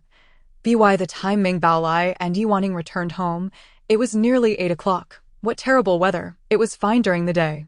Yet it's pouring like this at night, Meng Baolai exclaimed as he entered the house. Yiwaning glanced towards the master bedroom, puzzled. "Is everything all right in there? Why is it so quiet?" Meng Baolai chuckled. "In half an hour, the drug should wear off. The medication, to put it plainly, is a form of anesthetic. Gu Huai must surely have lost consciousness, and one cannot expect any response from his sister. My dear child, despite your tender age, how is it that you possess such knowledge?" Yet, the room remained enveloped in an unsettling silence. Meng Baolai and Yiwaning exchanged glances, sensing that something was amiss. He hurriedly retrieved the key and unlocked the bedroom door. There, he beheld Meng Shiyan, stark naked, lying on the floor like a lifeless body, with Gu Huai nowhere in sight. Only the sound of rushing water from the bathroom broke the stillness, the water already seeping onto the bedroom floor. Chapter 66. Timely rescue. Yunli stepped into the bedroom, casting a swift glance at the bare Meng Shiyan sprawled on the floor, her gaze fixating on the bathroom door nearby.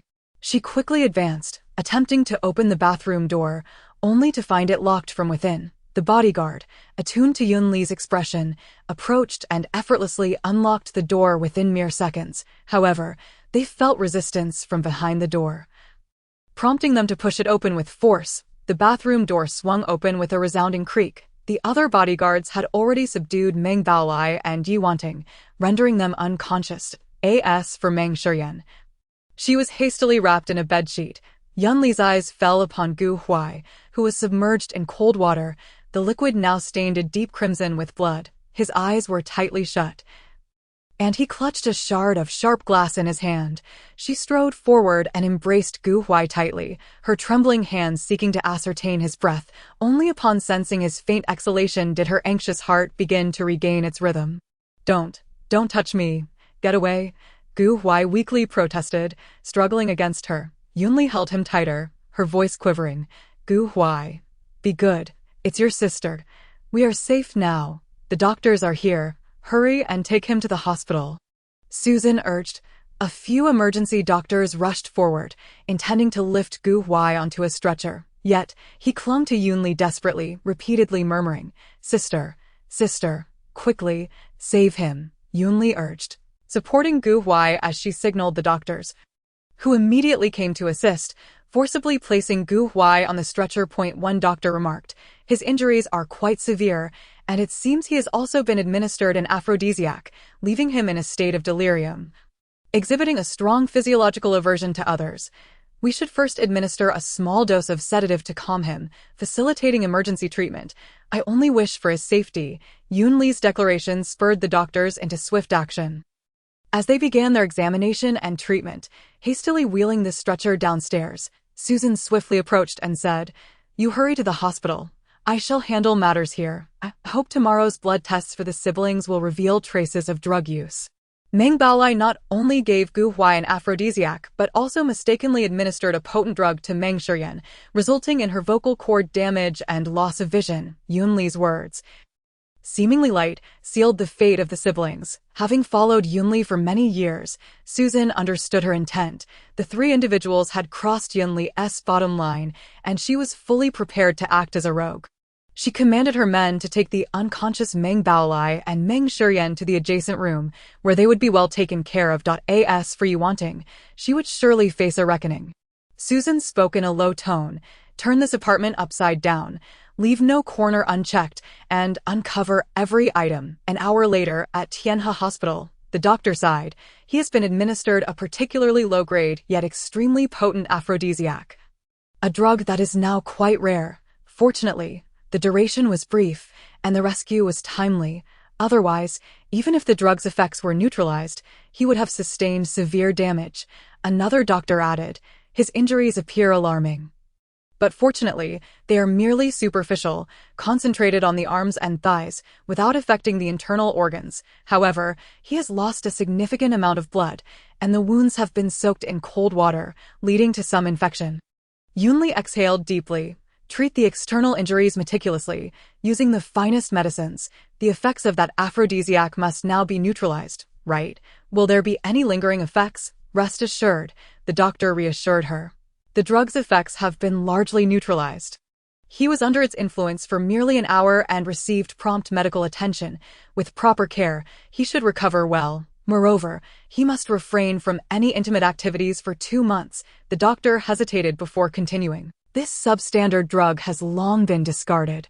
Nowadays, it is only used on livestock. Yunli suddenly inquired, what if it had been a few hours later, or if he had attempted to detoxify with a woman? The doctor sighed. In that event, he would likely suffer from a loss of male function. Even if treated, it would be exceedingly difficult for him to conceive with a woman. The potency of this drug is so strong that it could easily obliterate sperm. The perpetrator clearly intended to render this gentleman incapable of fatherhood, a truly nefarious plot. After the doctor departed, Yunli sat quietly by the bedside, gently holding Gu Huai's hand, her remorse far surpassing her anger. This situation could have been averted. It was her indulgence that allowed this fool to endure such suffering. She whispered softly, when I saw that smudged lipstick mark on your shirt, I truly contemplated ending our relationship. Alas, We shall discuss it once you recover. 2 hours later, in the living room outside the ward, Susan handed Yunli a sealed bag, revealing 2 pinhole cameras discovered in Meng Shiyan's bedroom. Is everything arranged? Yunli inquired. Susan nodded affirmatively. Tomorrow morning, their blood tests will show significant traces of drug use, and we will also have further findings from the apartment. Yunli let out a cold laugh. Their father engaged in drug trafficking. And now his children are involved in drug use and concealment. How fitting, Susan continued. The police will also uncover concrete evidence of Meng Balai's drug purchases, which include not only the aphrodisiac but also the potent drug mistakenly given to Meng Shiyan, resulting in her vocal cord and eye injuries, rendering her mute and blind, seeing those one should not see. What use is there in retaining one's sight? Yunli turned to Susan, urging her to continue the investigation into the source of the drugs supplied to Meng Balai. Susan hesitated before asking, "Do you still suspect that Mr. Shen has a hand in this matter? The leads we have obtained do not seem to implicate him." She suddenly recalled, "We have already interrogated Meng Balai, who claimed he only purchased ordinary aphrodisiacs, which could merely induce a fainting spell for half an hour, enhancing a little sexual desire at best." Yunli replied coldly, "But Gu Huai was not affected by a mere aphrodisiac. I refuse to believe that it is mere coincidence that the seller mistakenly provided the wrong drug. Tomorrow, we must expose Meng Shiyan's drug use and concealment." Yunli's gaze shifted to Susan. Meng Shiyan was brought to Jingzhou by Shen Qianin. Regardless of whether this drug is connected to him, he must bear the responsibility. Susan grasped her intent. Now that the Dongjiao project is on track, the criminal actions of a host from a subsidiary of Anqing will not impact the project, but it will be a heavy blow to Anqing Group, Yunli remarked. Anqing Group originally enjoyed a 30% profit. Now, entangled in scandal, if they wish to avoid being ousted, they will have to reduce their profits, leaving only a mere 10%. Susan sighed deeply. A mere 10% profit is only enough to cover their operational costs. Yet if they cannot even retain that, Anqing will suffer catastrophic losses, leaving them with no choice but to accept their fate. Mr. Shen's efforts will have proven futile, while Yun Shang reaps the benefits. Although I cannot find evidence of Shen Qianin's involvement, it matters not. I cannot kill him, but I can strike at what he cherishes most. Anqing. For Shen Qianin, Anqing Group is undoubtedly his pride and joy. Now that Anqing is facing severe losses, the blow will be more painful than death. Chapter 67. Damage to Anqing. At 3 o'clock in the morning at Tianhe Hospital, silence reigned, and the ward was tranquil. Gu Huai struggled to open his eyes. Even the slightest movement of his arm sent waves of excruciating pain coursing through him. "Don't move." Yunli, who had been dozing at the bedside, was instantly awakened by his stirring. Gu Huai turned to look at Yunli, attempting to rise, his voice hoarse. "Sister, I told you not to move." Yunli urgently pressed down on his arm. "You have injuries, and you've just received N4. Lie still and speak later." Gu Huai observed her averted gaze and the way her eyes never settled on him, his heart racing with anxiety. "You're angry, aren't you? It's all my fault. I shouldn't have softened my heart to go see." "I am not angry." Yunli met his gaze with unwavering eyes. "I said, your primary task now is to recover. We can discuss everything else later." "All right." Seeing her unwavering resolve, Gu Huai reluctantly nodded. "Then I won't say anything for now, but I need to use the restroom." Yunli gently assisted him upright, guiding him from the bed. "You have mostly superficial injuries. Aside from a couple of stitches on your arm, the rest is just treated with ointment and will heal soon. What about the medication? Do you want me to help you?" Yunli's voice suddenly interrupted him. "You can't move your left arm where the stitches are. Is one hand sufficient?" Gu Huai's face flushed crimson. "It is sufficient." Yunli stepped out, and shortly thereafter, a muffled groan of pain emanated from within. "What happened?" She hastily returned to inquire. Gu Huai, facing away from her, replied in a husky tone, "Nothing, just a bit of pain. Perhaps it's due to the medication." Yunli gradually came to understand the situation and whispered softly, "You have just neutralized the effects of the drug, so it is natural for your body to feel a bit uncomfortable. You will be well in a couple of days." After Gu Huai resolved his personal issues, Yunli fed him some millet porridge and gently wiped him down before slowly helping him to lie down. "Rest now. I will send someone to take care of you tomorrow. I have matters to attend to," came her calm voice from the adjacent bed. Huai asked softly, "Will you come by again tomorrow night?" He had a multitude of words he wished to share with Yunli and countless questions to pose.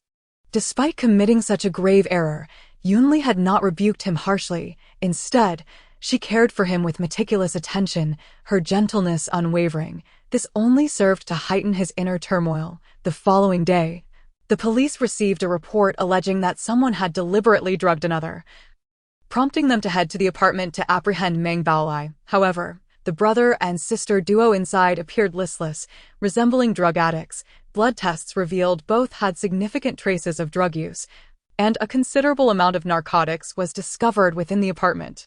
Meng Shiyan, in particular, had been mistakenly administered a potent drug by her half-brother, resulting in damage to her vocal cords and blindness.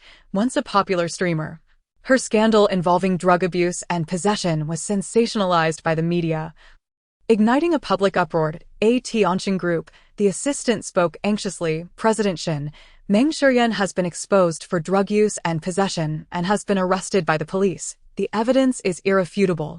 Our e-commerce platform has been ordered to suspend operations for rectification, resulting in significant losses." Shin Qianen, gazing at the phone he had just hung up, replied gravely, "What does the e-commerce company matter now? FG and Yunsheng are jointly applying pressure, claiming damage to Onxing's reputation as grounds to eliminate us from the equation." The assistant gasped, "What should we do?" The Dongjiao project was our largest business deal last year, with a massive investment.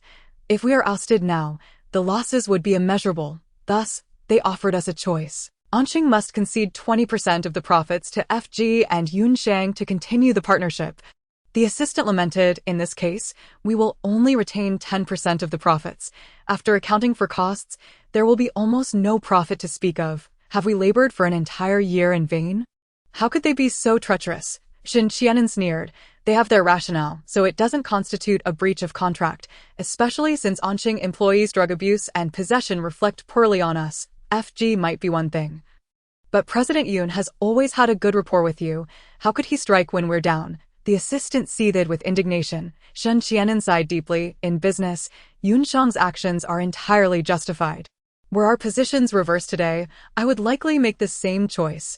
Notify everyone. We shall convene in half an hour." After the assistant left, Shin Qianen leaned back in his office chair, rubbed his temples, and suddenly chuckled softly. "Ollie, you truly disregard any semblance of sentiment." In Yunsheng Tower, Susan beamed. "Onxing has agreed to revise the contract. Henceforth, FG will receive 50%, Yunsheng 40%, and Onxing merely 10%.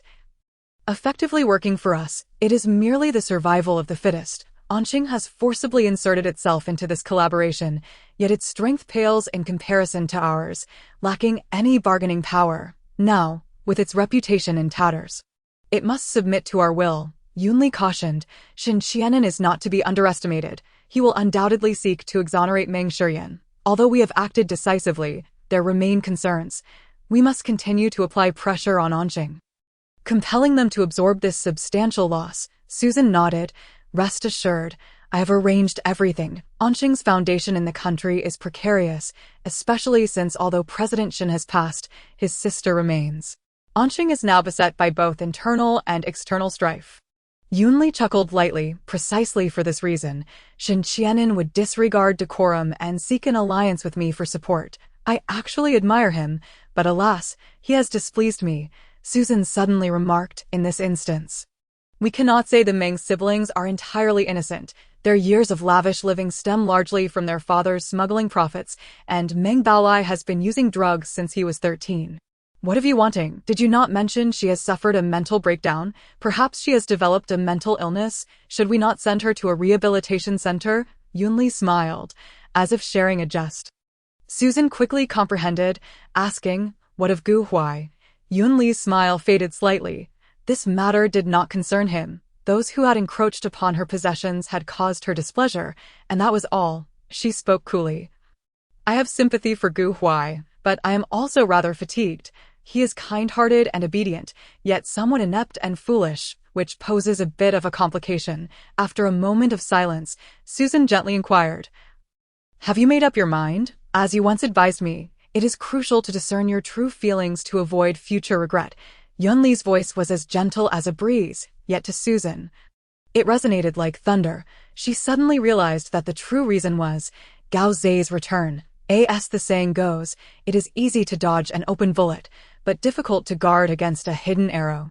Although the Yun family wields considerable power, capturing an elephant is a trivial task. However, ensnaring a rat hiding in the gutter proves far more challenging. Perhaps allowing Gu Huai to depart now would be a wise form of self-preservation. Chapter 68, the so-called truth. Chapter 69, a peaceful parting. Outside the window, the fine rain fell like silken threads, unceasing, as though the heavens were weeping silently. Inside the warm and cozy room, Yunli's words plunged the atmosphere into an oppressive silence, thick enough to suffocate. After a long while, Gu Huai's throat finally managed to produce a single word, his voice hoarse as if worn down by sandpaper. Yunli glanced at him, internally astonished at his unexpected willingness to concede today. Clearly, her actions regarding Yuaning had truly disheartened him. We have been together for a year, and our feelings have been quite good. Now, parting is simply a matter of differing paths. A peaceful separation is the best choice. Yunli sighed gently. Gu Huai, I am not one for melodrama, nor do I wish to utter the phrase about remaining friends after parting. I can only pledge that in the future, I will do my utmost to ensure your well-being. Of course, you may no longer require my assistance. Does sister know what day it is today? Gu Huai asked softly, his head bowed. Yunli pondered for a moment. April 9th marked the anniversary of their unexpected meeting at the Intercontinental Hotel last year. Indeed, it has been a full year. Gu Huai's throat felt constricted. I had originally hoped to spend this day with you. I apologize. I truly did not consider that. Gu Huai gently shook his head. Sister need not apologize. This past year has felt like a beautiful dream. And now it is merely waking from that dream. He lifted his head, his gaze resting steadily on Yunli, his eyes reddened yet devoid of tears. A slight smile graced his lips, tinged with bitterness, and his raspy voice sent tremors through her heart. Seeing Gu Huai in such a state stirred a pang of pain within Yunli. She averted her gaze and softly said, I have genuinely enjoyed this past year. I am merely sorry for disrupting your tranquil life. After a brief pause, she continued, this apartment has been transferred to your name, and the Maybach in the garage is also under your ownership. You need not worry about property fees, and the car will receive complimentary maintenance. These matters are no longer your concern. Older sister, please do not misunderstand. Yunli hastily clarified, this is not a form of severance pay. I merely wish for you to live a little better. Ji Huai, focus on your studies going forward. Do not be burdened by these mundane matters.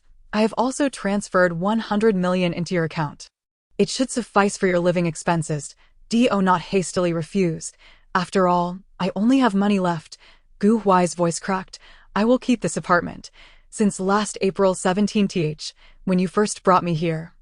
It has been a year. Suddenly, Yunli stood up and left the dining room, leaving Gu Huai's unfinished words hanging in the air. He paused momentarily before hastily rising to follow her. Older sister.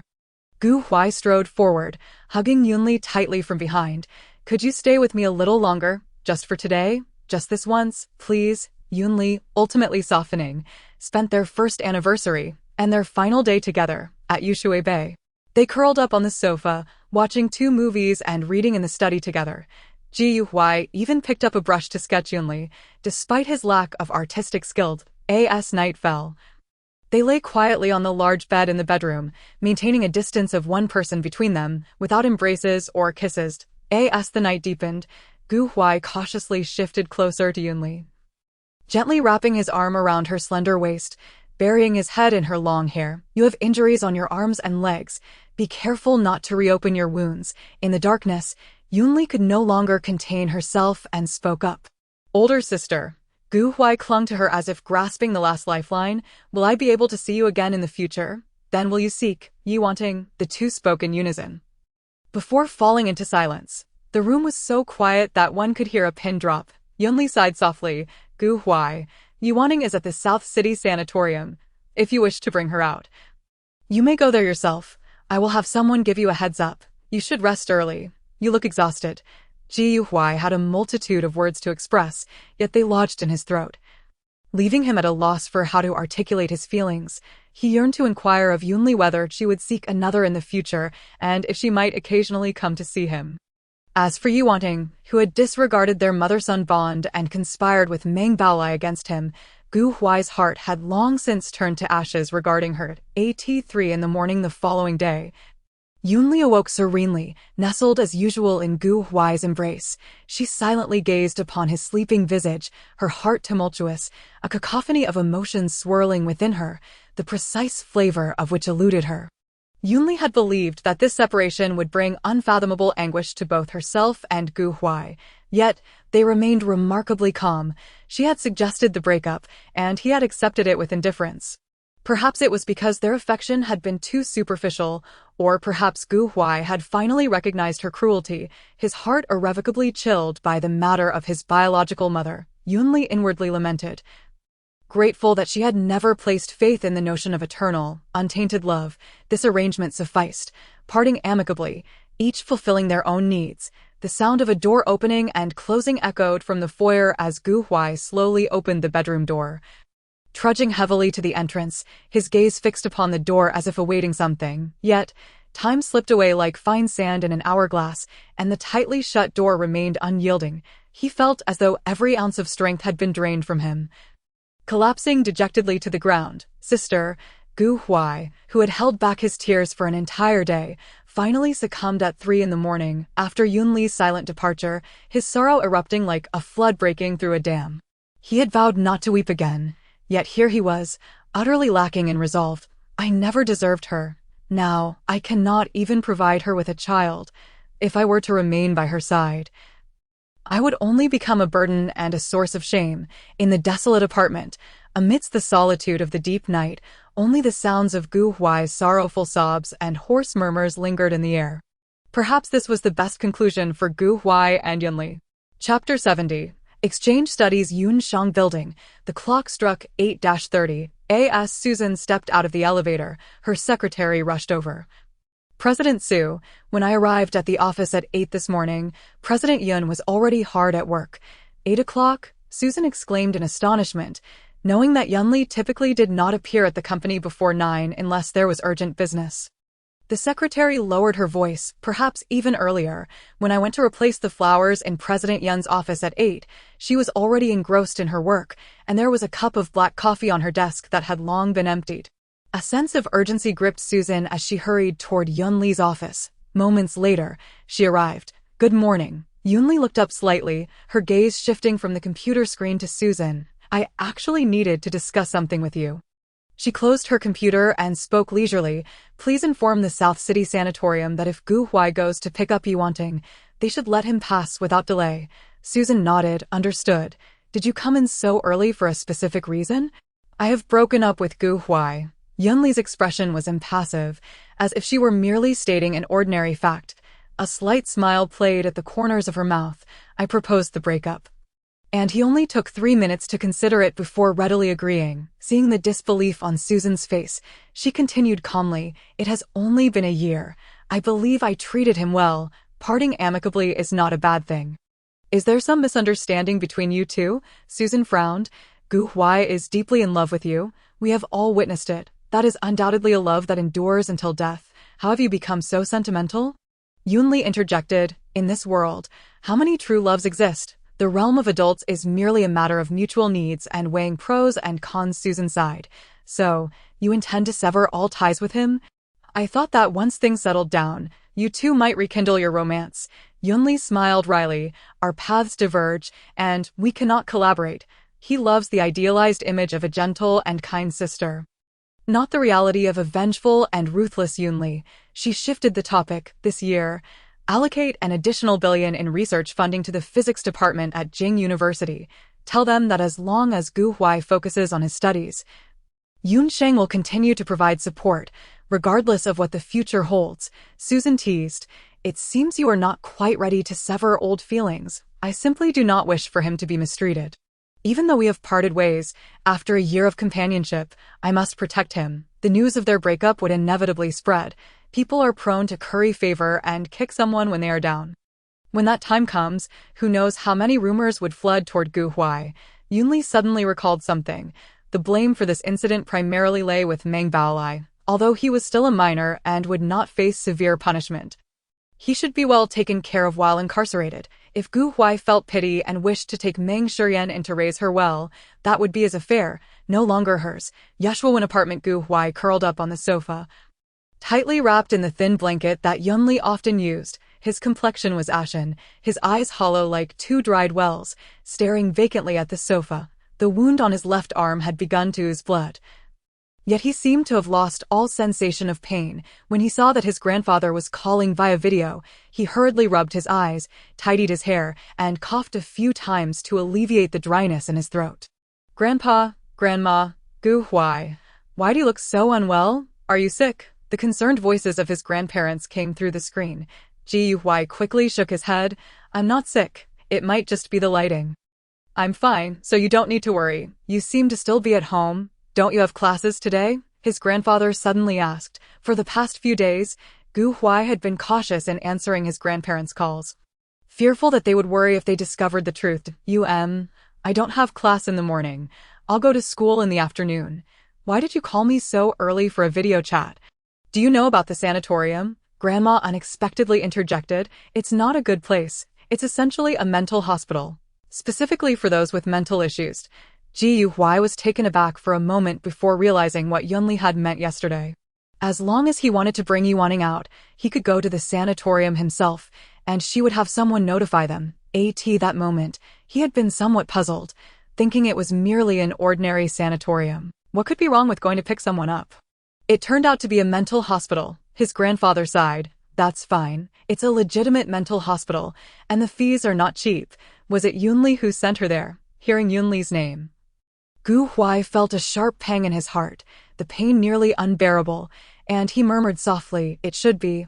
Unaware of the recent drug incident, his grandfather hesitated for a moment before offering, "Although she hasn't cared for you in over a decade, she is still your biological mother. You should occasionally visit her.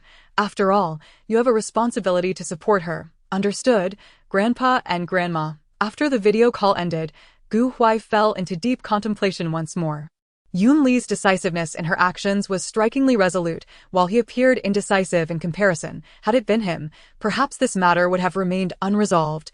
Originally, Yunli had thoughtfully arranged for him to take a half-month leave. However, for Gu Huai, being alone at home only intensified his inner turmoil, suffocating him. It would be better to immerse himself in the weight of his studies, if only to divert his attention. "I am the physics department office at Jing University going to MIT?" Gu Huai looked at the professor in disbelief, his voice involuntarily rising. The professor smiled and nodded. "Jing University has a collaborative research project with MIT, and there are 2 exchange student spots available for a year." The advisor chimed in. "This is a rare opportunity. You excel in all aspects and, of course, will have your spot." The other student is Cheng Ji, roughly by late April. Today is already April 10th. About half a month should be sufficient preparation. The advisor then joked, "I know you are deeply in love with Miss Yoon and find it hard to part. However, it's merely a year. This will greatly benefit your future, and I believe she will support you." "All right, I'll go." Gu Huai hesitated for a long time before finally providing a definitive answer. Perhaps one day, when he stood at a higher vantage point, that bright moon would no longer seem so unattainable. Chapter 71. Business trip to Sydney that evening. Yunli boarded a flight to Australia with Susan for work. On the private jet, she read a message from Gu Huai. "Sister, do you have time? I would like to see you." Susan suddenly remarked, "The director of the physics department at Jing University just informed me that Gu Huai has agreed to the exchange application and will be going to MIT to study for a year and half a month." Yunli fell silent for a long while upon hearing this. It seemed Gu Huai wished to see her to discuss this matter. This was undoubtedly an excellent opportunity for learning. Furthermore, since he had already agreed, there was no need for him to discuss it with her. "We have many people on the Boston side. I will arrange for them to take care of him and ensure his well-being in terms of food, shelter, and safety." Yunli hastily interjected, "Do not let him know. Simply be more vigilant in secret." Susan nodded, assuring her, "Rest assured, I will make the necessary arrangements." The proximity of MIT and Harvard indeed seemed to bestow an uncanny fate upon Gu Huai and Yunli. as his presence there felt akin to stepping into familiar territory, rendering him exceedingly safe. You visit Boston several times a year, and MIT and Harvard are essential stops. Susan observed her with a knowing smile. Yunli chuckled lightly, saying, Gu Huai's decision to study abroad is somewhat of an evasion from me. I am not the type to overstay my welcome, so why should I disturb him further? A hint of regret flickered across her face as she turned to Susan and sighed. Had I known we would part ways, I should have borrowed some seeds from him in advance. Coughing abruptly, Susan was momentarily choked by her coffee. Are you implying you want a child? Yunli sighed. I am 23 this year. If I wish to retire comfortably by 40, it is indeed time to cultivate an heir. Gu Huai possesses quite commendable qualities. If you merely grant him a chance, he will undoubtedly come rushing back. Not just one child, but several would be within reach, Susan exclaimed, her mirth infectious as she began to devise plans for her. Oh, let it be. There are plenty of men in this world. Why should I torment him further? Yunli gazed out of the window, resignation lacing her words. As for children, that was merely a passing thought. At the Yushui Bay apartment, Gu Huai quietly perused Yunli's messages, meticulously analyzing each word. How could he bear to be separated from her by such a vast distance? He resolved to go to MIT. Partly for his studies, but mainly because Yunli had spent 4 years in Boston. With MIT and Harvard so closely situated, he longed to tread upon the grounds where she once studied. To stroll through the city she had called home for 4 years. What am I doing? Gu Huai murmured softly, as if questioning both himself and the desolate air around him, despite their breakup. Why was he still so irresistibly compelled to share everything with her? Within the Shin family estate, Shin Qian spoke firmly. Mother, I have already cautioned you against interfering in this matter. Why will you not heed my words? I merely wish to assist you. Shin mother sighed in exasperation. Who could have anticipated that Ali would be so merciless, showing no mercy towards Sheng? She continued to defend herself. I have handled this matter with utmost caution, leaving no trace behind. Did Ali not send someone to investigate? Yet, they uncovered not a single clue. Shin Qian offered a wry smile. Mother, Ali does not care whether I am responsible, as long as those 2 women were brought into Jingzhou by me. She has already condemned me in her heart. How significant is Sheng's loss? Shin mother's primary concern remained this point. Shin Qian sighed. All my efforts from last year have been in vain. Now Sheng's stocks have plummeted, suffering severe financial losses and reputational damage. Given the circumstances, you must secure Yunli. Only then can Sheng's predicament be resolved, Shin mother urged urgently. Shin Qian nodded slightly. This experience has not been without its merits. In my view, Ali must have already parted ways with that person. Splendid. Shin mother's eyes brightened at the news. Now that Ali is feeling low, if you show her your utmost care and consideration, with your attributes, how could she not be moved? I have sent someone to Tianhe to inquire, but those doctors are all from the Yun family, and they are tight-lipped, revealing nothing. However, Shin Qian's lips curled into a smirk. The more they conceal, the more it proves that the drugging was successful. Ali will surely no longer desire him. For Ali, what she values is not Gu Huai's youth but his obedience and unblemished nature. Now that Gu Huai is obstinately entangled with his despicable family and involved with other women, he has lost both those admirable traits, and Ali will undoubtedly be repulsed. Shin Qian secretly rejoiced. If he was not mistaken, Ali had likely witnessed Gu Huai's sordid actions with Meng Shiyan. Mother, I shall take a trip to Sydney. After that, please do not interfere in my matters with Ali, Shin Qian declared before rising to leave. 10 days later in Sydney, Susan sighed in relief. Dear President Yun, do you not realize that you have been working excessively hard lately? For the past 10 days, Yunli had devoted herself entirely to work, engaging in no other leisure activities aside from eating and sleeping. Yunli chuckled lightly. What is wrong with a diligent president?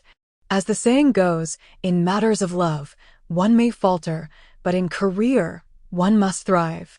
I cannot spend my days frowning and drowning my sorrows in drink. Yet, you cannot remain so tense, Susan insisted, pulling her to her feet. Let us go to a nearby bar for a drink and unwind. At Dockside Bar, the cocktails here were unparalleled. Susan nudged a drink towards Yunli. Even in the early stages of your venture, you understand the importance of balancing work and leisure, never neglecting the enjoyment of life. Yunli accepted the glass, taking a gentle sip as her gaze wandered to the dance floor. She watched the handsome men and beautiful women dance fervently, listening to the pulsating music from the DJ, and a sense of surreal detachment enveloped her. After all, it was her first love. It required some time for mourning. No more than half a month. I shall reclaim my former carefree spirit, Susan sighed wistfully. Once you've experienced the vast ocean, nothing else compares.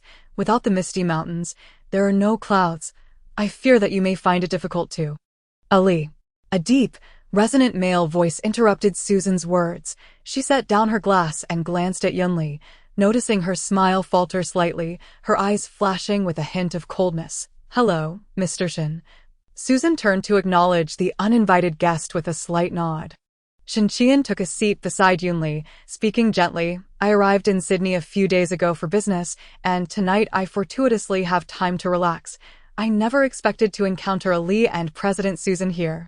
Yunli chuckled softly, though her tone carried a tinge of sarcasm. How fortuitous indeed, Mr. Shin. You truly embody the qualities of a great achiever, displaying such magnanimity and forgiveness. It is truly commendable. Just half a month prior, Yun Sheng had dealt in Sheng a significant blow, yet here was Shinqian, maintaining such tenderness towards her, affectionately calling her Ali. This level of forbearance was astonishing, truly, a cunning fox in the business realm. Even when his heart yearned to exact vengeance, he still managed to engage in light-hearted banter. Yunli mused, in this regard, she could not match Shinqian. Chapter 72, A Heartless Rejection. Ali. Shinqian's voice bore a hint of helplessness, like a sigh amidst the gentle flow of a stream. He gazed at Yunli, his eyes reminiscent of the warm sun in winter, filled with deep affection.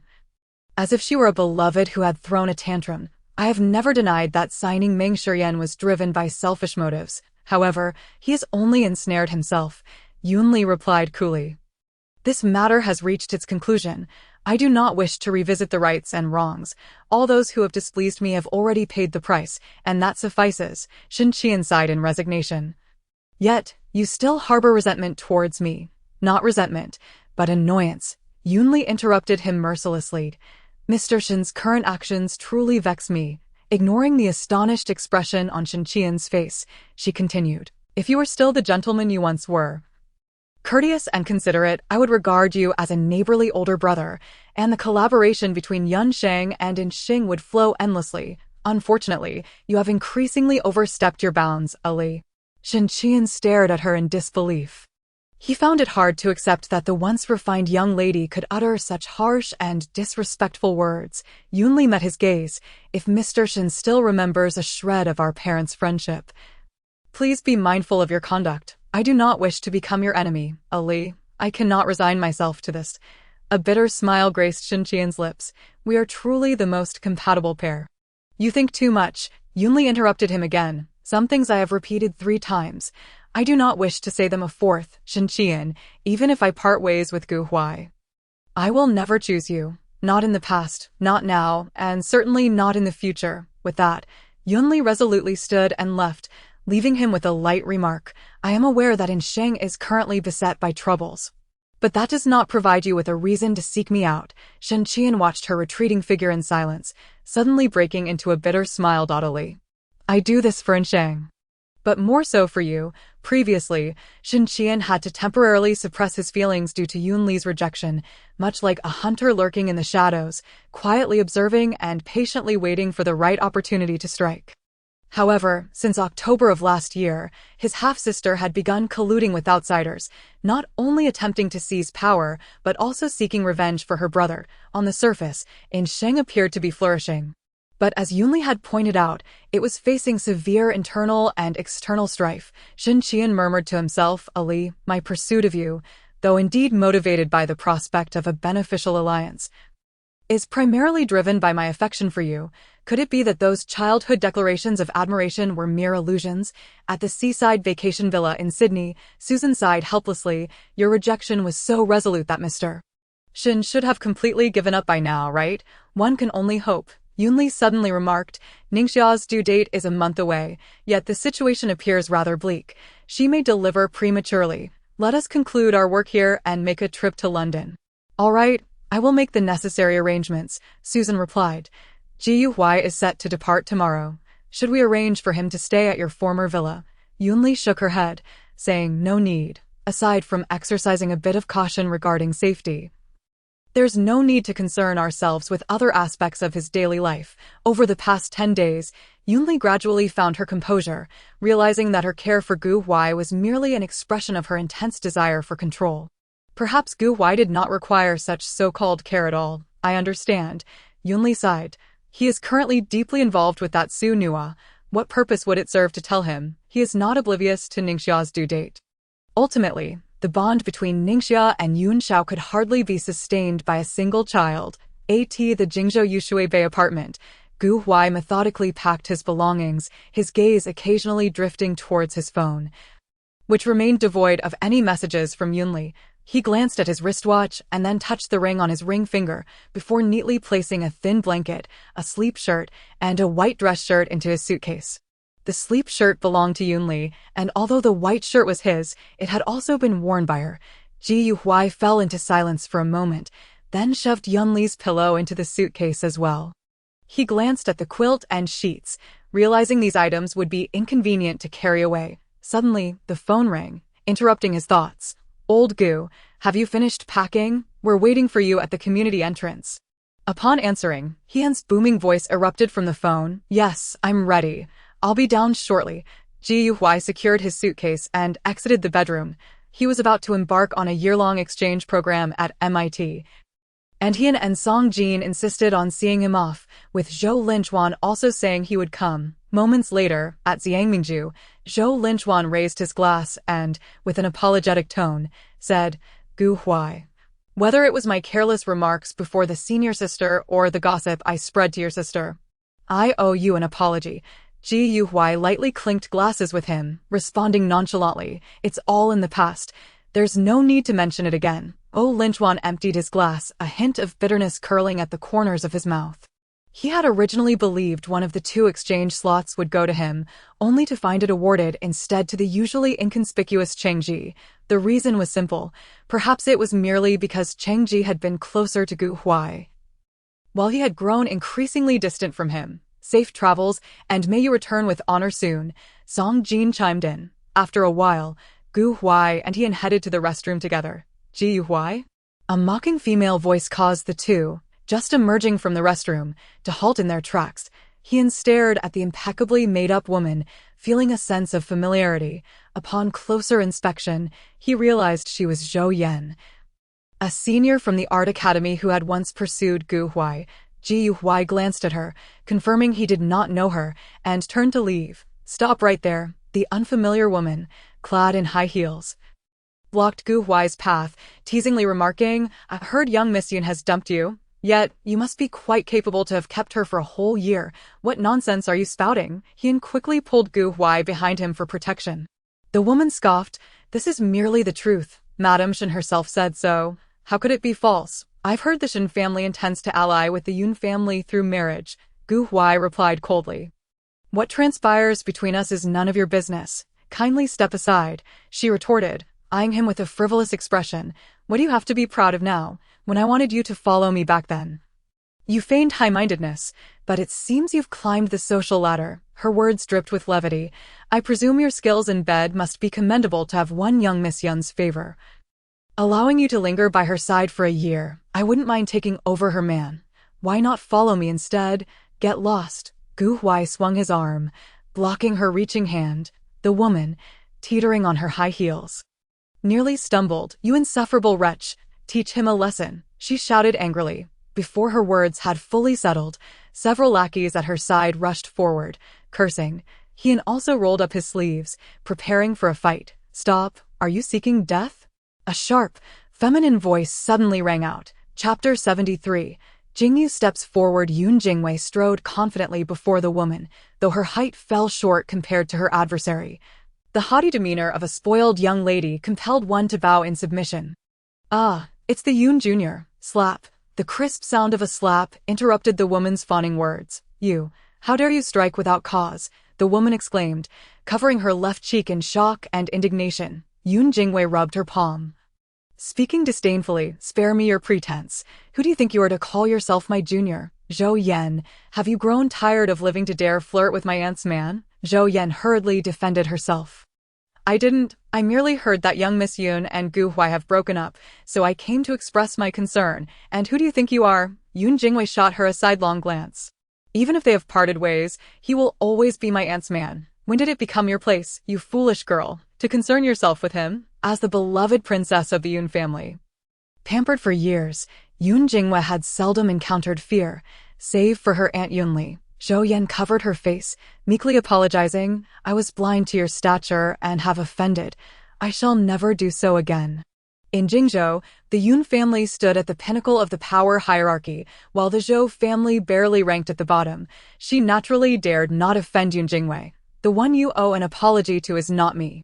Yun Jingwei cast a glance at Gu Huai. Zhou Yan promptly approached Gu Huai, saying, I truly apologize.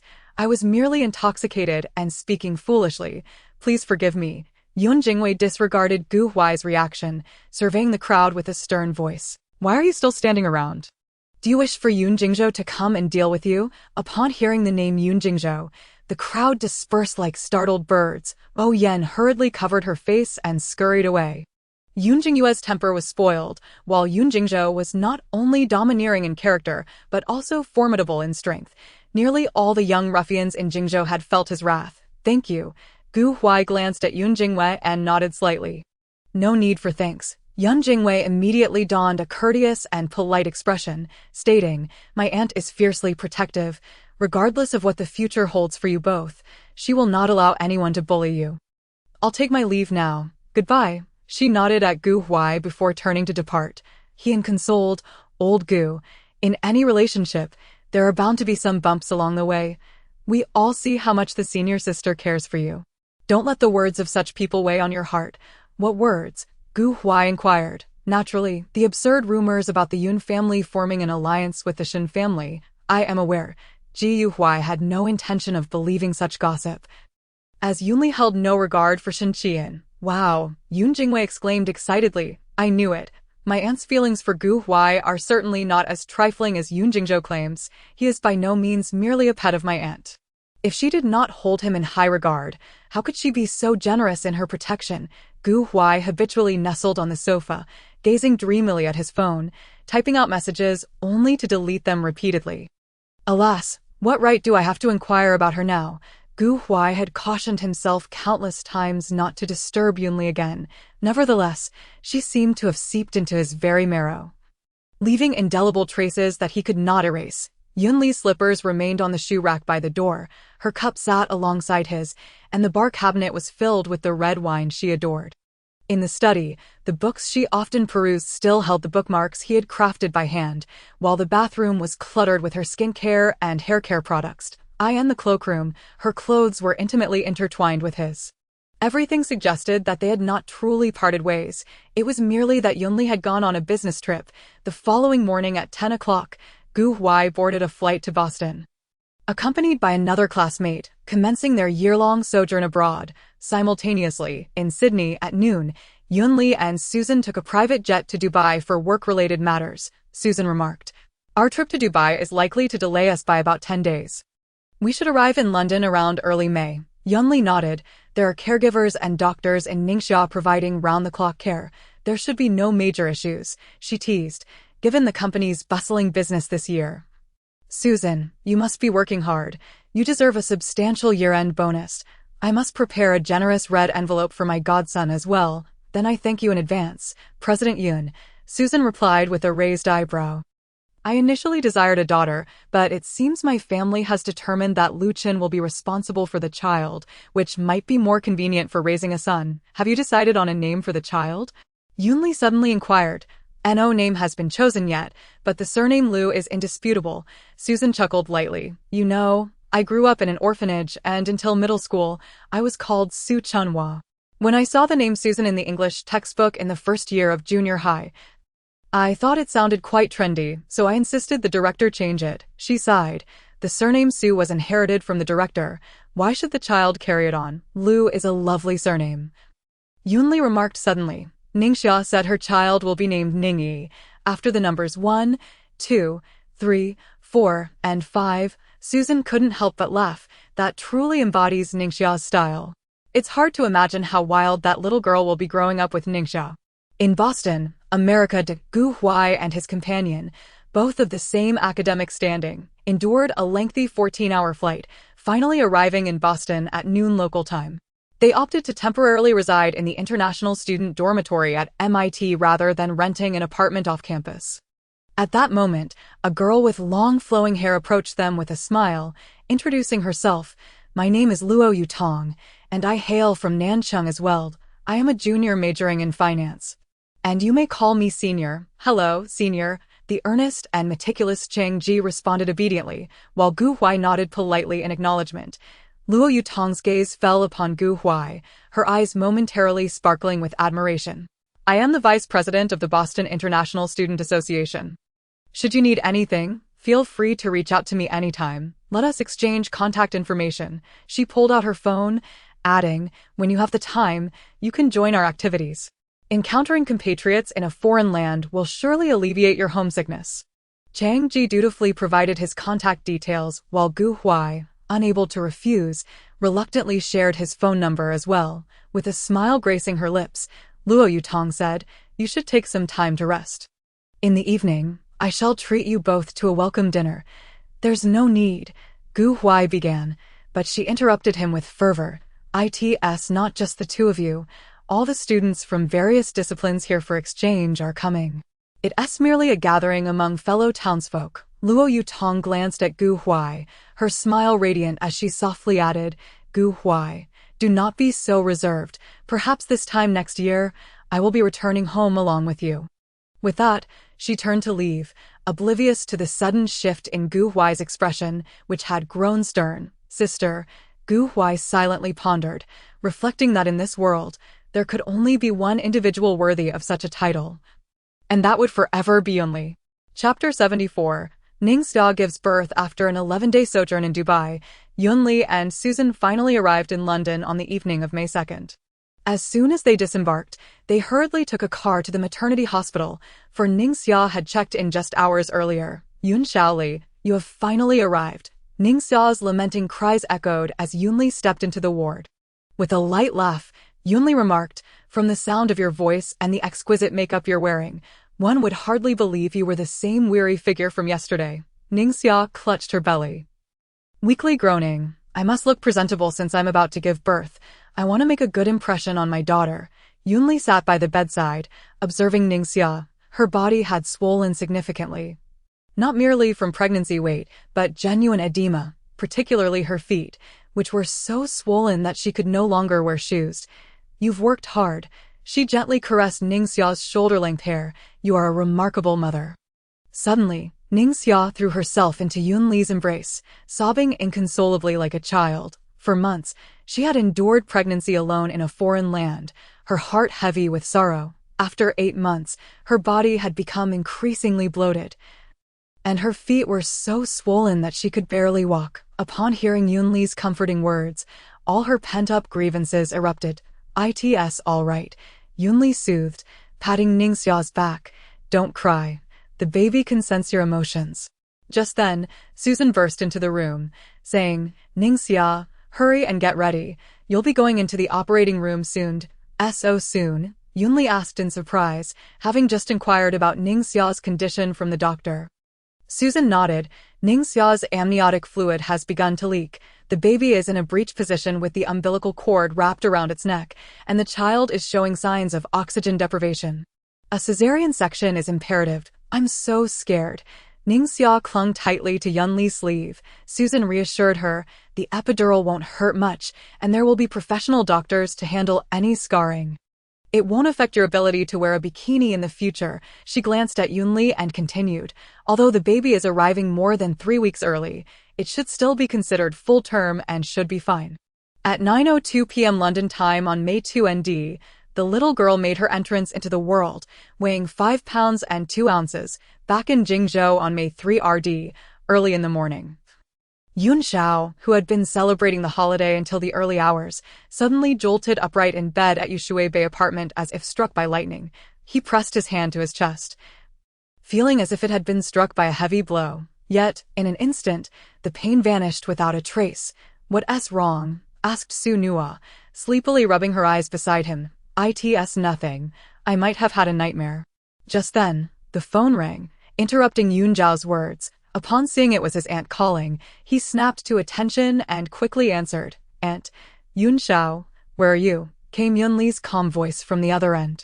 Yunzhao stammered, I'm at home. Aunt, I'm just sleeping. I haven't caused any trouble. Is that your aunt on the phone?" Su Nua sat up, wrapping her arms around his neck like a water snake.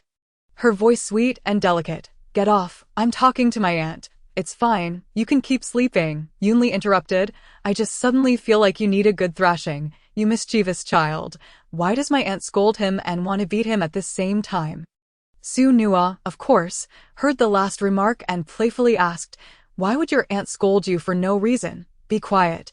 Yunzhao shook off her hand, indignantly replying, "When did it become your place to interrogate my aunt? If she wants to scold me, let her. If she wants to hit me, that's my fortune." At Portland Hospital in London, Susan sighed. Yunzhao is still quite young and has long expressed his desire not to have this child. Yet Ningxia insisted on keeping it, claiming the father is Nan Yu, who naturally wouldn't take care. Ultimately, both Yunzhao and Ningxia bear responsibility, each with their own struggles. The only innocent one in this situation is the poor little girl. Yunli gazed at the infant in the nursery, softly murmuring, "I know, but seeing the baby so tiny and frail makes me want to give him a good smack. It's truly a misfortune." "Don't worry, even though she arrived 25 days early, it's not a major issue, and the doctors here are among the best in the field," Susan said, her heart aching for the child. The following afternoon, Yunli looked at the lobster, oysters, foie gras, champagne, and luxurious ice cream before Ningxia, feeling exasperated. "Ningxia, although you're in London, you are still Chinese, and your constitution differs from that of Europeans. Champagne and ice cream are out of the question." Ningxia replied with a cheerful grin, "I know, but can't I at least smell the aroma? There's no concept of confinement here." Yunli shot her a glare. "Regardless of what others do, you must rest properly for a month. The baby will be taken care of. You only need to focus on your recovery," Ningxia suddenly said. "The moment they placed the baby on my chest after she was born, I felt an immense sense of gratitude for having decided to keep her. I have no regrets, not for Yunzhao, but for her." Yunli and Susan exchanged glances, both sighing in unison, as the once fiery Ningxia seemed to have matured significantly overnight. "Do you intend to raise the child on your own?" Yunli inquired. Ningxia nodded without hesitation. "Even though my father disapproves, I will stand firm, and no one will take her away from me. Rest assured," Yunli assured her. "I'll persuade your father. Just focus on raising your child." "Yunxiaoli, you needn't." Yunli smiled. "I am a businesswoman and will never let myself come out at a loss. Collaborating with anyone is still collaboration.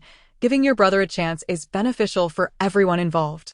Ningxia's father is currently devoted to nurturing her younger brother, Ningrui, who is venturing into the internet technology field. If Yunsheng were to extend an olive branch to him now, the Ning family would undoubtedly agree to this trivial request with great enthusiasm. "Thank you, Yunxiaoli." Ningxia wiped her tears.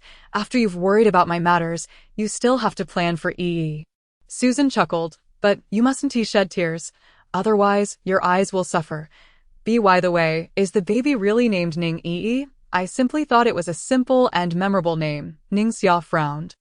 "I can't think of anything else. Otherwise, you could help me brainstorm." "Thanks, but I'm afraid I cannot assist," Yunli and Susan said in unison. My name was borrowed from an English textbook. "How would I know how to name a child?" Susan waved her hand in resignation, indicating her inability to help. Yunli, sensing Ningxia's gaze, smiled helplessly. "My name is merely a combination of my parents' surnames." "Then let's call her Ning Yi, as in a little bird relying on its mother," Ningxia decisively declared. Yunli silently repeated the little girl's name in her heart, letting out a long sigh. Despite her reluctance, she had to admit the undeniable truth that she had now ascended to the status of auntie. Chapter 75. A misunderstanding anew. She cast her gaze out the car window, murmuring to herself, "Every year in early May, I come to Boston, and it has nothing to do with him." At MIT, Gu Huai glanced at Luo Yutong before diverting his gaze, exchanging a resigned look with Chengji. Over the past several weeks, Luo Yutong had nearly inundated him with messages, her words filled with polite inquiries yet imbued with an inexplicable, ambiguous undertone. Luo Yutong smiled and said, "Dear juniors, our summer vacation is approaching. And there's a gathering tonight with our fellow classmates from back home. You should join us." "No, it's unnecessary." Gu Huai's words were abruptly cut off by Luo Yutong. The gathering was to be held at a Chinese restaurant adjacent to Harvard University, a place funded by the esteemed senior Yunli, who was a prominent figure among international students back in the day. Luo Yutong's words struck Gu Huai's heart like a heavy hammer. He clenched his fists tightly, striving to suppress the tremors coursing through his body. Nevertheless, a slight quiver betrayed his voice. "Senior Yunli?" Gu Huai struggled to force the words from his throat. Luo Yutong nodded, a glimmer of envy flashing in her eyes. "Senior Yunli hails from Jingzhou. She pursued her studies at Harvard University. It is said that she established this restaurant as a token of gratitude for the culinary prowess of the restaurant owners." She chuckled lightly and continued, "She is truly a remarkable figure. Rumor has it that by the age of 20, her fortune had already surpassed 100 billion. You must visit this restaurant. It is hailed as a paradise for us international students." "All right." Gu Huai hesitated for a moment before eventually nodding in agreement. Upon witnessing this, Chengji raised no objections. Yunli's car glided leisurely along the banks of the Charles River, passing through the Massachusetts Institute of Technology, where clusters of students could be seen. "Shall we park?" the driver inquired softly. Shortly thereafter, the vehicle circled around Harvard University and passed by the familiar Chinese restaurant. "Stop," Yunli suddenly exclaimed. She straightened her posture, rolled down the window, and stared intently at the man standing at the entrance of the restaurant. Gu Huai, clad in that familiar white shirt paired with black casual trousers, stood out like a crane among chickens, dazzlingly conspicuous and impossible to overlook. However, beside him stood a stranger, a woman adorned in a flowing white dress, her long hair cascading down, exuding an air of intellect and gentleness. The proximity between them appeared rather intimate, almost suggesting an unspoken closeness. "Let's go." Yunli closed the window, leaned back in her seat, and shut her eyes tightly. The driver started the car, and they soon departed from the location. Ji Huai seemed to sense something and immediately turned his head. But alas, he found nothing. "What's wrong?" Luo Yutong asked with concern. Moments ago, their party had just arrived at the restaurant's entrance. He stood there, lost in thought, gazing at the place where Yunli used to frequent, momentarily entranced, until Luo Yutong suddenly remarked, "Isn't Senior Yunli quite free-spirited? Just because she adored the culinary skills of the owners, she opened such a grand Chinese restaurant for them." Upon hearing this, Gu Huai's previously aloof demeanor finally shifted. Remembering Yunli's character, a smile crept onto his lips as he softly murmured, "She has always been so carefree." Subsequently, he and Chengji entered the Chinese restaurant, subtly ordering a few dishes that were said to be Yunli's favorites. Luo Yutong laughed and said, "This place is indeed hard to come by. If it weren't for the advance reservation by our Harvard classmates, we might not have been so fortunate." Ji Huai was absorbed in savoring the exquisite food, which was undeniably outstanding, and it was no wonder that even someone as discerning as Yunli would sing its praises. "Gu Huai, do you have a girlfriend?" Luo Yutong's gaze fell directly on his ring finger, her eyes widening in surprise. Regardless of whether it was their first meeting or just moments ago, Gu Huai had always been holding a book, and she had failed to notice the ring. Ji Huai nodded slightly. "I have a girlfriend. She is back in my home country." Chengji chimed in. Gu Huai's girlfriend is like a celestial being from the heavens, possessing both beauty and talent, a rare gem indeed. Thus, no other woman could possibly catch his eye. Although Gu Huai was somewhat awkward in matters of affection, he could still perceive Luo Yutong's admiration for him. Even though he had been avoiding her, she consistently took advantage of her position to intrude upon him. Luo Yutong felt an immediate sense of disillusionment as the meal suddenly lost its flavor. She had finally encountered a young man who excelled in looks, physique, and intellect, and who also hailed from her hometown. What a rare connection! Gu Huai's attire was all high-end luxury, particularly the watch adorning his wrist, which was likely beyond reach even for the wealthy. His family background must be extraordinarily distinguished. Having moved from Nanjing to the United States for her studies after high school, Luo Yutong was naturally unaware of the affairs of Jingzhou, let alone that Gu Huai was the man associated with the prominent figure she had mentioned. At the villa beside Harvard University, Yunli sat alone on the balcony, holding a glass of red wine, and couldn't help but mock herself. How foolish of me to worry about his well-being. Now, Gu Huai was both affluent and well-established, excelling in his studies, leaving him with ample choices. Finding a kindred spirit was far superior to living in constant trepidation beside her. Enough of this. Let this be the last time, and from now on, let us part ways amicably. Did he undergo plastic surgery? Surely, he hasn't undergone gender reassignment. The security forces in Jingzhou were as formidable as a fortress. Even if Gao Zhe had some desperate individuals following him, it would be difficult for them to infiltrate, and he should still be hiding in Spring City. Yunli pondered inwardly. Perhaps it was time for her to pay a visit to Spring City herself. If she allowed this vile rat to roam freely without consequence, it would be like a thorn in her throat. Chapter 76. Yun Xiao knows. The next day, Yunli surveyed the interior of the house. Apart from the flowers and greenery, everything else remained unchanged, with furniture and decorations covered in dust covers, a testament to Gu Huai's consistent style. After everyone had departed, Yunli lingered alone in the bedroom for quite some time. She opened the drawer, finding the items inside untouched. Well, they are all new. I shall leave them for you. Ultimately, Yunli slowly rose and left the room. The moment the door closed behind her, she silently deleted her fingerprint, as if severing all ties with the place. 11 o'clock that noon, in Yun Zhao's apartment. Aunt, it's Sunday, and I just woke up. Yun Xiao appeared half-naked, bleary-eyed, as he approached the door. Upon seeing his aunt standing at the entrance, he was immediately startled awake, standing straight and stammering an explanation. Is there anyone else at home? Yunli suddenly inquired. Yun Xiao paused for a moment. Then realization dawned upon him as he vigorously shook his head. No, it's just me. Put your clothes on first. Yunli shot him a glance and stepped into the house. Shortly after, dressed appropriately, Yun Xiao sat upright on the sofa and asked, Aunt, when did you arrive? First, take a look at this. Yunli tossed him a file folder. Ningxia asked me to pass this on to you. Yun Xiao quickly opened it, revealing several baby photos and examination reports, along with a transparent bag containing a few fine strands of hair. He picked up a photo, gently caressing the image of the infant. The little one was all wrinkled, eyes tightly shut, making it difficult to discern any features. Yunli suddenly spoke up. Born on May 2nd at 9 p.m. London time, weighing 5 pounds and 2 ounces, named Ningyi. Wasn't the due date at the end of May? Yun Xiao looked up at her, bewildered. How did it come so early? Ningxia had been unwell during the later stages of her pregnancy, and the child was somewhat deprived of oxygen, necessitating an emergency cesarean section. Yun Xiao hurriedly asked, Is the child all right? And what about Sister Ningxia?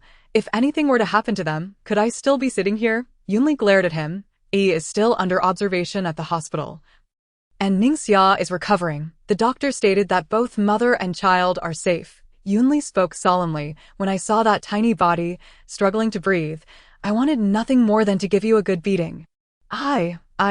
Yun Xiao stammered, but Yunli interrupted his faltering words, stating directly, Ningxia said that she initially claimed the child was Nanyu's out of spite. Now she doesn't want you to bear the stigma of having an unworthy father. So she wants you to do a DNA test. Yun Xiao, at a loss, replied, Aunt, what should I do? I don't want the child to be labeled as a bastard, but, Yun Xiao, neither he nor you are bastards. Yunli looked at him. Ningxia is not like your mother. She is capable of taking care of the child. She sighed helplessly. You have a girlfriend now, and no one is forcing you to be with Ningxia for the child's sake.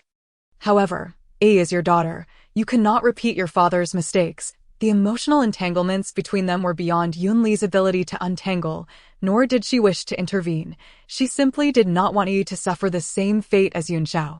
You should go for the test first, then decide how to proceed. The foolish actions of two adults cannot be allowed to burden an innocent child. With that, Yunli stood up and left. Regardless of how this matter was handled, someone would inevitably be hurt.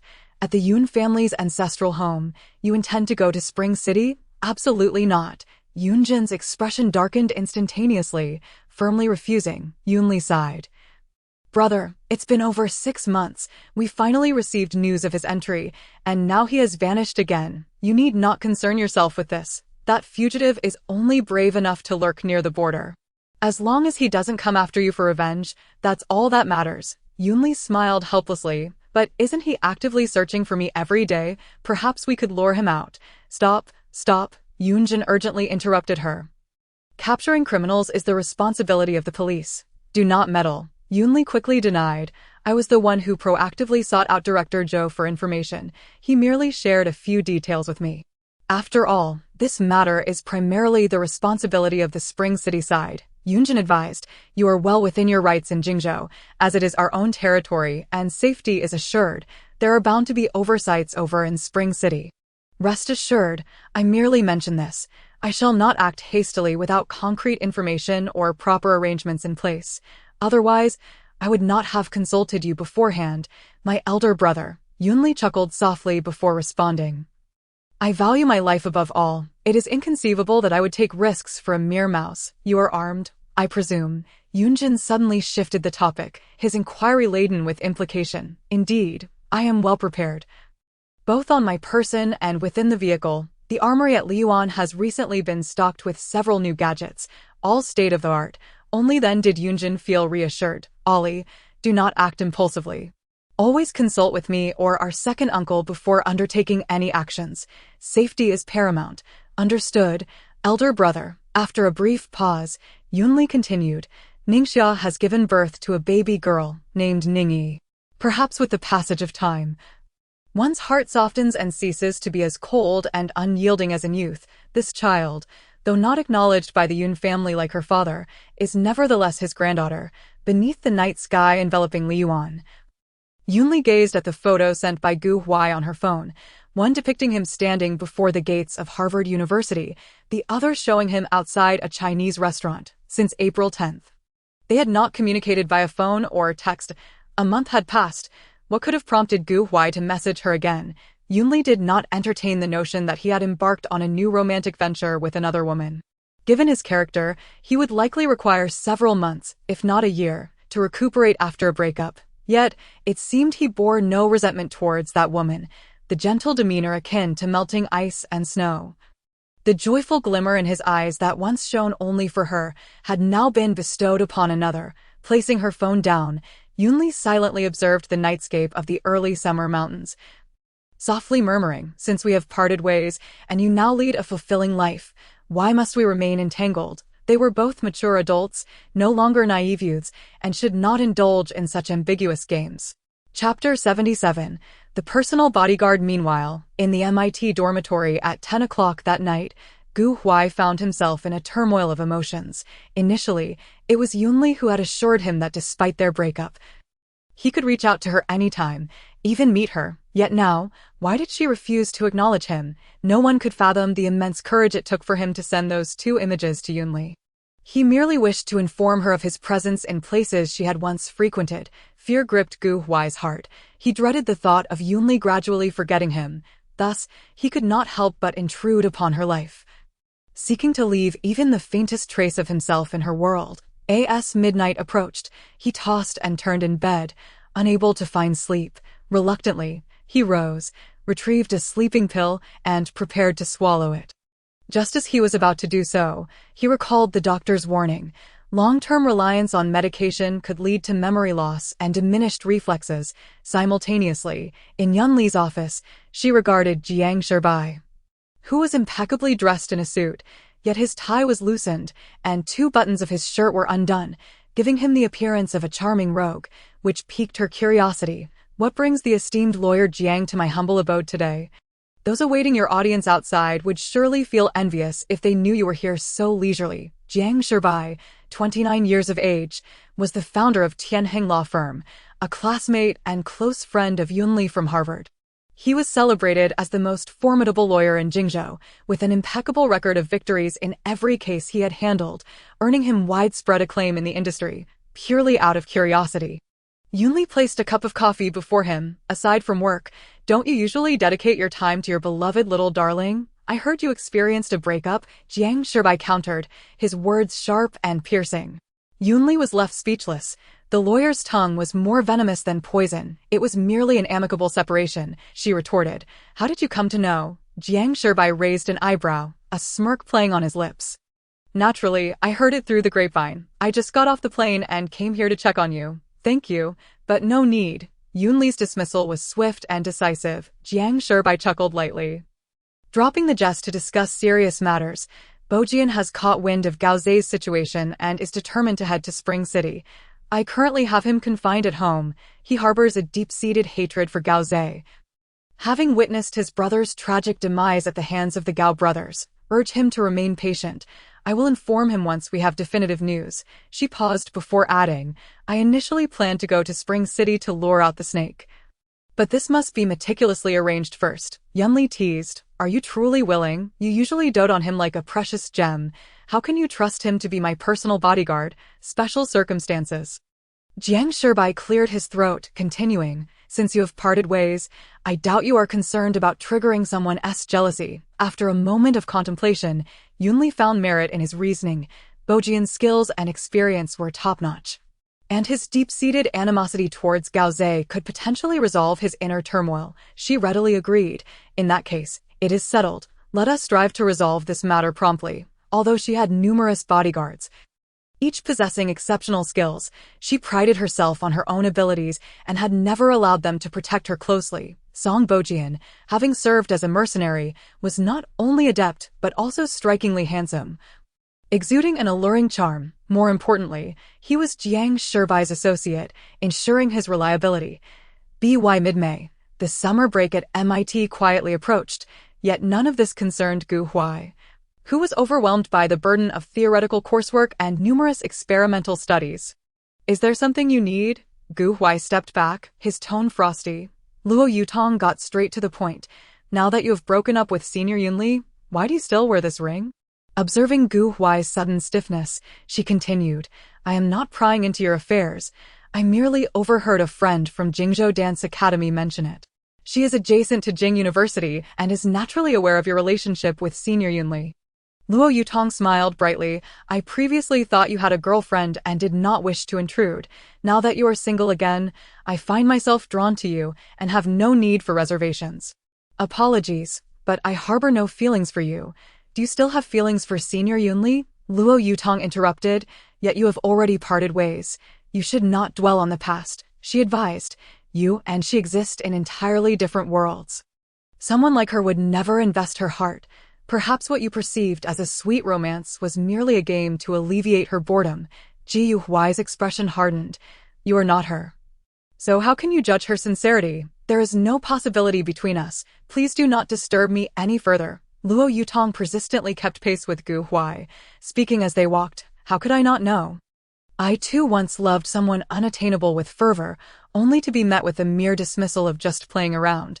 As she watched him recede into the distance, a lump formed in her throat. And she suddenly shouted, Is your so-called choice merely to accept the breakup fee while continuing to weave that unreachable dream?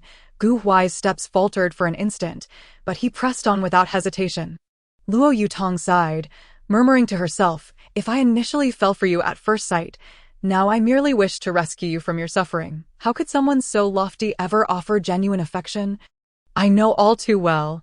She had always been bold in love and hate, and now that she learned Gu Huai was single again, she was determined to pursue her heart's desire. More importantly, she could not allow someone as kind and innocent as Gu Huai to repeat her own missteps and become a mere source of entertainment for others. Chapter 78, A Reunion with Gu Huai half a year later. On November 9, the day of Yunli's 23rd birthday arrived once more. Yet, she felt no inclination to celebrate. Her mind was solely focused on catching a mouse. This time, I shall ensure that this filthy rodent meets a fate without burial. Song Bojian declared fiercely, loading bullets into his firearm. Yunli sighed. Over the past 6 months, the police have apprehended the drug trafficking gang behind him, and we have eliminated dozens of notorious criminals. Yet Gao Zei manages to slip away as if he were a wily mouse. He is indeed a cunning rodent. Song Bojian kicked the coffee table in frustration. This time, we must put an end to him. We cannot allow this to drag into next year. Yunli smiled, declaring he is hell-bent on avenging his brother and will surely seize this prime opportunity. We have set our trap. We await his fall into it. At that moment, a bodyguard hurriedly entered to report, "Miss, Gao Zei's subordinates have been spotted, but his whereabouts remain unknown." Yunli's spirits lifted instantly. "Maintain strict surveillance. We must not alert the prey. Gao Zei likely has no more than 10 desperate henchmen at his side. He must be here." She continued to instruct, "Tonight, I will feign a birthday celebration at a bar with Song Bojian, then pretend to be intoxicated as we head to a hotel. They will undoubtedly make their move tonight. Remember, you must wait for Gao Zei to appear before taking action." "Yes, understood." Song Bojian nestled comfortably on the sofa, chuckling, "Am I not the new favorite of Miss Yun tonight? How exciting." Yunli pondered for a moment and nodded. "It seems so. Although we've traveled together a few times over the past 6 months, it has always been in the shadows, and we've never made an appearance in Jingzhou," she teased. "After all, I am single. It matters not to me, but you, on the other hand, are already taken. If Lawyer Jiang sees you looking so love-struck, he might just skin you alive. He wouldn't dare." Song Bojian raised his chin, his eyes glimmering as if concealing something. "In our household, I am the one who calls the shots." Yunli let out a soft "oh," the corners of her mouth lifting in a half-smile. "Those with brute strength will ultimately be outmaneuvered by the cunning." In the dimly lit bar enveloped by the night, chaos reigned. Song Bojian drove the latest model of Bugatti Veyron, making a grand entrance at the bar's entrance, clad in a black casual outfit. The handsome man exited the vehicle and elegantly opened the passenger door, courteously assisting the stunning beauty, dressed in matching attire, out of the car. With a triumphant smile, Song Bojian wrapped his arm around Yunli's waist. To the onlookers, they appeared inseparable. However, only they knew that the arm encircling Yunli's waist was merely Song Bojian's gentlemanly gesture. "Sister," a voice, both strange and familiar, called out, causing Yunli to halt in her tracks. Song Bojian cast a glance at the newcomer, leaning down to whisper in Yunli's ear, "Who is that? He looks as if he's come to catch us in the act." Huai struggled to steady his emotions as he approached slowly, his voice barely above a whisper. "Sister, it's been a long time. Today is your birthday." Huai, dressed in a long black coat, held a bag in his hand. His pallor resembled that of paper, and he appeared significantly thinner, as if a gust of wind could topple him. "Sister, His voice carried a hint of bitterness, and as his throat dryly swallowed, he stared blankly at Yunli, eventually capturing a fleeting emotion in her gaze. Though he could not comprehend it fully, he sensed something deeper. Yunli, linking her arm with Song Bojian's, stepped into the bar, casually glancing to her right. Almost immediately, a passerby followed closely behind Huai. In a private room on the second-floor balcony, Song Bojian lounged on the sofa, bursting into laughter. "After all, I am single. It matters not. Oh, who was that earlier? So tense they resembled a statue. Enough." Yunli shot him a glare. "You and Jiang Shibai truly are cut from the same cloth. Both of you possess such sharp tongues. He must be the one for whom you once risked everything for a blue-eyed boy. Right? Quite fitting in appearance. Alas, he shall surely have his heart shattered tonight." At this moment, Yunli felt a sense of absurdity. Why had Huai returned so suddenly?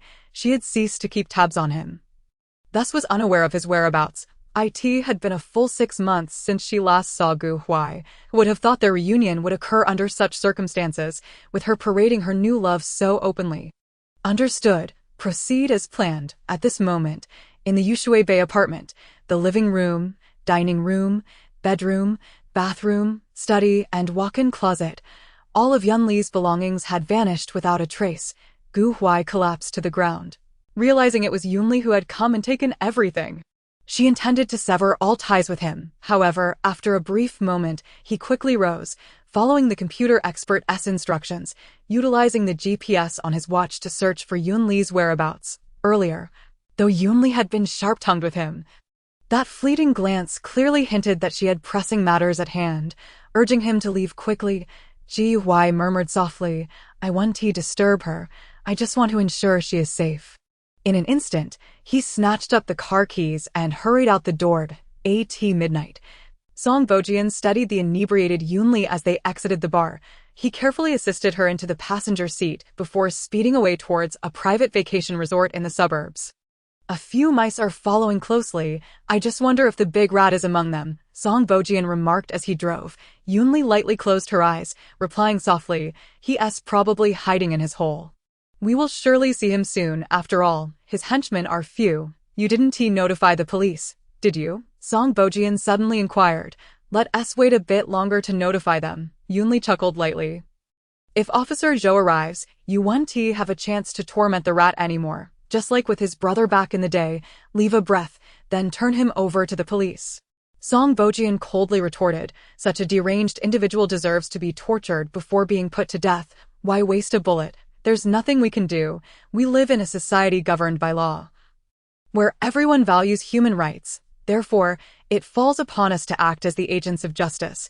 Years ago, Gao Zhe was guilty of countless crimes, yet Gao Feng bore the brunt of all the blame, with a renowned international lawyer defending him, ultimately allowing him to escape death, receiving a life sentence instead, and even enjoying medical parole. The authority of the law must be upheld, but taking a life for a life is only just.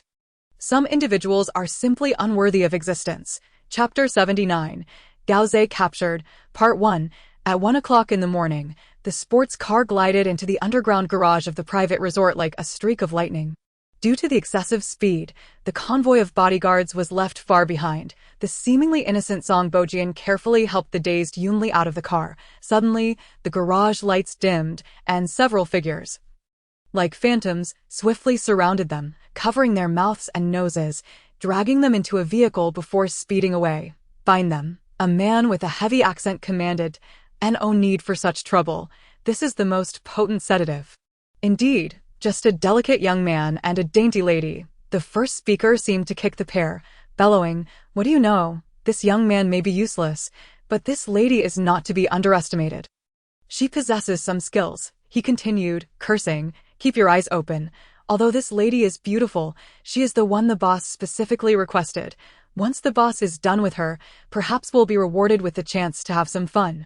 Subsequently, someone approached, tightly binding Yunli and Song Bojian, thoroughly searching their pockets and waistbands, likely checking for weapons. Yunli felt a slight movement at her back, sensing Song Bojian inquiring about her well-being.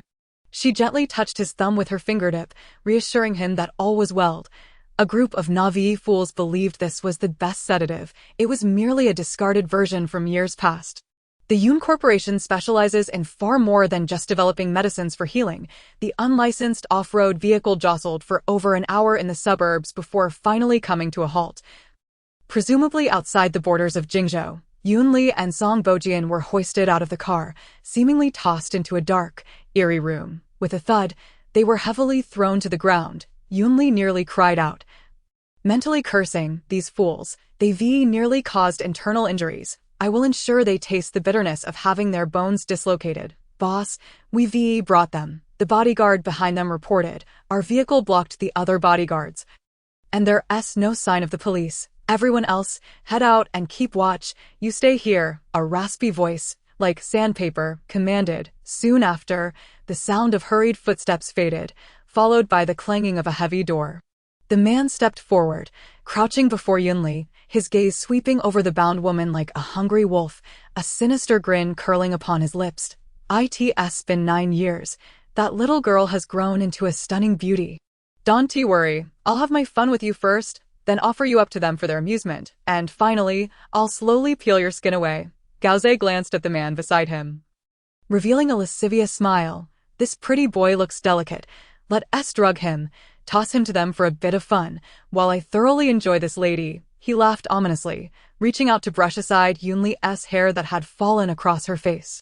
However, just as his fingers were about to make contact, a flash of silver gleamed, and blood gushed forth like a fountain. Gao Zhe clutched his wrist, emitting a pig-like wail. Before he could react, Yunli, swift as a leopard, sprang up, one hand gripping his throat while the other held a sharp blade against his carotid artery. Long time no see, Gao Zhe. Yunli's voice was icy, as if it had emerged from the depths of the underworld. Boss, the man gasped in shock, attempting to rush forward. Seeing this, Song Bojian sprang up, drawing the fine thread from his wrist, tightening it around the man's neck, and with a swift twist, the man struggled for mere seconds before meeting his demise. Game over. Song Bojian discarded the corpse as though it were a worthless object. Don't move. The blade in Yunli's hand pressed deeper, though it was as thin as a cicada's wing. It was extraordinarily sharp, capable of slicing through diamonds, let alone flesh. You haven't been drugged at all. You came here intentionally to find me. Gao Zei's voice was hoarse and filled with rage, akin to a cornered beast making its final struggle. Yunli let out a light laugh, her tone laced with disdain.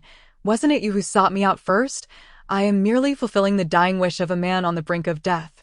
Ah. Gao Zei suddenly crumpled to the ground like a puddle of mud, his cries echoing in the air.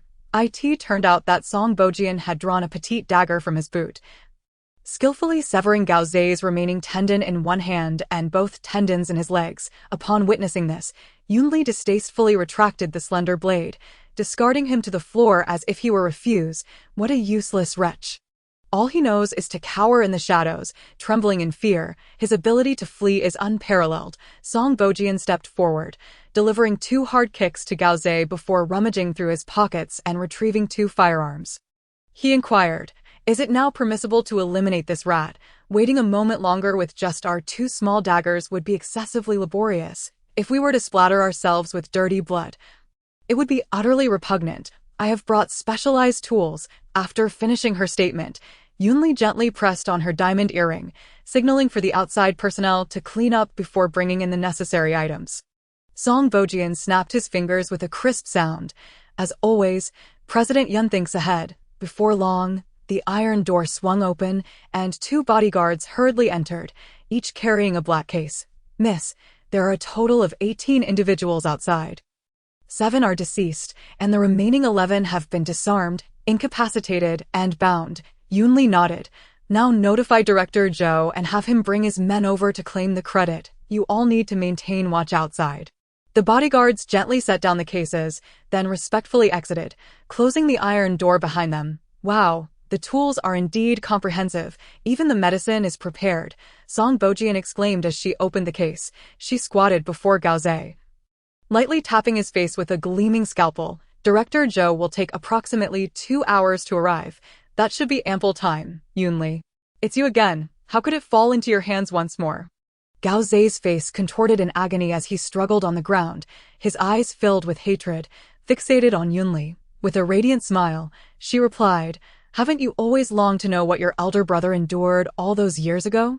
Today, I shall allow you to experience it firsthand." Song Bojian crouched down with a syringe, unhesitatingly administering a dose of medication into Gao Zei's hand. In mere moments, he emitted a heart-wrenching howl, resembling the wails of a tormented soul from the depths of hell. Yunli donned gloves and coldly remarked, "This is far superior to what your brother utilized back in his day. It will keep you in a state of heightened awareness while amplifying your pain receptors to unimaginable levels, allowing you to vividly experience the sensation of your skin separating from your body, and even hear the sound of your bones fracturing." "Yunli, you cannot do this, even if I have committed crimes. It should be the law that judges me. You cannot administer vigilante justice." "Silence," Song Bojian roared, swinging a hammer down upon Gao Zei's knee with ferocity. "When you tormented my brother for 6 hours, where was your law, your so-called justice?" Gao Zei let out a scream of unimaginable horror, his visage twisted beyond recognition from the excruciating pain. Yet, due to the administered drug, he was unable to lapse into unconsciousness, forced to endure this inhumane torment while fully aware. Yunli stared at him, her expression devoid of empathy, filled instead with contempt. What right does a blood-soaked drug dealer have to speak of human rights? What of Yunja from years past, Song Bojian's elder brother, and the countless narcotics officers who fell victim to drug dealers? Where shall they seek justice? Chapter 80, Gao Zei Captured, Part 2. Within the stifling confines of the breeding facility's warehouse, the man's cries rose and fell like a symphony, interspersed with casual conversations. President Yun's technique is truly exquisite. The skin from his entire chest has been flawlessly removed, Song Bojian marveled. Yunli chuckled lightly. "You flatter me. Your bone extraction skills are equally masterful, rivaling those of a seasoned orthopedic surgeon." She casually seated herself on the ground, taking a brief respite, Let us continue our conversation with Mr. Gao, revenge. Gao Zhe, drenched in blood, lay on the ground like a lifeless mass yet remained acutely aware. Yunli suddenly posed a question. Gao Zhe, you must be 33 this year, correct? Do you have children? It is worth noting that your elder brother's 2 sons accidentally perished in an aircraft crash. Song Bojian interjected. Our people discovered a country villa in Chuncheong where 2 pregnant women were found. One was over 4 months along, and the other had just reached 3 months. Yunli glanced at Gao Zhe, whose eyes widened in terror and feigned indifference as she inquired, and what became of them? Song Bojian sighed. The villa suddenly caught fire, trapping the 2 pregnant women in flames. The 4-month pregnant woman fell from the 2nd floor, resulting in the death of both mother and child. The 3-month pregnant woman rolled down the stairs and was rushed to the hospital, unharmed, but having lost her baby. But they were pregnant women. They ought to be protected. Gao Zhe ground his teeth, forcing the words through clenched jaws. Her gaze was sharp as a dagger, piercing through Gao Zhe, her words dripping with mockery. You have been hiding for so long. It turns out it was all for the sake of continuing your lineage. What a pity that a villain like you should be denied the chance to procreate. Should we allow your offspring to inherit your sins, only to seek revenge in the future? Song Bojian's voice chimed in, akin to the whisper of a demon. A few days ago, a torrential downpour struck Xiangcheng, triggering a mudslide that obliterated a grave. And it seems it belonged to the Gao family. You dare. Gao Zhe's eyes nearly bulged from their sockets as he attempted to rise, only to writhe on the ground like a maggot. Yunli sighed. How tragic for Gao Feng. His remains are nowhere to be found, and after death, he lacks a resting place. His ancestral grave has been washed away, and now your lineage is utterly severed. Gao Zhe had always held a firm belief in such matters, particularly valuing the continuation of his bloodline. After re-entering from northern Myanmar, he had eagerly sought 2 women to bear his heirs, while simultaneously searching for a feng shui site for Gao Feng, intending to refurbish the grave. As the saying goes, cutting the grass without uprooting it allows it to sprout anew. Yunli and Song Bojian executed their plan flawlessly, resolutely severing Gao Zhe's aspirations. At 5 in the morning, the sky remained shrouded in darkness. Miss, the police are about to arrive, a bodyguard announced quietly as he entered. Very well, burn our outer garments and other belongings, and tidy up the tools. Yunli yawned, weary from a sleepless night. Miss, another bodyguard hurriedly entered, stating that Mr. Jiu has arrived, and our people are temporarily keeping him outside. Oh, quite bold of him. Did he come alone? Song Bojian, watching with amusement, added fuel to the fire. He merely parked his car at a distance and did not approach. Our personnel escorted him in for safety reasons, she replied, adjusting her attire and meticulously checking her hands for bloodstains before stepping outside. Bring him in and leave 2 people here to keep watch. Song Bojian followed closely, also taking a moment to ensure her own appearance was in order. It seemed Jiang Shibai was about to arrive.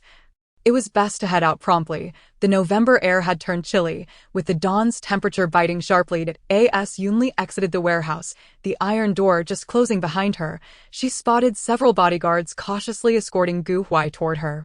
You how? Before Yunli could finish her sentence, she was suddenly enveloped in a warm embrace. Ji Huai held her tightly, as if he had found a lifeboat amidst a stormy sea. That familiar warmth felt like a pacemaker to his once stagnant heart, reigniting its rhythm.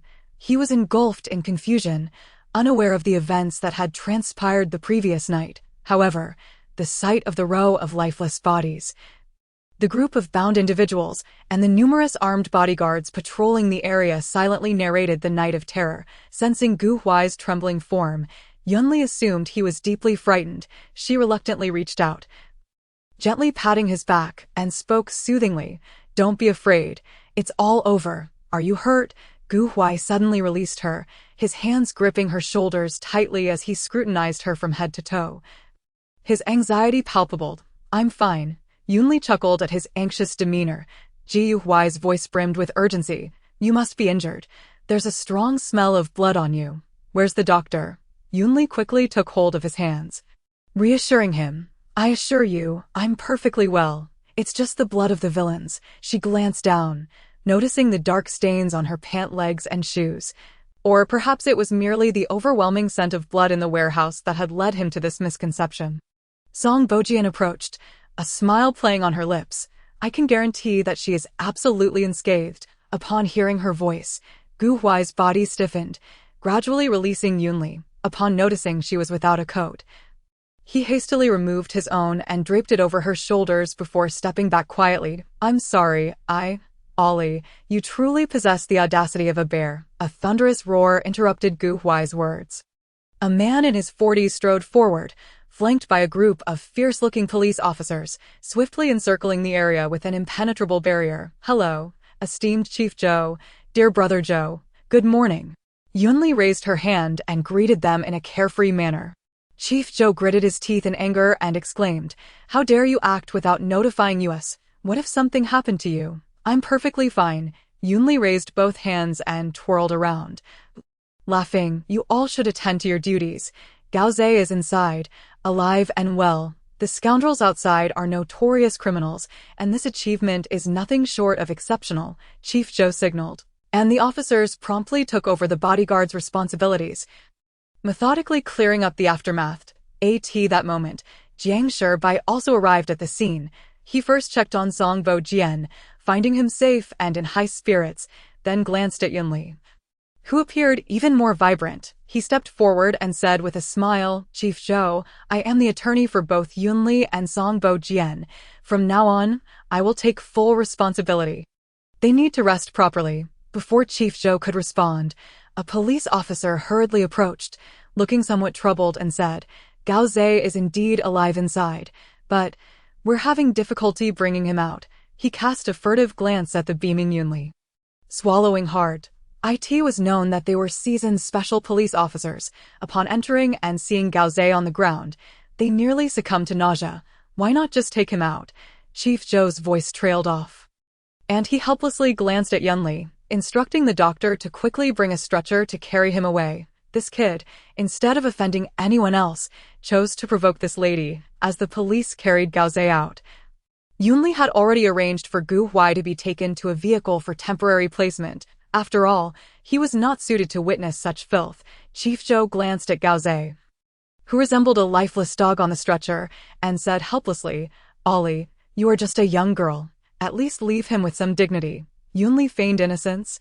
I was kidnapped with Song Bojian and, in a bid for self-preservation, it was inevitable that he would be inadvertently harmed. Besides, his face is intact. How can he not have any semblance of humanity? Song Bojian chimed in. Miss Yun is quite timid. Overwhelmed by fear, she was merely caught off guard. It was I who accidentally hurt him. Chief Zhou and the officers twitched their lips, silently observing this seemingly innocent duo. Indeed, while Gao Zhe's skin had been flayed and his bones nearly shattered, his face remained relatively unscathed. She gently patted Chief Zhou's arm and smiled. Congratulations in advance. Tidy up quickly and prepare to receive your first-class merit. Await your promotion, she added, and do deal with him swiftly. The medication won't last much longer. Chief Zhou watched Yunli's carefree figure depart, a helpless chuckle escaping him.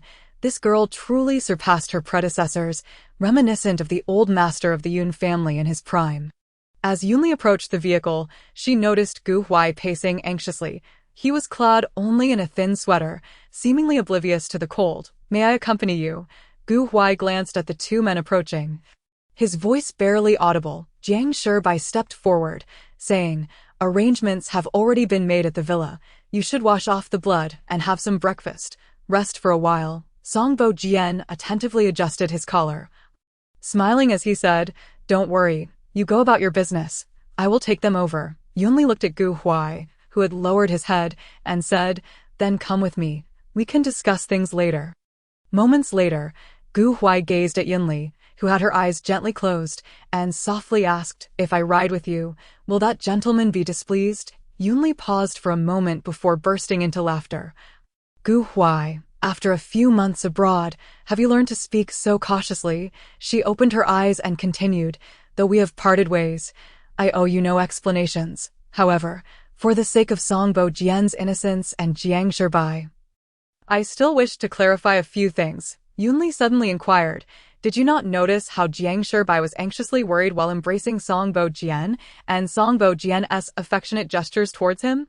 Gu Huai was taken aback for a moment, then enlightened. He exclaimed, Are they? Do not be so astonished. Yunli chuckled helplessly. They are both American citizens of Chinese descent and have been legally married for 2 years.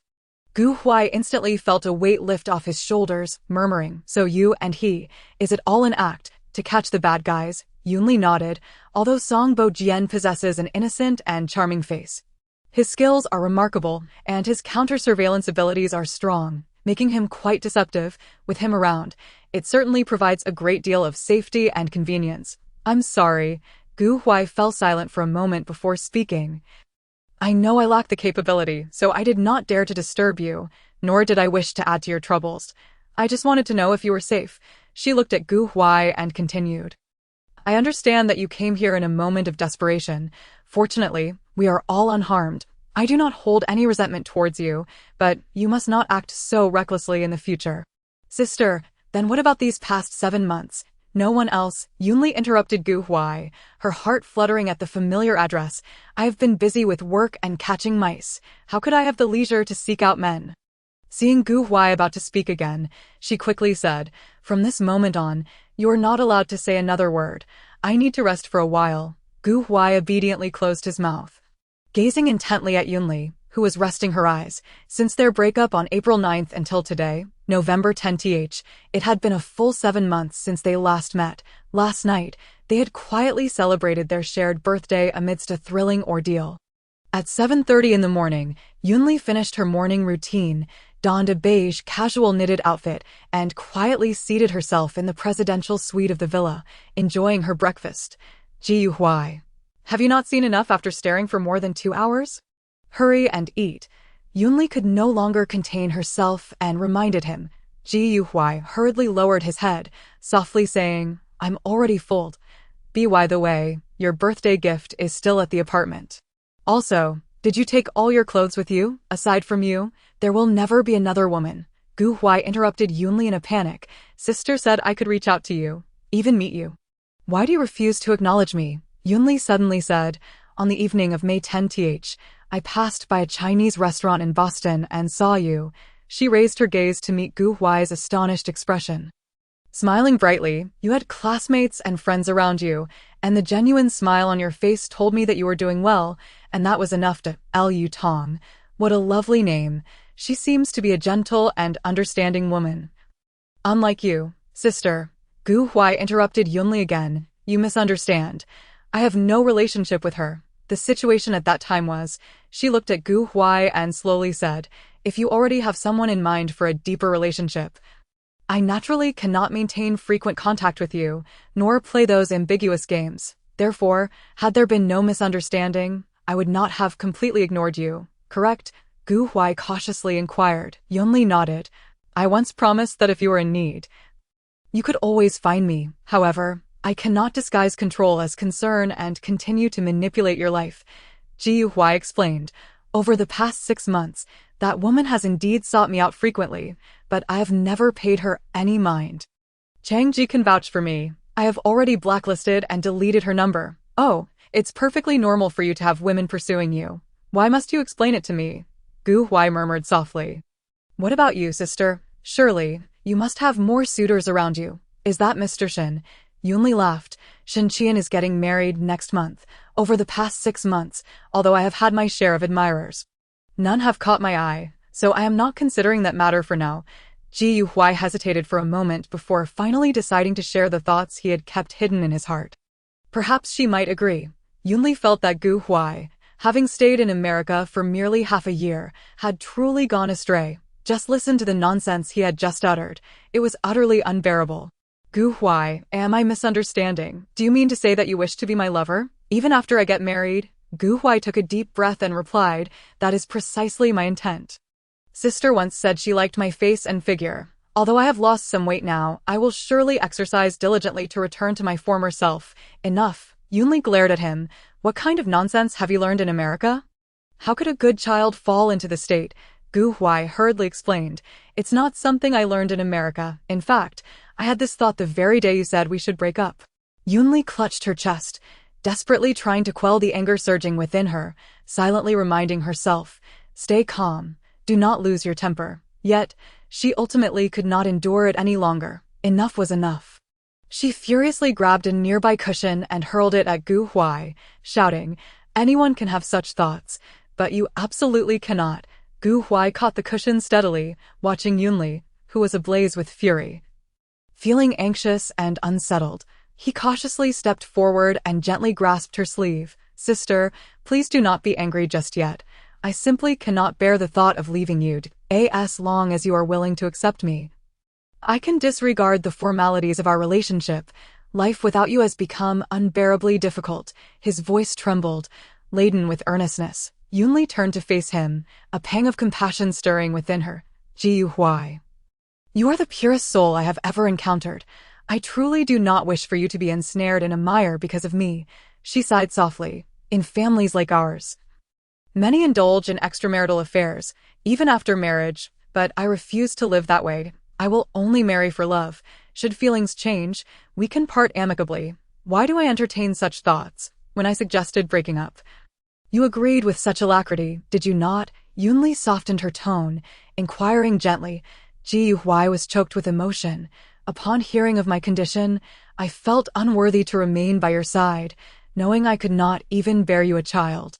Yunli was taken aback, bewildered by his words. Gu Huai, with his head bowed, continued to speak to himself. "I later asked if you would consider surrogacy, perhaps seeking a sperm bank or adopting. But you rejected every option." "Wait a moment." Yunli abruptly interrupted him. "So when you spoke of the gestation period and childbirth, was that what you meant?" Gu Huai paused for a long while before slowly nodding. "Yes. You wish to bear your own child, but I am unable. Thus, when you proposed the breakup, I had no choice but to acquiesce." Ha ha ha. Yunli suddenly collapsed onto the sofa, clutching a cushion, laughing uncontrollably, unable to sit upright. Gu Huai, utterly perplexed by Yunli's laughter, squatted down, staring at her in a daze, unsure if her mirth stemmed from anger or genuine joy. Yunli raised a hand to wipe away the tears of laughter from her eyes, regulating her breathing before asking, "Gu Huai, who said you were incapable?" And then, his voice lowered slightly, "My aunt said it directly. That medication could lead to infertility. No wonder every time I inquired, you remained tight-lipped, unwilling to reveal the truth." Although she could not recall the exact words, the essence was clear. Gu Huai was perfectly fine and would not be hindered in having children in the future. "Gu Huai, did no one tell you that eavesdropping requires hearing the complete story? Moreover, such a significant matter, why did you not consult a doctor again?" Gu Huai appeared lost. "Tianhe is the top hospital, and the doctor you referred me to is among the best there. Where else could I possibly find a better physician?" As he contemplated her words, a realization dawned upon him. "Is there some hidden truth here? Am I truly unscathed?" "You fool," Yunli, incensed, gave him a playful tap on the head. "Of course, you are fine, perfectly unharmed, but what my aunt said," Yunli replied helplessly. She was referring to the worst possible effects of that medication. "However, you received timely medical attention and were properly rescued. Therefore, you only need to rest for 2 months, and all will be well." Gu Huai stood in stunned silence for a few seconds before leaping up like a spring. Enveloping Yunli in a tight embrace, he clung to her like an octopus, burying his head in her neck, as if trying to melt her into his very being. "I am fine, I am fine. Everything is perfectly all right." The room was filled only with Gu Huai's tearful murmurs. Yunli found herself toppled onto the sofa by his sudden action. Momentarily stunned, she initially attempted to push him away. But upon sensing the warmth and his soft sobs against her neck, she gradually wrapped her arms around his back, gently patting him. Time passed, and Yunli finally remarked, "Gu Huai, I can hardly feel my body beneath your weight." As she lightly tugged at his hair, upon hearing this, Gu Huai quickly rose, carefully helping her to sit upright and then gently massaging her arms. Yunli smiled and asked, "Do you remember our current relationship?" "Former lovers." Gu Huai hesitated for a moment before continuing to massage her gently, murmuring, "Even after a breakup, reconciliation is possible. Sister, why did you choose to part ways with me?" Yunli briefly recounted her issues with Yi, saying, "I thought you were blaming me for the troubles with your biological mother. Given that our paths diverged, I believed it best to let go. Huai immediately shook his head. I never thought that. When I learned she was in a psychiatric hospital, I merely thought you were resolute in your actions, unlike me, who is indecisive. Oh, now I understand. Huai seized the moment, saying, Sister, can we not remain apart? Can we not reconcile? I promise to heed your words more than before. No, Yunli interrupted him without hesitation. Why? Huai's expression fell, his excitement wilting like a frostbitten plant, his eyes reddening, devoid of light. Huai, do you know when I first entertained the thought of breaking up? She sighed. I felt your innocence and kindness bordered on foolishness. The troubles were overwhelming, causing me considerable agitation. The subsequent misunderstandings were merely a spark igniting the fire. I am sorry. Huai's throat tightened. I know I have many shortcomings, but I will change. As it possible. Huai, do you know when I was happiest with you? Yunli interjected, posing her question. Seeing Huai's face flush, she smiled. The answer you are thinking of is correct. I was happiest when we were entwined and when I spent money on you. So, has my sister now had enough sleep? Yunli pondered for a moment and shook her head. I do not know. At least for the past 6 months, I have not felt desire for any other man. Then why are you unwilling to try again with me? Yunli sighed. It seems I have never treated our relationship on equal footing. Though I fervently claim to be in love with you, even contemplating marriage and children, to put it bluntly. Yunli had been indulging Huai under the guise of romance, never truly respecting him. Huai, let us reacquaint ourselves. If our feelings remain unchanged, let us begin anew. Huai was momentarily taken aback.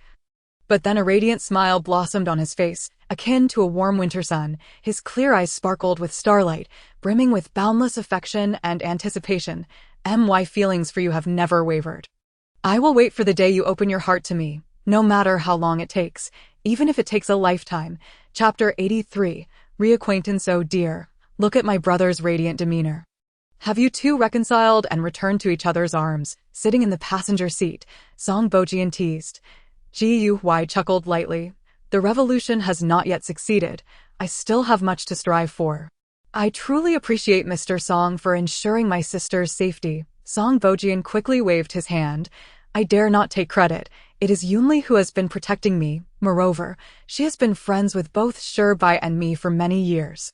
Your family's lawyer Jiang has come to pick you up. Do hurry and exit the vehicle. Yunli suddenly interjected, interrupting the pleasantries between the two men. Where's my sister going? Huai's gaze was fervent. As if flames were igniting within him, Yunli nodded. Indeed, if you wish to go, then let us. We shall dine together this evening to make up for yesterday's birthday. Very well, we shall first head to the office, and then have dinner together later. Huai could hardly contain his joy, beaming like a child who had just received a cherished gift. Seeing his delight, Yunli felt her spirits lift as well. Most importantly, the matter with Gaoze had been completely resolved. Allowing her to rest easy, last night, upon witnessing those corpses, those villains, and the multitude of firearms, did you not feel a shred of fear? Yunli could no longer contain her curiosity and asked. Not at all. Huai quickly explained.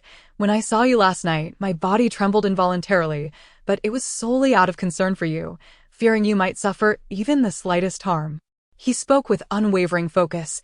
Those individuals were irredeemable drug traffickers and murderers. Their suffering is a result of their own misdeeds, and there is no need to appeal to their humanity. At 3 o'clock in the afternoon, in Yunli's office, she gently caressed the jade ornament in her hand.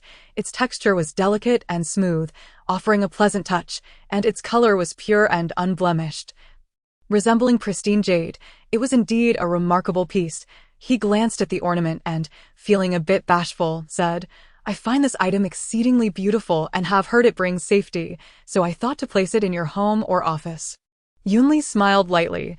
This piece is lovely. You have a discerning eye. There are 2 small peachwood figures in the bedroom of Li Yuan, and this would be perfect for the study. However, I have not prepared a birthday gift for you.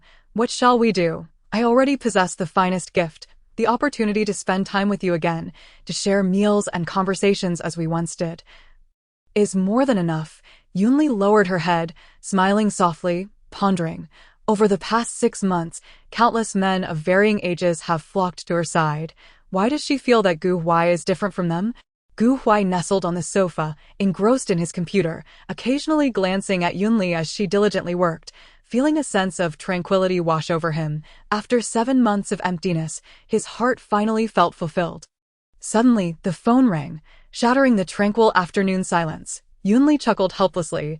"Can you refrain from addressing me in such an affectionate tone? I only celebrated my 23rd birthday yesterday, and today, upon hearing the term aunt, I feel as though I have aged to 53. No, quickly call me aunt." The 6-month-old gazes innocently at the screen, babbling away with wide eyes. Yunli, noticing Gu Huai approaching with a curious expression, beckons him closer with a playful finger. "Wow," Ningxia exclaims upon seeing Gu Huai beside Yunli. "Didn't you two break up? When did you reconcile? In 2 days, perhaps." Hiss, as Yunli turns her head, she accidentally collides with Gu Huai's chin, causing her to gasp in pain. "Sister," Gu Huai quickly cradles Yunli's face, gently blowing on her slightly reddened forehead. "I'm sorry. Does it hurt a lot? I'm not that delicate."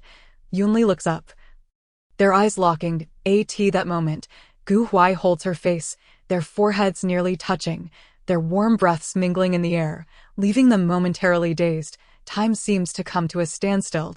I am the quiet office.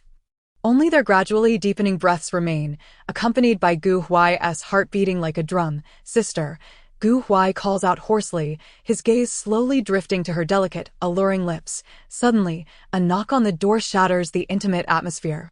Yunli pushes Gu Huai's hands away, turning to take a deep breath to steady herself, while Gu Huai dashes to the restroom. "Come in." The secretary cautiously opens the door and enters, softly stating, "President Yun, there's an urgent document that requires your signature." She respectfully hands over the document, stealing a glance at Yunli, her heart silently lamenting. President Yun's expression seems unfazed, but her ears are flushed red. "That gentleman is likely in the lounge or restroom. I might have interrupted their moment." Moments later, Yunli glances at Gu Huai, who emerges from the restroom with slightly damp hair, suggesting he has washed his face. She stands up, dons her coat, and says, "Let us go out for dinner. Then, you will stay in Suite 2210 of the Intercontinental Hotel tonight. Tomorrow morning at 10, someone will take you to Boston. Sister will also stay. I will visit you when I have time." Yunli adds, ensuring her words are sincere. It would indeed be convenient for her to visit. Yunli simply wishes to avoid muddling through another night with Gu Huai. She has just decided to get to know him anew and is unwilling to repeat the past, which was more about physical pleasure than emotional connection. More importantly, Yunli feels a newfound clarity, as if she has diminished desires for worldly matters. Chapter 84. Gu Huai loses control in a private restaurant near Yunshang Tower. After placing her order, Yunli smiles and remarks, "The medicinal cuisine here is exceptional and greatly beneficial to your health." Is the food at MIT really that poor? She studies Gu Huai's gaunt face, realizing how he has lost weight in just 6 months. Gu Huai mumbles, "I went through a breakup, so I've been burying myself in studies, forgetting to eat due to excessive longing and losing sleep, which naturally led to this." Yunli can't help but chuckle. "What are you murmuring about? Are you sulking just because I didn't want to stay at the hotel with you?" "I wouldn't dare." Gu Huai quickly lowers his head. "I'm not sulking. It's just that I feel a bit blocked up inside knowing we have to part ways soon." Yunli sighs deeply. "I truly can't deal with you. Have you taken acting classes in Hollywood? Your ability to play the victim is remarkable." "Forget it. I'll also go to the hotel tonight. Don't celebrate too early." Yunli glances at him. "It's a suite with 2 bedrooms. I'll take the master bedroom, and you'll sleep in the guest room." Gu Huai opens his mouth to protest, but suddenly falls silent upon seeing someone behind Yunli. "Ollie, good evening." Shen Qian approaches their table, a charming smile gracing his lips as he greets Yunli. She politely nods. "Good evening, Mr. Shen." Shen Qian glances at Gu Huai, surprise flickering in his eyes, before turning back to Yunli with concern. "I've heard a bit about last night. Are you injured?" "I'm fine. Thanks to the police arriving in time, the criminals were apprehended." "Qian, what brings you here?" A melodious female voice interrupts Yunli. Miss Yun, my apologies." The woman steps closer, linking her arm with Shen Qian's, expressing regret. Su Jin's gaze flits between Shen Qian and Yunli before she continues. "Next month, Qian and I will be getting married, and I hope Miss Yoon can attend with her boyfriend. Of course, the Yoon and Shin families have long-standing ties. I will attend with my elder brother to congratulate both of you. Shin Qian smiles silently. Then I won't disturb you any longer. I'll take my leave. Once they depart, Yunli informs Gu Huai. The woman just now is Shin Qian's fiancée. Su Jin. Their wedding is set for December 12th. Gu Huai looks puzzled, but judging by Mr. Shin's demeanor, it doesn't seem like they're a couple about to get married. Family alliances, mutually beneficial. Besides, Shin Qian is already 36. He wouldn't be foolishly infatuated. Yunli sighs lightly. As long as both families adhere to their agreements, such marriages are often the most stable. Ji Huai suddenly asks, "If you hadn't met me, would you have chosen a marriage like that?" Yunli shakes her head. "I'm not like Shin Qian. The Yoon family is quite different from the Shin family. Shin Qian has to emerge victorious in family conflicts and shoulder the family business alone. His burdens are immense." She smiles softly, continuing, "The Yoon family has my elder brother as a stronghold. So I can take risks. Even if I fail, I have a vibrant path ahead. Thus, in the business world, I truly admire Shin Qian. He is more capable than I am." Yunli's words are sincere. Gu Huai smirks. "Oh, that's indeed impressive." Yunli laughs heartily. "Shin Qian and I are only suited to be rivals or partners. He is getting married, and you're acting like it's a life-or-death situation. It's rather dull. Hurry, let us eat. I didn't sleep at all last night. I only dozed for 3 hours this morning, so I need to catch up on my rest tonight." At 7:30 in the evening. In Suite 2210 of the Intercontinental Hotel, as Yunli enters the room, she sheds her coat, hanging it aside. Suddenly, Gu Huai tightly embraces her from behind, and then his fervent lips rain down on her neck. Kissing wildly, his grip tightening as he nibbles and bites, his hands roam restlessly over Yunli's body, one hand expertly finding its way to her prominent curves, while the other eagerly tears at her clothing. Yunli is momentarily stunned by Gu Huai's unexpected actions. It is worth noting that throughout their year together, she has always been the one in control of their intimate moments. Gu Huai has always obediently followed her lead, never daring to defy her wishes. His current urgency and roughness are unprecedented, just as a few buttons of her shirt are torn open and his hand begins to explore. Yunli snaps back to reality. She hastily breaks free from his embrace, stepping back and clutching her shirt tightly. "Ji Huai, I told you, I don't want it tonight," Yunli says helplessly. Ji Huai, panting heavily, his face flushed red, gazes at her with desire-filled eyes. He steps forward, cradling her face, their foreheads touching, his voice hoarse. "But sister, I've been longing for you to the point of madness." With that, he leans in to kiss her enticing lips. However, Yunli slightly turns her head, and his kiss lands only on the corner of her mouth, yet Gu Huai continues to suckle and kiss. Like a man starved. "Ji Huai." Yunli pushes him away forcefully. "Can't you understand what I'm saying? I'm really exhausted. I just want to sleep. Nothing else." Taken aback, Gu Huai stumbles back 2 steps. Colliding with the wall, he lowers his head, falling silent, then gradually sinks to the floor, cradling his head between his knees. Yunli watches him, feeling utterly helpless. She truly cannot comprehend why Gu Huai, who seemed fine moments ago, has suddenly changed so drastically. They have already been intimate. Yunli is not pretending to be reserved about it, nor is she conflicted due to their current relationship. She simply has no mood for such matters at this moment.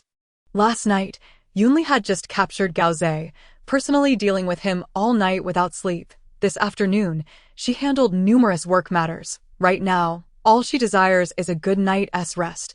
Turns out, sister truly has no feelings for me anymore. Gu Huai suddenly murmurs softly. "I just felt scared inside, so I wanted to be more proactive. Perhaps that might tempt you."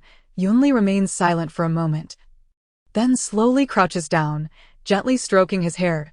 "Ji Huai, I'm just too tired. It's not that I don't have feelings for you, and besides, I'm feeling a bit sore. Where does it hurt?" Gu Huai suddenly raises his head, his face filled with concern.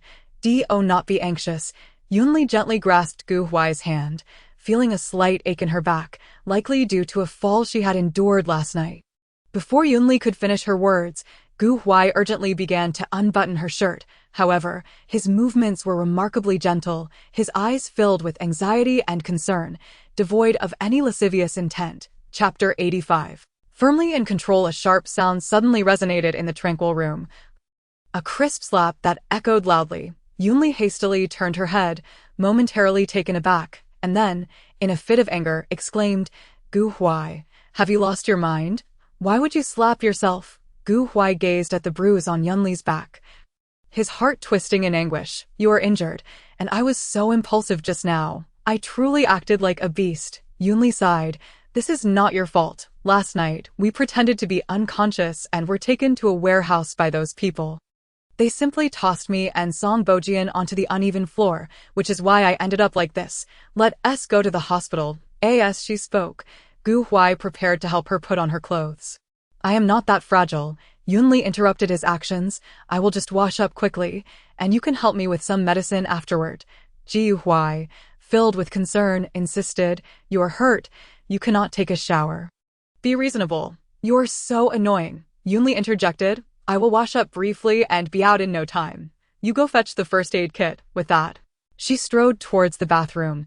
If it were not for the need to restore this uncontrollable little teddy bear to reason, she would have been disinterested in the matter. A bruise is hardly a serious injury, is it? By 9 o'clock in the evening, after applying the medicine, Yunli lay in the master bedroom, drifting into a peaceful slumber. Gu Huai lay quietly beside her, maintaining a respectful distance, torn between the desire to draw closer and the fear of waking her. It must be said, Yunli had Gu Huai firmly under her control. As long as he was aware of her injury and her pain, even if his heart burned with fervor, he would never dare to act recklessly. Ji Huai turned his gaze to the bedside, where he had just discovered something beneath the pillow, which Yunli had casually tossed aside. It was a Beretta 92F pistol. Like many young men, Gu Huai was fascinated by firearms and naturally recognized it.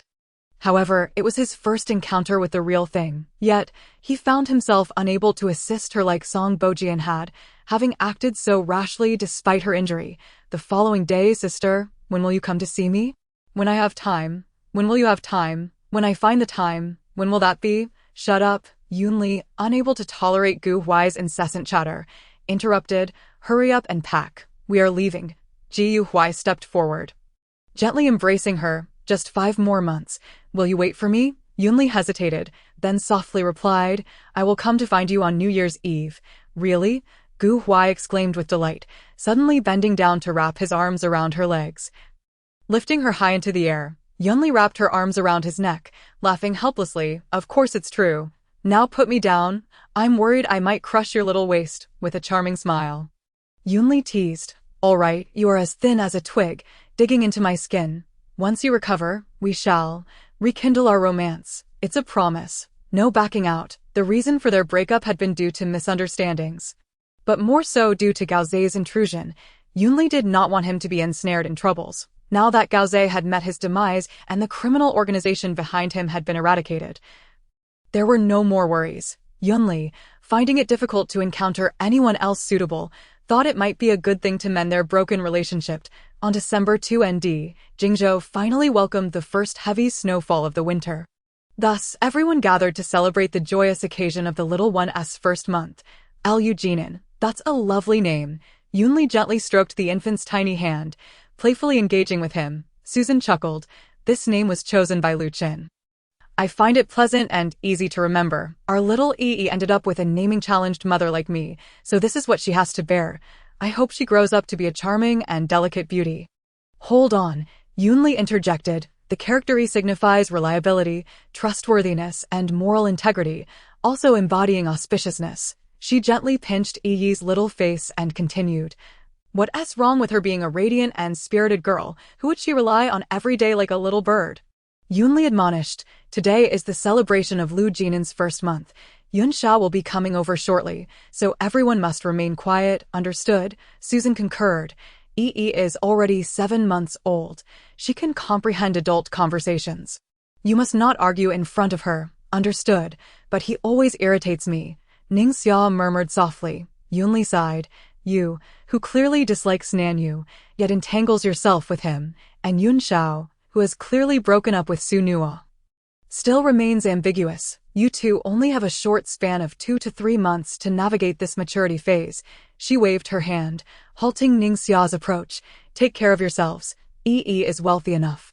She does not need your support. Seeing Ningxia's flustered demeanor, Susan inquired with a smile, I heard your elder brother bestowed quite a generous gift upon Yi. Yunli nodded. He gifted her 500 million. A villa, and with my 200 million along with jewelry and diamonds, Yi's fortune now amounts to over 1 billion. My daughter is wealthier than I am. Now I am both leeching off my parents and my child. Ningxia chuckled joyfully at the side. Before long, Yunxiao entered, followed closely by Su Nua. Yunxiao, come out here. Yunli abruptly stood and walked outside. Yunxiao glanced at Ningxia and Yi, offering an apologetic smile to Susan and Lu Qin, before turning to leave with Su Nua.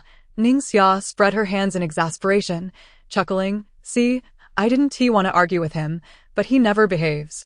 Susan and Lu Qin exchanged glances, both letting out sighs. What a predicament. Outside the door, Yunli spoke with indifference. The gifts have been delivered. You may leave now, cousin.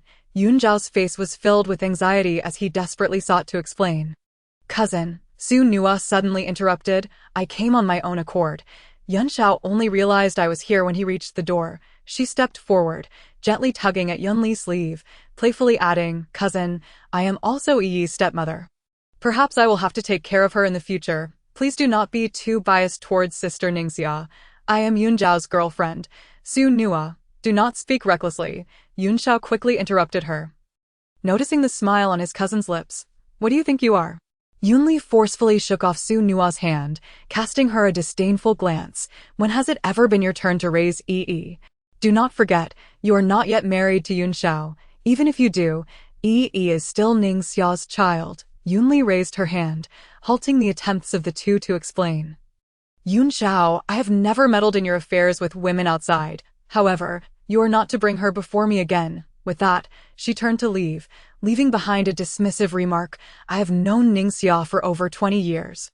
If I do not favor her, should I protect someone like you? Yunzhao's taste remained consistently poor. Ningxia, too, was a disappointing character. Now that she had wealth and a child, what young and handsome men could she not have? Yet, she remained fixated on this scoundrel Yunxiao. Truly, it is said that what is unattainable is always the most alluring point. One reaps what one sows. A fitting retribution indeed. Chapter 86. Persuading Ningxia in mid-May. After completing a DNA test, Yunxiao confirmed that Yi was indeed his biological daughter. Consequently, he proposed a breakup with Su Nuo by the end of May. He finally summoned the courage to take a leave of absence and travel to London to visit Ningxia and her daughter, intending to discuss matters concerning their child. However, upon arriving in London, he witnessed Ningxia playfully laughing with Nanyu, a scene reminiscent of a harmonious family portrait. During the summer vacation, he made several trips to London, ultimately fulfilling his desire to hold his daughter in his arms. Yet, the dynamic between him and Ningxia was fraught with tension, as they often clashed over trivial disagreements, leading to heated arguments that ended on sour notes. At the entrance of a restaurant where Susan was treating, Su Nua hurriedly chased after Yunxiao. Wait for me. I just feel wronged. I am clearly your girlfriend, yet your cousin continuously favors the mistress and that illegitimate child.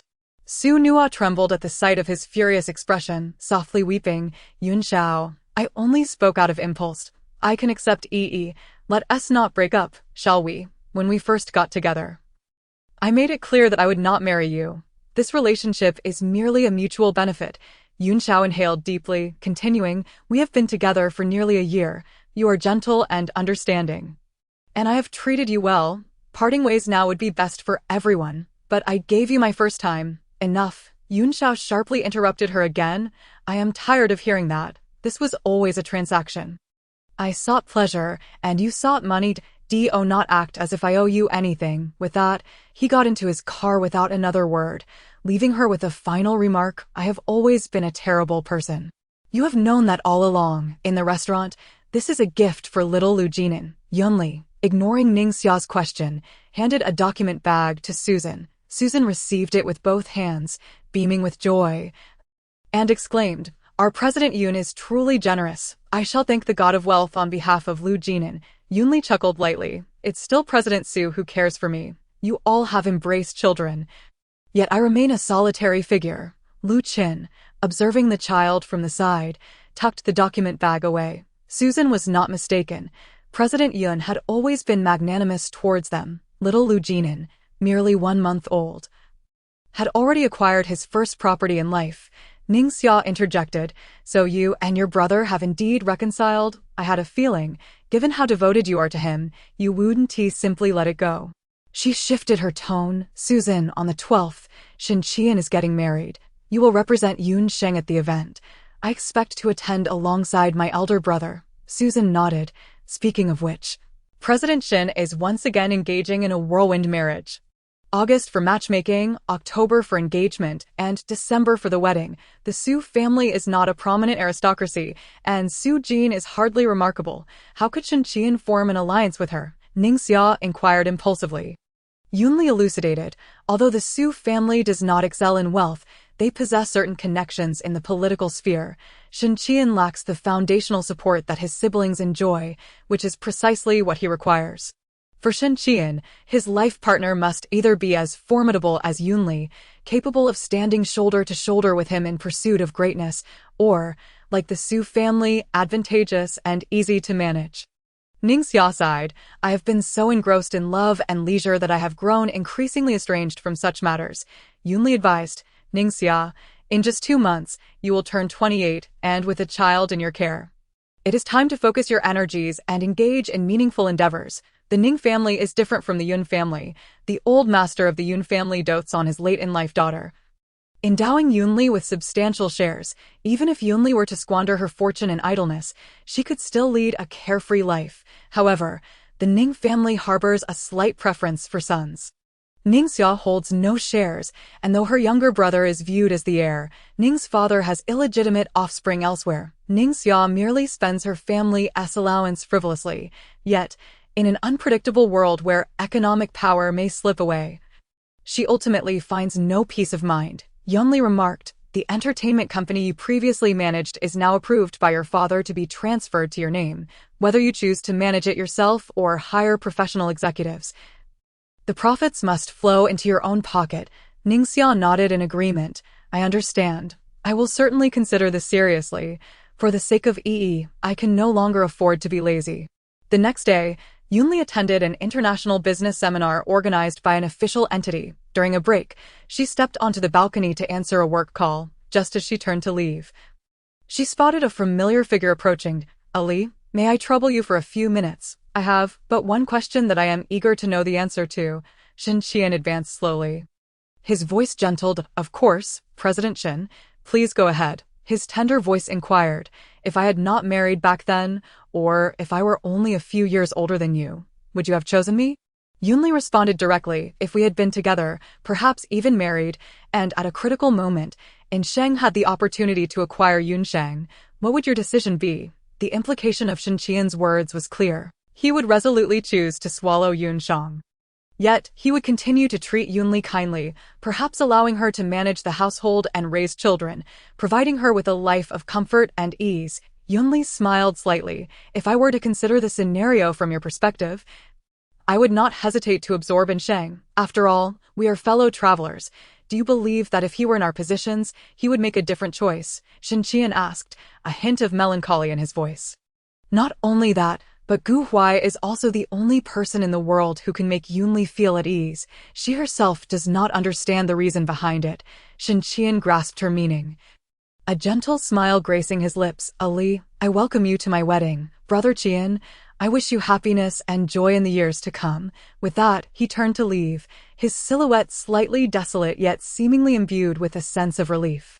Chapter 87, A Warning to Mother Shen. On December 12th, the day of celebration for the Shen and Su families, heavy snow fell like goose feathers, adorning the entire Jingzhou in a silver cloak. Resembling a fantastical fairy tale, Susan and Lu Qin represented Yun Sheng at the wedding, while Yunli attended with her elder brother and siblings Jingzhou and Jingyu. Meanwhile, Ji Lanxin was abroad attending to matters and had yet to return. At this moment, Yunli was in the lounge, engaging in a video call with a certain jealous individual. Huai, it's nearly midnight on your end. Why aren't you asleep? Yunli glanced at the time, feeling exasperated. I can't sleep. Huai, lying on the bed, looked at her with a face that screamed I am jealous. The wedding hasn't even started. Can't you stay with me a little longer? Sister, Yunli chuckled, your little thoughts are written all over your face. Today is Shinqian's wedding. What are you feeling jealous about? She stood up to adjust her outfit. You should hurry and sleep. The wedding is about to begin. Sister, Huai interrupted, you will come for New Year's Eve, right? Yunli replied in disbelief. Huai, do you really need to ask me that 3 times a day? Do you think I am so untrustworthy? Of course not. Huai quickly clarified, I just miss you. Yunli smiled helplessly and said, for you, I postponed the annual meeting. Don't worry, I'm going out now. So you should hurry and sleep. Oh, it's Ali. It's truly been a while. Mother Shen approached enthusiastically, warmly grasping Yunli's hand. Madam Shen. Yunli met her gaze directly and suddenly remarked, I heard that Qin Yang had a car accident. Leaving no remains, Mother Shen's body stiffened abruptly, her expression frozen for a moment, before she suddenly turned pale with shock. Pointing a trembling finger at Yunli, she exclaimed, it was you. You were the one who did this. Madam Shen, do not speak so recklessly. Yunli sighed. I am not like you, who appears to be pious and detached from worldly affairs while secretly engaging in despicable acts, Mother Shen retorted angrily. You would go so far for such a mere boy, disregarding the ties between our families. First, you caused Sheng to suffer heavy losses, and now you have taken Qin Yang's life. Yunli let out a cold laugh. I merely targeted someone directly involved, causing Sheng a financial setback. If it weren't for the old Master Shen's reputation, do you think you could continue to live such a carefree life? The most tragic aspect of Shinqian's situation is having a mother like you, who is more of a hindrance than a help. With that, she turned with a sense of nonchalance, leaving behind the pale, trembling figure of Mother Shen. Once, the original wife of old Master Shen had stood by his side through thick and thin, only to succumb to illness after years of toil, her personal assistant. Now the current Mrs. Shen took advantage of the situation to climb into her husband's bed, ultimately causing the original wife to die with resentment. After the wedding banquet concluded, Yunli departed in a car with her elder brother. Yunjin, curious, asked, today, it seemed like Madam Shen was quite afraid of you. Is she not usually very warm towards you? If she dares to extend her hand in front of you, she should expect it to be chopped off. If it weren't for Sheng's influence, who would even deign to look at her? Yunjin then brought up another matter. Ali, I heard you recently invested in a project by Jingzhou? If it caught your eye, it must be quite promising. Yunli nodded slightly. Jingzhou and his team are developing a software, and its prospects look very good. It has already passed Sheng's venture capital assessment. He is indeed a promising talent, possessing vision and courage. Yunjin beamed with pride.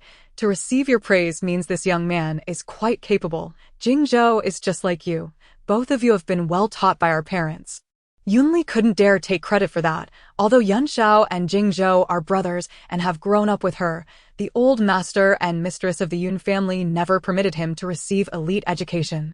Yunli agreed with this approach in her heart. Although it may seem unfair to Yanshao, it has indeed served as a warning to the family. Over the years, the Yun family has not seen any illegitimate children born, let alone any outside offspring. How could he have a fever out of nowhere? Must he be hospitalized at such a young age? Ningxia glared at Yanshao, who was anxiously flitting about like a fly in a hot pot. What do you mean by that? Are you blaming me for not taking care of the child? Yanshao quickly clarified, that's not what I meant. I'm just worried about Yi. Yi was a bit premature and has a weak constitution to begin with. Coupled with the heavy snowfall and cold weather recently, her bronchitis infection is what caused the fever. Ningxia added, I have a nanny here. Go attend to your matters. I'm fine. Yanshao quickly interjected, let me hold her for a while. She can't keep crying like this. She definitely want you. Ningxia's words were not yet finished when Yanshao had already taken the child from her arms. Strangely, Yi's crying gradually lessened. Yanshao, tall and robust, cradling the tiny Yi, appeared somewhat comical.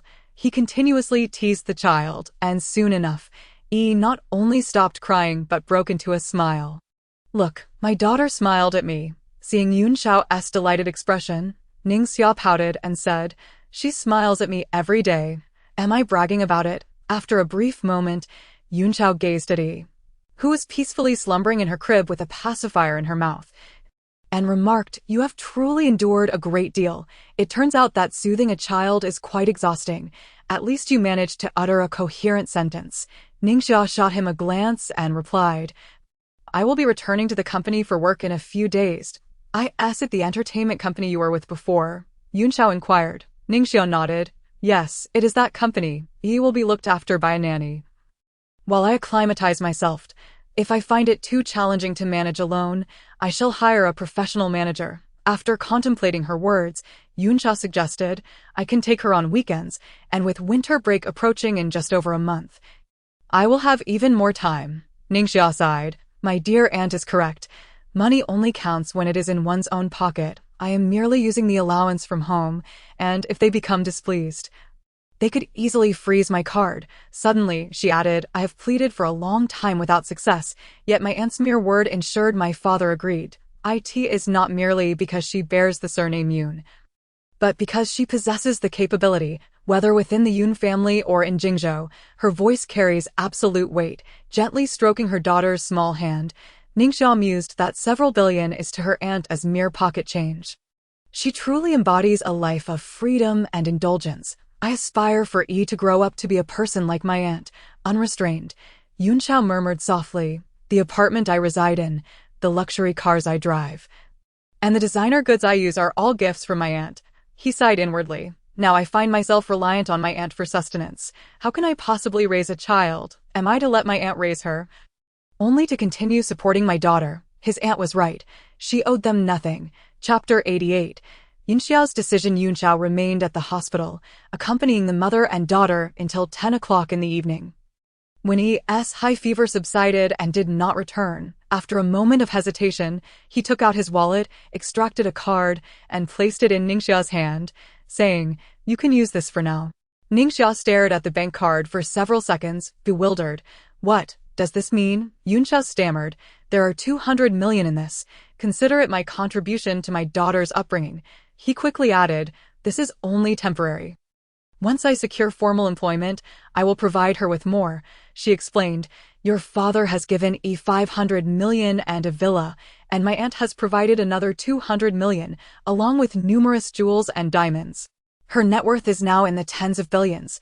Isn't she more formidable than us?" Yun Xiao's eyes widened in shock. "How was I unaware of this? My aunt's generosity is extraordinary. How could he be so magnanimous? Given that Yunjin had disowned his own son, how could he possibly acknowledge his granddaughter? It turns out this little one is so wealthy." He looked at Yi, as if gazing at a sparkling ingot of gold. "Therefore, you need not provide her with any funds. She is already affluent."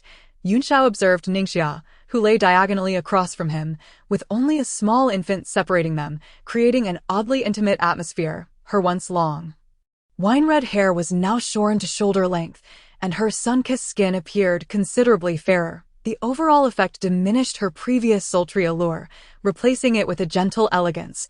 "What are you staring at?" Ning Xia glared at him, and though her voice was lowered, it shattered the warm filter through which Yun Xiao regarded her, as if it were glass. "Do as you please," Ning Xia declared as she reclined. "I must catch up on some sleep." "Ning Xia," Yun Xiao abruptly interrupted her, "if, come January of the following year, neither of us has found a suitable partner, why not consider being together?" In January of the following year, he would turn 22, reaching the legal age. The unintentional revelation of the illegitimate daughter still lodged in his throat, reminiscent of a thorn. He understood all too well the devastating impact those 3 words could have on a child. His aunt was right. He could not allow Yi to repeat his mistakes. Yun Xiao was merely 20 years old, at a stage of indecision, while she was already 27, fully aware that some words should not be taken at face value. At the Yun family ancestral home, she was currently speaking tearfully when John is severely injured and alone in Copenhagen. "It is truly pitiful. What exactly are you trying to say?" Yunjin set down his book, rubbing his forehead in fatigue. "Enough," he interrupted her impatiently. "I have told you several times that this matter is closed. Ali's temperament is one of immediate retribution, since Ji Wenjan has already learned his lesson. Ali will not target him again. His warning resonated firmly, provided that he does not provoke Ali again. Otherwise, do not blame me for showing no mercy to the Ji family, Ji Lanxin murmured. Wenjan is my own nephew. You are solely concerned for your sister. Can you not consider my position? His voice, though low, carried an undeniable authority. The Yun family is fiercely protective. If I do not protect Ali, am I to assist the Ji family? Moreover, it was you who instigated this situation. She merely responded, that incident was all my fault. Ji Lanxin. Yunjin's voice thundered, cutting her off, if not for your father's prior assistance. Do you think you could have escaped unscathed? But now, that favor has nearly run its course. His expression turned grave as he warned, if you cause any more trouble, do not expect me to be lenient. Jingzhou and Jingyu are now adults. I will not allow you to become a blemish on their reputations. Over the years, you have favored your maternal nephew more than Jingyu. Should Ji Wenjan cause another disturbance, I will have Jingzhou deal with him personally. With that, Yunjin rose and exited. Jingzhou, a child of the Yun family, possessed an innate ruthlessness that seemed to be woven into his very being. If the Ji family continued to act recklessly, it was likely that Jingzhou would be the first to take action against them. The following day, at Yunshang Building, Susan continued. Meng Baolai was sentenced to 10 years in prison for the crime of endangering public safety and drug-related offenses. Life inside is quite harsh for him, Yunli scoffed. That scoundrel might just succumb to a serious illness or meet with an accident one day and end up in hell to atone for his sins. Regardless, he will not be getting out, so there is no need to concern ourselves with him. She then inquired, and Yi Wanting, how is she faring in there? Rest assured, her mental state has indeed deteriorated. But she has been quite compliant in the facility. After all, it is a legitimate rehabilitation center. Susan hesitated briefly before adding, Gu Huai's grandparents have visited her twice, bringing along some gifts. It remains unclear whether this is their intention or Gu Huai's. It could be both. Let them do as they wish, Yunli sighed. I cannot allow Gu Huai to become a completely cold-hearted individual. Otherwise, perhaps I would lose my trust in him. After contemplating, she decided, let us not concern ourselves with him. The elder Ji saved my brother's life, which is why I did not inform my second uncle or uncle at the time. I merely returned the favor in kind. She sighed deeply. I am but a mere mortal, and I too experience my own share of helplessness. I cannot entirely disregard my brother, nor Jingzhou and Jingyu. Most importantly, while the drug is indeed potent, Yunli possesses the ability to extricate herself and ensure her own safety. Had it not been for her low spirits and her impulsive attraction to Gu Huai, seeking to indulge herself, that night would never have unfolded. Let us not dwell on this. We must promptly attend to our work. At the end of the month, I will be heading to Boston for a few days. The sky will not fall. Do not seek me out, understood? After speaking, Yunli cast Susan a meaningful glance. Susan raised an eyebrow and drawled, oh, I understand. After 9 months of being clear-minded, it seems our General Yun is finally. I am not. Do not spread such rumors. Yunli interrupted the words of the veteran with a raised hand. I am merely going on vacation to rejuvenate my spirit. Susan laughed heartily, choosing not to pierce through her feigned denials. But isn't that precisely what rejuvenating oneself entails? Chapter 89. Reconciliation. On December 31 ST, local time in Boston at noon, Yunli arrived at her villa near Harvard University. She had arranged to meet Gu Huai at 6 in the evening but, driven by enthusiasm, had set off early. Moreover, Gu Huai had classes in the afternoon and would not finish until after 4. After enjoying lunch and indulging in a relaxing floral bath, Yunli donned a red velvet gown paired with black high-heeled shoes. Her raven locks cascaded freely down her back, accentuating her porcelain skin and graceful figure, exuding an air of nobility and allure, akin to a blooming red rose. The temperature in Boston today plummeted to -2 degrees, and she casually grabbed a coat before heading out to drive to MIT. 15 minutes later, Yunli found herself seated in SAF on campus, glancing at her watch, which read 3:15. It seemed she would have to wait a bit longer for Gu Huai, who was attending class in the laboratory. Senior Yunli, a surprised female voice interrupted Yunli, who had been busy managing her emails. Pausing momentarily, she reflected on how she had already rebuffed several male advances. How was it that another girl approached her and even knew her name? "Who are you?" she asked, lifting her gaze to the newcomer. A woman in her early 20s, clad in a white coat paired with a gray woolen skirt, with long hair cascading over her shoulders, exuded a warm, intellectual aura reminiscent of a gentle spring breeze. "Hello, senior. My name is Luo Yutong, and I am a fourth-year student in the finance department. I have long admired your reputation and am thrilled to encounter you here today." "Hello," Yunli replied with a slight nod of acknowledgement. Her mind racing as she realized the name seemed somewhat familiar. Luo Yutong hesitated for a moment before slowly taking a seat across from Yunli, softly inquiring, "May I ask what brings you to school today?" "Senior." Yunli silently contemplated her name and suddenly recalled, "Ah, it is she, the woman from that evening at the entrance of the Chinese restaurant, a suitor of Gu Huai. I am merely waiting for my boyfriend to finish his class," she replied. Luo Yutong furrowed her brow in confusion and asked, "Are you waiting for Gu Huai? But haven't you two already broken up? Why, you have overstepped." Yunli interrupted her without reservation. "I believe I owe you no explanation regarding anything." Taking a deep breath, Luo Yutong responded, "Senior, please let Gu Huai be. We are just ordinary people, not from the same world as you privileged elites." She met Yunli's gaze directly, adding, "If you find us uninteresting, you could seek amusement elsewhere. Why do you specifically come to provoke us?" You. Yunli scoffed. "One might think you believe I have stolen your boyfriend," she continued. "I do not know what you have endured in the past, but to assume the role of a savior for Gu Huai now is rather amusing. Nevertheless, I reiterate, I do not need to explain anything to you. Farewell, and no need to see me out." "Senior," Luo Yutong began, but Yunli raised her hand to interrupt. "Perhaps you have encountered unworthy individuals before, but you should not dwell in the past. There are many pursuits you can chase: wealth, status, ideals. Fixating on romantic entanglements is rather unwise." Luo Yutong's face flushed crimson. "Why do you speak to me in such a manner? I am clearly your rival in love. You think too much," Yunli replied with a light laugh. "I would never regard any woman as a rival in love." Luo Yutong felt a pang of sorrow. "Indeed, with your beauty, illustrious background, and the wealth and status that ordinary people can only dream of, you would naturally overlook someone like me. When you pursued Gu Huai, we were indeed broken up. However, we have reconciled now, so I kindly ask you not to disturb him." Yunli gazed at the dejected Luo Yutong. "I have always admired intelligent young women. Your life should not be so constrained." With that, she stood up to leave. Ji Huai had just messaged her, informing that he was finishing class and heading to the dormitory. This CF happened to be adjacent to the apartment. Perhaps she could surprise him. Moments later, Gu Huai, clad in a black down jacket, approached the apartment building alongside Qingji. He nodded. "My girlfriend is here in Boston, and we are together."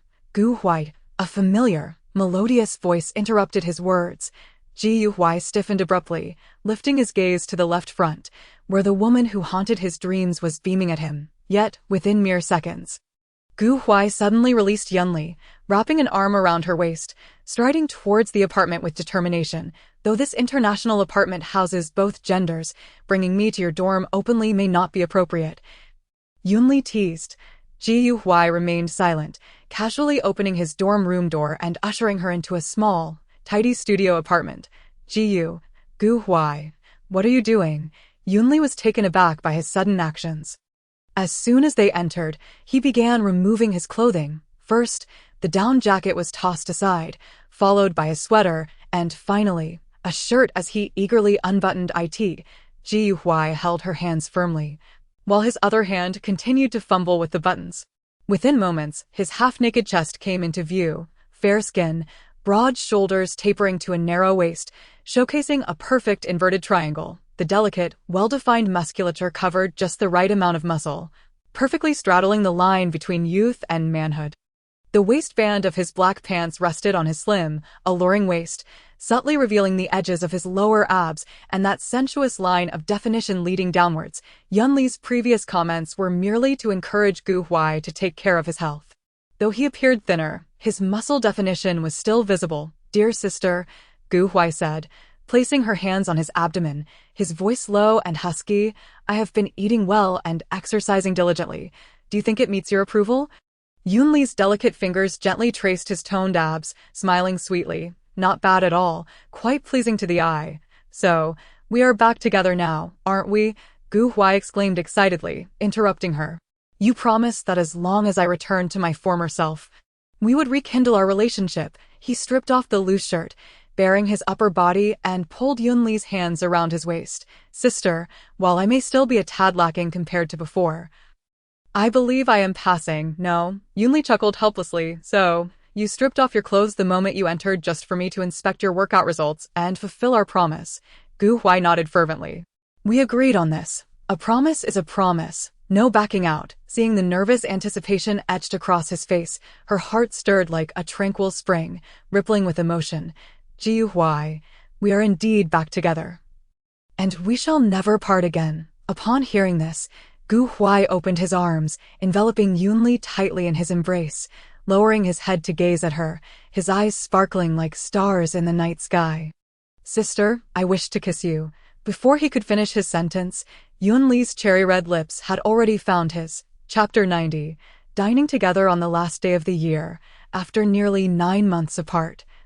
The couple finally embraced and kissed once more. Yunli lay breathlessly atop Gu Huai, gasping, "I thought you were going to go wild in the storm." Gu Huai caressed her soft waist with one hand while gently stroking her long hair with the other. His voice rasping, "This won't do. The bed is too small, and the sound insulation is poor. You prefer cleanliness, and there's no place to bathe afterward. Just wait a moment. I need to catch my breath." Gu Huai tilted his head back, panting. Seeing this, Yunli laughed. "Look at you. Hurry up and let go. You're pressing on my stomach." She playfully scratched at him, and in the moment he loosened his grip, she swiftly climbed to her feet. After casting a glance at the unmistakable tent formed by his excitement, she struggled to suppress her laughter while adjusting her attire. Ji Huai also sat up, gazing at the smiling Yunli, looking woeful as he said, "I've been a monk for a whole 9 months. The last time was on March 31st. She turned to him, her lips pursed in mock concern. "Sister must show with actions that I am different from before. I am not merely craving your body." Gu Huai muttered softly. "Being the same as before sounds quite good. If you're not craving me, then I am craving you." "What are you mumbling about? Let us go." Yunli took his hand, leading him outside. "Wait a moment." Gu Huai picked up a long down jacket from the side. "It's so cold outside. You redressed too lightly. Put this on." Yunli helplessly allowed him to bundle her up like a polar bear. Anyone unaware would think she was going on an expedition to the Arctic. At 6 o'clock in the evening, they arrived at the Union Oyster House. "You enjoy seafood. The Boston lobster, oysters, and clam chowder here are excellent," Yunli remarked, resting her chin on her hand, smiling at Gu Huai. "I thought you would take me to a Chinese restaurant," Gu Huai replied. Yunli chuckled. "Tonight is New Year's Eve. It would be too crowded there. To be precise, too many alumni. If we went there, we could forget about having a private dinner. Moreover," she smiled wryly, "the owners are exceedingly enthusiastic. Whenever I visit, they insist on personally attending to everything. So, I would rather not disturb them on New Year's Eve." Gu Huai looked puzzled. "Isn't that restaurant owned by you?"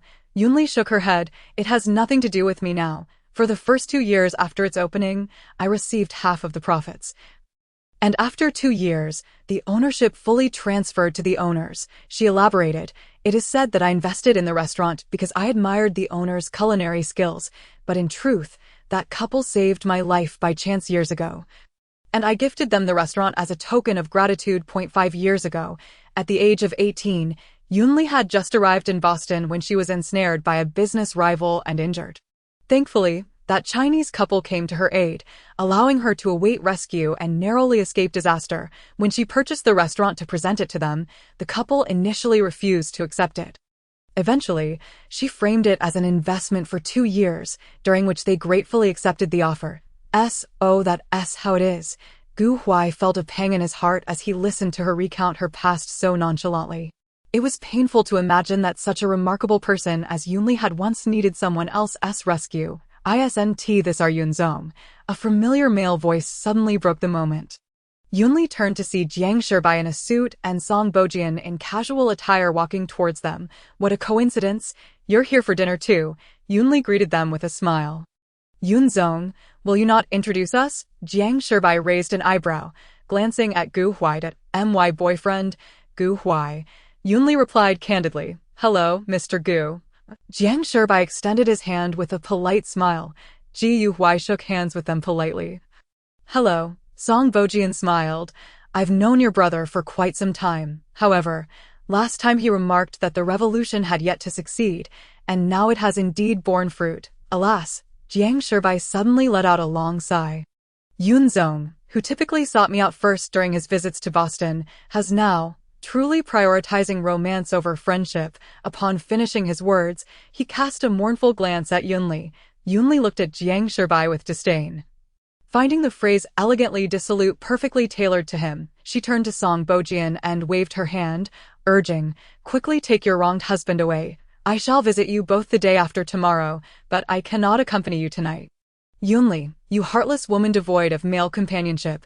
Jiang Shibai's words were cut short as Song Bojian covered his mouth, dragging him away. Do you find it hard to believe? Yunli laughed like a blooming flower upon seeing Gu Huai's bewildered expression. He furrowed his brow, trying to articulate his thoughts. In my impression, lawyers are typically cool and composed, especially someone of such esteemed reputation. I never anticipated that Jiang Shibai would be so humorous and carefree in private. Yunli chuckled. I initially thought the same as you'd. It was only later that I realized Jiang the lawyer and Jiang Shibai are entirely different individuals. Your sister is visiting them the day after tomorrow? How many days can you stay this time? Gu Huai suddenly inquired. Hurry up and eat. Yunli interrupted him helplessly. I will strive to stay a few more days. Observing Gu Huai's instant brightness, she added, no more than 5 days. It is the busy season for the company. Let us go. Yunli finally spoke, eyeing the little teddy that was wagging its tail excitedly. Yes, on the way back, Yunli drove leisurely while Gu Huai occasionally spoke. Sister, can we stop the car for a moment? Gu Huai suddenly asked. What is it? Yunli looked at him in confusion but still pulled over to the roadside. Does your place have that thing? I want to buy some. Gu Huai pointed outside the car window, his face turning red. Upon seeing the CVS pharmacy, Yunli paused for a moment, suddenly realizing what he was referring to. Actually, no. Before Yunli could finish her sentence, Gu Huai swiftly opened the car door and dashed over, his speed rivaling that of a rabbit. He must have been quite pent up. Yunli couldn't help but chuckle softly. She glanced at the bag in his hand, and then drove away nonchalantly. Yet, deep down, she began to worry about her own waistline. Chapter 91.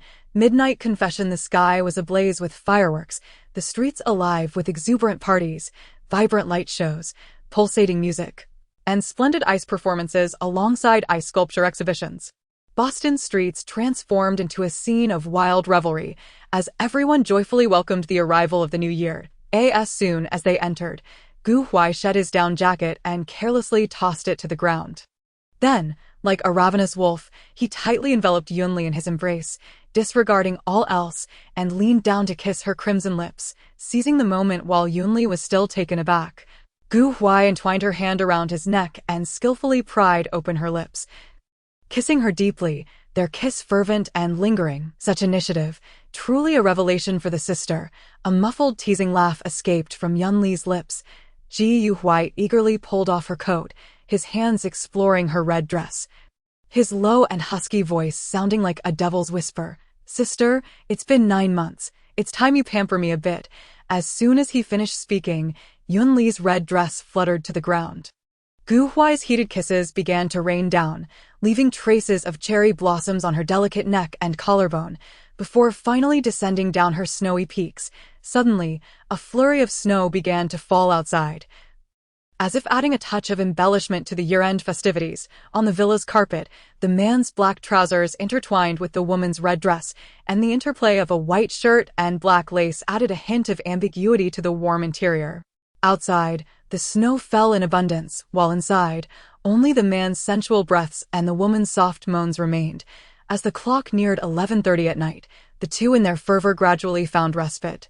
That moment, In front of the panoramic floor-to-ceiling windows of the second-floor bedroom, on a comfortable sofa, Yunli curled up like a lazy cat in Gu Huai's warm embrace. They were admiring the enchanting night view of the Charles River. With the Massachusetts Institute of Technology just across the way, you can come stay here when you're resting. It's only about a 10-minute drive, Yunli said, playing with Gu Huai's large hand. Speaking softly to him, unless my sister is present, it doesn't matter where I stay alone, Gu Huai replied, his voice full of contentment. Have you been practicing sanda or boxing lately, or perhaps some form of combat? Yunli suddenly inquired. Gu Huai paused slightly, then noticed Yunli gently caressing the bruise on his thigh, and he instantly understood.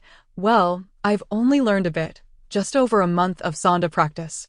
Knowing that Yunli would be coming on New Year's Eve, Gu Huai had requested his coach to ease the training intensity a week prior to avoid any bruising. Yunli pinched his arm and patted his thigh, confirming that he was indeed more toned than before. I noticed that this afternoon in the dorm, with so much coursework, I can only practice in the evenings or on my rare days off. Gu Huai's voice trailed off. Yunli chuckled. That's a good thing. It not only strengthens your body, but also teaches you self-defense skills. By the way, what made you think of practicing this? Gu Huai hesitated for a moment before replying. I was just thinking that in the future, if I encounter danger, even if I can't protect you completely, I at least don't want to be a burden to you. He buried his head in Yunli's neck, his voice low. The last time was so dangerous. I could only hide on the sidelines. Otherwise, I wouldn't just be unable to help you, but I might even hinder you and make an unforgivable mistake. Yunli gently ruffled his short hair, comforting him. There's no need to blame yourself. You've done wonderfully, she joked. In that situation, if you had recklessly rushed out, even if the assailants spared your life, I wouldn't have let you off the hook. Mr. Song is truly impressive, Gu Huai murmured. Yunli laughed helplessly. He has a background as a mercenary. Why would you compare yourself to him? If you asked him to solve a physics problem, he'd be completely stumped. However, he can protect my sister in times of danger and fight alongside you. Before Gu Huai could finish his thought, Yunli silenced him with her lips. Moments later, as Yunli caressed his cheek, she said, you don't need to compare yourself to anyone. In my eyes, you are the best, one of a kind. Adjusting into a comfortable position in his arms, Yunli continued, last time at the hotel, I noticed you were quite interested in firearms. There's an arsenal at Liyuan, but I was afraid it would scare you, so I didn't take you to see it. There's an arsenal? Gu Huai exclaimed, his mouth agape, then cautiously asked, is that legal? Yunli was momentarily at a loss. She had never considered that someone would ask her such a question. Legally, it's not permitted, but well, I am an exception. Gu Huai nodded blankly. I understand. Are they all real, like the last time? What else would they be? Do you think I collect models? Yunli rolled her eyes at him. So, can I practice shooting? With real guns, Gu Huai suddenly asked. It's a deal. Gu Huai lowered his head, ready to tease her. Suddenly, the clock struck midnight, and the dazzling fireworks over the Charles River illuminated the snow-laden night sky. Gu Huai, this is our second New Year together. Yunli gazed out the window, her smile enchanting. Gu Huai gently placed a kiss on her forehead and whispered softly, it's our second year. I only wish my sister wouldn't abandon me again. For every new year ahead, I only wish to spend it hand in hand with you. His words trailed off like a broken string, abruptly halting as he felt the coolness of the ring on his finger. Gu Huai stared in astonishment at the ring on his fourth finger, silent as a statue. The previous one, he had cherished as a treasure, never parting with it. Earlier in the bathroom, Yunli had absent-mindedly removed it, and it now lay quietly on the bedside. The ring on Yunli's hand had long since vanished without a trace. Gu Huai understood that she had decisively taken it off when they broke up. He had meticulously crafted a new one for her, but had yet to place it on her finger. The ring you gave me last time hasn't been lost. It's just in the safe at Liyuan, Yunli suddenly said softly. She extended her delicate fingers and smiled charmingly. Silly boy, hurry and fetch the ring. Put it on my finger. Gu Huai snapped back to reality and hurriedly dashed downstairs, where the ring lay desolately in his pocket. Moments later, Yunli gazed at the ring in her hand. intertwining her fingers with his, and then took a photo with her phone, her fingers dancing across the screen. Since you've customized a new ring for me, you should also keep your old one. Just like me. With that, Yunli set down her phone, wrapped her arms around Gu Huai's neck, playfully nibbled on his earlobe, and softly murmured in his ear, "Gu Huai, I like you, only you." Gu Huai's heart instantly bloomed like a brilliant firework. And he embraced her tightly, fervently kissing her crimson lips. While Yunli had previously expressed her fondness, she had always added embellishments. For instance, "Gu Huai, sister likes your body and appreciates your obedience." "Gu Huai, I like you." This was the first time Yunli so directly confessed her feelings to Gu Huai, expressing her singular affection for him. Chapter 92, a formal declaration on the first day of the new year. Gu Huai awoke early, as if the wild festivities of the previous night had not affected him in the slightest.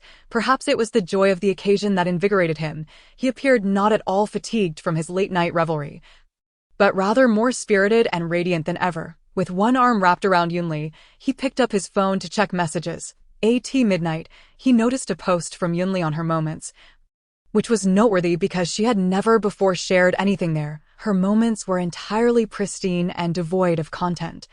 A photograph of their intertwined fingers, adorned with matching rings, caught Gu Huai's eye. This solitary image, devoid of any accompanying text, served as a silent proclamation, officially revealing Gu Huai's identity to her family and friends.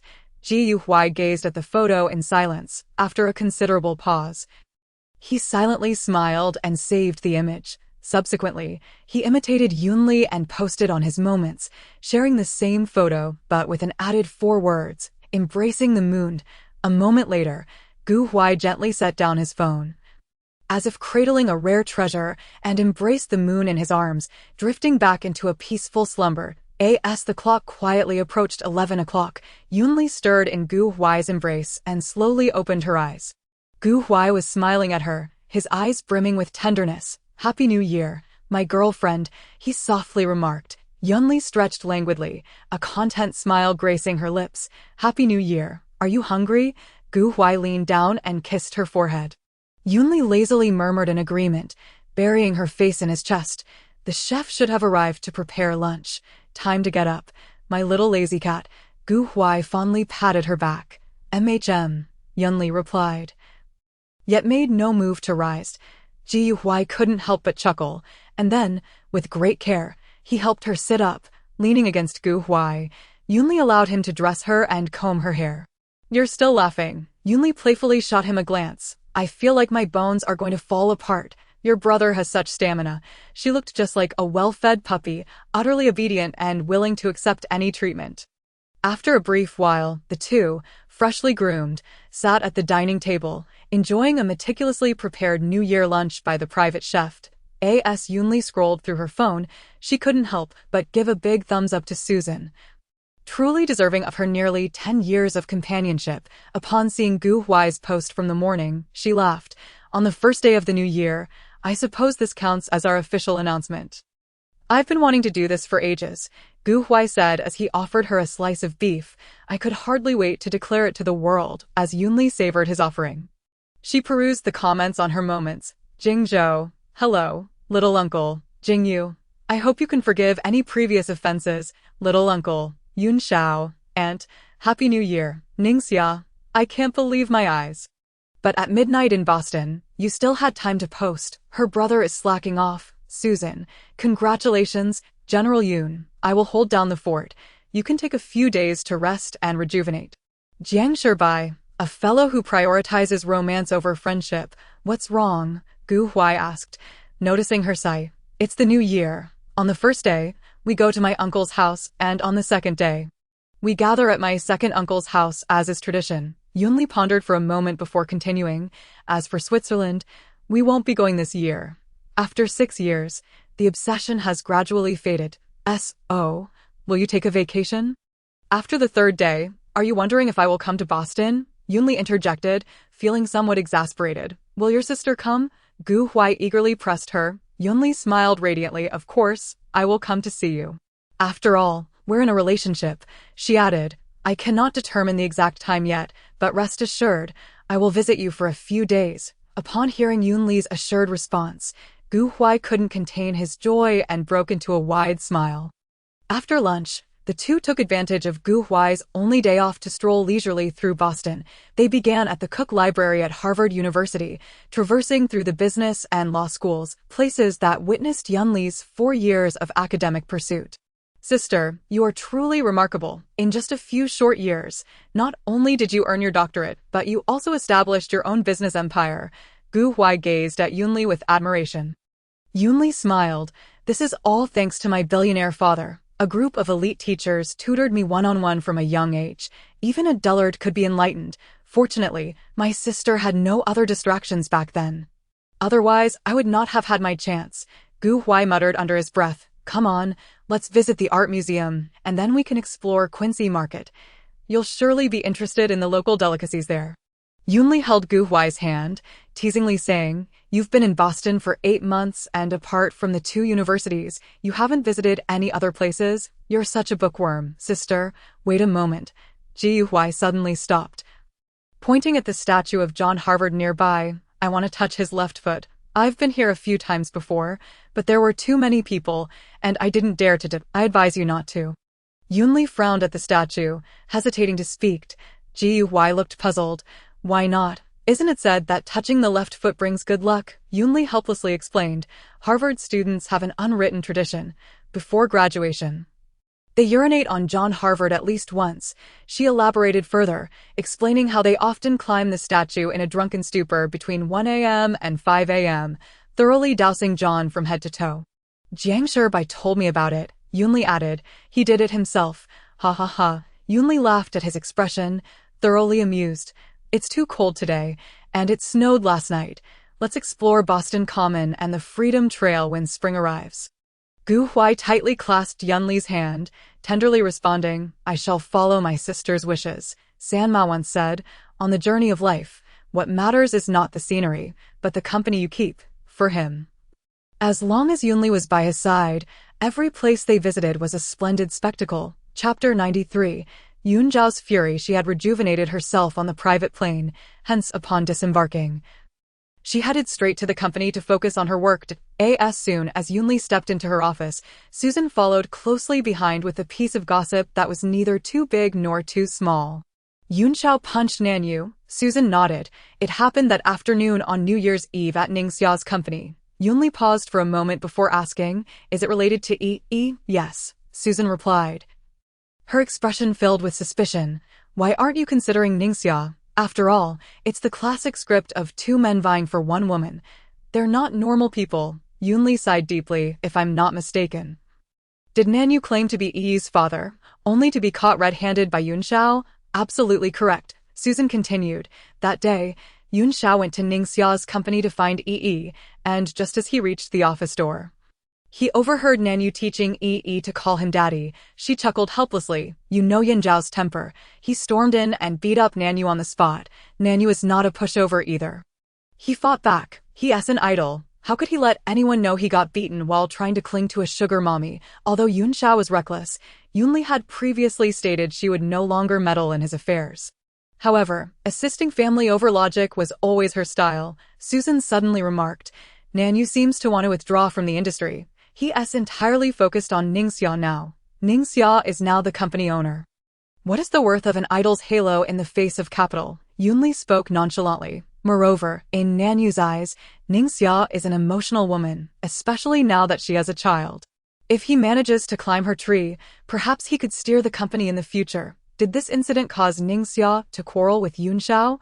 Yunli inquired suddenly. Susan gave her a thumbs up, exclaiming, You're indeed General Yun. Nothing escapes your keen eye. She sighed. Both of them are impulsive, and with Nanyu fanning the flames, the argument escalated. Let them be. Yunli waved her hand. It's just a farce among 3 adults. We can only observe from the sidelines and refrain from intervening. She then shifted to serious matters. Yunzhao has partnered with someone to start an investment company. Find a reliable person to guide him. Having ambition is a good thing. Don't worry. I'll make proper arrangements, Susan replied with a smile. Susan then joked, now that Yunzhao has a daughter, although he is still somewhat naive in matters of love, he is indeed filled with vigor in his career. There's still hope for him. Yunli felt a sense of relief. I see. You're really starting to take on the role of an elder. Susan nodded repeatedly. After finishing their gossip and trivial chatter, they both refocused on their work. At 7 o'clock in the evening at Liyuan. The third was Yunzhao's 21st birthday, and since Yunli was in Boston at the time, she had specially invited him to Liyuan for a meal. Thank you, Aunt, Yunzhao exclaimed, clutching the keys to the latest model Lamborghini, nearly bowing down to Yunli in excitement. Aunt, you are still the best to me. By the way, has Ningxia said anything to you? Isn't it just a trivial matter of fighting? Does she really need to say anything to me? Yunzhao quickly interjected. I'm sorry, Aunt, I shouldn't have fought. Enough, Yunli sharply interrupted him. You were wrong. But that's not the issue here, she stated plainly. Firstly, you should not have resorted to violence in front of Yi. It would frighten the child. Secondly, even if you had to resort to violence, you left behind incriminating evidence. Did Aunt mean that he should have dragged the matter to a secluded place and given him a good beating instead? Yunzhao instantly understood. Yunli shot him a glare before swiftly changing the subject. Now that you have ambition, I will arrange for someone to guide you. Work diligently. Yes, I will not disappoint you, Aunt, Yunzhao replied, his face beaming with joy. I don't expect to achieve greatness, but at least after graduation, I can support myself. Also, he scratched his head. I must fulfill my responsibility of raising Yi. After all, she is my daughter. Yunli nodded. I am pleased to see you have such thoughts. If you have any uncertainties in your work, feel free to ask me. Thank you, Aunt. Yunli had previously guided Jingzhou, and she would naturally devote herself to teaching Yunzhao as well. Meanwhile, Jingwa had also found the finest designers to mentor her, among her 3 nephews and nieces. Yunli never showed favoritism in significant matters, simply because they had all shown her respect and filial piety since childhood. At Tianhe Hospital, Nanyu lay on the hospital bed, his face marred by bruises and swelling, his left hand suffering a minor fracture. Ningxia sat at his bedside, conversing with him. This incident was indeed due to Yunxiao's impulsiveness. I apologize on his behalf. It's unrelated to General Ning. Nanyu quickly interrupted Ningxia.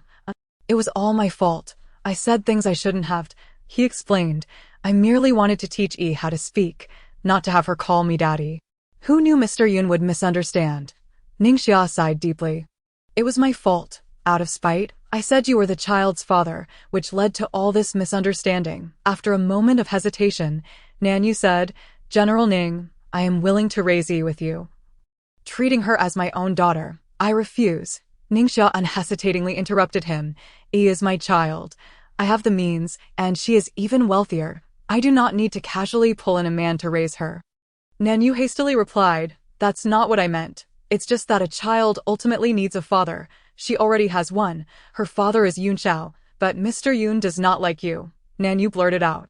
I'm sorry. He realized he had misspoken and hurriedly apologized. Ningxia smiled, saying, Whether Yunzhao likes me or not, it will not affect his love for Yi. Even if in the future, he and I each start our own families, our intentions towards the child will remain unchanged. General Ning, I like you. You don't.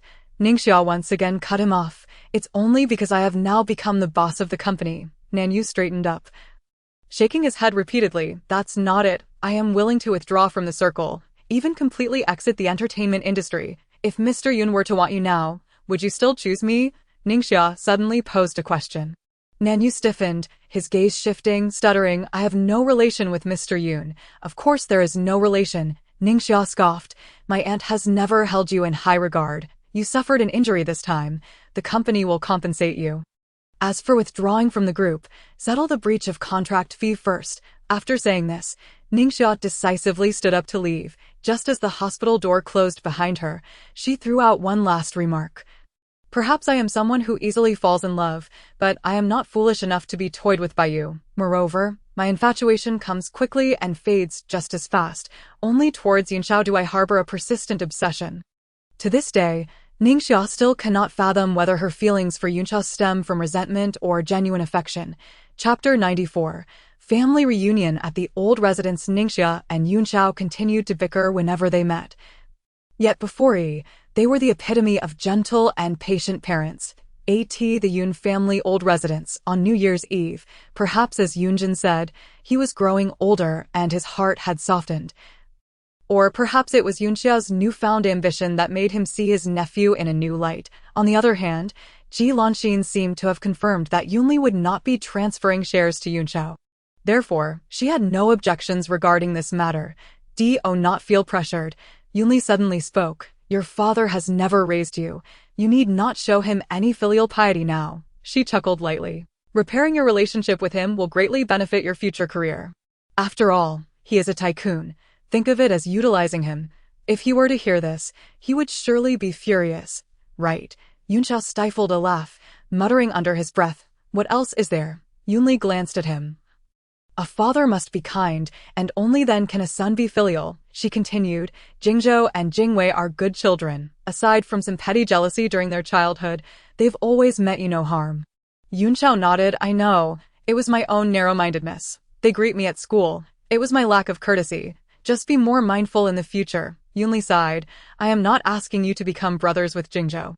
That is unrealistic. However, he is the heir of the Yoon family, and it would be beneficial for you to cease hostilities with him. Perhaps her words were somewhat self-serving and cold, but that is the reality.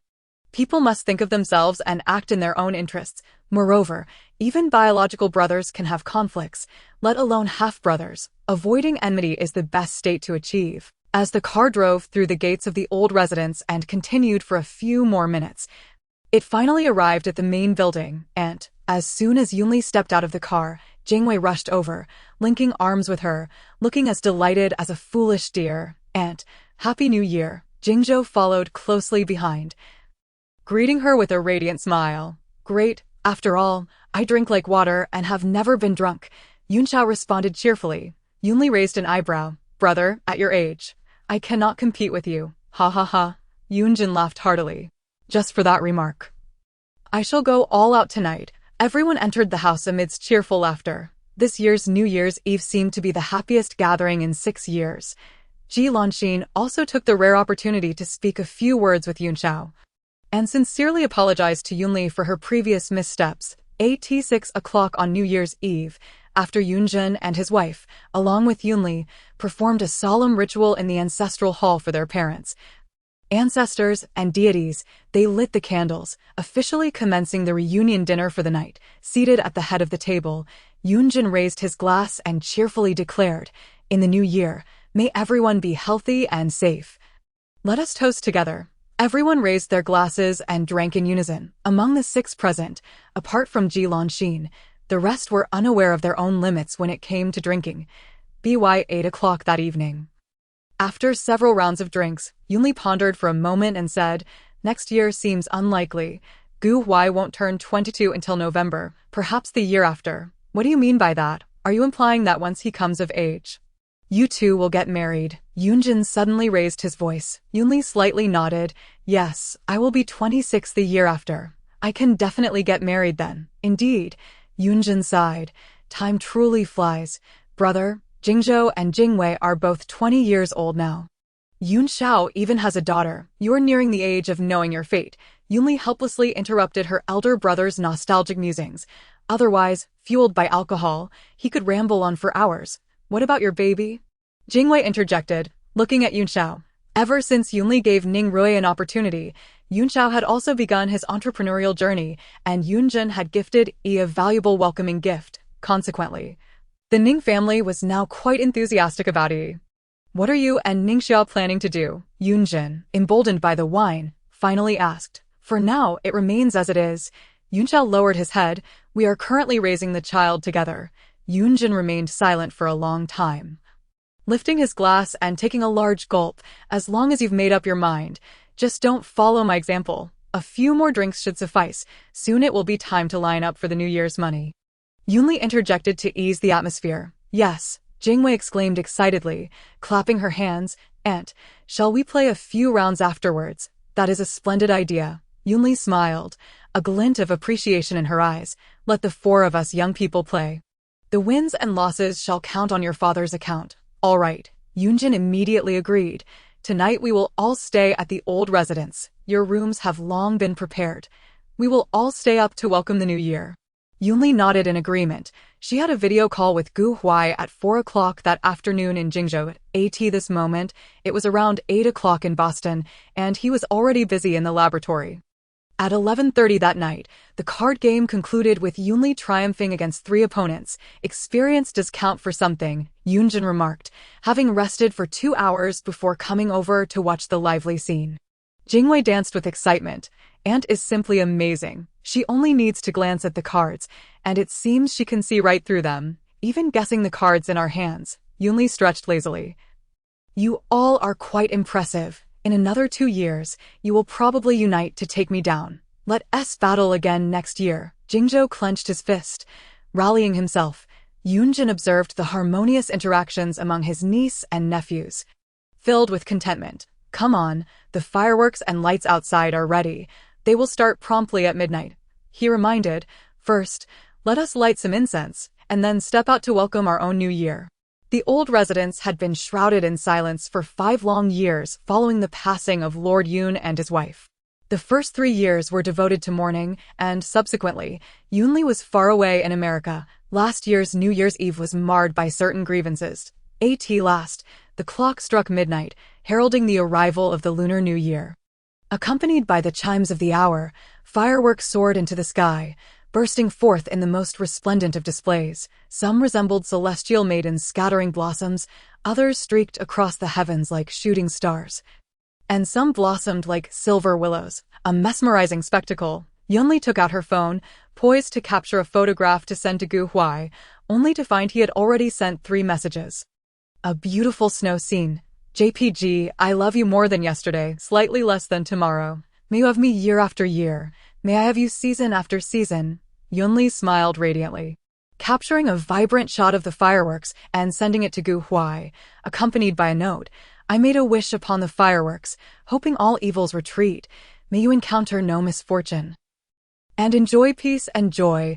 May everything go smoothly for you. Chapter 95. The turmoil of the Ji family. The living room was in disarray. Shards of vases and cups littered the floor, and flowers and plants lay strewn about haphazardly.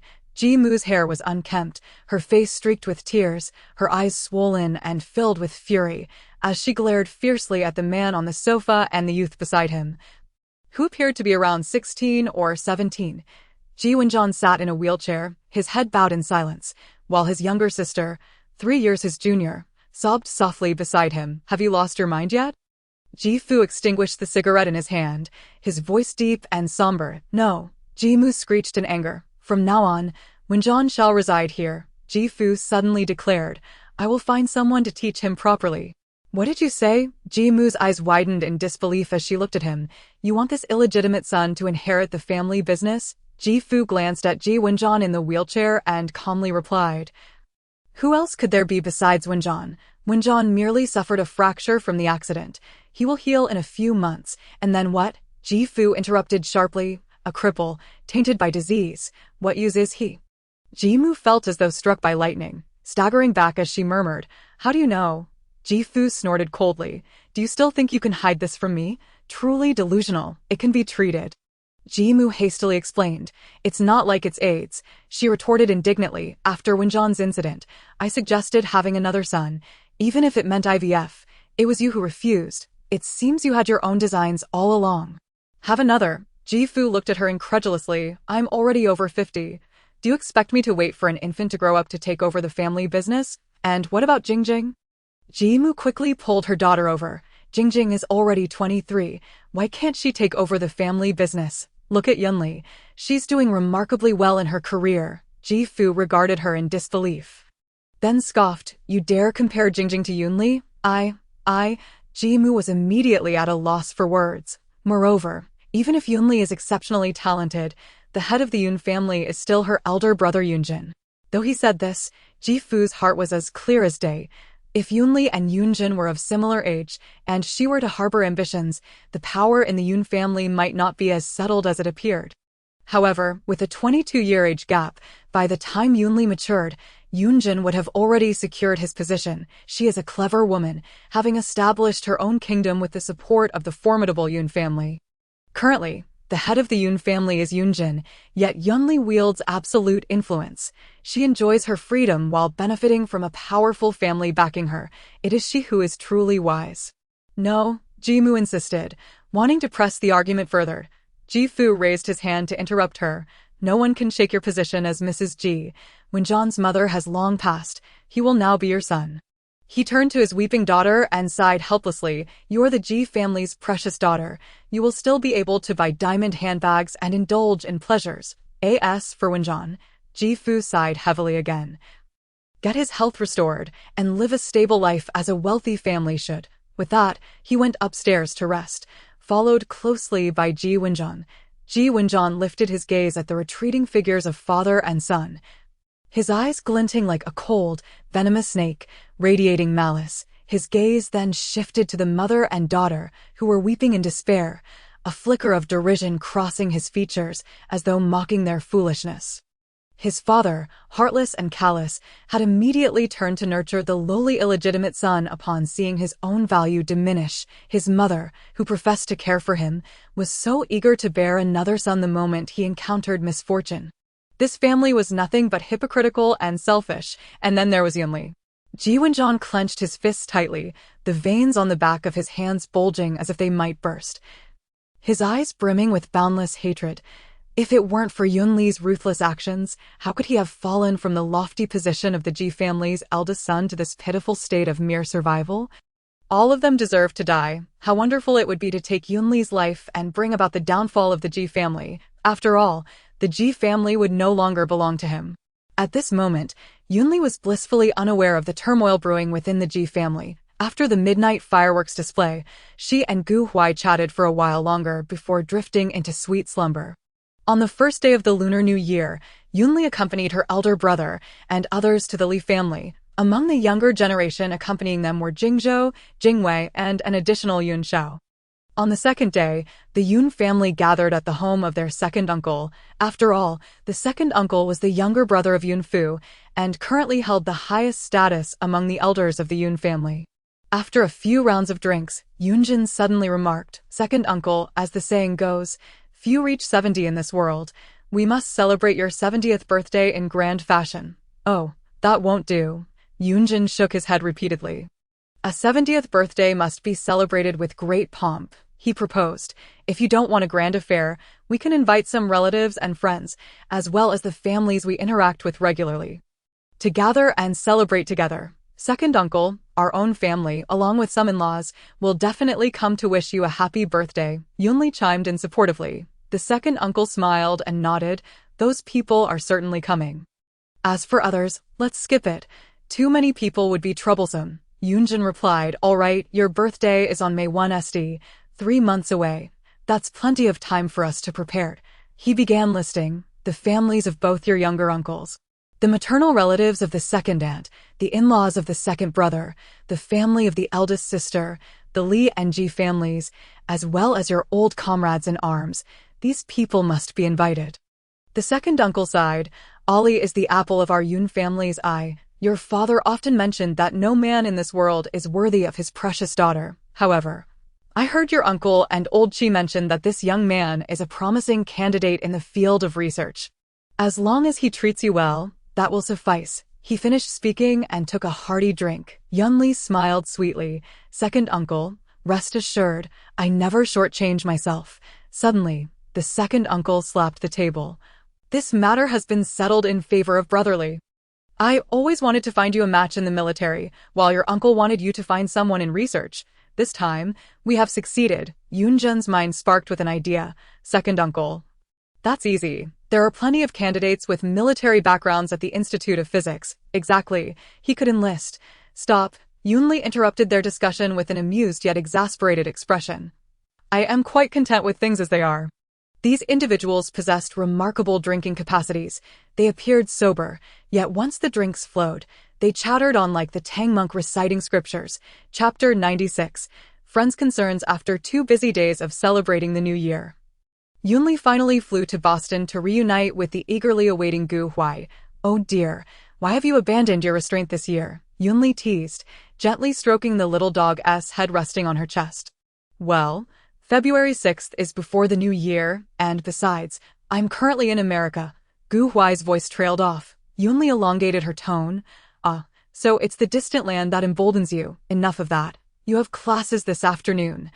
I must also make a trip to Harvard to handle some matters. You still have work? Gu Huai suddenly lifted his head. Disbelief etched across his face. You've come to spend 5 days with me. And yet you still have to work. Not quite. Yunli chuckled helplessly. I merely need to take care of some personal business at Harvard. Only then did Gu Huai breathe a sigh of relief. I thought you would be burdened even during the new year. After a moment's hesitation, like a child who had done something wrong, he crawled off Yunli and knelt before her, speaking softly. There's something I wish to tell you. You've cheated. Seeing his hesitant demeanor, Yunli jokingly inquired, a glimmer of mischief in her eyes. Of course not. Gu Huai quickly denied, like a cat whose tail had been stepped on. It's about Yi wanting. Your grandparents visited her and brought her many gifts, right? Yunli interjected, laying bare the situation. A hint of exasperation colored her tone. I'm not a tyrant. Why would I prevent you from visiting your former daughter-in-law or biological mother? You needn't be so cautious. I haven't forgiven her. I simply didn't want to worry Grandpa and Grandma by telling them the truth, Gu Huai explained.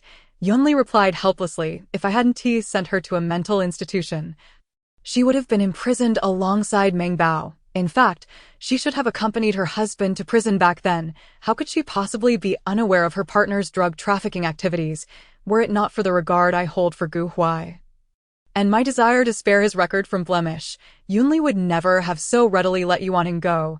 Gu Huai tightly embraced Yunli, saying, in the future, I will pay for her to live in a nursing home. And when she passes, I will see her off on her final journey. He hastily added, I share this with you today not to conceal anything, but for no other reason. I understand. Yunli interjected.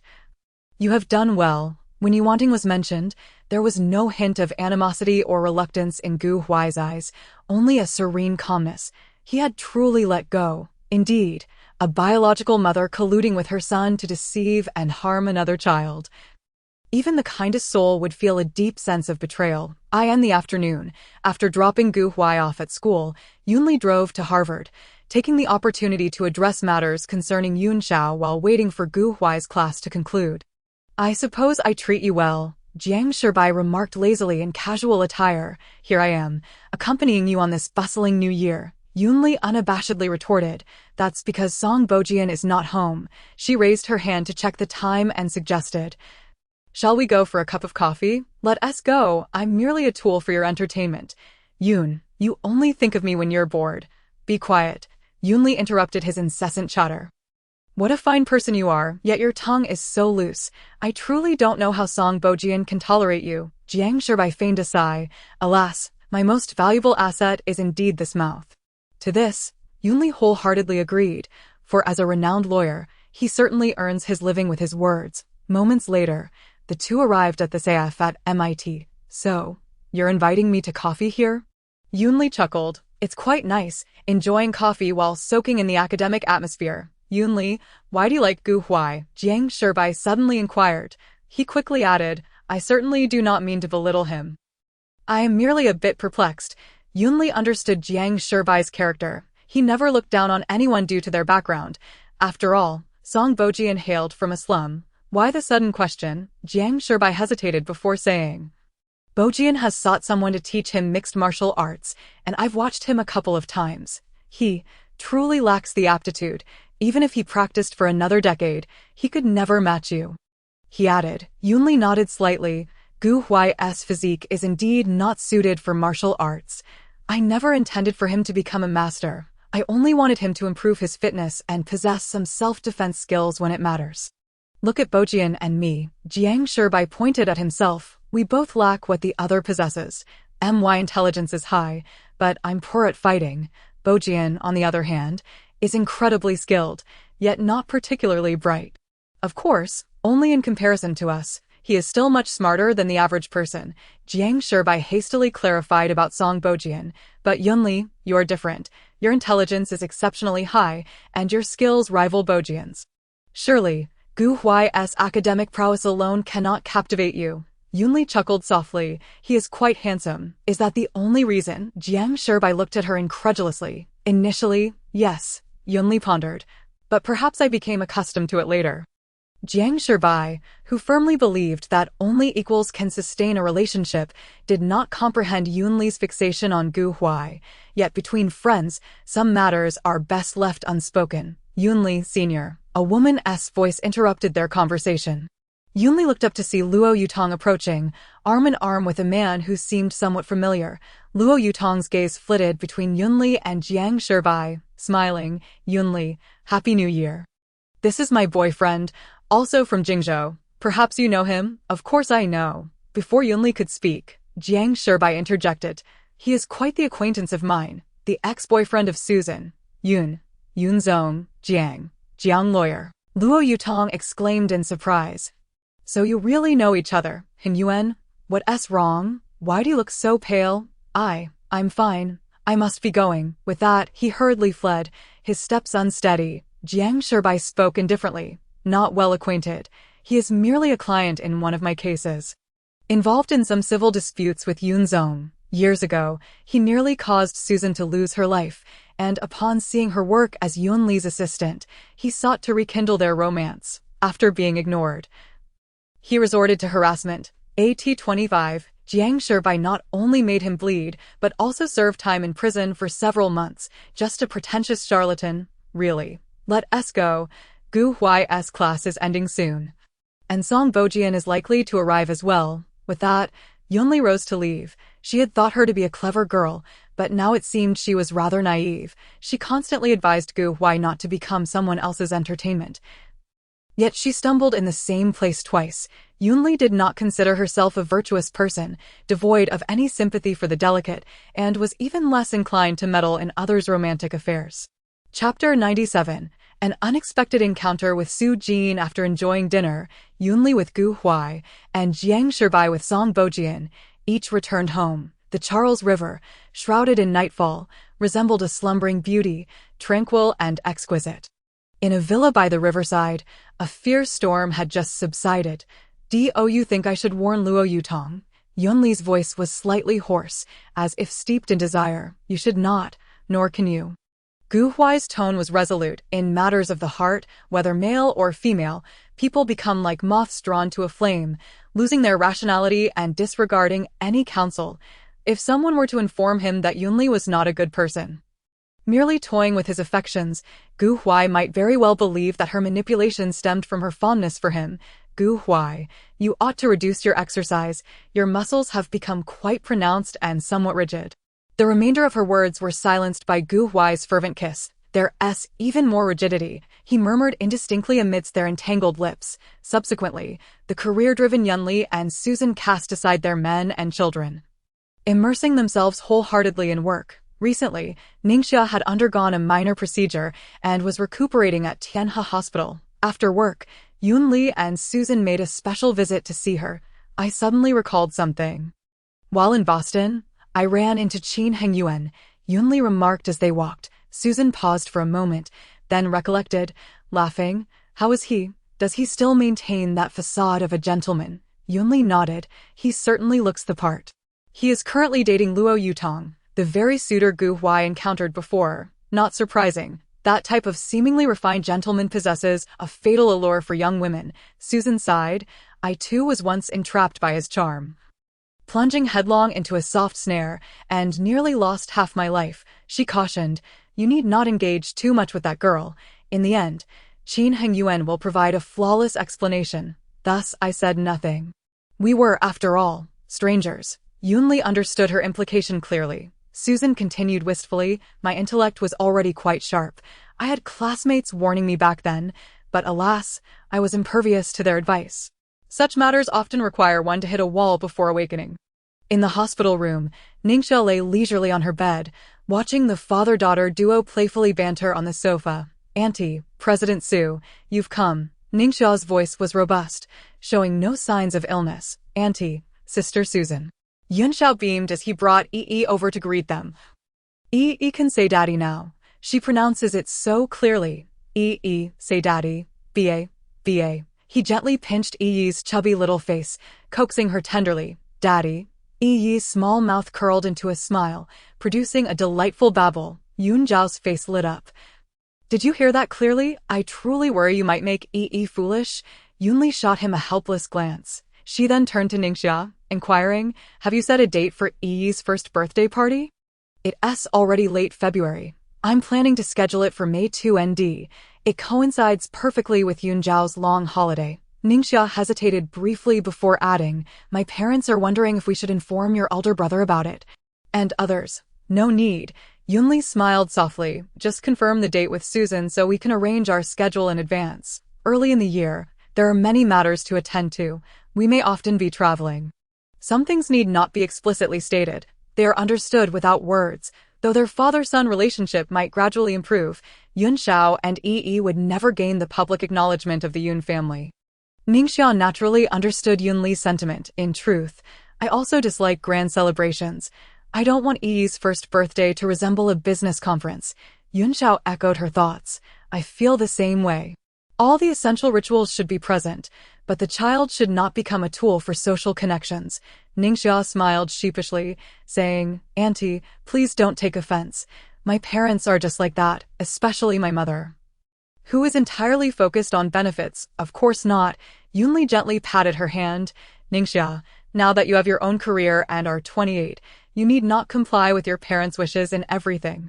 The couple's perspective was merely human nature. Even though Yunxiao has embarked on her entrepreneurial journey, replicating Yunxiang's success is utterly impossible, and the disparity with the Yun family conglomerate is monumental. After all, when Yunli first ventured into business, her father lavishly invested $1 billion and personally ensured her protection and guidance. Moreover, Yunli's innate business acumen is far beyond what ordinary individuals could ever aspire to match. Yunxiao muttered softly to herself, "The reason we argued a few days ago is precisely this.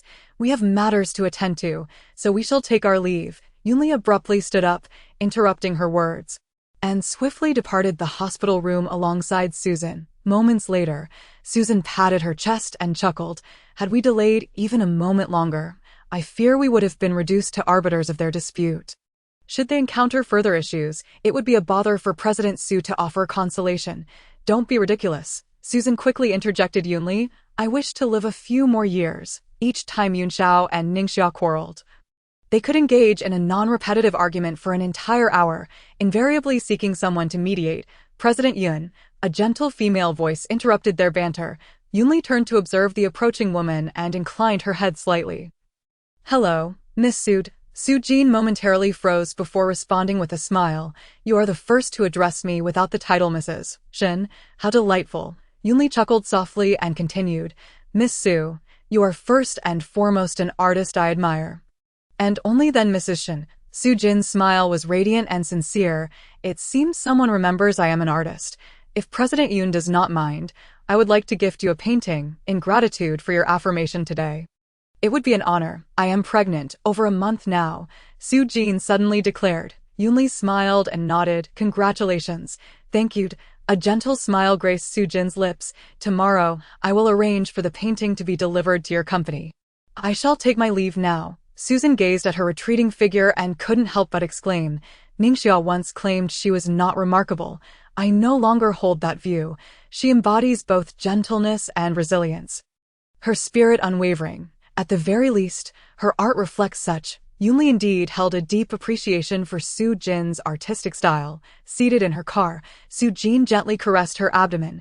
She was well aware of Shen Qian'an's past with Yunli, as his pursuit had been so overt that it was nearly common knowledge. Perhaps it was a deep-seated affection, or perhaps it was a longing that could never be fulfilled.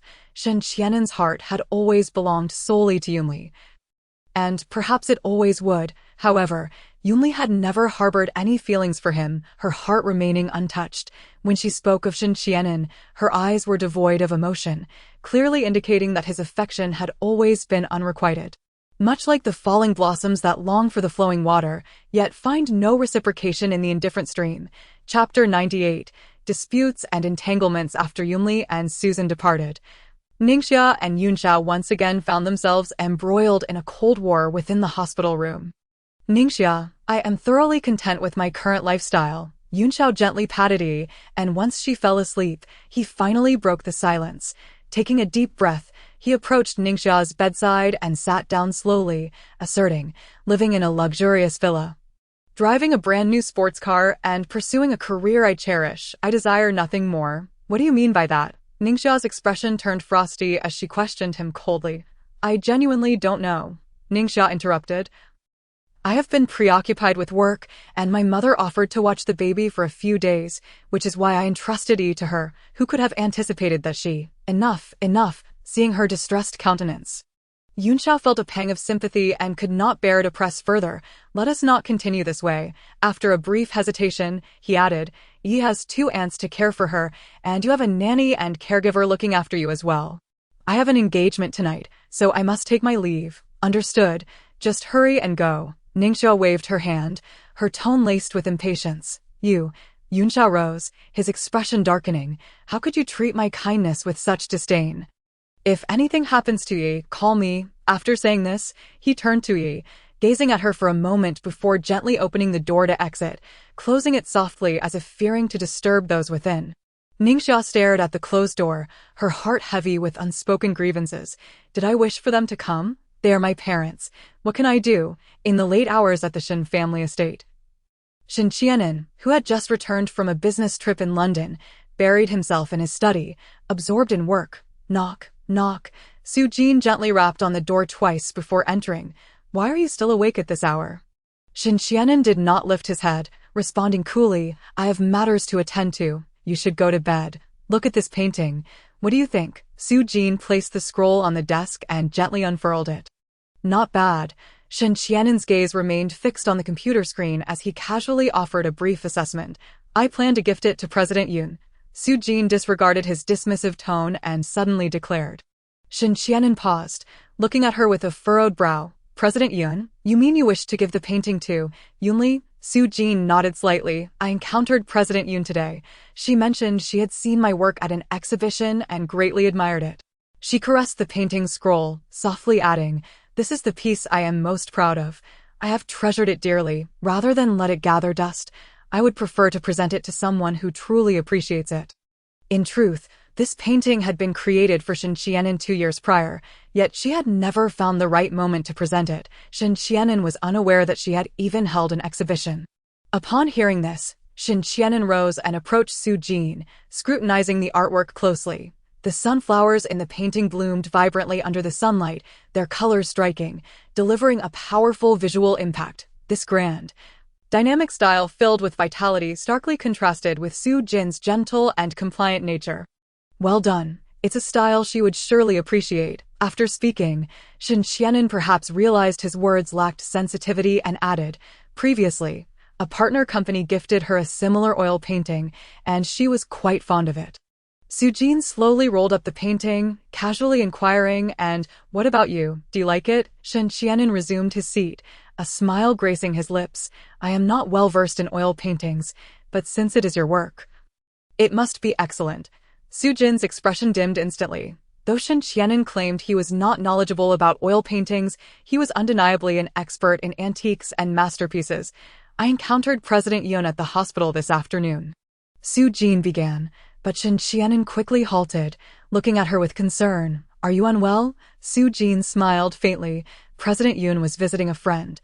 I am pregnant. Shen Qianan was momentarily taken aback, hurrying to her side. Concern etched on his face. How long has it been? Why did you not inform me sooner? I apologize. I have been quite busy. Shen Qianan helped her sit down gently. Have you shared this joyous news with your mother? Su Jin took the cup of water, softly asking, Qianan, do you like children? Shen Qianan sat before her, tenderly stroking her abdomen. I am already 37, and my mother is past her prime. The Shen family should have a child. Is that the only reason? Su Jin grasped his hand, softly inquiring. Shen Qianan remained silent for a long moment. Su Jin, you have also surpassed your 30s. You should not linger on ephemeral desires. He suddenly asked, Do you know why I chose to marry you instead of those women in their early 20s? Because you are gentle and understanding and would not create too much trouble, Shen Qianan mused. Su Jin murmured, But we are not mere plants, who can be devoid of feelings. Why can't we cultivate love between us? Shen Qianan cautioned.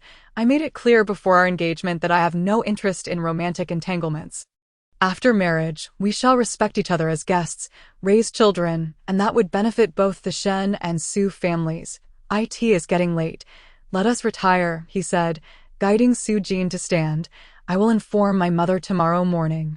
What if the person you married was Yunli? Su Jin suddenly spoke up. Shen Qianan paused momentarily, then embraced her as they continued towards the bedroom. Alas, there are no ifs in this world. In the darkness, Su Jin lay in bed, gazing at Shen Qianan's silhouette, her heart aching. How could she not be moved by such an exceptional man? 2 years ago, she had already developed feelings for Shen Qianan. Thus, when he chose to marry her, she was overjoyed, despite Shen Qianan's clear declaration of his disinterest in romance. Wishing only for a harmonious partnership, it was regrettable that his heart had long been lost to Yunli. It has been said that there are 3 types of women who leave a lasting impression on men: the pure and flawless white moonlight, the vivid and cherished vermilion mole, and the woman who is loved yet unattainable. Alas, Yunli embodies all 3. Unbeknownst to the emotional turmoil within the Shen family estate, Yunli remained entirely indifferent. She had just concluded a video call with Huai and was now preoccupied with selecting clothes for him. After all, when they broke up, she had packed all of Huai's belongings and tossed them into storage.